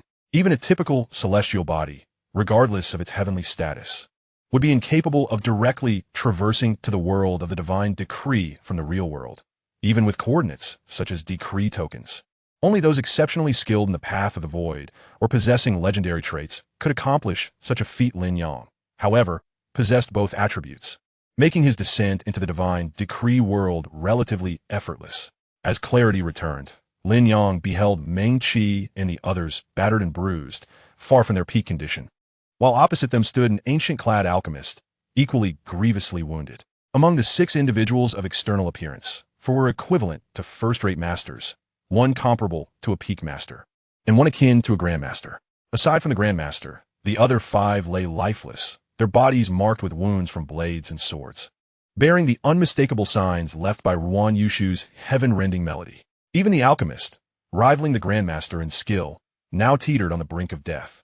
Clinging to life solely through sheer will, his eyes fixed intently on Meng Qi and the others. You are all doomed. No one can save you. The alchemist's primordial spirit resonated with a voice, though his throat had been brutally severed, blood flowing freely and robbing him of the ability to speak, leaving him with only this feeble utterance. 5 first-rate masters of the external appearance's 3rd realm had managed to incapacitate a grandmaster-level alchemist to such an extent, showcasing their impressive coordination. Lin Yang offered a brief commendation before shifting his gaze to the middle-aged alchemist, who appeared on the verge of death. With a wave of his hand, he cast a shimmering wave of light, drastically slowing the alchemist's impending demise. Then, Lin Yang spoke with a calm demeanor. Let us see if your elder can indeed lay a finger on any of them under my protection. He did not require further understanding of the circumstances to grasp a crucial truth from the middle-aged alchemist's words. The adversary had undoubtedly summoned aid, and their strength surpassed that of a grandmaster, a formidable combination of a peak master and 4 first-rate experts. Otherwise, even in their weakened state, Meng Qi and the others would not be uttering such threats, as it would merely provoke ridicule. Upon witnessing Lin Yang's swift arrival, far surpassing his timing during the fragments of the demon realm, Meng Qi felt an immense wave of relief wash over him, the tension within him easing to prevent collapse under pressure. He harbored a genuine fear that hostile forces might appear before Lin Yang, annihilating him and his companions before assistance could arrive. The treasures exchanged prior to this mission had been exhausted in the current conflict. Otherwise, how could they have reduced a grandmaster-level alchemist to such a state? Who are you? The middle-aged alchemist's gaze shifted to Lin Yang.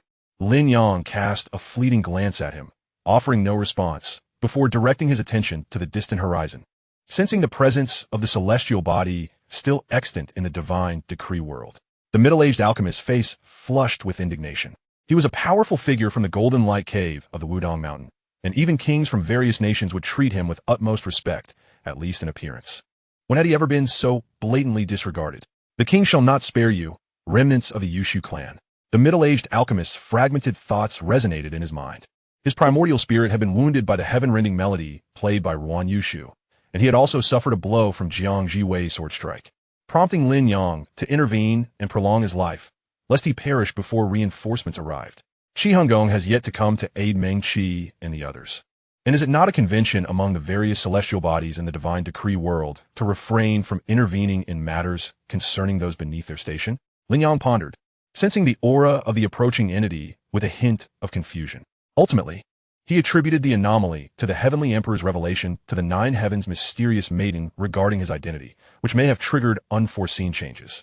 Perhaps it was not the sole cause, but it certainly bore a connection to the eminent beings from the other shore, with the resulting butterfly effect proving too potent to ignore, even if it could not impact the realm of the divine decree, which was drawn forth by the primordial heavenly venerable, despite the vast distance, and having never encountered the local celestial body of the divine decree world.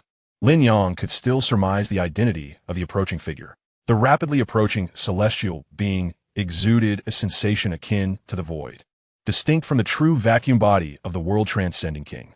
While both were fundamentally tied to the void, each possessed unique characteristics.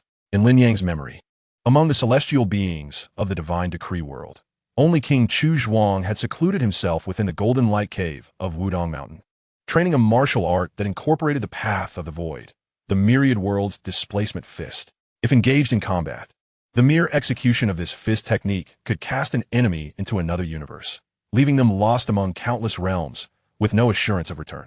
Radiating a brilliant golden light, a tall figure donned in ceremonial robes and a crown materialized before them.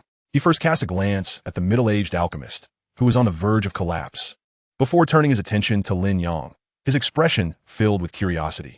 An overseas celestial being? This land's celestial beings were familiar to him. Thus, upon noticing Lin Yang's sudden appearance, he naturally recalled the overseas realms he had not traversed for some time. As King Chu Zhuang descended, the faces of Meng Qi and the others momentarily reflected a dazed expression, as if the imposing figure before them, with golden-hued features and strikingly prominent brows, filled the very air, overwhelming their senses.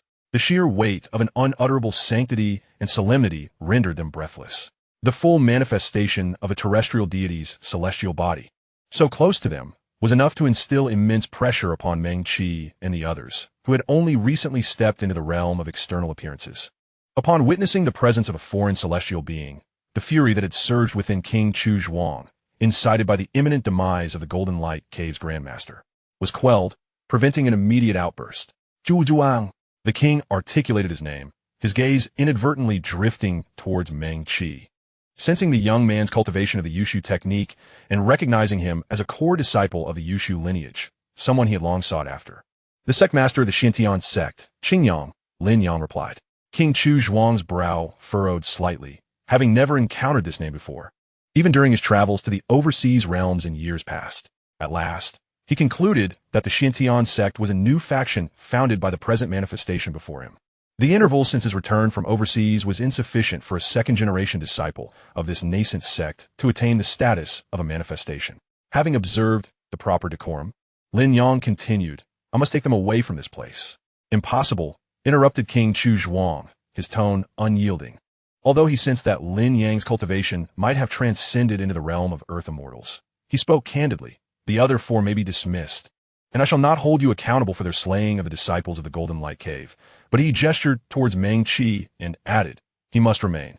Lin Yang's gaze was as calm as still water as he replied, "You have one more opportunity to choose." Chapter 775, A Fair Exchange.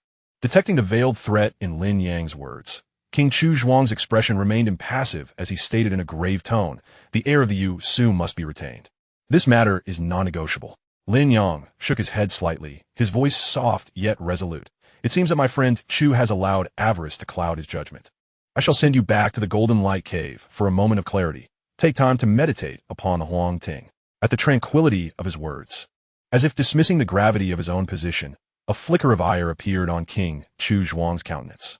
How could any manifestation in the world surpass another by such a margin? To be so assured of victory over him, a former king of the state of Chu, one of the 6 overlords, was a grave miscalculation. Without waiting for King Chu Zhuang's response, Lin Yang delivered a punch, light and airy, descending from unfathomable heights, aimed at the very essence of King Chu Zhuang. This strike bore the hallmark of legend. Even manifestations imbued with legendary traits could not invoke such power at the dawn of their ascent. It required painstaking effort and the accumulation of time to master such techniques. In that fleeting moment, a chill of dread enveloped King Chu Zhuang, his anger dissipating, replaced by astonishment. "Legendary traits," he exclaimed. "Is it possible that he resembles an earth immortal, possessing legendary traits? How am I to contend with this?" Just as King Chu Zhuang raised his hand to counter with the myriad realm's shifting fist, a wave of excruciating pain surged through his being, threatening to unravel his manifestation. An attack characterized by legendary traits struck at a singular point, simultaneously assailing every inch that coalesced into that point. Without comparable legendary prowess, defending against it was nearly impossible. Unable to maintain his composure, King Chu Zhuang staggered back a few steps, his face turning ashen, before he finally expelled a mouthful of blood. The overwhelming sensation that had once filled the heavens and the earth diminished significantly in that instant. Just as he prepared to speak, his vision blurred, and by the time clarity returned, he found himself in the depths of his own cave dwelling. When had such a formidable earth immortal emerged from overseas? No wonder he dismissed me with such disdain.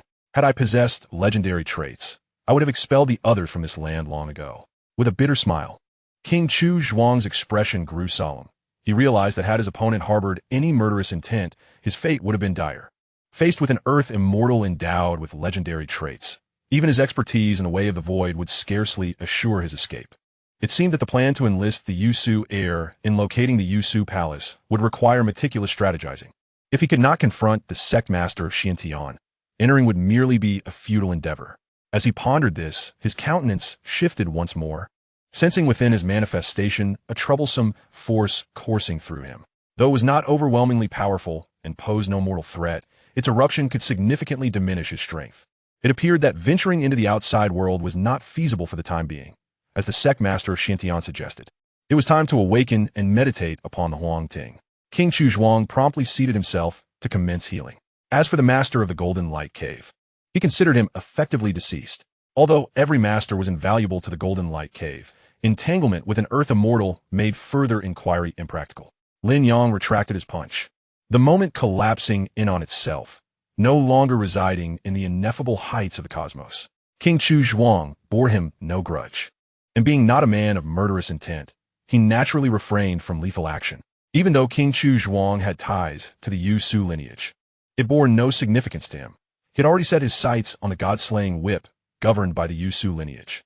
Yu, the master of the Golden Light Cave, quivered, attempting to articulate something, but ultimately succumbed to the overwhelming surge of his own vitality. With but a breath remaining, this sudden upheaval caused his already fragile heart to shatter, sending his primordial spirit adrift, first engulfed in confusion, then gradually diminishing. Casting a glance at Meng Qi and the others, who were engaged in healing, Lin Yang waved his hand to conjure a protective barrier around them, then stated, "This realm possesses certain peculiarities. Its essence seems to parallel our world, transcending multiple universes. I have sensed an object to which I am attuned, so I shall not delay further. This barrier will permit exit but not entry. Under my manifestation, it cannot be breached. You may rest and recuperate in peace. No longer a reincarnator, Lin Yang refrained from mentioning the task, lest it burden Meng Qi and the others.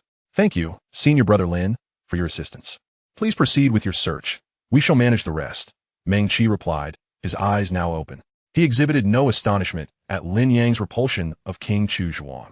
Unless King Chu Zhuang surpassed the combined might of the Peacock Demon King, the White Tiger Demon King, the Kuei Neo Demon King, and the Sorcerer, he posed no threat to Lin Yang. His only prior concern had been whether Lin Yang would arrive in time. After all, existing in disparate realms precluded simultaneous arrival at his call. Had the recent contingent from the Golden Light Cave not possessed the manifestation token, they would have been in peril. The name of the Sun Emperor's indomitable reign was no mere fabrication. Lin Yang nodded slightly, elevating his form, his manifestation exuding an ethereal quality, residing in the unfathomable heights, surveying countless vistas. Then, Meng Qi beheld Lin Yang vanish entirely from view, not through teleportation, but rather as if he had transcended existence itself, akin to Schrodinger's cat from the pages of a textbook. Yet it was merely an illusion, incapable of precise description. Legendary traits. Meng Qi gazed upon them with envy. In a concealed chamber of the state of Qi, Lin Yang materialized, the sensation of emptiness swiftly dissipating as he collapsed back into reality. Ignoring the myriad items within the chamber, he focused on an object positioned upon the right side table. It was a wooden whip measuring 3 feet, 6 inches, and 5/10, composed of 21 segments, each inscribed with 4 talismans, totaling 84. The God-slaying whip. A smile emerged in Lin Yang's eyes. After traversing arduous paths in search of it, he encountered it here without expending any effort. Who would have anticipated that the manifestation of Qi Honggong, descendant of Jiangxia from the Yusu lineage in the world of the investiture of the gods, would keep the God-slaying whip in a quiet chamber rather than carry it on his person? Indeed, as legendary beings obscure themselves, manifestations possessing legendary traits are truly rare. With a formation guarding this place, ordinary manifestations could not enter undetected. Lin Yang approached the God-slaying whip, dispelling the numerous restrictions surrounding it, ultimately grasping the whip in his hand. Upon sensing the imprint belonging to Qi Honggong, Lin Yang engaged in dual focus. He forcibly eradicated Qi Honggong's mark, while simultaneously retrieving a massive sword radiating a ghostly blue light. The Sorrow of Frost. This artifact had been discovered during his projection into another version of himself, within a familiar universe. After reworking it with the Frost-forged divine material from his true martial secret repository, the Sorrow of Frost, originally equivalent to a human immortal-grade weapon, had now ascended to the level of an Earth immortal-grade weapon. It was a fitting exchange for the God-slaying whip. Chapter 776, An Audience with the Celestial Emperor. For those not of divine nature, unless one possessed the investiture of the gods to extract true spirits, the God-slaying whip was merely a common divine weapon. Thus, trading it for the Sorrow of Frost was indeed a boon. As he mused to himself, he placed the ghostly blue sword upon the table, replacing the God-slaying whip.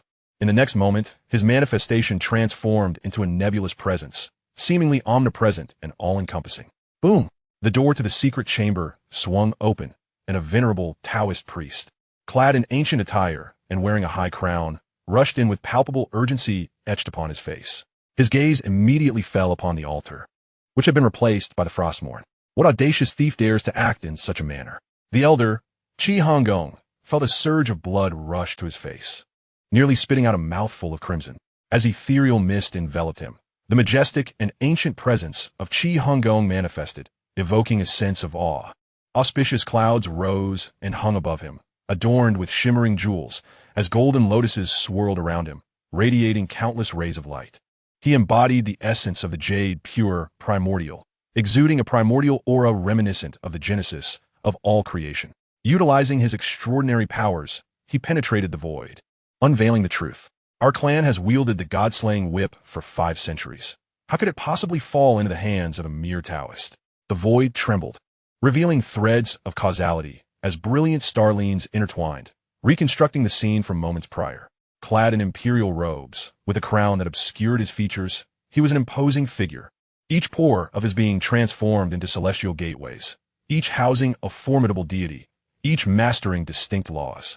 In that moment, He seemed not merely a towering entity, but rather one who transcended countless universes, a celestial sovereign. Is it the Heavenly Emperor? Qi Hengong murmured, astonished. The celestial court had fallen merely a few centuries ago, and many scriptures across various sects chronicled the grandeur of its heyday. Hence, there existed numerous devotees who had described the Heavenly Emperor in various ways. As he whispered, the towering figure also perceived a voice, as if deliberately intended for someone else. Have I struck a fortune? Qi Hengong chuckled in frustration, the auspicious clouds swirling, the golden lotuses dancing, their brilliance intensifying. Just as he was about to employ a secret technique, he suddenly emitted a low groan, his divine form waning, the auspicious clouds dissipating, revealing his Taoist robe once more. A trickle of blood escaped from the corner of Qi Hengong's mouth, his expression darkening as he muttered, "Damn it, as a descendant of the Heavenly Emperor.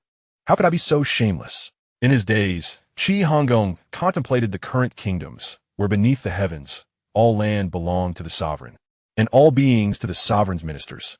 Everything belonged to the king, and the mysterious heir of the Heavenly Emperor had indeed left behind a formidable weapon. After all, conventionally, beyond the 9 nether realms lay the territory of the Heavenly Emperor, Frostmourne. What an unusual name. Does it originate from that desolate barbaric land? Qi Hengong's anger subsided as he realized that since events had already transpired, further rage would be futile. As the pillar of the Jade, pure lineage, he alone embodied the essence of his divine form, with no other terrestrial immortals to assist him. Even if he were to find the perpetrator, the outcome would not bode well. Striding forward, Qi Hengong approached the altar and seized the ethereal blue sword, imprinting his own essence upon it to commence the process of refinement. Meanwhile, Lin Yang found himself on an island in the East Sea, retrieving the god-slaying whip and eradicating Qi Hengong's mark, instead imprinting his own essence to claim the whip as his own. Days passed in the blink of an eye. Having mastered the god-slaying whip, Lin Yang did not linger long in the world of deification. He promptly ascended to unfathomable heights, guided by an invisible thread of connection. Disregarding the myriad realms, slowly yet resolutely penetrating the realm of reality, returning to Jade Emperor Mountain. At the very moment he re-entered the Heavenly Emperor's hall, the previously tranquil time blade suddenly rippled, and Lin Yang sensed it, turning to look. Boom! Before Lin Yang, a blinding light erupted, revealing an indescribable, incomprehensible, and infinitely vast, mysterious realm. Looking around, he realized he was no longer in the Heavenly Emperor's hall. The true self sat serenely upon the lake of his heart, severing the path to perceive the self, transcending time and space, the only constant throughout eternity. With his understanding of the true self and its essence, Lin Yang cast aside the myriad impurities acquired after birth, returning to the innate purity that flowed from the Tao. In an instant, inspired by the indescribable aura of this place, Lin Yang achieved clarity and reorganized his perception. Swish! The scene before him transformed, colors vibrant and radiant. The heavens flowing with boundless divine essence, mist swirling, obscuring the sun and stars. A single breath could elevate one's cultivation immensely. The boundless expanse of heaven and earth stretched infinitely beyond sight, as Lin Yang felt a solidifying sensation, unable to remain omnipresent, relying solely on his ability to traverse through the realms. This was the 9 heavens, residing above the multiverse. Palatial structures floated amidst the misty cloud sea, seemingly manifestations of ultimate truths. The only regret was the profound silence of the 9 heavens, devoid of any semblance of life. Lin Yang trod upon the billowing clouds, gazing skyward at the highest palace. In the vast, empty hall, a sovereign draped in a crown sat at the center, commanding the nexus of the multiverse, where all principles, spirits, and entities were bound to heed his decree, none daring to defy him. Compared to the outside world and the myriad existences beyond, the realm opened by the primordial did not harbor any other beings from beyond, nor any paths leading close to them. Everything eluded the gaze of beings from beyond. Nobody hables existif. The will of those beings was the will of heaven, inscrutable, immeasurable, and unfathomable, governing all. Lin Yang's heart lake stirred, sending ripples across its surface. Perhaps it was precisely this lack of variables, devoid of the interference and games played by other great beings from beyond, that rendered the demise of the multiverse within those great beings incapable of giving rise to the cyclical power that could allow ancient ones to attain enlightenment. As Lin Yang pondered, he witnessed the crown of the sovereign in the celestial palace parting, revealing a face of indifference and stoic resolve, devoid of emotions. Simultaneously, the scene before Lin Yang became slightly blurred, transforming into an ancient seal. It was said that when the celestial court fell, the heavenly emperor forged the time blade from his own Tao fruit and the core of the heavenly court, the heavenly Tao seal. This must be the heavenly Tao seal. Lin Yang said, the heavenly Tao seal, a treasure of cosmic caliber, had once vanquished the demon lord during his assault on the heavens, marking the heavenly emperor's unparalleled achievements, making him one of the few to have slain beings from beyond. The creation of a cosmic-level masterpiece using a treasure of cosmic caliber, the Tao fruit of a being from beyond, and the core of the heavenly court, the nine heavens, seemed fundamentally flawed, yet that was the reality. Just as Lin Yang contemplated why the heavenly emperor had summoned him into the time blade, he noticed a flicker of emotion in the profound gaze of the heavenly emperor, a glimmer of light traversing infinite distances, landing in the palm of his hand. Chapter 777, The Projection of the Heavenly Emperor, All-King. Lin Yang reached out to grasp the light, within which flickered countless overlapping phantoms, all formidable, representing the supreme and exalted, reigning over infinity. In an instant, an inexplicable insight welled up within his heart. This was the information of the projection of the heavenly emperor's self. Joy ignited in Lin Yang's heart. The projection of the self and the projection of the other were distinct.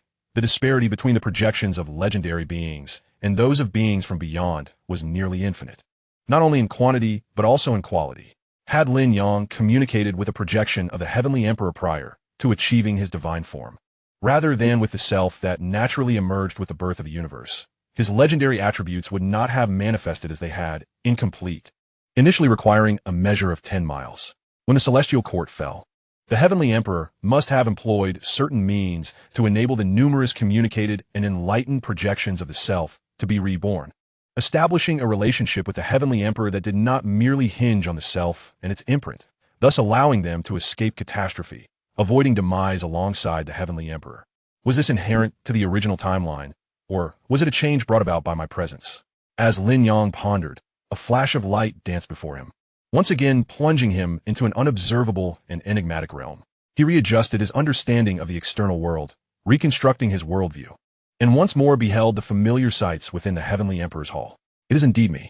Were I in ordinary divine form, even possessing legendary traits, I would be utterly blind in such a place. Lin Yang grasped the light containing the information of the heavenly emperor's projection and sat cross-legged on the mat, compared to a mere modicum of communication.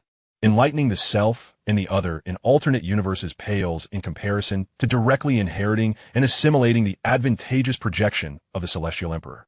As Lin Yang's divine consciousness penetrated the luminous point, he pinpointed a fleeting projection and commenced the analysis of its characteristics, thereby facilitating the identification of his objective and preventing himself from becoming lost amidst the myriad of universes. In a brief moment, having discerned the salient features of this projection, Lin Yang let out a soft exclamation. Zeno? He was already aware that within the multiverse of the supreme world, countless familiar realms existed. During his astral travels aided by the shattered fragments of the Haotian mirror, Su Wuming had ventured into the Dragon Ball universe and learned the secret of fusion. However, Lin Yang did not anticipate that amidst the plethora of projection information, he would randomly lock onto a realm he was intimately acquainted with, and that it would be presided over by the supreme deity governing 18 universes. In terms of identity and stature, Zeno could indeed be regarded as the celestial emperor of that realm.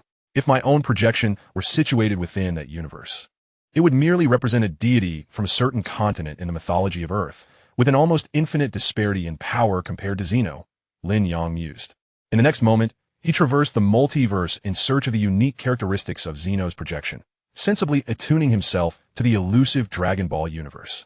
Within the Dragon Ball realm, there exist 18 universes, each governed by their respective Kaioshin and Destroyer gods, wielding distinct powers.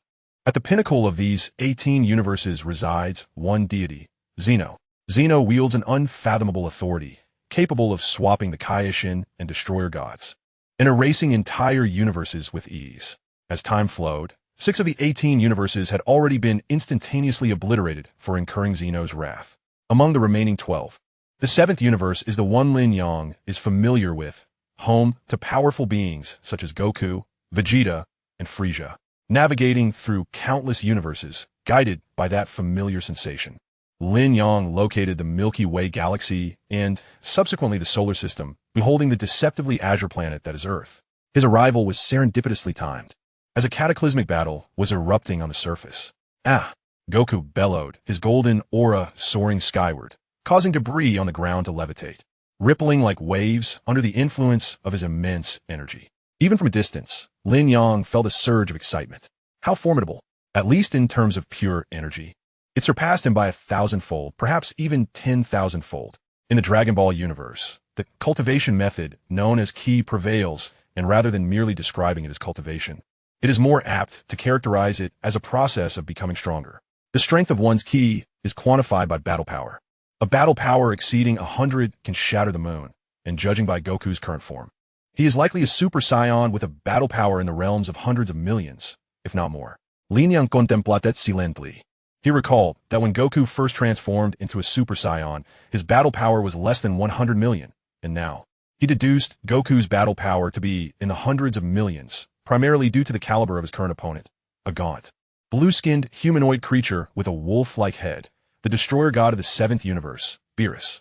The confrontation between one man and one god was not particularly astonishing.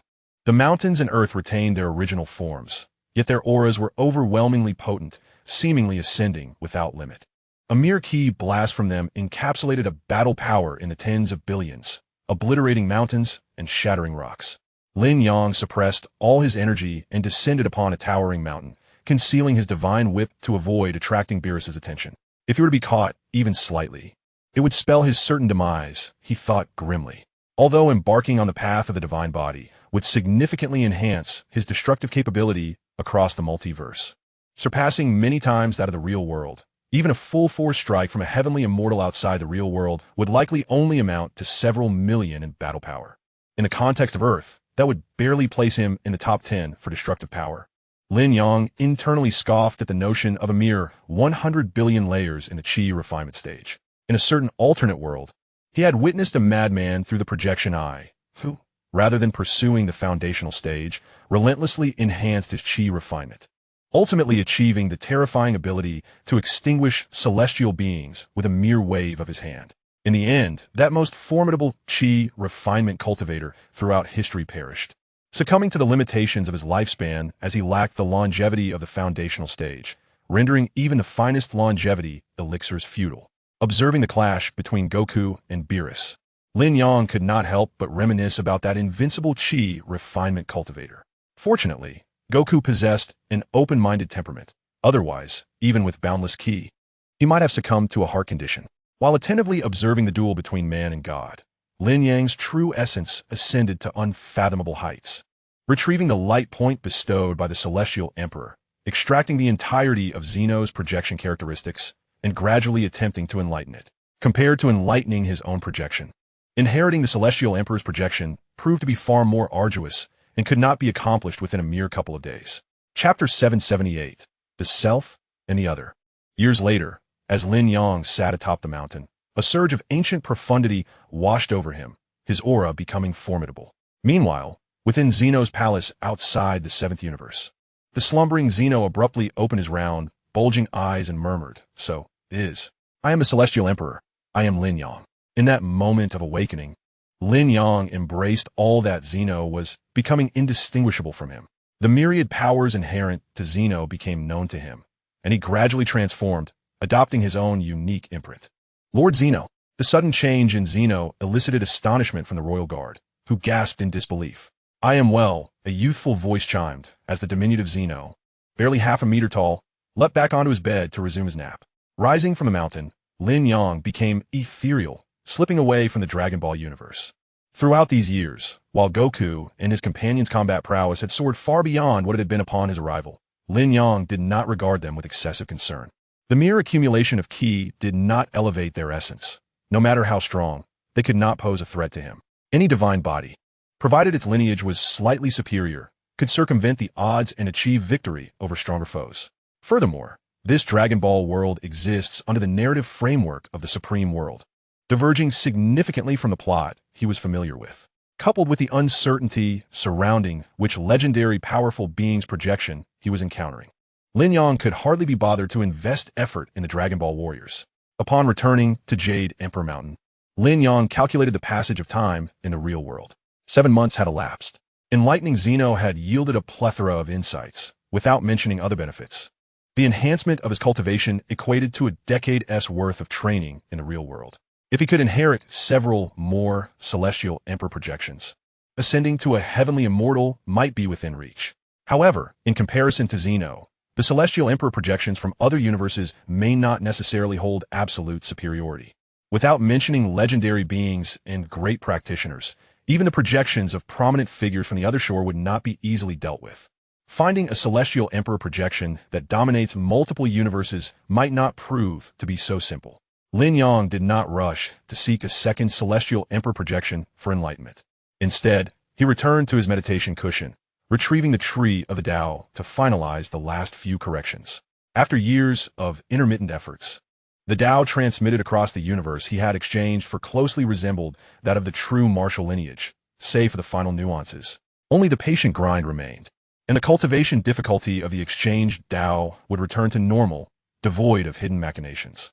At that point, he could finally dispose of the tree of the Tao, a burdensome object, and repurpose it for a favor, utilizing it once more. During Lin Yang's seclusion, the world outside began to stir with turbulent currents. As the Great Jin and Northern Zhou gradually commenced friction, resulting in bloodshed along the borders.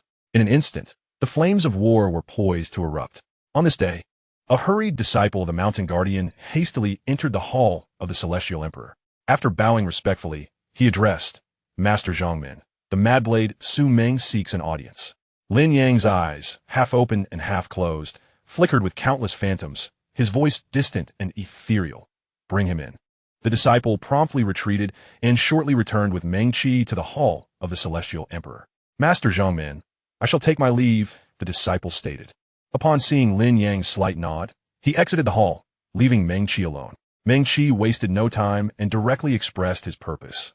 Lin Shixiang, during my travels, I inadvertently stumbled upon the Valley of Eternal Life in the southern wilderness, where I encountered a race endowed with the ability of reincarnation. His account of the experiences in the Valley of Eternal Life left Meng Qi profoundly perplexed and equally curious about the concepts of self and other self. Why is the other self represented as a fish, while the true self is the angler? At a certain stage, does one reel in the fish, devouring it entirely? Lin Yang listened intently, refraining from directly addressing Meng Qi's inquiries and instead spoke of another matter. In adherence to the Tao, the primordial began the creation of heaven and earth. From this, the myriad realms and the multiverse came into being. Meng Qi, slightly puzzled, queried, adhering to the Tao? It is well known that the primordial celestial venerable is the sovereign of creation, the origin of all things, the cause of all fruits, and the wellspring of all existence. However, I have not encountered the initial 4 characters you mentioned through any discourse. Unfathomable in name, it is forcefully recalled as the Tao. It cannot be articulated or described, and each doctrine has its own nomenclature for it. After a brief explanation, Lin Yang continued. In the beginning, when heaven and earth were first opened, it marked the dawn of an era. At that time, countless universes did not yet exist, apart from the 9 nether realms and the 9 heavens, as well as various paths leading close to the Tao. Only a singular realm existed. This realm serves as the core of the multiverse, the most central domain among all worlds. From the essence of this realm, the myriad universes subsequently evolved, each forming rules that differ, resulting in a dazzling array of alternate universes. As Lin Yang spoke, he paused momentarily and then continued. Countless universes emerged from this origin. It is said that great powers, and even certain exceptional beings of the Dharma body, can utilize the essence of the original realm to alter the rules of the multiverse, leading to the twilight of the gods and the downfall of the immortals. Compared to the original realm, the multiverse appears fragile, akin to an illusion. The original realm is often referred to as the realm of truth. Noticing Meng Qi's contemplative expression, Lin Yang finally shifted to the broader context. Beings born in the realm of truth are the true self, while those born in the multiverse are the other self. The true self is the angler, while the other self is the fish. According to my discoveries during my wanderings across the myriad realms, the other self is but a counterpart of the true self situated in that alternate timeline of the multiverse, a mere replica of the beings born in the realm of truth that naturally emerged with the birth of the universe. Of course, This replica lacks all the experiences of a true self, akin to a blank slate, only possessing a faint connection in the void. Upon hearing this, Meng Qi could not help but murmur, "Fishing line?" If there is a preliminary understanding that uses the angler and fish to describe the true self and the other self, then naturally, a fishing line must exist. Otherwise, the metaphor of fishing would be moot. Lin Yang nodded slightly and calmly replied, "Indeed, the true self is the angler. Yet the fish are not without their means of resistance. If the fish can sever the fishing line before being caught or enlightened, then they are free to navigate the vastness of the ocean. To be more precise, during the process of being caught, the fish gradually assimilates into the angler, becoming an imprint or projection of the angler in another realm, thus ceasing to resist their own nature. Those special other selves that awaken in alternate worlds belong to those who have completed this process of being caught, while those who fail to be caught either perish or sever the fishing line." Chapter 779, The Celestial Emperor, the Ancient Thunder God, and the Demon Buddha, Ananda. As Meng Qi listened, a growing heaviness settled in his heart, prompting him to ask, aside from finding the right moment to sever the fishing line, does the fish have no other means of resistance against the angler? Lin Yang nodded slightly and continued, "The angler resides in the realm of truth, inherently possessing numerous advantages. The most fundamental condition for fishing is met by masters, while many are those who have reached the ultimate form of the Dharma body, heavenly immortals. A heavenly immortal, benefiting from the advantages of the realm of truth, makes it exceedingly difficult for the fish to resist, even if they are also heavenly immortals, unless they can enter the realm of truth. However, as beings born in the countless universes, how can they easily gain entry into the realm of truth?" Lin Yang then shared more secrets regarding the relationship between the true self and the other self. After listening, Meng Qi fell into a prolonged silence before finally inquiring, "After the Dharma body, is it the realm of legend?" Lin Yang nodded and responded, "After the Dharma body. The Taoists refer to it as the golden immortal, the Buddhists as the Buddha, and the demon race as the little sage. Legend is more of a collective term for the characteristics of the realm." As he articulated the three defining characteristics of the legendary realm, Meng Qi experienced a moment of enlightenment. No wonder the Taoist golden immortal, the Buddhist Buddha, and the demon race's little sage were collectively referred to as legends. Only in this way could their deeds be accurately characterized, their tales echoing across the myriad universes. While Meng Qi pondered the mystical nature of the legendary realm, he observed Lin Yang, seated in meditation, rise and retrieve an object from his palm. It was a small tree, resplendent in verdant hues, with 3 branches and 9 leaves, radiating a vibrant life force. Merely basking in its light for a brief moment, Meng Qi felt a sense of rejuvenation. The tree of the Tao, he mused, astonished. The Taoist resonance emanating from the tree was familiar to him, akin to Zhang Zhuwei's sword, the white rainbow piercing the sun, both sharing a luminescence that penetrated the multiverse and illuminated all realms. "Su Shidi, you have yet to face several tribulations ahead. This object I give to you will aid you in overcoming them," Lin Yang stated as he grasped Meng Qi's hands, placing the tree of the Tao into his grasp. Meng Qi, taken aback, found his thoughts racing, and a chill crept over him.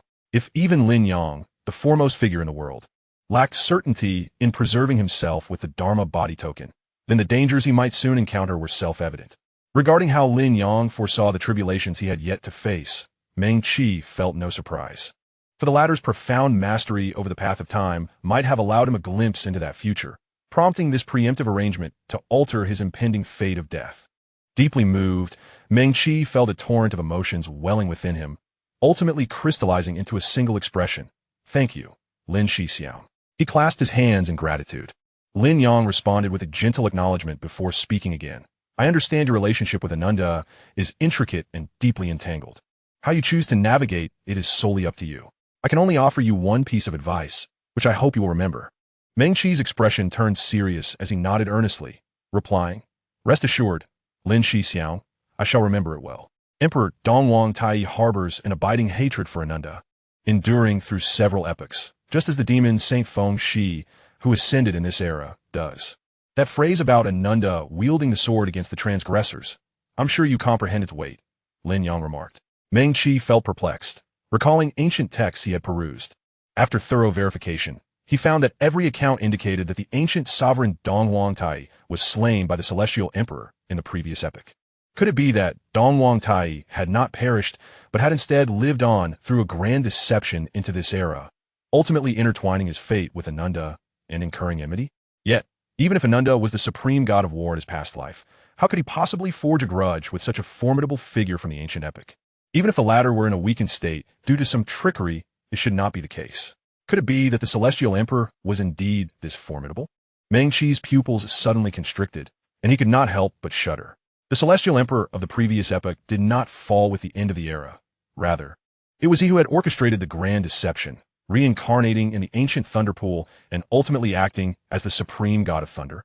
Was it true that he had to face the celestial emperor, who had once slain another great figure from the other shore? Is he merely the nine heavens thunder god born at the dawn of this era? This question alone elucidates why the Eastern Emperor Tai harbors such deep-seated animosity towards Ananda. After all, it is a matter of life and death, a grudge that cannot be reconciled. Only a demon sage who has transcended multiple epochs and ultimately reached the other shore could leave behind such a profound utterance. Otherwise, given Ananda's cultivation at the time, even as one of the 10 disciples of the Buddha, it would be inconceivable for him to attract the attention of a demon sage, let alone inspire such enduring hatred.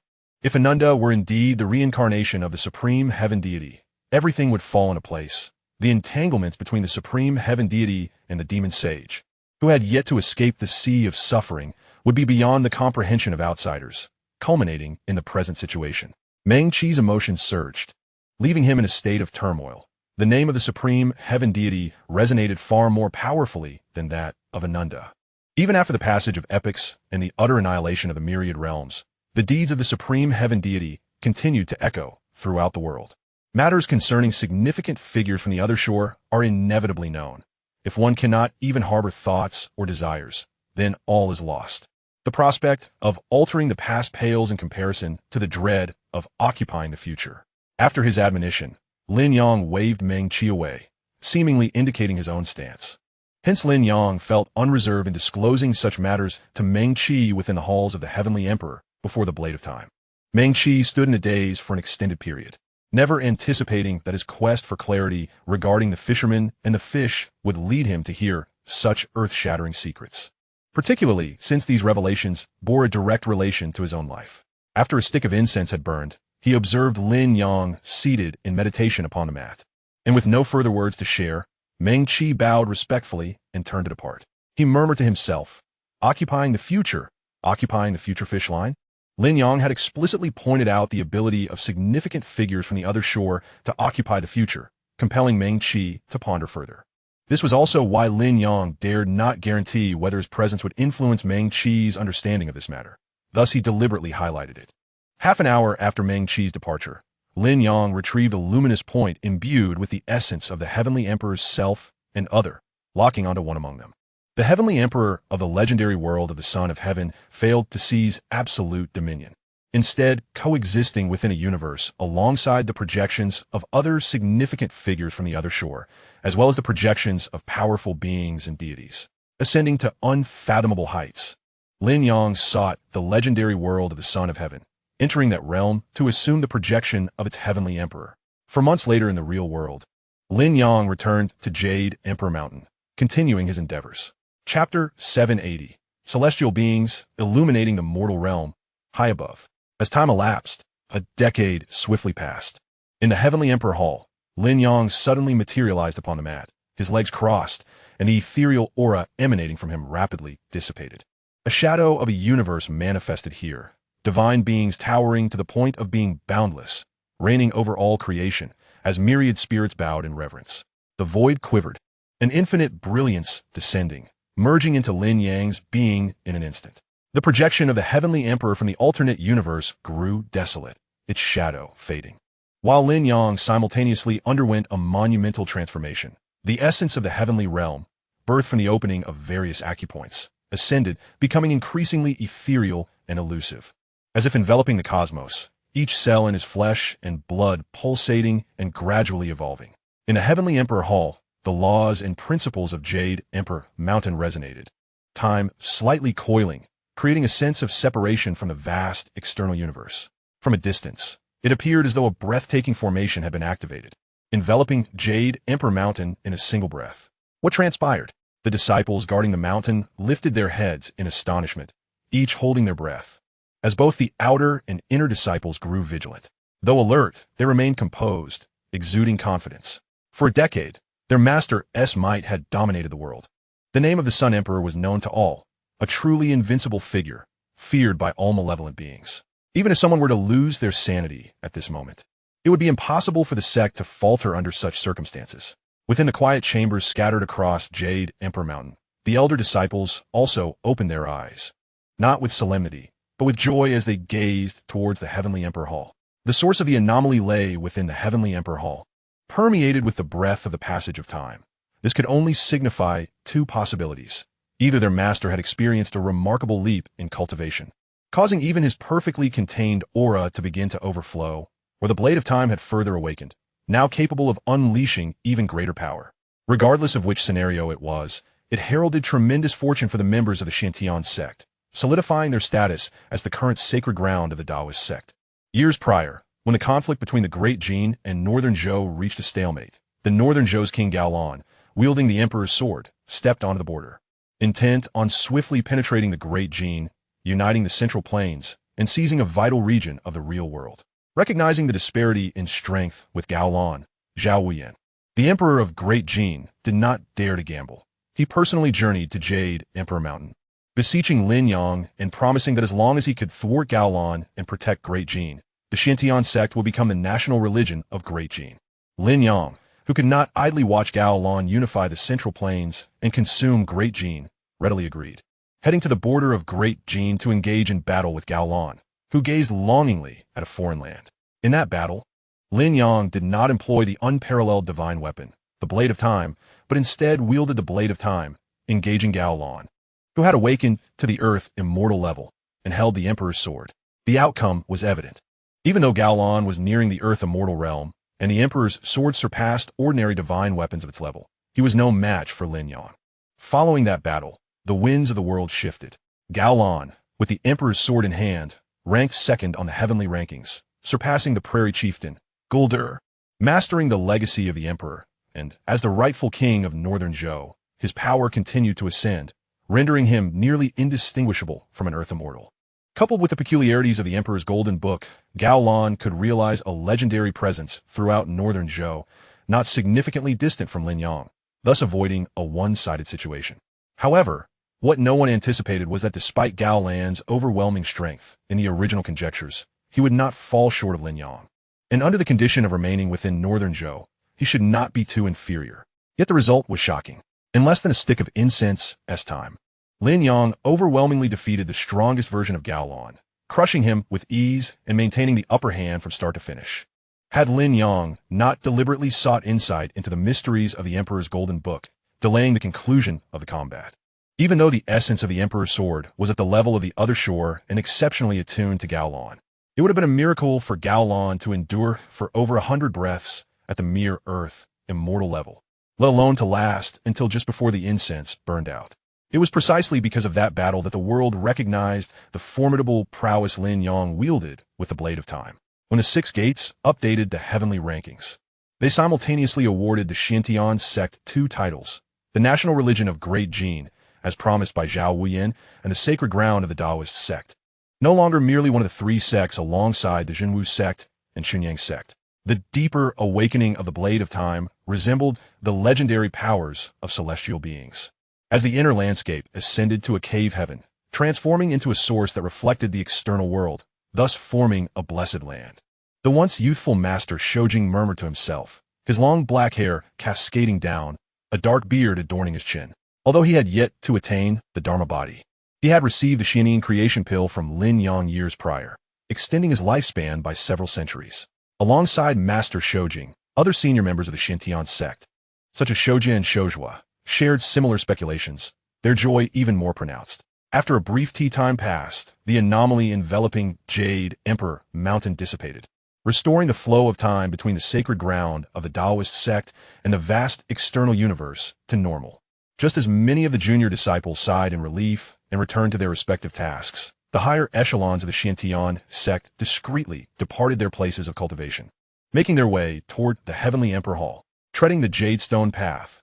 Master Shojing joined with several elders outside the Heavenly Emperor Hall, then stepped forward and called out in a resonant voice, "Master, we seek an audience." His words rang with strength, echoing into the depths of the Heavenly Emperor Hall. In an instant, a calm response emanated from within. Enter. A multitude of high-ranking officials, in an orderly fashion, made their way towards the hall, with the esteemed Master Shojing leading the procession, followed closely by the venerable elders, such as Shojua, and the ordinary elders, like Shuzhong, trailing behind. The Xintian sect, as a representative of the Heavenly Emperor's lineage, greatly values propriety, particularly among its upper echelons. Upon encountering the familiar figure seated in meditation upon a mat, legs crossed in a lotus position, Shojing and the others could not help but feel a tremor in their hearts, their eyes gently closing. To them, although Lin Yang manifested in human form, his essence was fearfully transcendent, akin to the great sun amidst countless universes. Merely existing in this realm made him feel like the very center of the cosmos, instinctively attracting numerous celestial bodies to orbit around him, capable of nurturing an ecosystem within the cold, desolate expanse of the universe. The celestial being, resplendent and exalted, illuminated the mortal realm. Taking a deep breath, Shojing, being a half-step into the realm of the Dharma body, perceived more than others. In his vision, every particle of Lin Yang's fundamental flesh and blood evolved into an entire universe, some brimming with vitality, others steeped in a profound sense of mortality, and yet others radiating an astonishing heat, each universe governed by its unique set of rules. Above these countless universes lay a realm where myriad apertures coexisted in harmony, a place of both purity and impurity, transcending the multiple universes, forming a supreme domain of existence. Each epoch in this world presented a distinct multiverse structure, leading Lin Yang to subtly adjust the formation prior to the cave heaven's emergence, resulting in this magnificent scene. The realms of the 9 heavens, 9 hells, and the true realm overlapped, encircled by the multiverse. Chapter 781. The Resounding Roar of Eternity. As Lin Yang ascended to celestial being, Meng-Chi returned to the journey to the West World, stepping onto the Spirit Mountain. Over the past decade, due to the malicious reincarnation tasks orchestrated by the Lord of the 6 Paths of Reincarnation, he inadvertently killed the emotionally entangled Gu Shaoxing, ultimately retreating into the void, accompanied by the ancient Buddha and the flickering lamp. Thanks to Lin Yang's guidance, coupled with Meng-Chi's own experiences along his journey, he had long discerned the identity of the puppet master behind it all. Witnessing his own fish exhibiting a spirit of resistance, Ananda issued a warning. A decade of desolation, a decade of solitude, had sharpened the blade within his heart, and the time for resolution had finally arrived. Even if it meant the destruction of the fish and the breaking of the net, he could not allow Ananda to prevail, liberating himself from the Buddhist oppression to wreak havoc upon the world once more. Did they truly believe they could toy with him at will? Clad in a tattered monk's robe, his head bald and smooth, Meng-Chi's expression remained tranquil, his eyes as still as an ancient well. As he stepped deeper into the Spirit Mountain, he slightly raised his head, seemingly locking eyes with Ananda, who was suppressed deep within the mountain as the tension gradually escalated. On Mount Yuhuang, in the Heavenly Emperor's Hall, Lin Yang, having arranged the necessary affairs and instructed on how the sect should handle worldly matters in his absence, gestured for Shojing and the other high-ranking officials of the Xintian sect to withdraw. After a moment of contemplation, he recalled Meng-Chi's visit a few days prior and retrieved the long-enshrined time blade from its jade case. Caressing the shimmering blade, he attuned himself to its Tao rhythm, imprinting a trace of his essence onto the time blade, attempting to refine it. Unsurprisingly, that trace of essence sank into the blade like a drop in a lake, creating ripples that did not rebound. A profound sense of connection blossomed in Lin Yang's heart. He had established a bond with the time blade. If memory served correctly, Meng-Chi should have condensed his Dharma body in the world of the investiture of the gods. Facing the demonic Buddha for the first time, one hoped the outcome would remain unchanged. In Lin Yang's eyes, waves shimmered, revealing the layers of universes, as well as the higher realms where the 9 heavens, 9 hells, and the true realm coexisted. On Spirit Mountain, Meng-Chi, garbed in monk's attire, stepped deeper, gazing at the 5-finger mountain, where he spotted a smiling Ananda beneath. Between Meng-Chi and Ananda floated a tree of translucent, radiant colors, exuding great wisdom, purity, and blissful essence. Should a master well-versed in Buddhist teachings be present, they might attain enlightenment and achieve the golden body on the spot. The Bodhi marvel tree, a treasure of the other shore level, Among the top 10 unparalleled divine weapons on the first page of the Lord of the Six Paths of Reincarnation's Divine Weapon Exchange list. Each represented the pinnacle in different aspects. The Time Blade, the foremost in unpredictability. The Emperor's Sword, the Sovereign's Path. The Heavenly Execution Axe, the ultimate in attack. The Underworld Sea Sword, the Master of Killing, the Demon's Saint Spear. The Bodhi Marvel Tree, however, was a universal enhancer.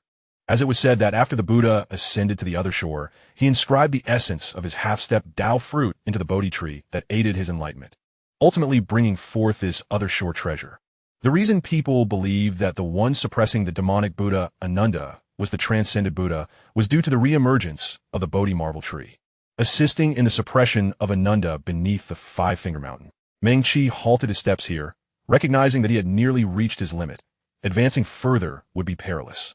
Deep within Spirit Mountain, beyond the Five-Finger Mountain and the Bodhi Marvel tree, lay an even more terrifying object, a colossal black iron rod. With golden hoops at both ends, the Rui Jingubang. Surrounding the golden rod were swirling lotus flowers, accompanied by booming thunder, exuding a power that defied imagination.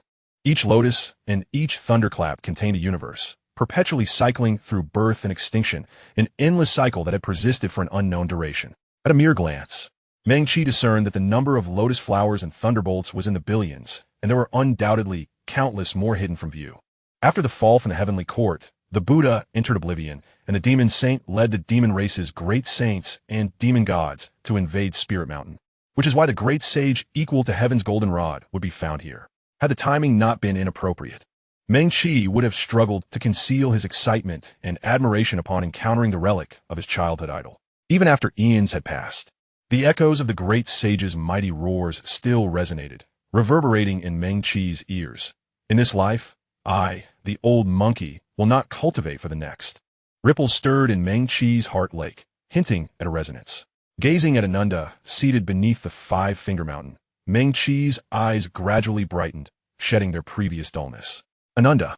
A furious shout echoed, reverberating far and wide, and Meng-Chi sprang into action. In the Heavenly Emperor's Hall, Lin Yang sat cross-legged on the mat, the time blade resting across his knees. Extending his spiritual awareness, he utilized the perspective of the time blade to observe the battle that would determine Meng-Chi's fate. Although the projection of the Heavenly Emperor he was embodying multiplied, making his legendary traits increasingly pronounced, the Spirit Mountain was the Buddha's sacred ground. Even those of great stature from the other shore could not be omnipresent, let alone Lin Yang himself. Without leveraging the other shore essence of the time blade, he would be unable to perceive the scenery of Spirit Mountain, only catching a vague outline. How resolute this is, Lin Yang mused as he observed Meng-Chi's actions. Yet, it was only by relinquishing all luck and seizing every opportunity that one might glimpse a sliver of hope and sever Ananda's threads. Lin Yang's eyes flickered. Was his own situation any different? However, compared to Meng-Chi, he possessed many distinctions. He then turned his gaze to the lotus flowers and thunderbolts surrounding the golden rod. Watching the countless cycles of birth and death across innumerable universes, reflecting, the essence of Spirit Mountain transcends even the true realm. A normal universe, when it falls into the true realm, may still possess galactic dimensions, but when it enters the domain of those of the other shore, it is at most planetary, or even lower. Otherwise, the great saints of the demon race and countless demon gods, along with the demon saints of the other shore, would have long since shattered Spirit Mountain, rendering the efforts of numerous Buddhas and Bodhisattvas in forming the great Buddha array utterly futile. The lotus flowers and thunderbolts were the residual waves from the clash of great powers, their internal essence being normal and akin to that beyond the true realm, thus allowing for a continuous cycle of cosmic birth and extinction. While Lin Yang pondered silently, Meng-Chi and the demonic Buddha had entered a fierce confrontation, and he perceived a signal. Without hesitation, he resolutely grasped the time blade and hurled it towards the infinite heights, directing it towards Spirit Mountain. Deep within Spirit Mountain, the blade arrived. Meng-Chi's roar reverberated through the air as he spread his arms wide, reaching into the void. A deep purple radiance suddenly materialized, unparalleled in its swiftness. And in an instant, it soared from the outer realms of the Spirit Mountain into Meng-Chi's right hand, which gripped it tightly. As the deep purple receded, it unveiled an extraordinarily broad purple blade, the Overlord's absolute saber, the pinnacle of ferocity. Simultaneously, a glimmering wave stretched forth from another direction outside the Spirit Mountain, solidifying time and traversing eternity. and at that very moment, it was clasped in Meng Qi's left hand. The Blade of Time. Chapter 782. Meng Qi and the Overlord's Absolute Saber. The Overlord's Absolute Saber is said to be the only legendary artifact self-proven by the mighty Overlord from the Middle Ages, forged from the body of the Thunder God and the primordial Thunder Pool. Thus, one passage to the vast heavens was diminished, transformed into this peerless divine weapon of unparalleled ferocity. Of course, there lies a deeper secret. It was Ananda who subtly maneuvered the heavenly path, employing the capabilities of the latter's transcendental being to assist the Overlord in the forging of the Absolute Saber unbeknownst to him. Otherwise, no matter how formidable the Overlord's prowess, he could not have melted down a passage to the heavens. In years gone by, the emergence of the Overlord's Absolute Saber raised suspicions among numerous powerful figures. However, Ananda, having once been an ancient sage, understood the might of the transcendent, and with the passage serving as a barrier against the direct scrutiny of other great beings, even if the prominent figures harbored suspicions, they could only attribute it to the Overlord's reincarnation as the Thunder God, who himself was born from the primordial Thunder Pool, perhaps possessing unfathomable mysteries unknown to outsiders, thus enabling him to melt the ancient Thunder Pool. Meng Qi and the Overlord bore similar identities, both being pawns of Ananda. A decade prior, in a moment of rage and despair over the wrongful death of Gu Shaosheng, he bore resemblance to the Overlord of that time, which resonated with the Overlord's imprint within the Absolute Saber, earning its acknowledgement. With both transcendent blades held firmly in his grasp, Meng Qi's spirit soared to its zenith, akin to a resplendent sun bursting forth from the horizon, ablaze and illuminating the shadows of his heart as a surge of fury welled within him. Unyielding, enraged, desperate, mournful, and pressured, he unleashed the emotions he had suppressed for a decade in a single moment. Ananda. The roar reverberated, intertwining purple lightning and shimmering waves, evolving infinitely, as the world oscillated between existence and oblivion, striking towards Ananda, who barely managed to reveal himself, losing all semblance of the extraordinary. The fusion of the Dharma form and physical body occurred rapidly, erasing the distinction between you and I, as Meng Qi's corporeal form became increasingly translucent and pure. A futile struggle ensued. Ananda sneered, his eyes, containing multiverses, flickering with a subtle radiance, as symbols contrary to Buddhism whirled rapidly, the black and red light growing ever more brilliant. In the hands of the demon Buddha rested a mysterious ancient seal, possessing 6 facets, yet differing from the clock of oblivion. For upon its surfaces lay the earthly entanglements, deities, malevolent spirits, humanity, livestock, and demonic creatures. The cycle seal, the foremost enigma. Lin Yang sat within the heavenly emperor's hall, becoming ethereal, gazing from an immeasurable height towards the spirit mountain. There, it twisted and blurred, remnants of various Buddha figures lingering, as lotus flowers and thunder burst forth, oscillating between existence and oblivion. Having lost the Blade of Time, he could no longer penetrate the mysteries of the spirit mountain, and could only await the culmination of the battle. At that moment, either the ancient sage Ananda would escape suppression, or Meng Qi would achieve liberation, no longer a pawn. As time gradually passed, Lin Yang felt a subtle stirring. The imprint within the Blade of Time allowed him to vaguely sense that Meng Qi wielded this time blade to sever ties with both past and future, obliterating his own myriad possibilities, forsaking the next life, rendering the demon Buddha's attempts to occupy the future and, consequently, Meng Qi's being futile. After a cup of tea had passed, the scene before Lin Yang remained unchanged, the spirit mountain as it had always been. Suddenly, the purple lightning and shimmering waves retreated from the boundaries of the spirit mountain, omnipresent and concurrently. Lin Yang felt a slight weight in his hand as the Blade of Time returned to him. Observing the abrupt disappearance of the Overlord's Absolute Saber, Lin Yang pondered, utilizing the connection he had left in the world of the investiture of the gods, as he gradually collapsed into that realm. He understood that, barring unforeseen circumstances, Meng Qi should have utilized the body that the clear source Miao Dao, true monarch, had retrieved from the investiture of the God's Jade Void Palace prior to his traversal, employing the present body of Su Ziyuan as bait, delivering a significant blow to the demon Buddha. Though he could not witness where the vanished Overlord's Absolute Saber had gone, it was likely that it had entered the investiture of the God's world in search of Meng Qi. In the investiture of the God's world, the starry night sky ignited, showcasing various anomalies, as the native Dharma forms of that realm expressed astonishment. Within the Golden Light Cave, the still-recovering King Zhuang of Chu, with a serious golden visage, gazed towards the external scenery, pondering, who among mortals has transcended the mundane, becoming a terrestrial immortal? He could vaguely discern a blurred figure, emanating a distinctive aura, seemingly approaching the singularity of spatial dimensions, devoid of past or future, existing solely as a sovereign of this life. Qi Kingdom, the primordial true body? A descendant of the Jade Void lineage? No, that is incorrect.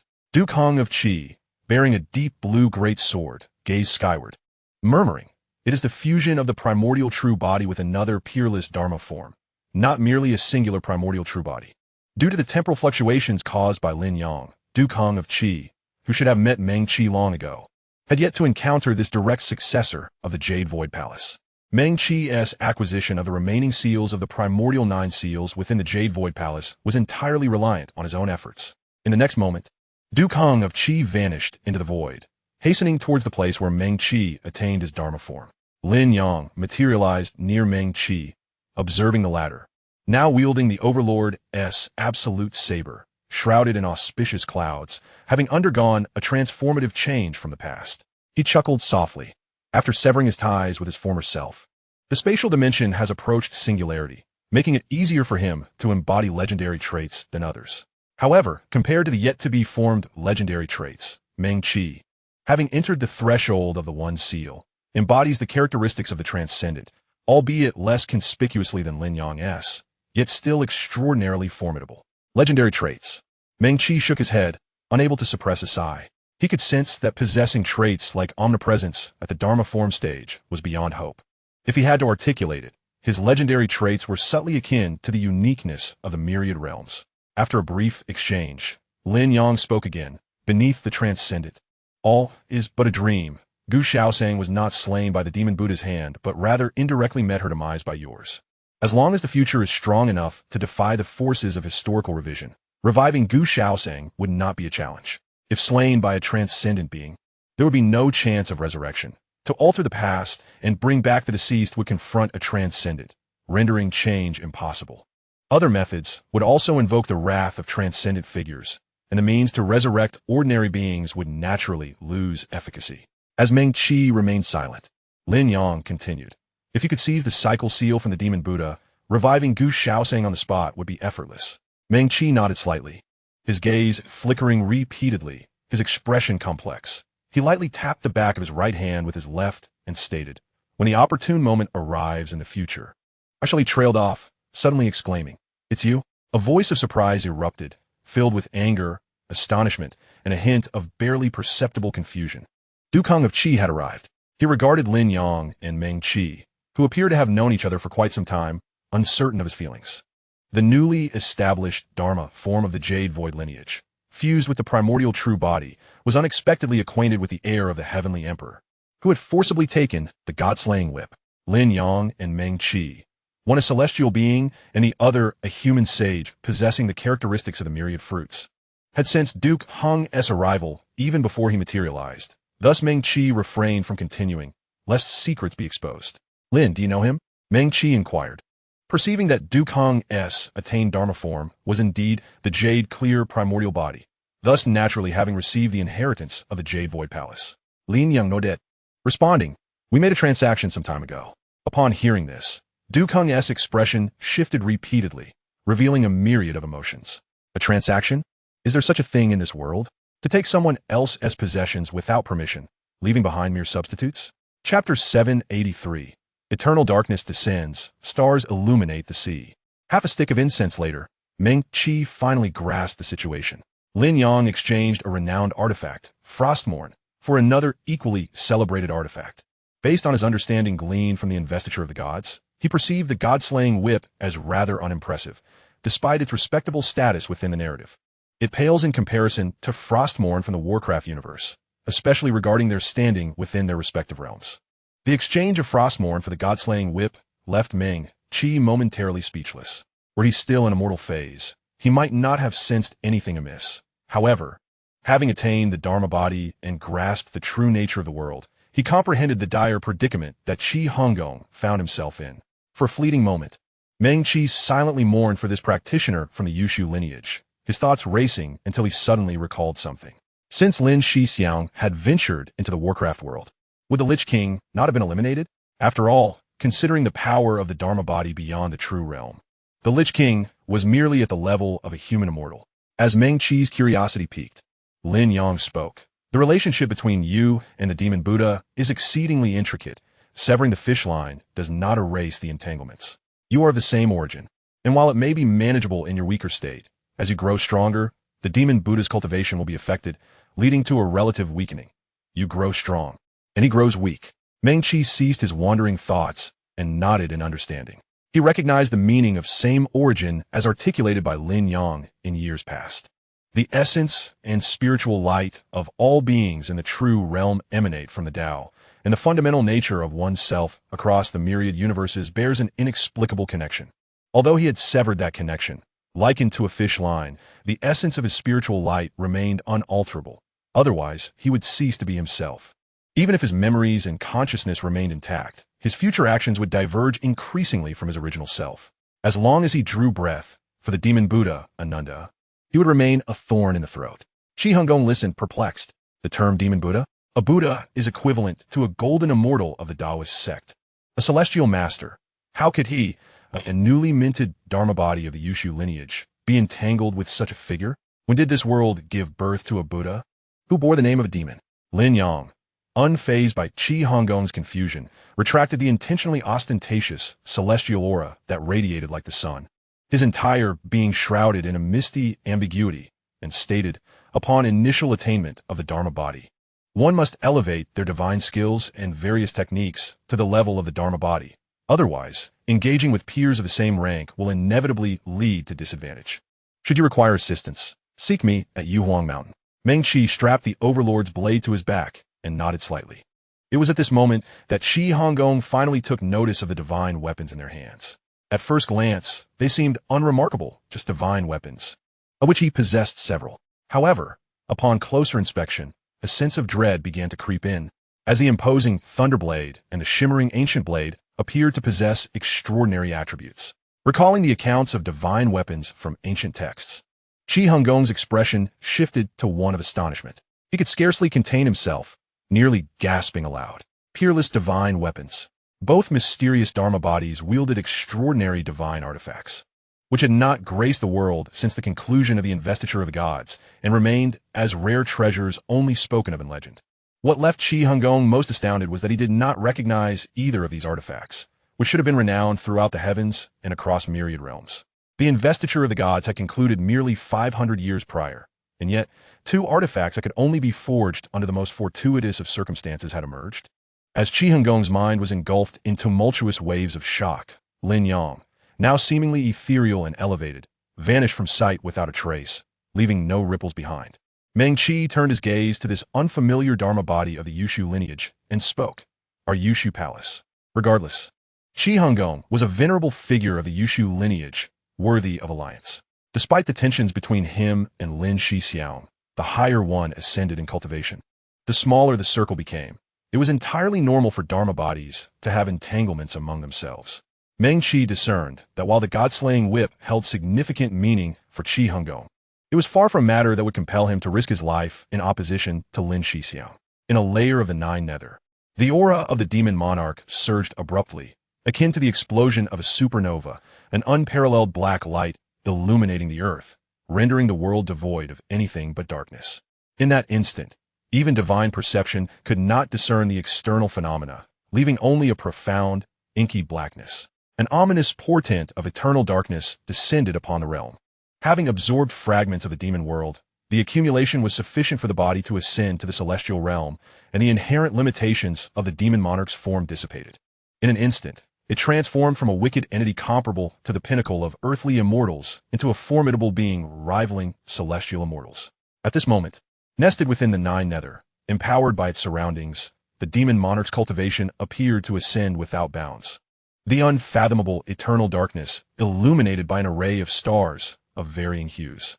Slaughter, destruction, annihilation, resentment, malice, despair, and death, each negative emotion emanated from the diverse stars, coalescing within the faceless body of the demon monarch. The myriad faces, 999 in total, reflected a spectrum of sentiments, some maddened, others mocking, some derisive, and others filled with hatred. Dark blood vessels ruptured between the gaps of each visage, gradually expanding into new, blood-soaked faces, each exhibiting the same madness and brutality, revealing a kaleidoscope of negative emotions. The eternal darkness vanished entirely, revealing a sky full of brilliant stars, resplendent and vast like the Milky Way. The second phenomenon, the starry ocean, unfurled, an indication only attainable by practitioners of profound depth. Typically, when situated in the nine nether, a practitioner beyond the nine heavens, achieving legendary status, would manifest the first phenomenon, reflective of their nature and path. However, the demon monarch, residing within the nine nether, could only exhibit the second phenomenon, a harbinger of eternal darkness. As time flowed, the acceleration of the demon monarch's cultivation gradually slowed, no longer exhibiting the earlier rapidity, and the starry ocean of negative emotions began to recede. Having attained both phenomena, the formidable demon within the nine nether found countless wicked beings pausing their slaughter, turning their gazes toward the direction of the demon monarch. Within the vast expanse of the nine nether, innumerable demons existed. Sporadically, some would achieve comparable might under the nine nether's influence, triggering phenomena. However, to attain both phenomena was exceedingly rare among demons. As long as they did not perish prematurely, their future accomplishments would undoubtedly be formidable. As some powerful demons surged toward the location of the demon monarch, the starry ocean dissipated and a hazy silhouette materialized in an instant. The third phenomenon, the indistinct figure obscured its visage, surrounded by countless threads connecting myriad universes, fragments of cosmic light, providing a continuous flow of demonic energy, corroding all of creation. A chorus of demons howled toward the heavens, their intent deeply entrenched, and various lesser phenomena began to manifest, forming a part of the third legendary phenomenon. Among the many demons that had initially flown toward this place, some halted, filled with trepidation, while the remaining ones became increasingly frenzied, their speed accelerating. They possessed a premonition that if they could consume this newly emerged formidable demon, they would reap unfathomable benefits. Even aware of the opponent's strength, they were undeterred by death. Nothing was more paramount than slaughter. Moreover, should they manage to draw the foe out of the nine nether, both would be devoid of its enhancement, thus narrowing the gap between them and increasing the likelihood of absorption. The myriad faces of the demon monarch shifted their gazes toward the approaching demons, and the expressions of thousands of faces unified, revealing a thirst for blood. With a crack, the earth trembled, and demons exploded into fragments. Strange, grotesque arms emerged from the mouths of countless faces, crushing numerous demons with raw power, without the need for any elaborate technique, merely fueled by the strength of the demonic body. Amidst the frenzied chaos of various malevolent entities, not a single one retreated despite overwhelming suppression. Their primal instincts overrode reason, leaving only an insatiable thirst for slaughter. At the very moment when carnage erupted in the depths of the nine nether, Lin Yang found himself once again upon Yuhuang Mountain. Empowered by the nine nether, the body of the demon emperor underwent a qualitative leap, yet it failed to sway his spirit. His will remained lucid, and his true essence hung suspended in the infinite heights, unchanged as the eternal ages. As he reverently returned the time blade to its jade box, a thought suddenly crossed Lin Yang's mind. He pondered the extent of Liu Ye's current powers. If he had not yet ascended to the legendary tier, perhaps it would be worth attempting to seize the God-sealing list.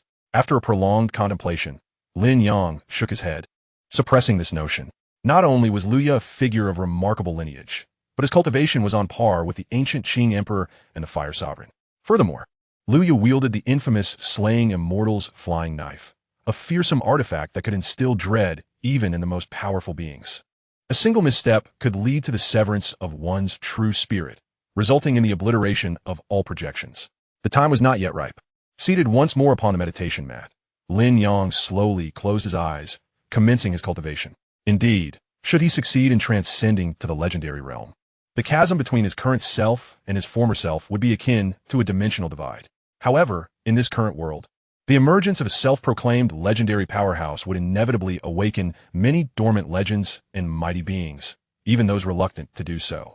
Otherwise, the opportunity of the impending calamity would eventually be seized by the contemporary self-proclaimed legends, resulting in a loss of favorable timing, geography, and cultivation, an outcome that was all too evident.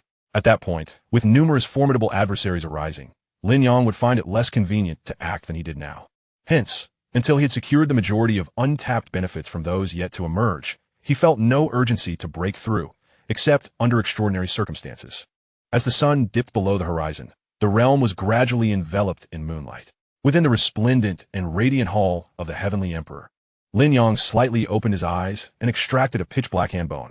After solidifying his cultivation to a degree, he finally felt confident enough to inquire about the means to unlock the origin of life and death from the mouth of the underworld evil god. As the power of causality surged, the world within Lin Yang's gaze instantaneously transformed, with dazzling star lines intertwining to form a realm of causality, where destinies intertwined. Numerous threads of causality also spread from the underworld handbone, dense and innumerable, millions in count, representing every person or object that had ever been connected to it since its emergence. Lin Yang meticulously peeled back the layers, isolating each causality thread unrelated to the reincarnated form of the underworld. With each passing breath, tens of thousands of star lines dimmed. After a considerable duration, a ripple of light danced in Lin Yang's eyes as he extended his consciousness, seizing a particularly elusive thread of causality, before vanishing from the hall of the heavenly emperor, traversing hundreds of billions of light years and leaping through countless darkness. He arrived at a realm, the upper reaches of the Acheron River in the underworld, across from the boundless plains. In death, only those selected by the divine may be permitted entry into this utopia, an eternal pure land free from hunger, strife, pain, and sorrow, liberating souls from all afflictions. In the underworld stood the Wall of Sighs. Golden radiance illuminated this eternally dark domain, as 12 golden saints ignited their own small universes, extracting every ounce of potential from their bodies. Now, let us once more declare, young bronze saints, for the love and justice of the earth, we venture forth, pouring forth all our lives and souls into this moment. Let's ignite, golden small universe. With resolute declarations, the golden light grew ever more brilliant, as the small universe of the 12 golden saints seemed to transform into golden flames, fervently burning and dispelling the darkness that enveloped them. The golden small universe flowed like liquid, following an inexplicable trajectory towards the golden bow and arrow wielded by the Sagittarius golden saint, coalescing all their strength to breach the Wall of Sighs and open the path to the Pure Land. Seiya, Shun, Shiryu, and Hyoga, the 4 bronze saints, sensed a foreboding unease. The solemn words of the golden saints weighed heavily on their hearts, and tears streamed down their cheeks uncontrollably. The losses suffered by the saints in their assault on the depths of the underworld had been devastating. Countless familiar companions had perished in this conflict. Now, before the Wall of Sighs, would the golden saints also meet their demise? Damn it! The Pegasus armor lay tattered, and Seiya clenched his fists tightly. At that moment, the light emanating from the Sagittarius golden bow had become blinding, as if the sun had descended, dispelling the darkness of the underworld. The thunderous voices of the golden saints echoed once more. For this dark world, we shall bring forth a glimmer of light.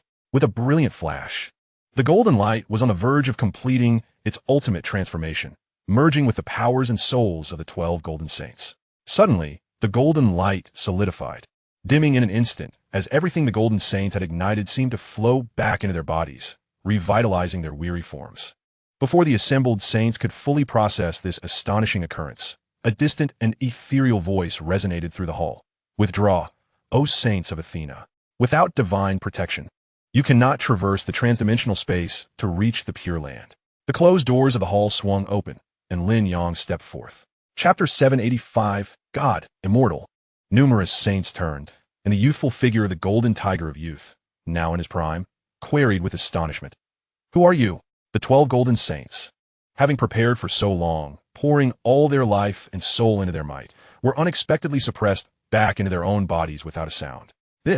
Even the god of death Thanatos and the god of sleep Hypnos could not possess such power, could they? The atmosphere grew tense. The golden saints and the 4 bronze warriors revealed wary expressions. Although the enigmatic visitor appeared to harbor no ill intent, they could not afford to be careless. Their goddess Athena had been abducted for quite some time. Any further delay could spell doom. Who am I? Lin Yang continued his stride, undeterred by the saint's vigilance, moving toward the Wall of Sighs. After a moment of contemplation, he replied, I am the savior. No one expected such an answer, leaving them momentarily dumbfounded. The savior? Perhaps only the goddess Athena could truly be deemed a savior in this world, were it not for her long-standing protection. The earth would have long since fallen under the dominion of oceans and death, and countless beings upon the surface would have lost their lives. Could he also be a god? The golden saints exchanged glances, a flicker of speculation igniting within them. Only a deity could rightfully proclaim to be a savior. Faced with an unknown entity who appeared godlike, they dared not act hastily, lest the situation deteriorate. A god? Lin Yang said aloot, as if hearing the thoughts of the golden saints. The Buddhist realms held a form of telepathy, and the Shintian sect possessed similar divine abilities. A martial artist could initially manifest such powers upon reaching the external realm, let alone Lin Yang in his current state. At this distance, the thoughts of those present before him bore no secrets. Ultimately, the disparity between them was simply too vast. Although the golden saints were the pinnacle of humanity in this world, in Lin Yang's eyes, stripped of their golden armors, their true strength was little more than that of the external realm. While igniting their small universes allowed them to achieve speeds surpassing even light. It was merely speed, pure speed, not bound by scientific principles. The notion that greater speed equated to greater power did not apply to the peculiarities of the small universe. I am not a god, Lin Yang asserted. Gods wield authority over the laws of nature, the affairs of humanity, trade, warfare, knowledge, and law.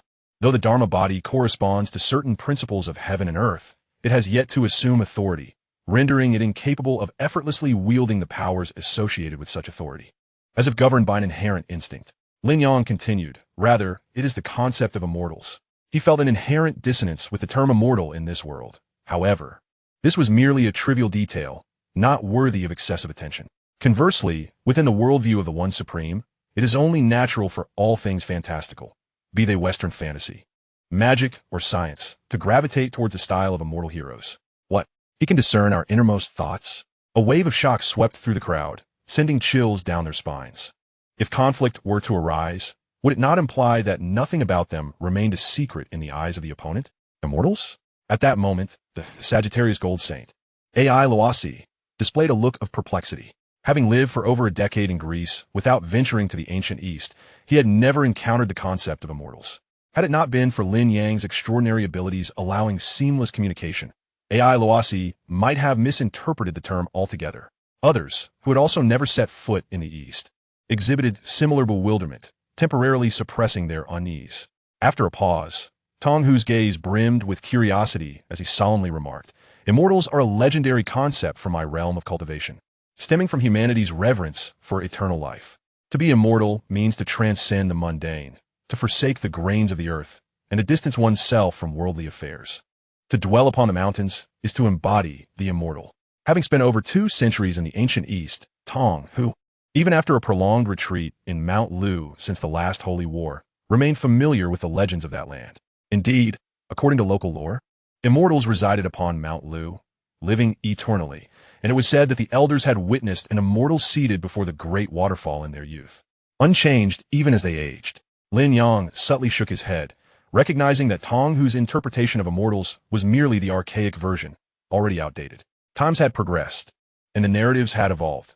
The mere concept of eternal life could no longer contend with the ever-advancing technologies. In Lin Yang's recollections, the portrayal of immortals had escalated from childhood dramas, like the investiture of the gods and Journey to the West, to a magnitude that surpassed continents, planets, stars, galaxies, and even the observable universe, extending into the realms of the multiverse. The original ultimate goal of immortality had been rendered obsolete by the passage of time, reduced to dust beneath the wheels of history. An immortal? Shiryu felt a subtle tension coursing through him. The anonymous force that had effortlessly subdued the burning cosmos of the 12 Gold Saints had reshaped his understanding of the might attributed to these immortals, far beyond the simplistic depictions found in biographies. At this juncture, Lin Yang moved past the crowd to stand beneath the wall of sighs. He gazed upward at the dark wall, etched with the profiles of 2 women, faintly perceiving the sound of sighs echoing within. The paradise of unparalleled beauty lay just beyond the wall, yet the souls of the underworld found themselves powerless to breach this barrier, left only with their lamentations. Tong Hu, clad in the golden armor of Libra, stepped forth from the throng, clasping his hands in a salute. Immortal. The goddess Athena has been captured by Hades and imprisoned in paradise. If we cannot rescue her in time, the earth will succumb to eternal darkness. The sun shall rise no more, and all life shall gradually perish, descending into the underworld. After careful consideration, Tong Hu recognized this as an opportunity. It was evident that the Eastern Immortals surpassed them in strength, and judging by what they had witnessed thus far, the other party did not appear malevolent. Otherwise, there would have been no need to restore their peak condition. If they were merely to break through the wall of size, they could pursue their own agendas. Although the Bronze Saints, reborn through the blood of the goddess, possessed some measure of protection, their strength might not be sufficient to withstand the overwhelming pressure of this immortal. Lin Yang spoke, his words resonating in the ears of many saints. I am fully aware of Hades' intentions. As the king of the underworld, he is restless, seeking to draw the earth into his realm, an unforgivable sin. Athena has safeguarded the beings of this world for many years. While her actions towards the ocean and the underworld may be deemed malevolent, her contributions to humanity and all living things on earth are unequivocally commendable. She must not be allowed to meet a tragic end. As he spoke, Lin Yang extended a crystalline, pristine hand from his voluminous sleeves, unmarred by any scars. Resembling a sculpture of jade, this hand stood in stark contrast to the battered bodies of the saints, who bore the marks of rigorous training. Had it not been for Lin Yang's suppression of the combined might of the Gold Saints, no one would have believed such a fragile physique could harbor immense power. Save for Shaka, the reincarnation of the Buddha, who remained silent with his eyes closed. Chapter 786. The Initial Trial of the Divine Whip. Lin Yang's opulent hand reached forward, fingers slightly curled, leaving only the index finger extended. Ting! Under the watchful gaze of the assembly, he touched the dark wall of size, producing a resonant sound. What was he doing? Eastern sorcery? Seiya scratched his head, appearing thoroughly perplexed. Silence enveloped the atmosphere, becoming palpably tense. Just as the saints exchanged glances, contemplating in silence, an unexpected turn of events transpired. With a crash, the wall of size, which had previously obstructed their path, collapsed without warning. Centered upon the spot Lin Yang had struck, the destruction rapidly spread across the entire wall, leading to its complete disintegration. The wall, which had seemed insurmountable, now crumbled into dust, revealing a stone passageway approximately 10 meters wide and several thousand meters long. At the end of the corridor, they could discern a twisted path, adorned with countless floating stars. Is this the hyperdimensional space? Tong Hu murmured gravely. He recalled Lin Yang's earlier words. Without divine protection, one could not traverse hyperdimensional space. If the wall of size served as the first line of defense from the underworld to paradise, then the hyperdimensional passageway constituted the second line. This ensured that none, lacking Hades' permission, could ever enter paradise. Lin Yang stepped forward, striding into the starry expanse of the hyperdimensional space, turning his back to declare, "Depart, saints of Athena." Apart from those 4 bronze saints, who have received some protection through the blood of the goddess and have been reborn, your efforts here would be futile. You would perish under the immense pressure of hyperdimensional space. Even the golden armors would not be spared. His indifferent words carried an implicit warning, echoing in the ears of the gold saints. After exchanging knowing glances, Seiya and the other bronze saints darted towards the end of the passageway, eager to step into the hyperdimensional space and journey to paradise. Tong Hu watched them depart, ultimately exhaling a sigh.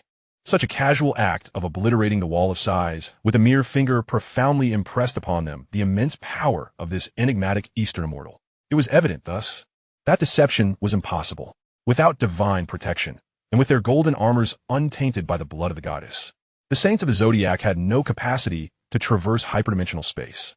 Just as Tong Hu and the other gold saints turned to leave the underworld and resume their vigil over the sanctuary, Lin Yang's voice resonated once more in their ears. He spoke with an air of indifference. A malevolent deity from the Nordic realm is on the brink of resurrection. If you act swiftly to reseal the resurrected god Loki and become tainted by his divine blood, you may still reach the Elysium before the final battle commences. In the original timeline, the 12 golden saints, who perished before the wall of size, manifested as heroic spirits in the Nordic realm.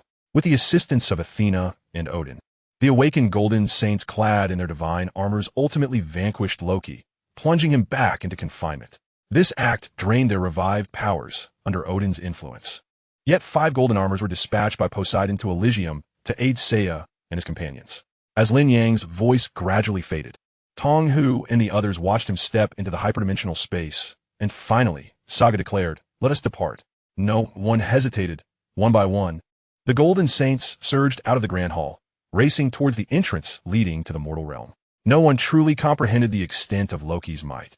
But the mere existence of a chance to reach Elysium and rescue Athena was not something anyone would forsake. As Athena's saint, How could they genuinely entrust the goddess's fate to outsiders, regardless of their intentions?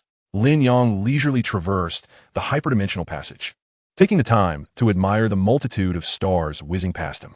The reincarnation of the hell deity, Huang Quan, turned out to be the ruler of this realm, Hades. It was not surprising, as Huang Quan, the malevolent god, was born from the flowing Huang Quan River, inherently possessing profound insights into the cycle of life and death. And Hades, as the lord of the underworld, wielded dominion over death itself, making Huang Quan's reincarnation all the more plausible. Yet, Lin Yang pondered whether Huang Quan had regained his original memories at this moment, having resided in this realm for a significant period before arriving in the underworld. Lin Yang waited until he had taken over the projection of the heavenly emperor of this world before venturing into the depths of the underworld while the golden saints were on the verge of sacrifice. To Lin Yang, the overwhelming pressure that ordinary mortals could scarcely endure felt no stronger than a gentle breeze. He strolled effortlessly through the hyperdimensional passage, step by step, towards the end of the corridor, a sanctuary far removed from the world's tribulations. After several minutes, Lin Yang stepped into the radiant source of light, arriving in a realm hundreds of billions of light years away from Earth, separated by tens of thousands of darkness. Who goes there? Upon his arrival, a strikingly handsome man clad in ebony armor descended, coldly regarding Lin Yang. It was Thanatos, the god of death, a second-tier deity, subordinate only to the 12 Olympian gods, and the right hand of Hades. Lin Yang did not respond immediately. Instead, he appraised Thanatos, ultimately concluding that he possessed a power comparable to a human celestial being. Although deserving of his divine rank, his combat style differed from that of practitioners. Thanatos' gaze turned increasingly frigid as he looked down upon Lin Yang, failing to sense any divine power. With a haughty tone, he declared, "Regardless of who you are or how you have come to Elysium, your fate is sealed. Those who trespass upon Elysium shall die." A surge of dark, deathly energy coalesced at Thanatos' fingertips, forming a terrifying black sphere. At that moment, Saya and the others reached the end of the hyperdimensional passage, entering Elysium. A few insignificant insects. "So it seems the saints of Athena have come to join you in death," Thanatos sneered, as the black sphere began to expand, casting a shadow over the beautiful Elysium. Saya and his companions, momentarily stunned by the enchanting scenery, were quick to react, their expressions shifting to fury. "Thanatos, god of death, surrender Athena at once." Despite being awed by the godly presence, none faltered in their resolve to confront Thanatos. Observing the opportune moment, Lin Yang decided to act without delay. He reached into his sleeve and withdrew a wooden whip, 3 feet and 6 inches long, with 21 segments. The divine punishing whip. Since acquiring this weapon, he had never wielded it against a god who held dominion over divine authority. Now was the perfect opportunity to test its might. The atmosphere in Elysium became heavy and oppressive, causing the bronze saints to tense up, their faces etched with concern. Thanatos, wishing to avoid complications, accelerated the expansion of the deathly energy at his fingertips, which quickly obscured a significant portion of the sky. Lin Yang gripped the divine punishing whip, its 84 sigils faintly glowing, signifying the authority of the cosmos. "This is bad. A divine artifact." The armor of Thanatos clinked ominously, his expression shifting slightly. Although he had previously overlooked the unique nature of the divine punishing whip, its radiance now revealed its divine essence. Compared to ordinary artifacts, the whip seemed to embody the convergence of divine authority, encapsulating all elements of existence, with each of its 84 sigils containing untold powers. Just as Thanatos contemplated evading the attack, Lin Yang swung the whip, traversing the fabric of space to strike at Thanatos' head. There was no escape. This blow had already determined every change, fate, and outcome. Crack! Thanatos froze, his eyes rolling back, mouth agape, as though he had lost control of his divine form. Left with only instinct, the deathly energy which had once obscured the sky shattered into tangible fragments, disintegrating into ashes as it descended. A wretched wail erupted from Thanatos' lips, his body contorting and spiraling upwards. The once majestic black armor, imbued with a hint of deathly power, began to crack, radiating a brilliant black light before shattering into countless pieces that rained down upon the ground. With a thud, the battered Thanatos fell heavily onto the grass, his handsome visage meeting the earth first. The once mighty divine power that suffused the air now felt feeble, like a flickering candle in the wind, on the verge of extinguishment. Had the god of death, Thanatos, truly been unable to withstand even a single strike? Ice River's eyes widened in disbelief. The simple white armor of the Phoenix Bronze Saint trembling slightly in shock. The disparity between gods and mortals. No, the chasm between gods and celestial beings was astonishingly vast. Hades, the king of the underworld, could scarcely match this level of power. Could he? Say a gasp, breathless. Lin Yang stepped closer, standing before Thanatos, who lay face down, and examined the changes in him.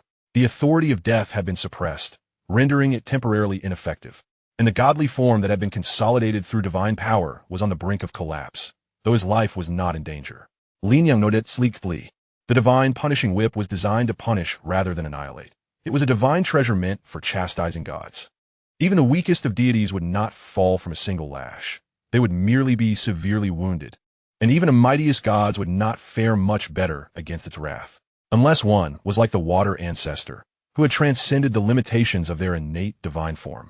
Having assessed Thanatos' condition, Lin Yang stowed the whip away and walked across the soft, cloud-like grass towards a magnificent, pristine mausoleum in the distance. He could see the thread of causality on Huang Quan's skeletal hand subtly connecting with the depths of the white mausoleum.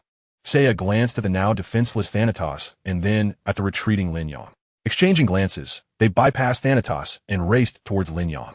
Rescuing Athena was far more pressing than delivering a final blow to a death god on the brink of demise.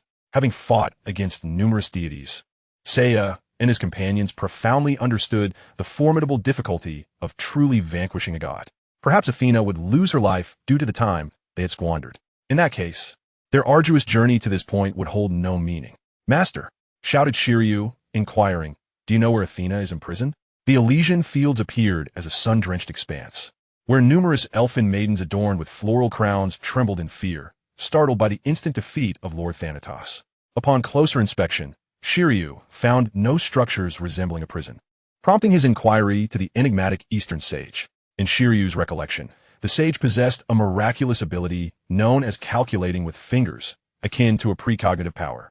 "Your goddess resides within Hades' tomb," Lin Yang replied without turning his head. He always felt that, compared to the dominion of war and the earth, the sphere of life was far more befitting for Athena.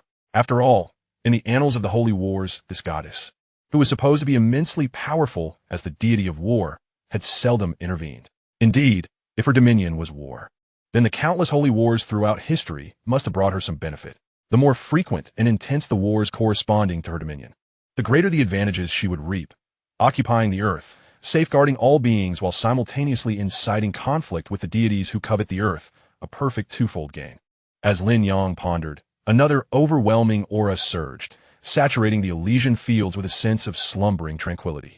The four mighty warriors, who had been running, suddenly staggered, their gazes becoming increasingly hazy and drowsy. Their cosmos ignited, flames of light surged forth. Under Athena's divine protection, the four bronze saints broke free from the encroaching drowsiness, their eyes regaining clarity. Nevertheless, a look of trepidation lingered upon their faces. Without Athena's safeguarding, they would have had no capacity for resistance and would have succumbed to eternal slumber in an instant. Eternal sleep. A vague, ethereal scoff echoed from afar, as if traversing countless spaces, muffled and indistinct. Hypnos. He beheld the terrifying god whip, realizing that Thanatos could not withstand a single blow, and upon awakening, dared not reveal himself for fear of receiving the god whip strike. Thus, he concealed himself in a different dimension, launching a covert assault. Hypnos recognized the extraordinary nature of the god whip, yet its vulnerability was equally apparent. As long as he was not directly struck in his divine form, he would remain unharmed. Lin Yang continued his advance, wholly disregarding the nebulous purple haze enveloping the heavens and earth, immune to the drowsiness that could induce eternal slumber. Naive, Lin Yang raised the god whip, following an inexplicable trajectory, the long whip piercing through layers of void, striking at the source of divine power. When targeting the divine, the god whip was a peerless artifact. How could it be evaded by hiding in a different space? Chapter 788.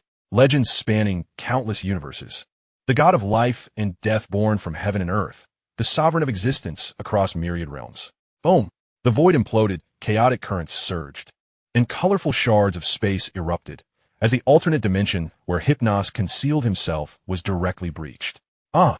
Hypnos screamed in horror as he plummeted from the sky, crashing face first into the ground, his divine armor shattered, his once flawless divine form marred with injuries. "You dare!" Hypnos' weak voice emerged, filled with disbelief. He could not comprehend why. While hidden within the dreamlike alternate dimension, he was struck by that seemingly inconspicuous wooden whip.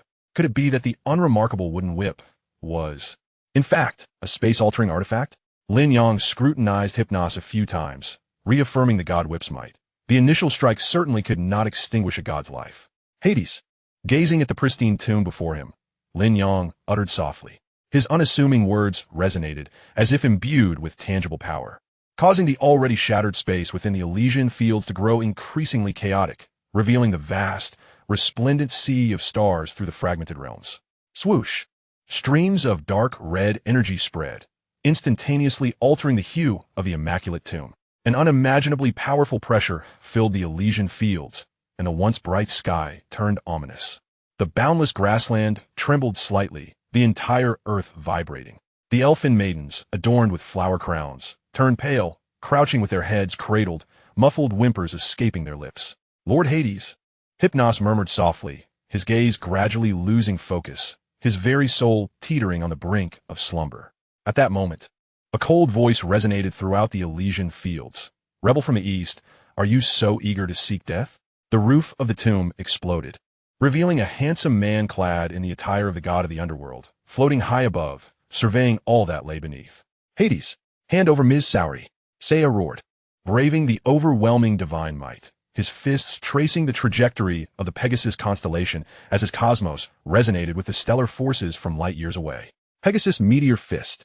A flurry of punches as swift as lightning streaked through the sky like a meteor shower. In an instant, it seemed as if a cascade of meteors rained down upon the scene, visible to the naked eye in their hundreds and thousands. "Humph, Athena's saints. Such ignorant mortals dare to strike at a god," Hades replied coldly, akin to an eternal glacier. The pitch-black, lightless sword of the underworld was raised high, then casually swung down by Hades. Boom! The earth split apart, revealing an unfathomable, endless gash upon its surface. "Ah!" Saya involuntarily cried out in pain. His body hurled skyward by an unseen force, only to crash face first into the ground under the pull of gravity, his bronze armor of Pegasus reduced to tatters, leaving no unscathed piece. Lin Yang observed this scene in silence, inwardly lamenting, "Have I truly entered the realm of the saints? Is this face-first landing a stipulation of this unique worldview?" Casting a glance at the moment of tension and fear shared by Hyoga and Shiryu, who were searching for an opportunity to act, Lin Yang felt the extraordinary power dormant within them stirring, and a thought arose within him. Perhaps cultivating the cosmos affects the brain, making it feel heavier. Otherwise, how could one inevitably land face first when struck away? That seems absurd. In a brief span, the three bronze saints had already launched their attacks, only to have Hades once again strike down with the sword of the underworld, shattering their armor and sending them crashing to the ground, face first. "O rebel from the east, Athena's saints possess no power to resist. It is now your turn." Hades murmured nonchalantly, "How dare you intrude upon this sacred realm, far removed from the sorrows of the mundane world? Such a sin cannot be forgiven." He no longer paid attention to the fallen four, turning his gaze towards Lin Yang, his authoritative words echoing like a judgment, sealing their fate. "You shall perish, Ms. Saori." Suddenly, a faint whisper emerged. Saya, sprawled upon the ground, struggled to lift his head, gazing at the shattered tomb high above, his blood-stained hands clawing at the grass as he crawled inch by inch. "You should withdraw, Hades." Lin Yang stepped forward, walking upon the void. Ascending from the ground to the air, he continued, "I did not come here for you." Sheathing the god whip, Lin Yang extended his right hand, curling his fingers into a fist. "Athena." A few more murmurs echoed, and the unconscious Shiryu and the others, upon hearing Athena's call, broke free from the brink of death. They too crawled, leaving long trails of blood upon the tender green grass, a sight most unsettling. "Not for me. Could it be you have come to rescue Athena?" Hades remained utterly impassive, surveying the heavens and the earth from his lofty perch. With an elevated sword, he finally adopted a stance of swordplay, no longer wielding it with the casual abandon he had previously displayed. Lin Yang elongated his words slightly, speaking in a calm tone. "I have come to this place to seek the legendary god of life and death, the supreme deity of the underworld, the unparalleled true god of the Yellow Springs, who governs the cycle of existence across myriad universes." "What? The god of death, Thanatos?" froze in disbelief.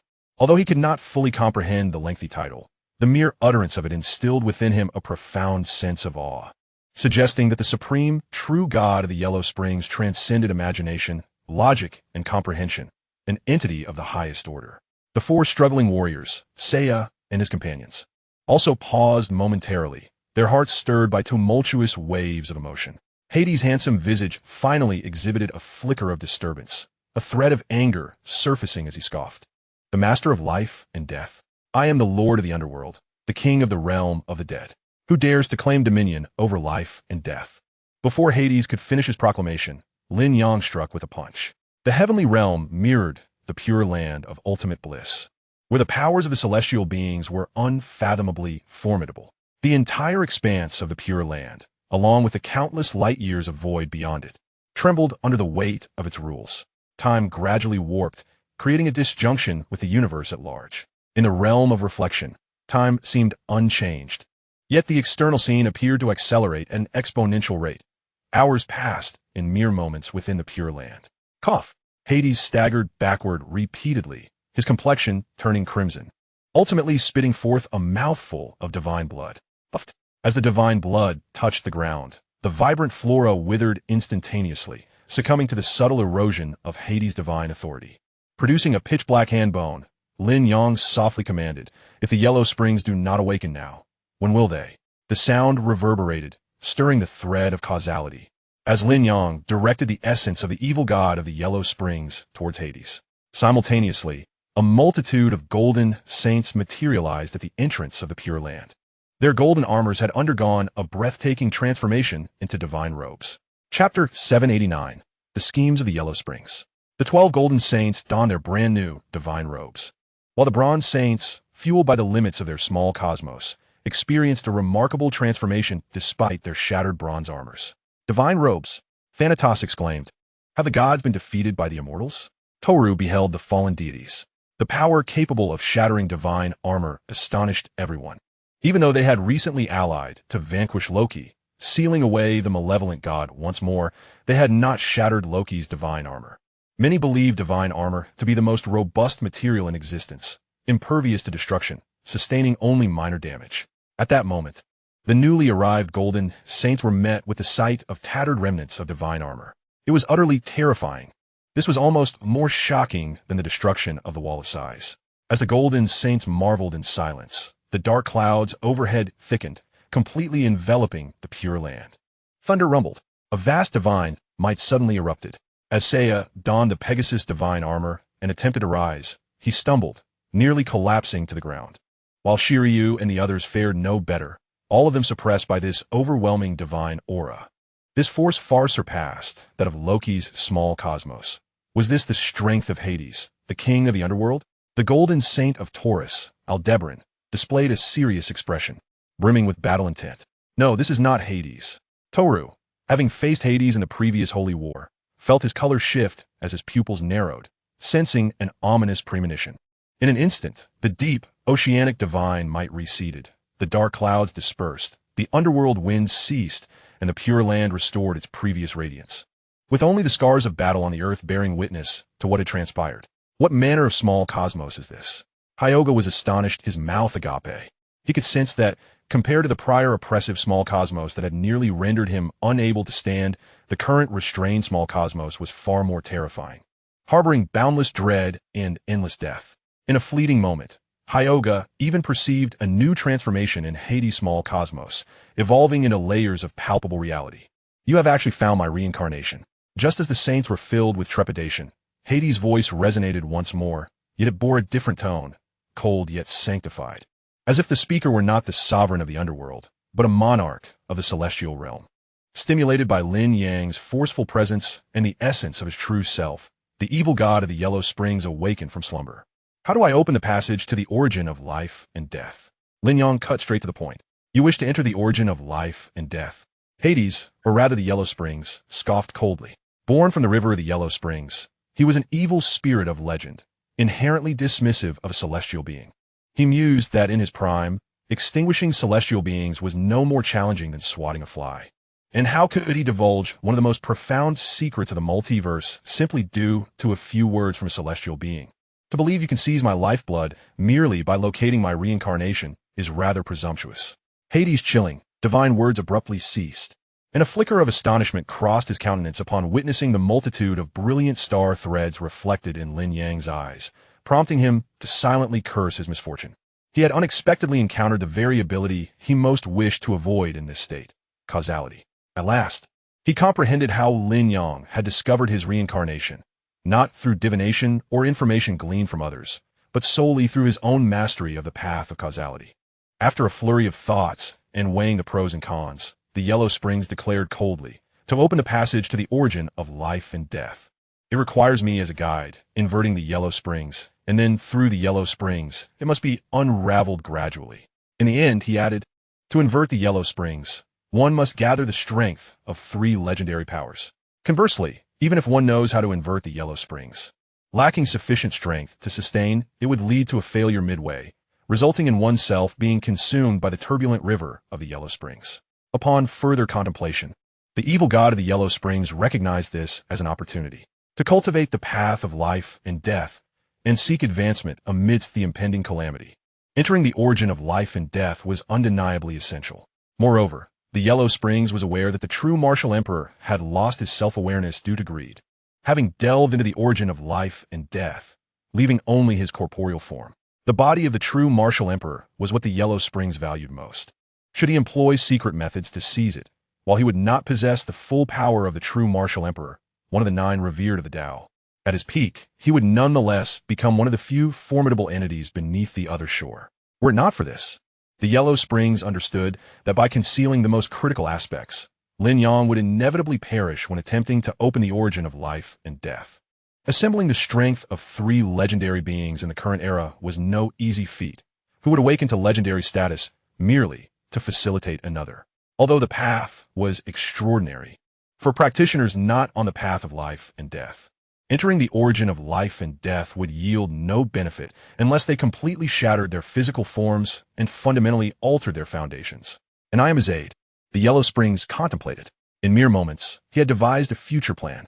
The only aspect that vexed him was that, within a mere decade, he had been found consecutively by 2 individuals adept in the path of causality, with the former being a disciple of the Yusu Palace, having received the tacit approval of the primordial celestial venerable, mastering the causes of myriad fruits. Lin Yang meticulously noted every word spoken by the Yellow Springs.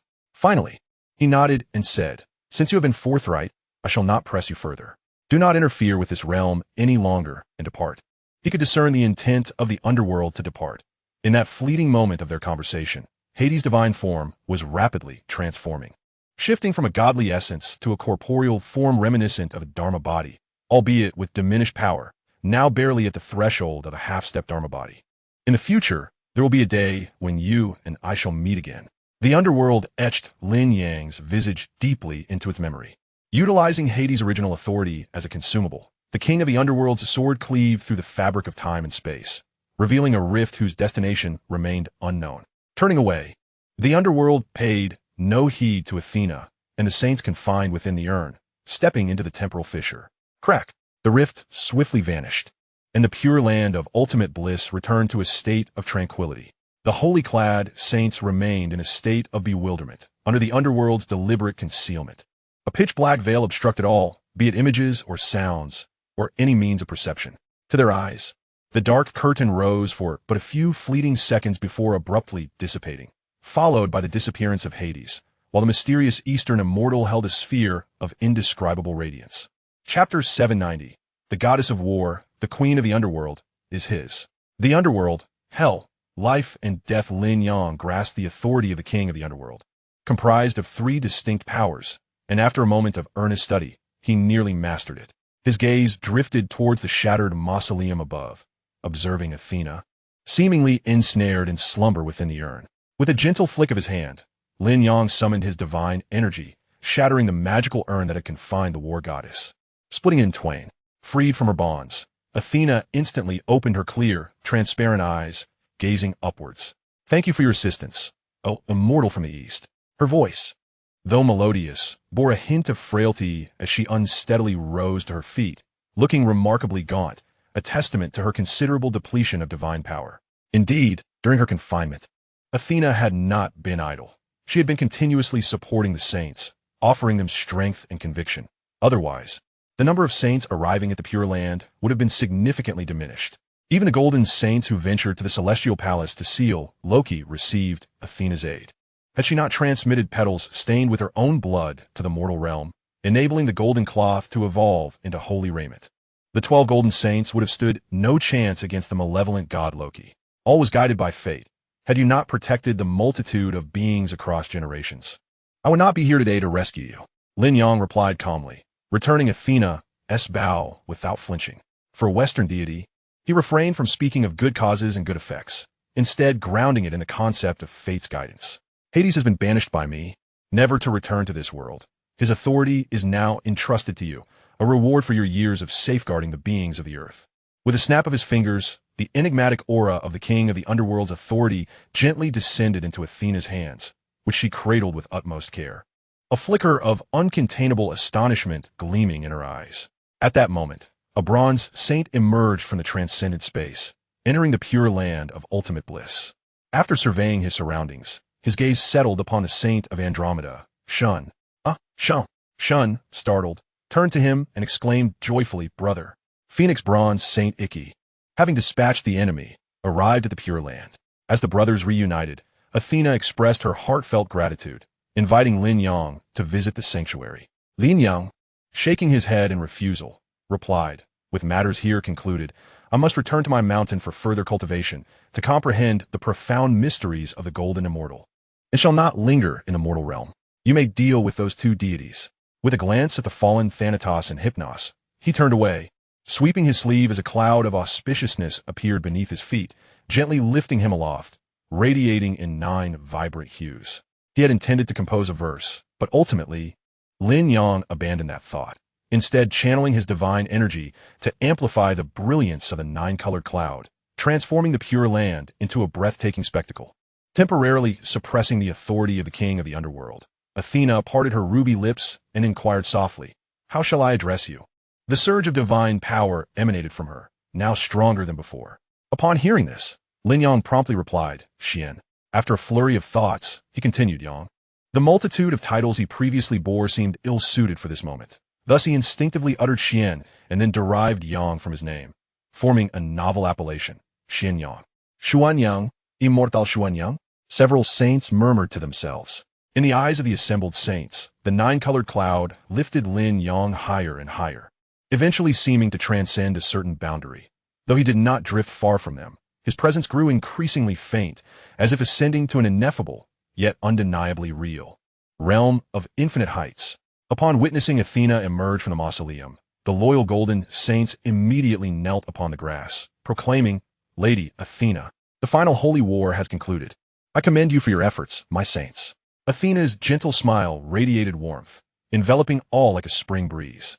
Although Hades had been eternally banished by Xian Yang, ensuring that large-scale warfare would not arise in the future, the enhancement of her war authority would undoubtedly become gradual. Yet, having acquired Hades' power as the king of the underworld, even if her authority conflicted with it and could not be fully utilized, her strength would still see a monumental increase. At that juncture, she would be not only the goddess of war, but also the queen of the underworld, the sovereign of hell, the master of death. Even if she did not rival Zeus, the king of the gods, she would not be far removed. Should anyone dare to covet the earth, the outcome would be predetermined. One by one, the sacred armors began to emit a soft, gentle glow, fragmenting into scattered points of light as their divine blood was entirely expended, reverting the sacred armors back to their original golden form. Saori. At that moment, Saya and the others rushed over, their faces alight with joy. Compared to Athena, they were more familiar with her reincarnation, Saori Kido. Even knowing that their childhood acquaintance had awakened the memories of the goddess, they still instinctively referred to her as Saori, in stark contrast to the golden saints of the zodiac. Subsequently, Athena resealed the god of death and the god of sleep, casting them into vessels resembling urns. The divine soul is the essence of a god as spirit. Unlike the corporeal form of a god, which can be extinguished, the divine soul endures eternally in the world, impervious to obliteration by any force. This has remained unchanged throughout the ages. Thus, Athena chose to seal away her old acquaintances, the god of death and the god of sleep, rather than annihilate them entirely. Let's depart. This beautiful world shall remain here for now. Athena spoke softly, her slender right hand reaching out slightly, summoning the iconic staff of the Greek sanctuary through the fabric of space into her grasp. Clink! The golden staff struck the grass, and a golden halo instantaneously spread, enveloping the gathered saints. In an instant, the golden halo contracted, whisking Athena and the saints away from the Pure Land, returning them to the sanctuary, leaving only the echo of Athena's murmur. So, it is I see now that I am. Athena's voice drifted beyond the mausoleum, imbued with a gentle realization, as if only at that moment did she grasp her true identity. Had Lin Yang not departed, witnessing the scene would have surely left him astonished, for this was a person he should have known intimately. Or perhaps it was Lin Yang's arrival that, after his departure, awakened Athena's true self, revealing her essence, transforming her into a projection of him. Chapter 791. The Conspiracy of the Evil Nine Paths. The Real World, Mount Jade Emperor. Gazing at the enchanting exterior of the Shantian sect, where the congregation was entranced by the sermon, Lin Yang pondered. The nine hells suppress non-evil beings, and to reverse the yellow springs and journey to the genesis of life and death. The three legendary powers gathered must not only be devoid of evil, but must at least possess complete legendary status. Otherwise, under the suppression of the nine hells, even ordinary legendary beings face the risk of being cast down the hierarchy of life. As images of great powers flashed through his mind, Lin Yang mused, although the body of the demon emperor, bolstered by the nine hells, has reached the legendary level, unless it sacrifices itself entirely, the inherent foundation of the demon emperor's form cannot qualify it to be among the three legendary beings capable of reversing the yellow springs. After having absorbed numerous transcendent projections of the celestial emperor, upon entering the realm of the celestial immortal, Lin Yang approached the pinnacle of that realm. It is precisely for this reason that the demon emperor, under the aegis of the nine hells, could initially enter the legendary realm, were a more typical demon to exist, akin to an entry-level celestial immortal in the outside world. Even if it returned to the nine hells, it would only reach the peak of the celestial immortal stage, rendering any qualitative transformation into the unique legendary status of the myriad worlds, where one starts with 1,000 identities, utterly impossible. Besides knowing the method to access the genesis of life and death, one would also need certain pivotal artifact from the Yellow Springs River as a means of guidance, with the most fitting being the Yellow Springs itself, which has re-entered the legendary realm. The primordial divine body birthed from the Yellow Springs River, left behind by the reincarnation of the evil god of the Yellow Springs, might suffice. Alas, upon contemplating this, Lin Yang could not help but shake his head slightly. As he sought the remnants of the Yellow Springs, he stumbled upon a rather absurd realization. While it is feasible to find a reincarnated form of the Yellow Springs, he could not trace the remaining remnants of the Yellow Springs through the causal link on its skeletal hand. Ultimately, Lin Yang could only console himself. Perhaps due to changes in history, unforeseen events have arisen. Thus, even though his path of causality has reached the level of condensing the illusory fruit of causality, he still cannot ascertain the whereabouts of the Yellow Springs remnants. Could it be that, aside from the skeletal hand of the Yellow Springs, the remaining components have been utterly shattered? With this thought, Lin Yang reflected. Unless he could discover other pivotal artifacts from the Yellow Springs River, he would have no choice but to await the singularity of the Yellow Springs before it could become a key object. According to the Yellow Springs, a being of the creation realm could effortlessly substitute for the three legendary powers to accomplish the monumental task of reversing the Yellow Springs. The chasm between a being of great power and a legendary being requires no further elaboration. As one who has emerged from the legendary realm and ultimately transcended to the creation realm, not only does one possess an intimate understanding of the myriad characteristics of the legendary realm, but even the purest brute force could annihilate countless powers. Realm, each world, the disparities therein are beyond the capacity of heaven and earth to describe, possessing a dimensional gap that cannot be bridged without possessing artifacts of higher realms. There is a significant probability that before I can locate the pivotal artifact of the Yellow Springs River, the evil god of the Yellow Springs will have restored itself to the legendary realm. Thus it would be unnecessary for the body of the demon emperor to squander time here. Although he has expended considerable resources to nurture the little glutton, it seems implausible that by the time the Yellow Springs reaches legendary status, the little glutton will meet the standards required to invoke the genesis of life and death. Lin Yang gradually closed his eyes, beginning to refine his cultivation, drawing ever closer to the zenith of the celestial immortal realm. Years later, The emergence of Golden Ao Island would summon the law bodies of the world and the demon kings of the demon clan to convene. Not to mention, this would be a natural opportunity to return to the past, an opportunity coveted by countless great powers throughout history, yet elusive. Should he attain legendary status prematurely, far exceeding that of a celestial immortal, it may very well affect this opportunity, causing him to miss out on it. At this moment, all Lin Yang could do was ensure that his projection approaches the ultimate limit beneath the legendary threshold of 999. In this process, the projections that originally belonged to him will be relinquished to make room for the Celestial Emperor's projection. In the blink of an eye, as Meng-Chi attained the law body, the news spread far and wide. The six doors, in conjunction with the mystical aspects of his abilities, conferred upon him the title of Yuan Emperor. With the emergence of yet another law body, and one of remarkable strength that had slain the deities of the southern wilderness, equating to the level of earth immortals, the already inscrutable situation became even more chaotic, with undercurrents surging. The righteous side experienced a significant surge in power, birthing 4 law bodies in quick succession, nearly suffocating the 9 paths of evil. Eventually, the law bodies of the 9 paths convened, plotting their schemes. In a secretive location, shrouded in haze and dimness, obscuring the heavenly secrets, rendering any attempts at deduction futile. Qingyang, Gaolan, Zhao Wuyan, and Su Meng. The words of the blood sea Raksha echoed, his eyes reflecting an infinite sea of blood where the souls lamented, drifting within the sanguine depths. He was the leader of the blood-robe sect of the southern wilderness, and his relationship with the Gu god was one of mutual survival. The recent slaying of the Gu god by Meng-Chi instilled a sense of crisis within him. Su Meng's strength was not to be underestimated. Capable of single-handedly slaying the Gu god, his combat prowess would not fall below that of an earth immortal, and he possessed characteristics derived from various fruits that could alter the laws of reality in certain regions. He was undoubtedly a formidable adversary. Only the vaguely outlined king of the crossing calmly analyzed the situation. Gao Lan's abilities, only realized in the northern Zhou, posed far less of a threat than the Yang Emperor. If the Yang Emperor were not eliminated beforehand, he could easily besiege us all, utilizing his omnipresence. Then another voice emerged, belonging to an unknown expert of the evil path. As for Zhao Wuyan, he was a typical law body. Although protected by the power of the myriad beings and the dragon aura of the Emperor from the Great Gene, capable of purging evil, he posed no significant threat. Should 3 law bodies converge upon him, his demise would be inevitable. I possessed the heavenly execution axe, with but a single strike. Its power can cast down the hierarchy of life, stripping Qingyang of his omnipresence and the ability to project his essence indefinitely.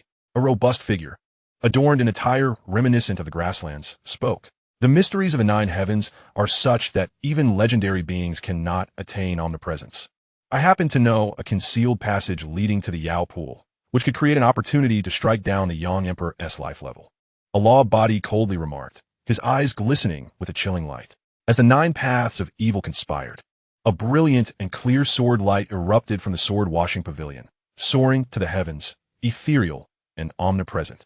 Without the pressure of a tense situation, the sword of the outer realm, Su Wuming, who had dominated the earth ranking for many years, finally accumulated enough to achieve perfection. Utilizing fragments of the Haotian mirror to traverse the myriad worlds, enlightening hundreds of his projections and seamlessly breaking through. Upon breaking through, the Earth Immortal was nearly within reach, with distinctly legendary characteristics that far surpassed his hasty breakthrough in the original timeline. Chapter 792, The Storm Approaches. The Yao Pool is situated in the uppermost 3 heavens of the 9 heavens, the abode of the Golden Emperor and the Western Queen Mother. It is said that before the disappearance of the Azure Emperor, he entrusted fragments of the Eastern Emperor Bell to the Yao Pool, nurturing them in the realm of the Great Tao. Upon hearing the mysterious law body's account, Gerdo displayed a hint of confusion, inquiring, "What is the Eastern Emperor Bell?" The end of the epic has buried everything. To this day, few beings of this era remain aware of the significance of the Eastern Emperor Bell. It is the unparalleled divine weapon of the ancient sovereign, Donghuang Tai, akin to the Time Blade, both being supreme artifacts of the cosmic light. The mysterious law body, clad in a black robe, with several strands of black beard cascading from his chin, appeared like a shroud of night, sparkling with distant starlight.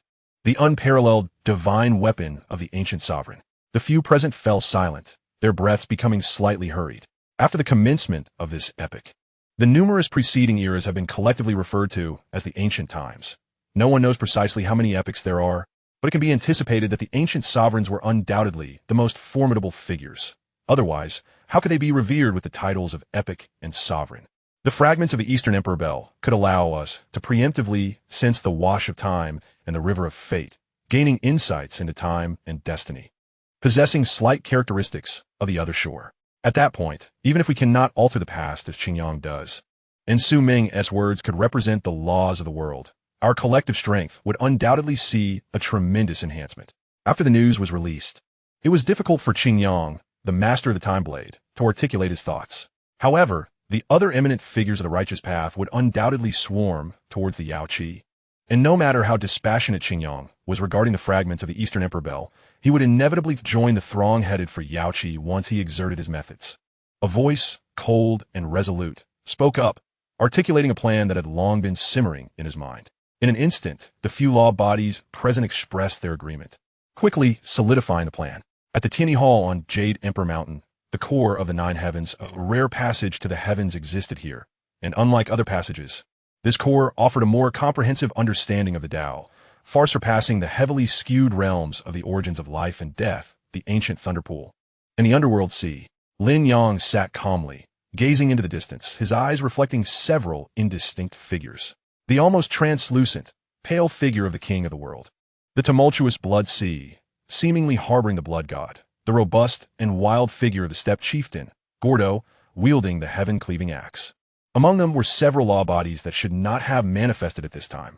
His ears twitched slightly, catching the faint whispers of discussion, their deliberations crossing the vastness of space to reach him. Although Yao Qi might not still harbor a passage to the upper core of the Nine Heavens, it undoubtedly remained one of the most probable locations to reach it. As for the fragments of the Eastern Emperor Bell, Lin Yang's eyes flickered with a wave of emotion. The Eastern Emperor Tai was an ancient being superior to the emperors of this era. Theoretically, the Eastern Emperor Bell should also surpass the Time Blade. Yet, the reality was that Eastern Emperor Tai had been defeated in his bid for dominion over the myriad realms, ultimately perishing in the last epoch of antiquity, which led to the shattering of the Eastern Emperor Bell, preventing its further elevation. Conversely, the Time Blade was crafted from the Tao fruit of the Heavenly Emperor, the Heavenly Tao seal, and the core of the Heavenly Court. The day it took form marked it as the pinnacle of temporal weaponry, unrivaled by the Eastern Emperor Bell, which had yet to undergo a transformative elevation. Now, with the imprint he had inscribed upon the Time Blade, Lin Yang, as conjectured by the malevolent law body, found himself relatively indifferent towards the fragments of the Eastern Emperor Bell. Nevertheless, even in the absence of the malevolent law body's deliberate scheming, Lin Yang, wishing to traverse Yao Qi to reach the upper core of the Nine Heavens, would not let this opportunity slip away. At the sword-washing pavilion, the heavenly tribulation was cleaved asunder by Su Wuming's singular strike, revealing his supreme Tao body, which interlinked the awakened selves across multiple universes. Countless sword energies swirled around him, converging from various realms to manifest diverse sword techniques. The ruthless sword, the life-killing sword, the void sword, the blazing sword, the destruction sword, the azurewood sword, the metal sword, and the mysterious sword. In that moment, the sword-washing pavilion transformed into a realm dominated solely by swords, their essence surging skyward. Even from thousands of miles away, countless swordsmen were astonished, turning their gazes skyward, their swords humming at their waists as if yearning to soar. Was this aberration, this overwhelming and inexplicable sword intent, not the manifestation of a divine sword from beyond, breaking through to establish a law body? A youth clad in flowing white, his long hair billowing, paled as he tightly gripped the sword at his waist, fearing it might escape his hold. Simultaneously, swordsmen from the Central Plains, the Western regions, the Southern Wilderness, the steppes, and overseas felt a resonance, a blend of astonishment and longing. High above, Lin Yang beheld a familiar silhouette that Su Wuming was connecting with and mused. Wuming, full of vitality, yet playing the role of a wanderer. In the realm of wind and clouds, the myth of the martial world, the name Wuming echoed, an unrivaled master of the sword. Initially, Lin Yang believed that, true to Su Wuming's nature, the sword Saint Duguyun would be his true self. He was surprised to find it was Wuming instead. As Lin Yang's thoughts settled, he closed his eyes. With the assistance of the fragment of the Haotian mirror, the number of Su Wuming cells had already surpassed Lin Yang's current count, which he assessed to be around 980 projections. Each was a born swordsman, and unlike the myriad diversities of common individuals, they were remarkably pure, possessing nothing beyond the sword. Even in a world rife with guns and cannons, Su Wuming's cells were renowned as sword masters, standing at the pinnacle of swordsmanship. Within the gates of the sword-washing pavilion, Su Wuming retracted his supreme Dao body and handed the Haotian mirror fragment to the arriving Jiang Jiwei, stating, "This object is of no use to me. Take it." When whole, the Haotian mirror was an unparalleled weapon of the transcendent class. But the fragment now, in Su Wuming's possession, was merely a minuscule shard, serving only to assist in traversing the myriad realms, devoid of any capacity for slaughter. For Su Wuming, who vaguely sensed the limits of the number of his cells beneath the legends, it was not merely a trinket, it was nearly so. Taking a deep breath, Jiang Jiwei recalled hearing Meng Qi mention during her travels in the martial world that her master possessed such an object. She was astonished to find that so little time had passed before the Haotian mirror fragment was bestowed upon her. Casting aside the Haotian mirror fragment, Su Wuming turned his gaze towards Jade Emperor Mountain, his sight seemingly piercing through the spatial distance to behold the myriad happenings of Zentiangong. Sensing this, Lin Yang opened his eyes and exchanged a distant gaze with Su Wuming. After a moment, Su Wuming withdrew his gaze and murmured to himself, "Celestial Immortal." He then turned and entered the quiet chamber, both to solidify his law body and to propel his cultivation into the realm of Earth Immortals. As Su Wuming's name resurfaced among the people after a decade of silence, a secret rumor spread across the capital, unsettling all who heard it. Yaoqi. Chapter 793. One of the lords of the six paths of reincarnation, the Overlord Demon. Days later, the law bodies of both the righteous and the malevolent paths successively entered the core region of the true realm's extreme north. The ancient ice palace that had existed for an unknown eon. Lin Yang arrived last, uniquely carrying the time blade, rather than discarding this unparalleled weapon at Jade Emperor Mountain. Witnessing the scene outside the ancient ice palace, where yet another law body had appeared, Lin Yang's astonishment grew even greater. Could it be that the central plane truly witnessed the resurgence of the mythic age? Not only were there formidable law bodies far surpassing ancient texts, but numerous unparalleled weapons were also manifesting. The glimmering, ancient long blade must surely be the renowned time blade. Upon seeing the time blade at Lin Yang's waist, a half-step law body discreetly swallowed hard. According to ancient texts, a half-step law body, when assisted by formation of law body caliber, wielding a divine weapon and practicing an exceptionally outstanding technique, could potentially contend with a true law body. Yet, confronted with the array of law bodies descending here today, the youthful half-step law body realized that any one of them could easily dismantle the ancient records of countering law bodies. Beside the youth stood an elderly half-step law body, evidently nearing the end of their lifespan. He pondered.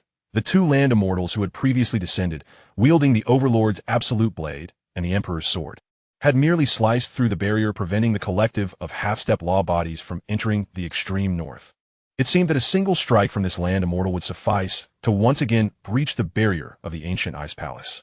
In the external scene of the extreme north, alongside the two half-step law bodies, stood a plump female master, who appeared affectionate beside the youthful half-step law body. Clearly a couple, their unspoken rapport allowed them to complete their communication in silent understanding, their thoughts remarkably aligned with those of the elderly half-step law body. At that moment, Lin Yang's 5 fingers unfurled, white as jade, grasping the time blade. With a resounding clang, the blade's radiance expanded like ripples across the surface of water, enveloping the ancient ice palace. At that instant, Lin Yang's momentum surged as he swung the blade, transforming him into a radiant sun illuminating all realms, emanating boundless power. Even in this realm of truth, the void seemed burdened, on the brink of distortion and collapse. All the latent power that should have overflowed was concentrated upon the time blade, coalescing into a single strike. A significant upheaval loomed over the extreme north, and in that fleeting moment, all present would be reduced to mere ashes.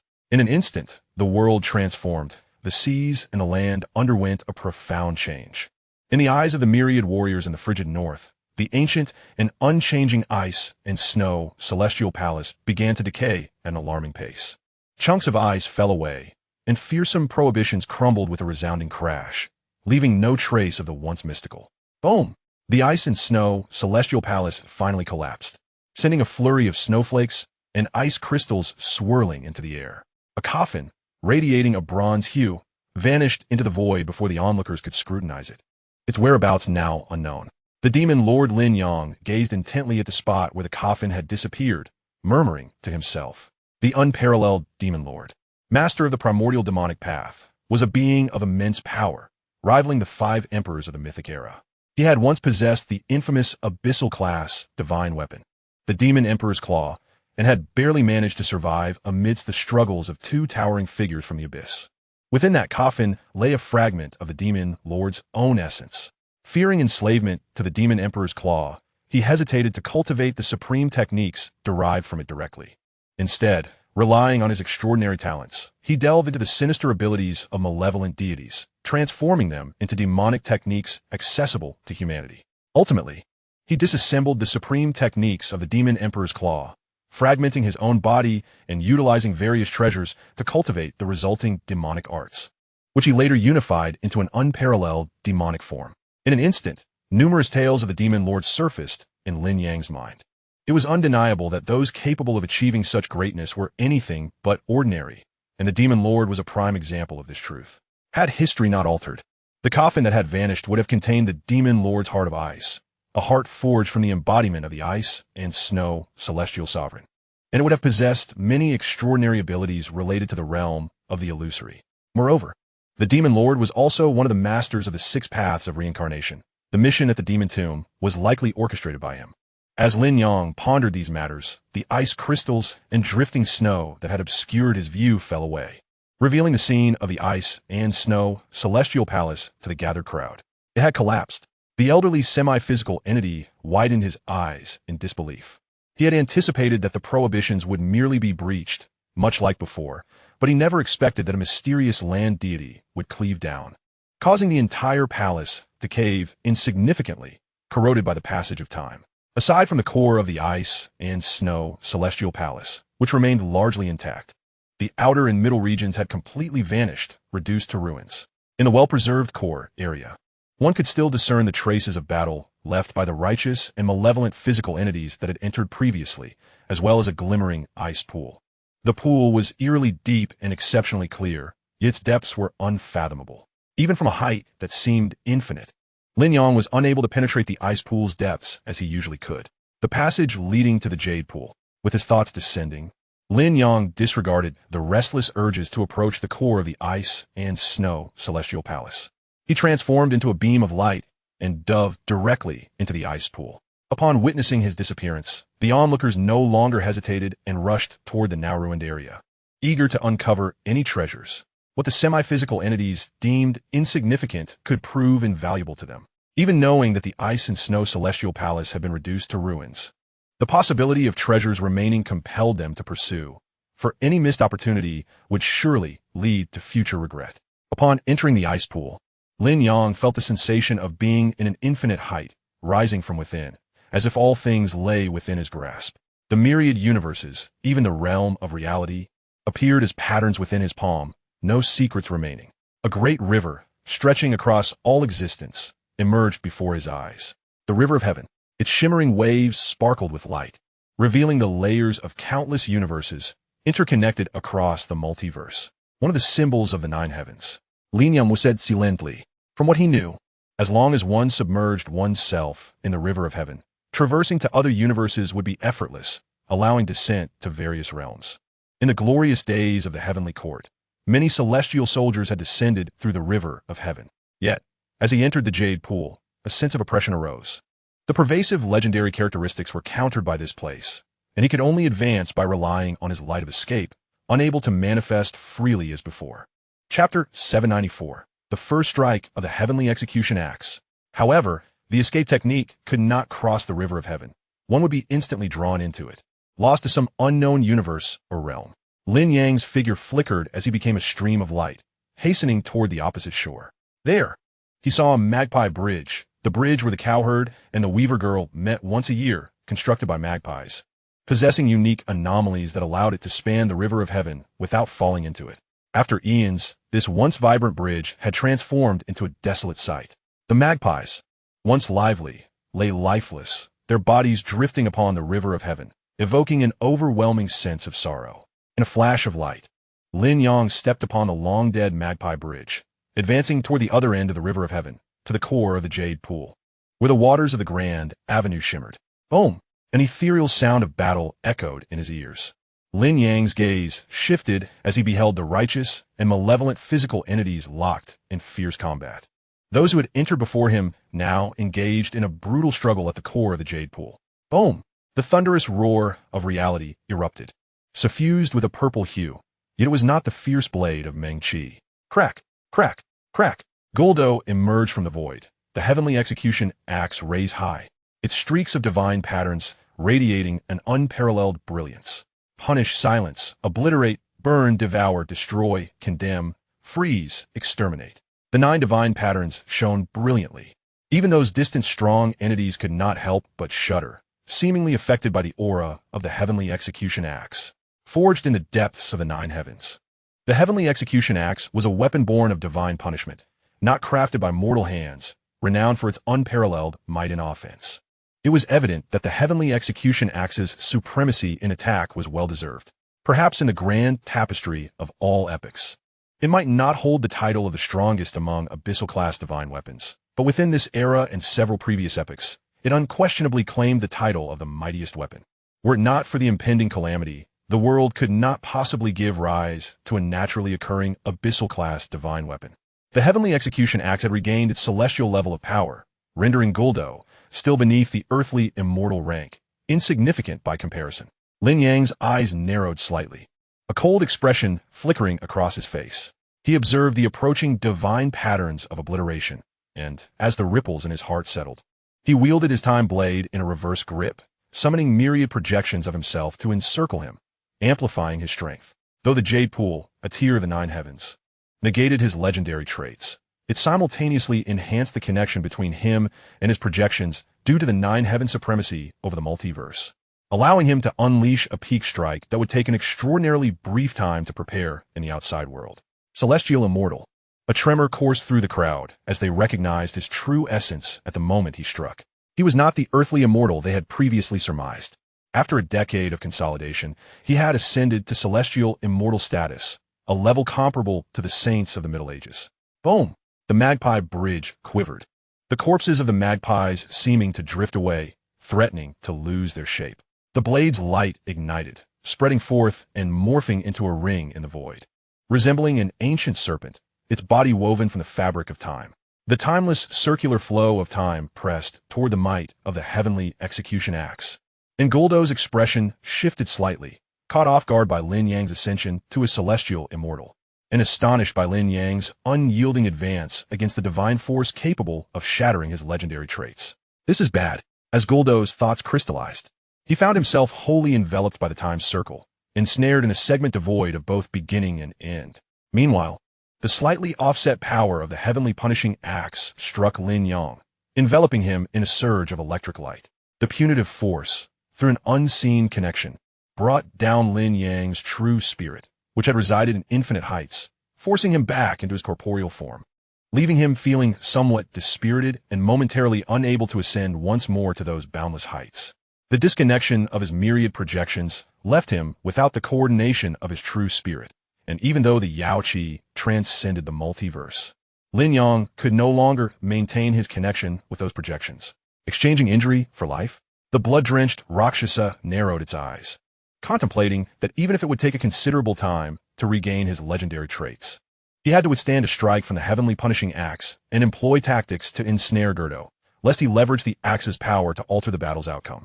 The celestial fairy would have long perished had it not been for the heavenly punishing axe protecting Guldo. Thus, it appeared that while both the time blade and the heavenly punishing axe had revived to celestial levels, the latter was an innate divine weapon of the 9th heaven, returning home as if to a sanctuary. Although the time blade also had profound ties to the 9th heaven, it could not match the enhancements the heavenly punishing axe received there. Was the heavenly punishing axe truly almost a celestial level stronger than the time blade? Otherwise, Guldo would not have merely been ensnared so simply. Just as the blood-drenched Rakshasa was pondering this, an unexpected change occurred. Due to the punitive force of the heavenly punishing axe, Lin Yang not only lost his legendary traits, but also felt his cultivation retreat in the blink of an eye, plummeting to the earth immortal stage. Fortunately, having been on the brink of the celestial pinnacle, he was not a novice. Otherwise, a strike from the resurrected heavenly punishing axe would likely have sent him tumbling back to the human immortal stage, potentially causing his corporeal form to shatter. Yet at this moment, Lin Yang's cultivation, which had fallen to the earth immortal realm, suddenly soared, and in the mere flicker of time, he restored his former might, remaining unchanged from before he withstood the heavenly punishing axe's blow. Only the numerous disappearing projections of his true self confirmed that he had indeed been struck by the heavenly punishing axe. His cultivation intact, Lin Yang raised his palm and aimed it at Gerdo. The two peerless divine weapons, fundamentally of the other shore category, collided in battle. Despite being merely celestial in level at present, they could still engage in a historical struggle, entangled at every moment in time. Gerdo, being merely a human immortal, could not be shielded by the heavenly punishing axe at every instant, while simultaneously striking at Lin Yang, resulting in alterations to the past that reflected in the present. Lin Yang lost his legendary traits while his cultivation remained unaffected, still nearing the pinnacle of the celestial realm. If he could seize the heavenly punishing axe in this moment, it would indeed be a fortuitous surprise.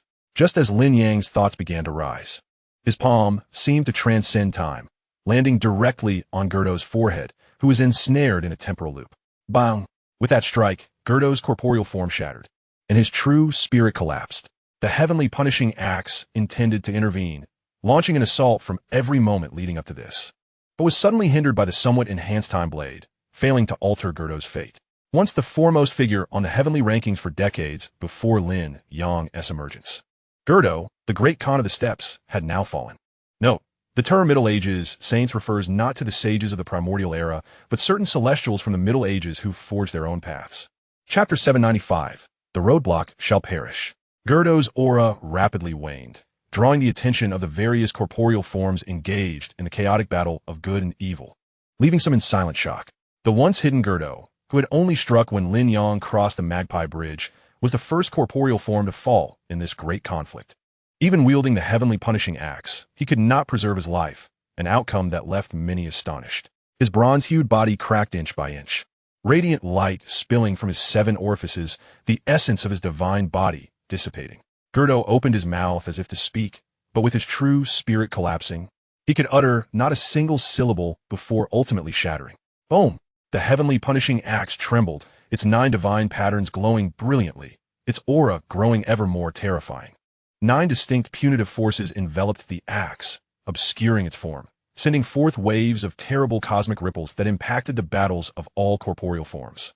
As Lin Yang pondered whether the heavenly punishing axe would awaken to legendary status prematurely due to Gerdo's demise, the brilliance receded and the storm calmed. The unadorned bronze giant axe cleaved through the void, opening a passage to a profoundly tranquil secret realm. As the light flickered, the rift in the void began to mend, and the heavenly punishing axe vanished without a trace. The time blade offered no obstruction, seeing that the heavenly punishing axe showed no intention of yielding. Lin Yang refrained from pressing the matter, even with the potential of combining forces with the time blade to subdue the axe. It would inevitably become a future threat once it awakened to a higher level. It was wiser to allow it to depart freely. Regrettably, divine weapons possess a spirit. Though lacking true intelligence, they can autonomously select their worthy bearers, and without a fated connection, one would not earn their favor. Lin Yang Durnet, grasping the time blade with both hands, instantly adjusting his posture to an impeccable state of power. Do not obstruct.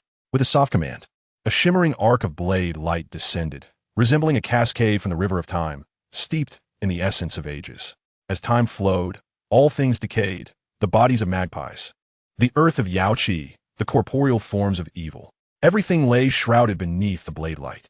Some fragments of divine weapons that had been nurtured within the Yao Qi, drawn forth by the battle of corporeal forms, now found themselves enveloped in the ominous aura of slaughter. Time eroded, one by one. The fragments barely regained a semblance of spirituality, their very materials affected and diminished. Clang, clang, with a series of resonant sounds, one after another. The fragments of divine weapons fell to the ground, stripped of their wondrous qualities. It was the blade that diminished lifespans. The blood-drenched Rakshasa, the worldly Crossing King, and several allied overseas corporeal forms turned pale, instinctively retreating, unwilling to remain in the presence of the blade's might. In the wake of the heavenly court's fall, a great upheaval occurred within the world. The paths related to lifespan were nearly obliterated, leading to a drastic reduction in the lifespans of extraordinary beings. In this era, where every month of life was precious, none dared to confront this blade head-on. The corporeal forms assessed the situation, even deploying their strongest techniques in resistance.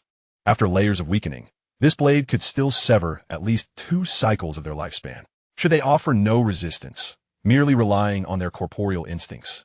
The blade's sweep could very well lead to their instant demise. Figures such as Gao Lan, Lu De, Cui Qinghe, and Kong Wen, among the righteous corporeal forms, also harbored trepidation, unwilling to allow their forms to be tainted by the blade of time, refraining from immediate obstruction. After all, whether they could vanquish the demons was secondary. Sustaining severe injuries was inevitable. Lin Yang's strike did not target anyone specifically. He aimed straight towards the distant heavens, merely seeking to forge a path through the Yao Qi in the shortest possible time, without taking detours. After a sweeping glance to gauge the combat prowess of both sides, he transmitted a message to Meng Qi, stating, "I leave this to you. I have important matters to attend to." Among the righteous corporeal forms present, Meng Qi, who was comparatively weaker than Lu De, Su Wuming, and Gao Lan, who either possessed legendary traits or commanded unparalleled divine weapons, did not rank among the foremost. Yet Lin Yang believed that if anyone could tilt the balance of battle in the Yao Qi, now devoid of legendary traits, it would undoubtedly be Meng Qi. Whether through the extraordinary nature of the primordial 9 seals or the formidable prowess of the Overlord's blade, both could serve as Meng Qi's leverage to reverse the fate of an Earth immortal. As Meng Qi slightly nodded, Lin Yang departed from the Magpie Bridge. His form transformed into a streak of light, speeding away along the path illuminated by the blade light. Was his objective not the core of the Yao Qi? The pallid, nearly transparent worldly crossing king's expression shifted slightly. According to the scriptures of the Luo sect, if he was not mistaken, that direction should lead away from the Yao Qi toward the passage to a higher realm. The Sun Emperor aimed for the uppermost tier of the 9th heaven. He must be stopped. Otherwise, should he seize a fortuitous opportunity, no one in this realm could rival him. The King of the World conveyed a message to the various evil entities, issuing a warning. Since Lin Yang's emergence into the world, the Time Blade, which had remained unclaimed since its unearthing, now had an owner, leaving no room for doubt regarding his identity as the reincarnation of the Heavenly Emperor. As a being of such exalted status, it was hardly surprising that he was privy to the secrets of the 9 heavens. The King of the World surmised that there must be a treasure of immense significance to Lin Yang residing in the higher echelons of the 9 heavens, which explained his reckless haste to depart from the Jade Pool, as if every second counted. Could it be that he was aware of the Old Mother's intention to refine numerous entities along with the Jade Pool into an unparalleled divine weapon? Was this the reason for his urgent retreat? Yet, as the Jade Pool was one of the essential paths leading to the upper levels of the 9 heavens, he had no choice but to risk venturing into danger. The King of the World was consumed by suspicion, even if only he knew of the Old Mother's plan to capture all entities, with no other channels of leakage. He could not guarantee that Lin Yang was entirely oblivious, not to mention the enigmatic Time Blade. The mere characteristics of the other shore already transcended the realm of ordinary imagination. As the myriad evil entities were engulfed in fluctuating emotions, Lin Yang's retreating light suddenly halted. He turned to face the King of the World, his gaze exceedingly calm, as though he were regarding a corpse. With a clang, the Time Blade flew forth from Lin Yang's hand, only to return to his waist in the briefest of moments, and once again, he transformed into a streak of light, darting towards the passage leading to the upper realm. Moments earlier, after the celestial execution axe had departed, the Time Blade did not return to Lin Yang, but, to everyone's astonishment, without any forewarning, cleaved towards the King of the World, who was engaged in combat with Lu De. The King of the World cried out in agony, clutching his neck as a thin line of a wound appeared, translucent blood oozing forth. The already indistinct figure of the entity became even more blurred, as if it were on the verge of merging into the void, never to leave a trace behind. The Sun Emperor wanted to speak, trembling, but alas, his true spirit had dissipated, and he could not finish his words. The last vestige of his outline vanished completely. Chapter 796. The Jade Pool plucked from existence. Just as Lin Yang was mere dozens of breaths away for the passage to the upper levels of the 9 heavens at the core of the Jade Pool, the spring waters surged and roiled, an ancient and weathered bronze fragment autonomously levitating into the air. Upon the bronze fragment, a small section of an ethereal river surged and tumbled, eternally relentless throughout the ages. The fragment of the Eastern Emperor's bell. The Blood Sea Demon's eyes flashed with a glimmer of brilliance, the depths of the Blood Sea bubbling with fervor. This scene, apart from a fragment of the Eastern Emperor's bell described by the overseas entity days prior, had no other origin. Boom! Just as the thought of contention arose in the hearts of the various entities, the fragment of the Eastern Emperor's bell emitted a long, deep, and resonant chime, imbued with the essence of time as persistence and the unchanging nature of ages. A wave of chilling, sword energy dissipated, restoring the prior state of affairs. And the whirlpools created by the entities' battles began to recede, as the entities rushing towards the Eastern Emperor's bell fragment gradually retreated. In that moment, the flow of time in this realm shifted from forward to backward, everything reverting to its previous state. As Lin Yang drew nearer to the passage to the upper levels of the nine heavens, the instant the bell's toll resonated, his retreating light momentarily froze. Though unlike the other entities, he did not retreat several breaths back. With a twist of the blade, the time blade severed the inexplicable bonds that had shackled him, severing Lin Yang's connection to the great world's flow of time. The king of the world, who had transitioned from death to rebirth, remained bewildered. The light of the blade descended once more, striking him down on the spot. If divine weapons were likened to cultivators, then among the transcendent divine weapons of the other shore, the time blade's characteristics were undeniably the most pronounced, unparalleled in its glory. As the flow of time from the fragment of the Eastern Emperor's bell receded, Lin Yang exhaled a sigh of relief, not pausing to admire the wondrous spectacle, but rather hastening towards the upper passage. Boom! The waters of the jade pool erupted, sending forth splashes. The head of a gaunt elder surfaced, his tightly closed eyes opening to reveal a darkness capable of devouring all light in the world, an indescribable malevolence unmasked, saturating this realm. His ink-black beard danced in the wind, and the elder's profound gaze swept over the numerous entities present, lingering momentarily upon the Emperor's sword. The Emperor's sword, after eons, re-emerged into the world. It was the first sight that met the gaze of the one who had once fled in terror, forced to rely on the demonic claws of the Demon Emperor to avoid it. Who could it be that orchestrated the arrival of these mere insects to the Jade Pool, triggering a reaction from the fragment of the Eastern Emperor's bell amid battle, compelling me to awaken prematurely, unable to return in my most peak state? The gaunt elder, the head of the unparalleled demon lord, sensed something awry. Even filled with rage, he dared not delay, and immediately, with a flicker of dark light, vanished into the Jade Pool before the entities could notice.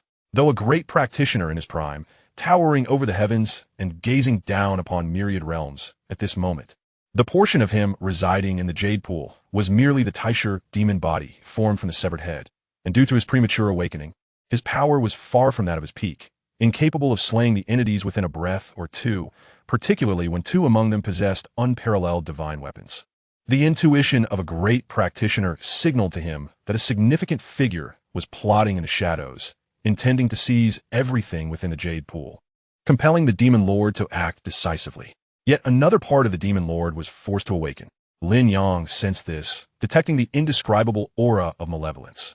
In the end, he swiftly darted into the passage leading to the upper levels of the nine heavens, casting the time blade ahead of him to probe for any prohibitions within the passage. It was only after confirming its safety that Lin Yang stepped into the passage without hesitation. Boom! Just as the Demon Lord and Lin Yang departed the Jade Pool in succession, the Jade Pool trembled. Viewed from an infinitely high perspective, one could observe a translucent, ethereal white hand gently cradling the entire Jade Pool, uprooting this manifestation of the great Tao from the second level of the nine heavens. Crack, crack. As the Milky Way surged tumultuously, its connection to the Jade Pool gradually severed. Countless universes, realms, and heavens underwent a monumental transformation. Barriers formed, the laws of the nine heavens transforming into terrifying chains that sealed everything within the Jade Pool, time and space fracturing, turning this place into a prison from which no one could escape or enter the Jade Pool. The statue of the Golden Emperor, Meng Qi, looked skyward, tracing the ethereal white hand to behold the sacred and majestic statue of the Golden Emperor and the Queen Mother of the West, who, in that moment, possessed the terrifying might to uproot the Jade Pool before he had even returned from the chaos into the river of time. Damn it. No wonder Qin Yang suddenly struck down the king of the world. He had long sensed the conspiracy of the Luo sect. The Bloodseed demon's expression darkened as he pieced together Lin Yang's prior actions. During his travels across myriad realms, he had once come across hidden lore, claiming that the enigmatic Old Mother, who had once dominated the mythical era, was none other than the Golden Emperor, who had relinquished the past and achieved a new breakthrough. One of the 5 emperors of antiquity, Once filled with doubt regarding this, he recalled the records of the secret texts, which stated that the Golden Emperor, as one of the 5 ancient emperors, was indeed a top-tier practitioner of the cycle of suffering, having achieved a new breakthrough. Did that not mean he transcended the cycle of torment and ascended to the other shore? How could the Luo sect's roots be so profound? If this were the case, how could the Luo sect be classified among the ranks of demonic paths? Even if their actions were often extreme and their faith in the Old Mother led to a confrontation between divine and royal powers, it should not have come to this. However, witnessing the events of today undoubtedly confirmed that the lore the Bloodseed demon had once heard was not mere ramblings of others, but indeed recorded a significant secret of the cosmos. Was the calamity that Lin Xixiang spoke of back then perhaps this very day? Meng Qi took a deep breath and drew forth the tree of the great Tao, which had been restless since his entry into the Yaoqi. Such a deadlock could not be broken by human effort. Even legendary powers would likely lack the immense strength required to pluck the Yaoqi from its confines. Otherwise, during ancient times when countless legendary beings roamed the heavens, none had accomplished such a feat. Perhaps the presence of the Golden Emperor and the West Queen Mother at Yaoqi deterred many legendary figures from acting recklessly. However, after the fall of the Heavenly Court, with the West Queen Mother mysteriously vanished, and no one left to oversee the Yaoqi, if legendary beings could manipulate the Yaoqi, they would have done so long ago, allowing this manifestation of the great Tao to persist until today. It is perhaps due to this location being the ancient site of the primordial mother that it could reach such an extent with merely the power of a statue. Otherwise, with the relationship between Xiao Sang and the primordial mother, the latter could have simply annihilated Xiao Sang without hesitation, rather than going through such convoluted means. While various incarnations pondered their escape routes, Meng Qi unleashed the tree of the great Tao, allowing it to act freely and instinctively. Chapter 797. The Smuggler Within the Path of the Near Tao. As the statue of the West Queen Mother extracted the Yaoqi, Lin Yang ascended to the highest tier of the 9 heavens. Had he not seized a portion of the Heavenly Court's authority from Hongguang, establishing a subtle resonance with the apex of the 9 heavens. Even traversing the passage within the Yaoqi would not have granted him such ease of access to the uppermost realm. The time blade hovered above him, cascading strands of light to shield Lin Yang from the encroaching corruption of this place. The uppermost tier of the 9 heavens, once a point of proximity to the Tao before the fall of the Heavenly Court, had suffered greatly from the battles waged by the legendary figures of yore, leaving it nearly shattered under the surging aftermath. Now, only the core could still be considered a point of nearness to the Tao. In these times, without the protection of the Time Blade, Lin Yang would have been assimilated upon his arrival at the apex of the 9 heavens. Lin Yang felt a wave of sentiment wash over him. Compared to the origin of life and death, the ancient thunder pool, and the abyssal sea, which are all points of proximity to the Tao, the uppermost tier of the 9 heavens should have been a comprehensive convergence of the Tao, not a realm steeped in endless desolation. However, the actions of those legendary figures had altered everything, transforming a point of proximity into this state of ruin. If not for their diverted focus away from destruction, the uppermost tier would have been obliterated long ago, with no remnants left to exist today. Although the peripheral areas of the current uppermost tier cannot be deemed a point of proximity to the Tao in terms of danger, they rival the external regions of standard paths. Navigating through the void of darkness, Lin Yang, with the aid of the Heavenly Court's authority and the intrinsic connection to the Time Blade, instinctively moved toward the core of the uppermost tier of the 9 heavens. The tree of the great Tao autonomously reached into the heart of the Yaoqi, where the shimmering pool of Tai golden water lay. The sound of tinkling echoed continuously as fragments of divine weapons erupted forth. Among them were shards of the Eastern Emperor Bell, pieces of the Haotian mirror, and branches resembling the 7 treasures Miao tree, alongside small fragments reminiscent of a Vajra bracelet. Influenced by countless years within the Tai golden water, these extraordinary weapon fragments temporarily lost their inherent mystique, unable to breach the barriers surrounding the Yaoqi. The shards of celestial-grade weapons were particularly impotent, while those of earthly and human-grade weapons were utterly powerless to escape the pool, sinking into the depths of the Tai golden water. Crack! The moment the tree of the great Tao penetrated the Tai golden water, the water receded at a visible pace, each wave diminishing the surface significantly. Chains of terrifying laws from the 9 heavens experienced a slight ethereal shift due to this influence, making the attacks from Su Wuming and the other incarnations no longer futile. They could genuinely tremble the vaguely illusory chains. Unlike before, when even their combined might could not mar a single strand. This aura caused the incarnations to gasp in astonishment. The verdant tree of the great Tao emanated a presence akin to the arrival of the Tao, surpassing all expectations. At that moment, it seemed to draw vitality from the Tai golden water, gradually growing, with deeper shades of green enveloping its branches, and leaves unfurling slowly under the gaze of the onlookers. Boom! The earth, infused with ethereal energy, suddenly collapsed, resonating with an unending cacophony as some unseen force shattered. When the Tai golden water was reduced to a mere thin layer, the Golden Emperor's statue ceased its movements, as if it had lost its source of power. The statue's eyes glowed faintly as it murmured, "Epic." The words resonated with a tremor, as if it had not anticipated this lapse in its calculations. The Time Blade, one of the 10 unparalleled divine weapons, even if the Golden Emperor relinquished his past and sought to break through, could not surpass the might of the Emperor who had overshadowed an era. Legends tell that the Time Blade was forged by the Emperor himself. In the past, Senior Brother Lin entrusted the Tree of the Great Tao to me for self-preservation near the Time Blade, a moment that the primordial mother, who could not return, would never witness. Meng Qi gazed skyward, locking eyes with the statue, sensing the primordial mother's bewilderment. The primordial mother deliberately chose to act only after Senior Brother Lin left the Yao Qi, perhaps fearing that his possession of the Tree of the Great Tao would disrupt her schemes, rendering her unknown intentions futile. In the blink of an eye, Meng Qi believed he had deduced the Golden Emperor's thoughts. Boom! At that very moment, the statue of the Golden Emperor, which had cradled the Yao Qi in its palm, collapsed, scattering wisps of volition.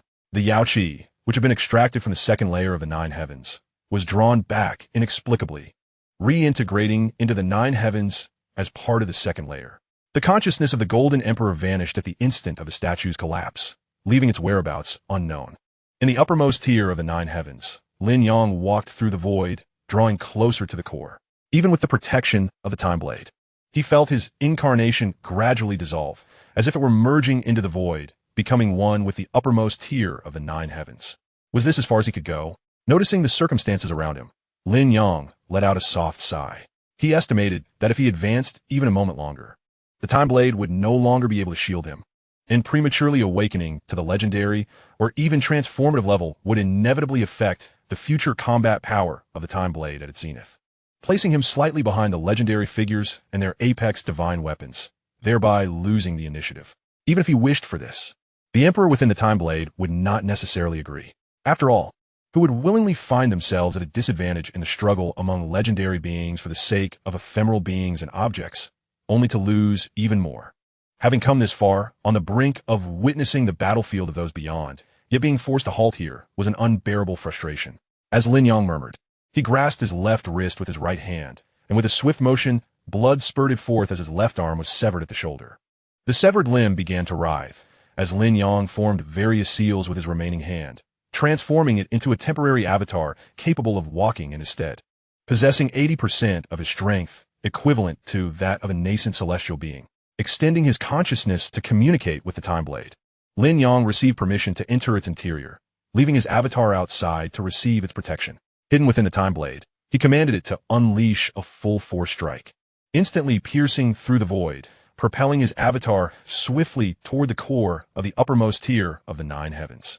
In another dimension, Lin Yang's senses relied solely on the tenuous connection maintained by the Time Blade with his avatar, allowing him to perceive the external world through it. Moments later, the Time Blade, in a burst of power, penetrated the core of the uppermost tier of the 9 heavens, entering what had diminished significantly since ancient times. Simultaneously, an overwhelming force of assimilation surged, causing Lin Yang's avatar to dissolve completely within this realm. The Time Blade, suddenly propelled backward, flew toward the external world.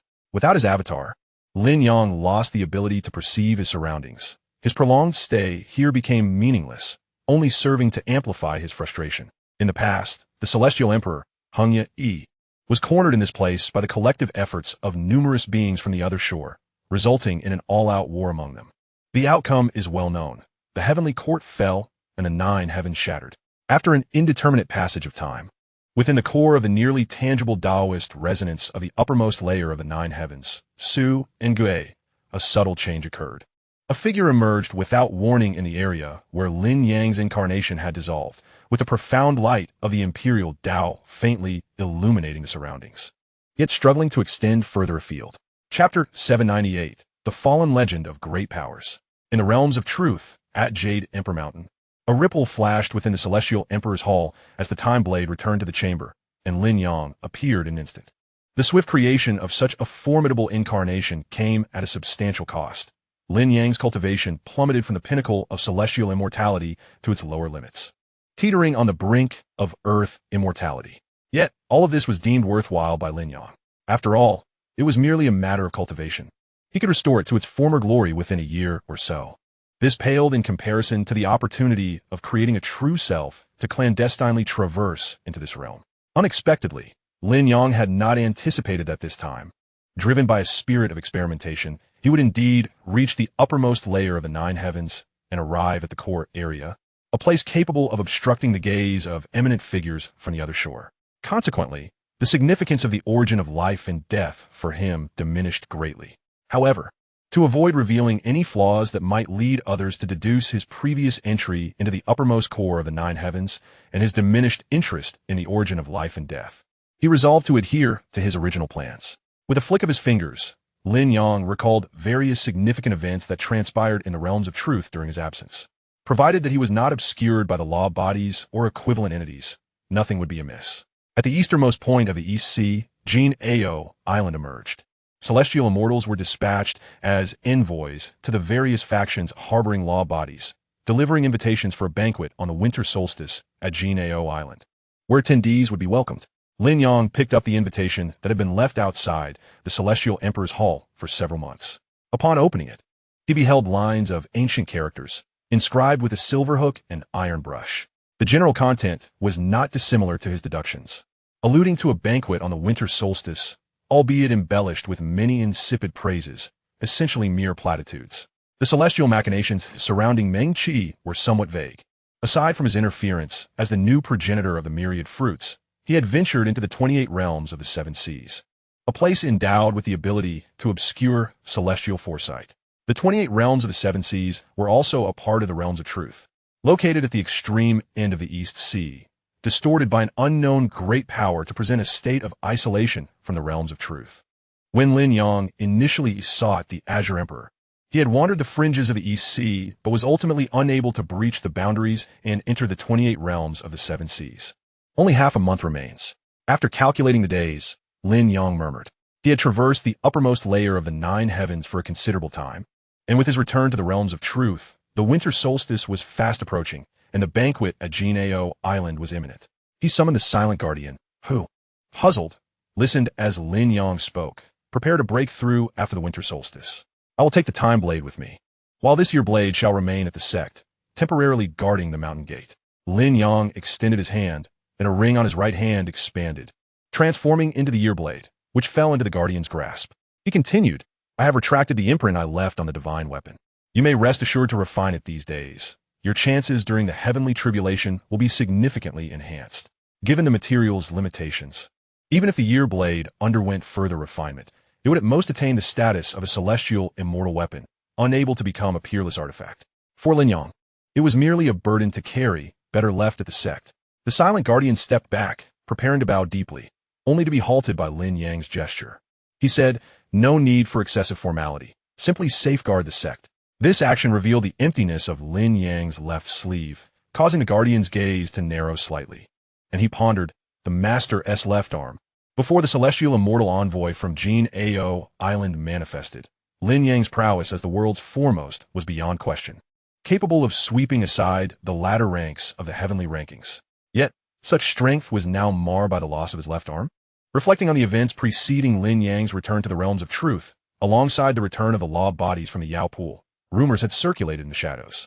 The master of Xintian's sect had slain Gerdo, simultaneously struck by the heavenly execution axe, losing his legendary attributes and no longer possessing abilities such as invincibility, immortality, and omnipresence. The characteristics of the other shore may have suffered significant impacts, possibly even losing their legendary traits altogether. Had it not been for the unfavorable news accompanying Lin Yang's ascension to celestial immortality, the first position in the heavenly rankings might have changed hands during the recent adjustments. After all, the strength exhibited by Su Wuming and others during the Yao Pool battle was astonishing. entirely overturning the previous understanding of law bodies within the martial world over the past few centuries. It seemed that after departing from the Yao pool, the master had encountered a terrifying foe. A heavy weight settled in the silent guardian's heart, feeling a sense of powerlessness. The illustrious lineage of the Xiantian sect, boasting a celestial emperor's heritage, had but one formidable figure to showcase. Were it not for Lin Yang's extraordinary brilliance and supreme identity, the Xiantian sect would have long been left behind by the emerging powers of the current era, devolving into a second-rate sect, losing the esteemed reputation of once being one of the three doctrines of the Taoist sect. Observing the guardian's increasingly troubled thoughts, Lin Yang interrupted his reverie, saying, "You may leave.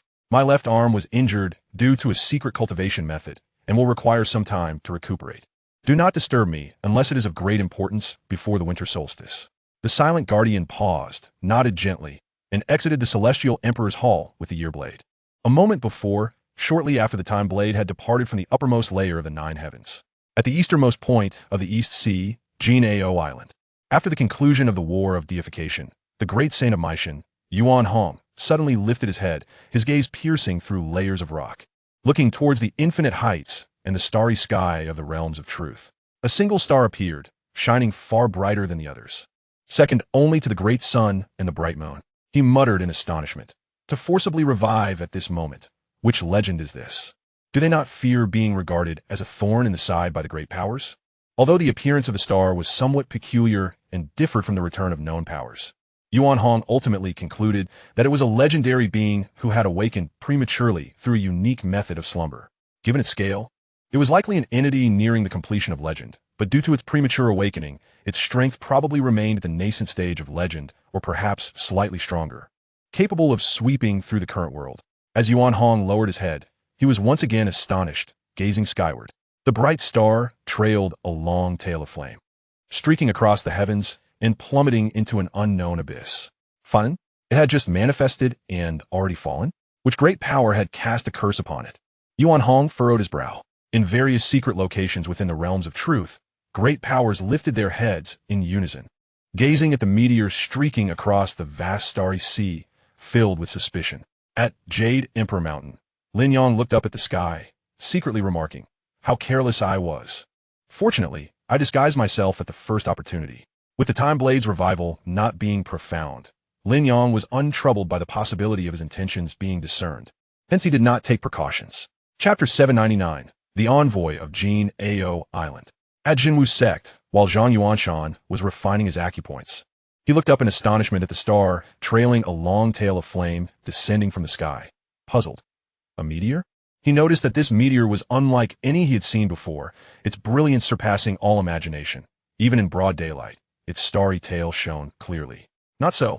An elder with white hair and youthful features appeared nearby, speaking gravely. "This is a sign of the fall of a celestial sovereign or Buddha. It is one of the external manifestations of their true spirit plummeting from the infinite heights. The vast starry sky of the realms of truth feels this, which causes the stars to fall, rather than the normal celestial bodies descending to the earth. A celestial sovereign has fallen?" Zhang Yuanshan gasped. Even Su Jinjin, who had long since returned to a mundane life and dressed as a beautiful woman, could not help but exclaim in astonishment.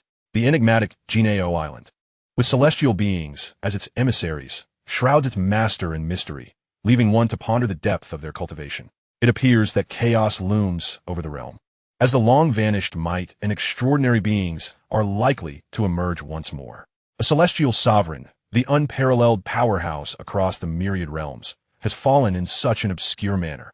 The venerable old Taoist, with hair like snow yet a youthful visage, feels a twinge of trepidation in his heart. Never did he imagine that in his lifetime he would witness the ominous portent of a great one's demise, as chronicled in ancient texts. He can already foresee the tempestuous storms that lie ahead. Yuan Shan, the future of the Jinwu sect, now rests upon your shoulders.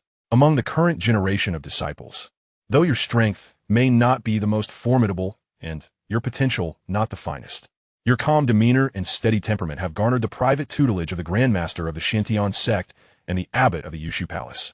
The Jinwu sect's master gazes earnestly at Zhang Yuanshan. Years have passed, and Zhang Yuanshan has now ascended to the pinnacle of the sixth heaven, just a step away from shattering the celestial ladder and entering the seventh heaven.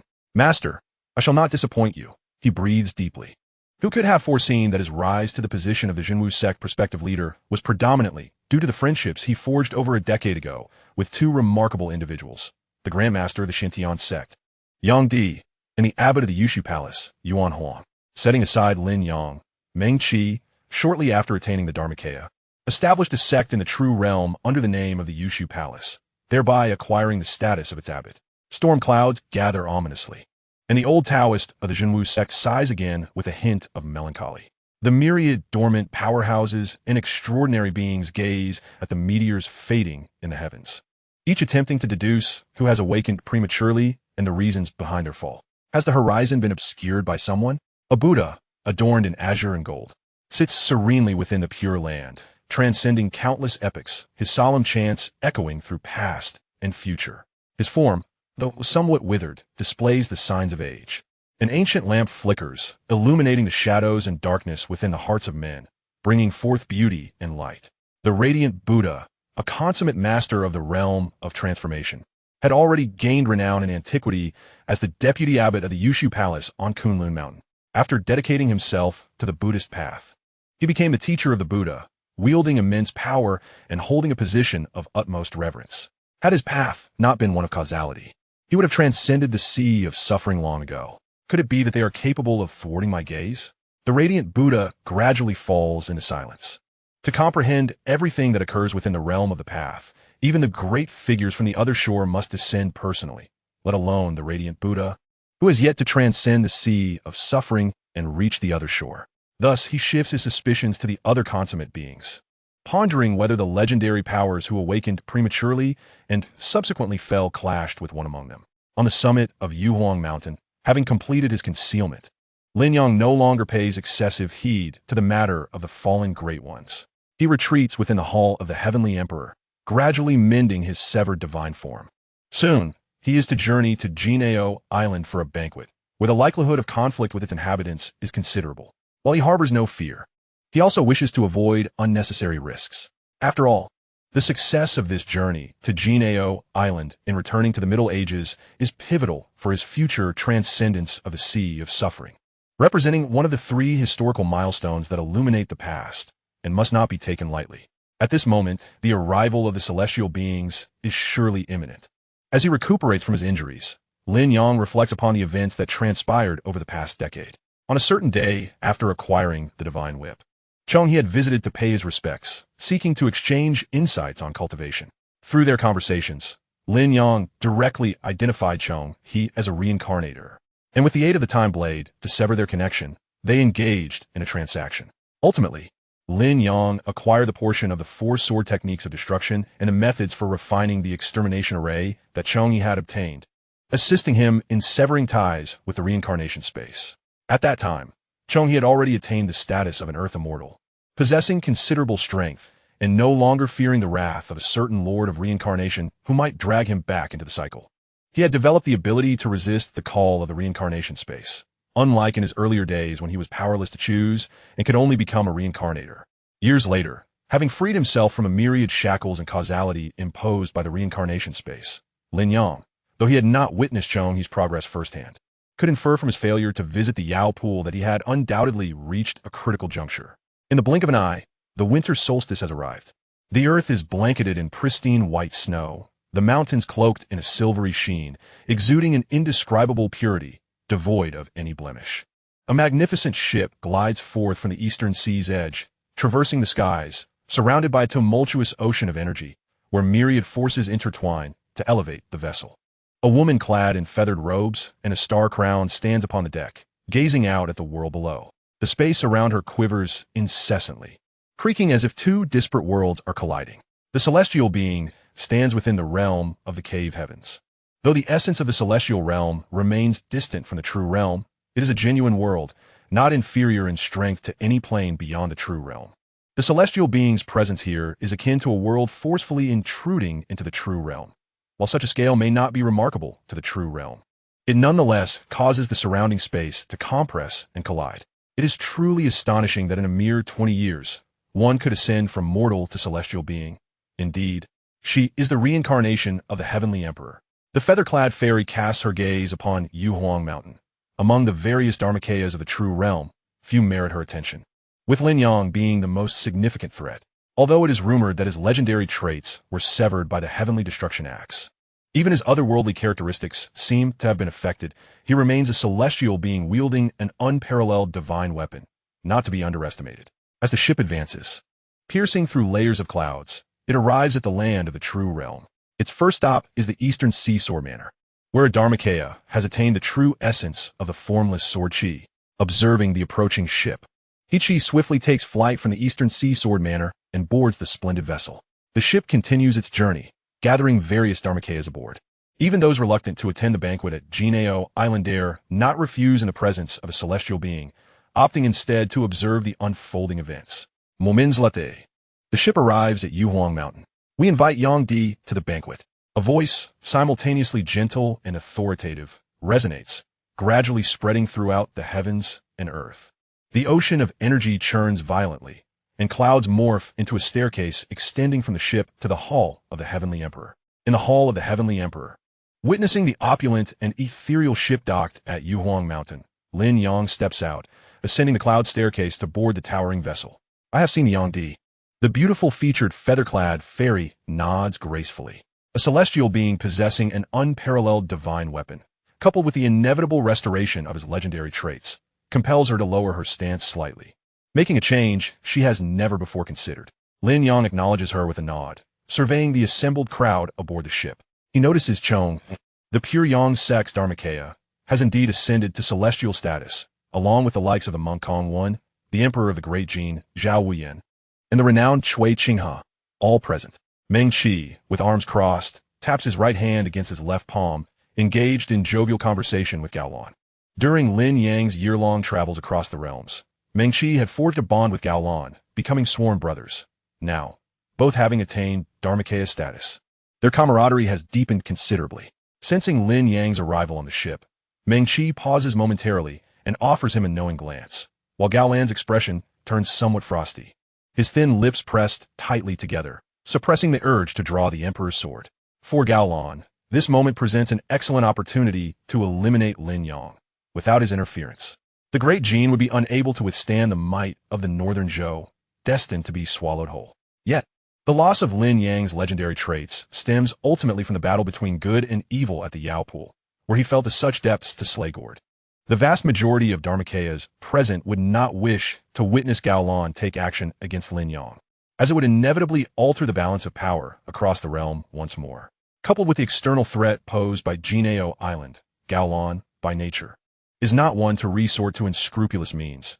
Thus, he ultimately quenches his ambition, merely cooling his demeanor as he turns his gaze back to the scenery outside the ship.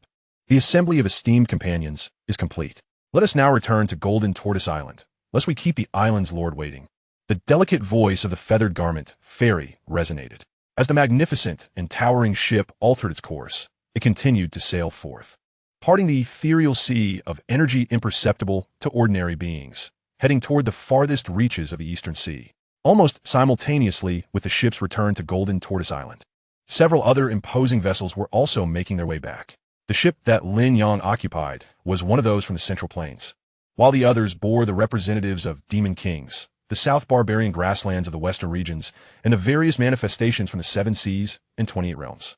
Each ship was accompanied by a celestial being as an envoy, having calculated the speed of their voyage beforehand, ensuring that their returns to Golden Tortoise Island would not differ significantly in timing. The layers of clouds seas parted, revealing the boundless expanse of the Eastern Sea. This vastness was not merely a result of the horizon's elusive nature, but rather a testament to the sheer magnitude of the real world. Even though the scale of the real world in this era pales in comparison to its grandeur prior to the fall of the heavenly court, the vastness of the Eastern Sea alone surpassed the limits of celestial perception. It has not been long since the Azure Emperor broke free from the Sea of Suffering. Lin Yang's eyes shimmered as he recalled the sea he encountered upon meeting the Azure Emperor. The opportunity for this journey to Golden Tortoise Island to return to the Middle Ages arose from the Azure Emperor's confrontation with the great sage of Maishan, Yuan Hong. Despite both divine beings not being at their peak and Golden Tortoise Island being but a remnant of the primordial chaos, their essence transcended the real world. A full-force strike from a celestial being capable of obliterating galaxies could merely create a significant crater upon the Earth. Yet, this confrontation stirred the currents of time. creating the opportunity for Meng Qi and others to return to the Middle Ages. The real world serves as the nexus of the multiverse. And the river of time is not a tributary among the myriad universes, but rather the primordial river of time that flows through the multiverse, offering a glimpse into the might of the divine adept. The clash of powers stirred the primordial river of time within the multiverse. In the original timeline, Yuan Hong would invite the myriad manifestations for a banquet, primarily to engage in clandestine dealings with the mother of no birth, allowing the king of the world to evade the attentions of formidable beings and seize the chance to gather with the various manifestations at Golden Tortoise Island to consummate their transaction. Although the king of the world has been vanquished by me, the mother of no birth would not forsake her secret dealings with Yuan Hong, instead subjugating other manifestations to fulfill the tasks in place of the king of the world. After all, the covert dealings with Yuan Hong served as a facade, with the core objective being to create an opportunity for Meng Qi to return to the Middle Ages and achieve one of the 3 historical milestones. It is highly probable that the Azure Emperor's arrival at Golden Tortoise Island to engage Yuan Hong in battle was orchestrated by the mother of no birth, intending to awaken the Azure Emperor's Buddhist nature and transform it into a historical marker, thereby facilitating the Azure Emperor's future ascension to the other shore. Lin Yang was set in silence. Had he not been privy to the events of the original timeline, he would have been unable to discern the true essence of the banquet at Golden Tortoise Island. Who could have imagined that the West Queen Mother, with her unwavering intent to slay Meng Qi, would secretly pave the way for the Azure Emperor while simultaneously assisting Meng Qi? Perhaps it was not beyond the realm of speculation. The mother of no birth, having acquired the teachings of the primordial heavenly sovereign and the spirit treasure heavenly sovereign, adeptly concealed the myriad possibilities of the future. Even such possibilities were shrouded, and the pathways leading to them through conjecture and calculation were naturally obstructed, rendering them unthinkable. Not to mention, the mother of no birth's performance has always been impeccable, while the illustrious figures of the other shore remained oblivious to her silent transformation into an ancient one. It was unlikely that anyone would devote substantial attention to an ordinary entity of the current era, one deemed unlikely to achieve the Tao fruit and thus not a competitor. Lin Yang cleared his mind, ceasing to ponder matters concerning the mother of no birth. Knowing the trajectory of the original timeline, what insight could he gain from the mother of no birth's intentions? The moral sovereigns of this timeline, including the Heavenly Emperor, had gleaned knowledge of the original timeline's trajectory through his memories, whether in part or whole. This system lacks an insightful spirit to elucidate matters. If only he knew how much information the figure within the Time Blade and the one in the Doshui Palace possessed, he could formulate a comprehensive plan. Alas, he found himself entangled in 2 great enigmas, unable to fathom the thoughts of these 2 towering figures. Nevertheless, were a system's spirit to incessantly chatter, it would likely result in a headache for him. Amidst the ebb and flow of Lin Yang's emotions, he sensed a shift in the heavens and the earth, a profound desolation enveloping him, as if he had departed from the real world and returned to the primordial chaos. Esteemed companions, we have arrived at Golden Tortoise Island, the feather garment fairy softly announced. Lin Yang turned his gaze to see that several other vessels had also nearly simultaneously entered this realm.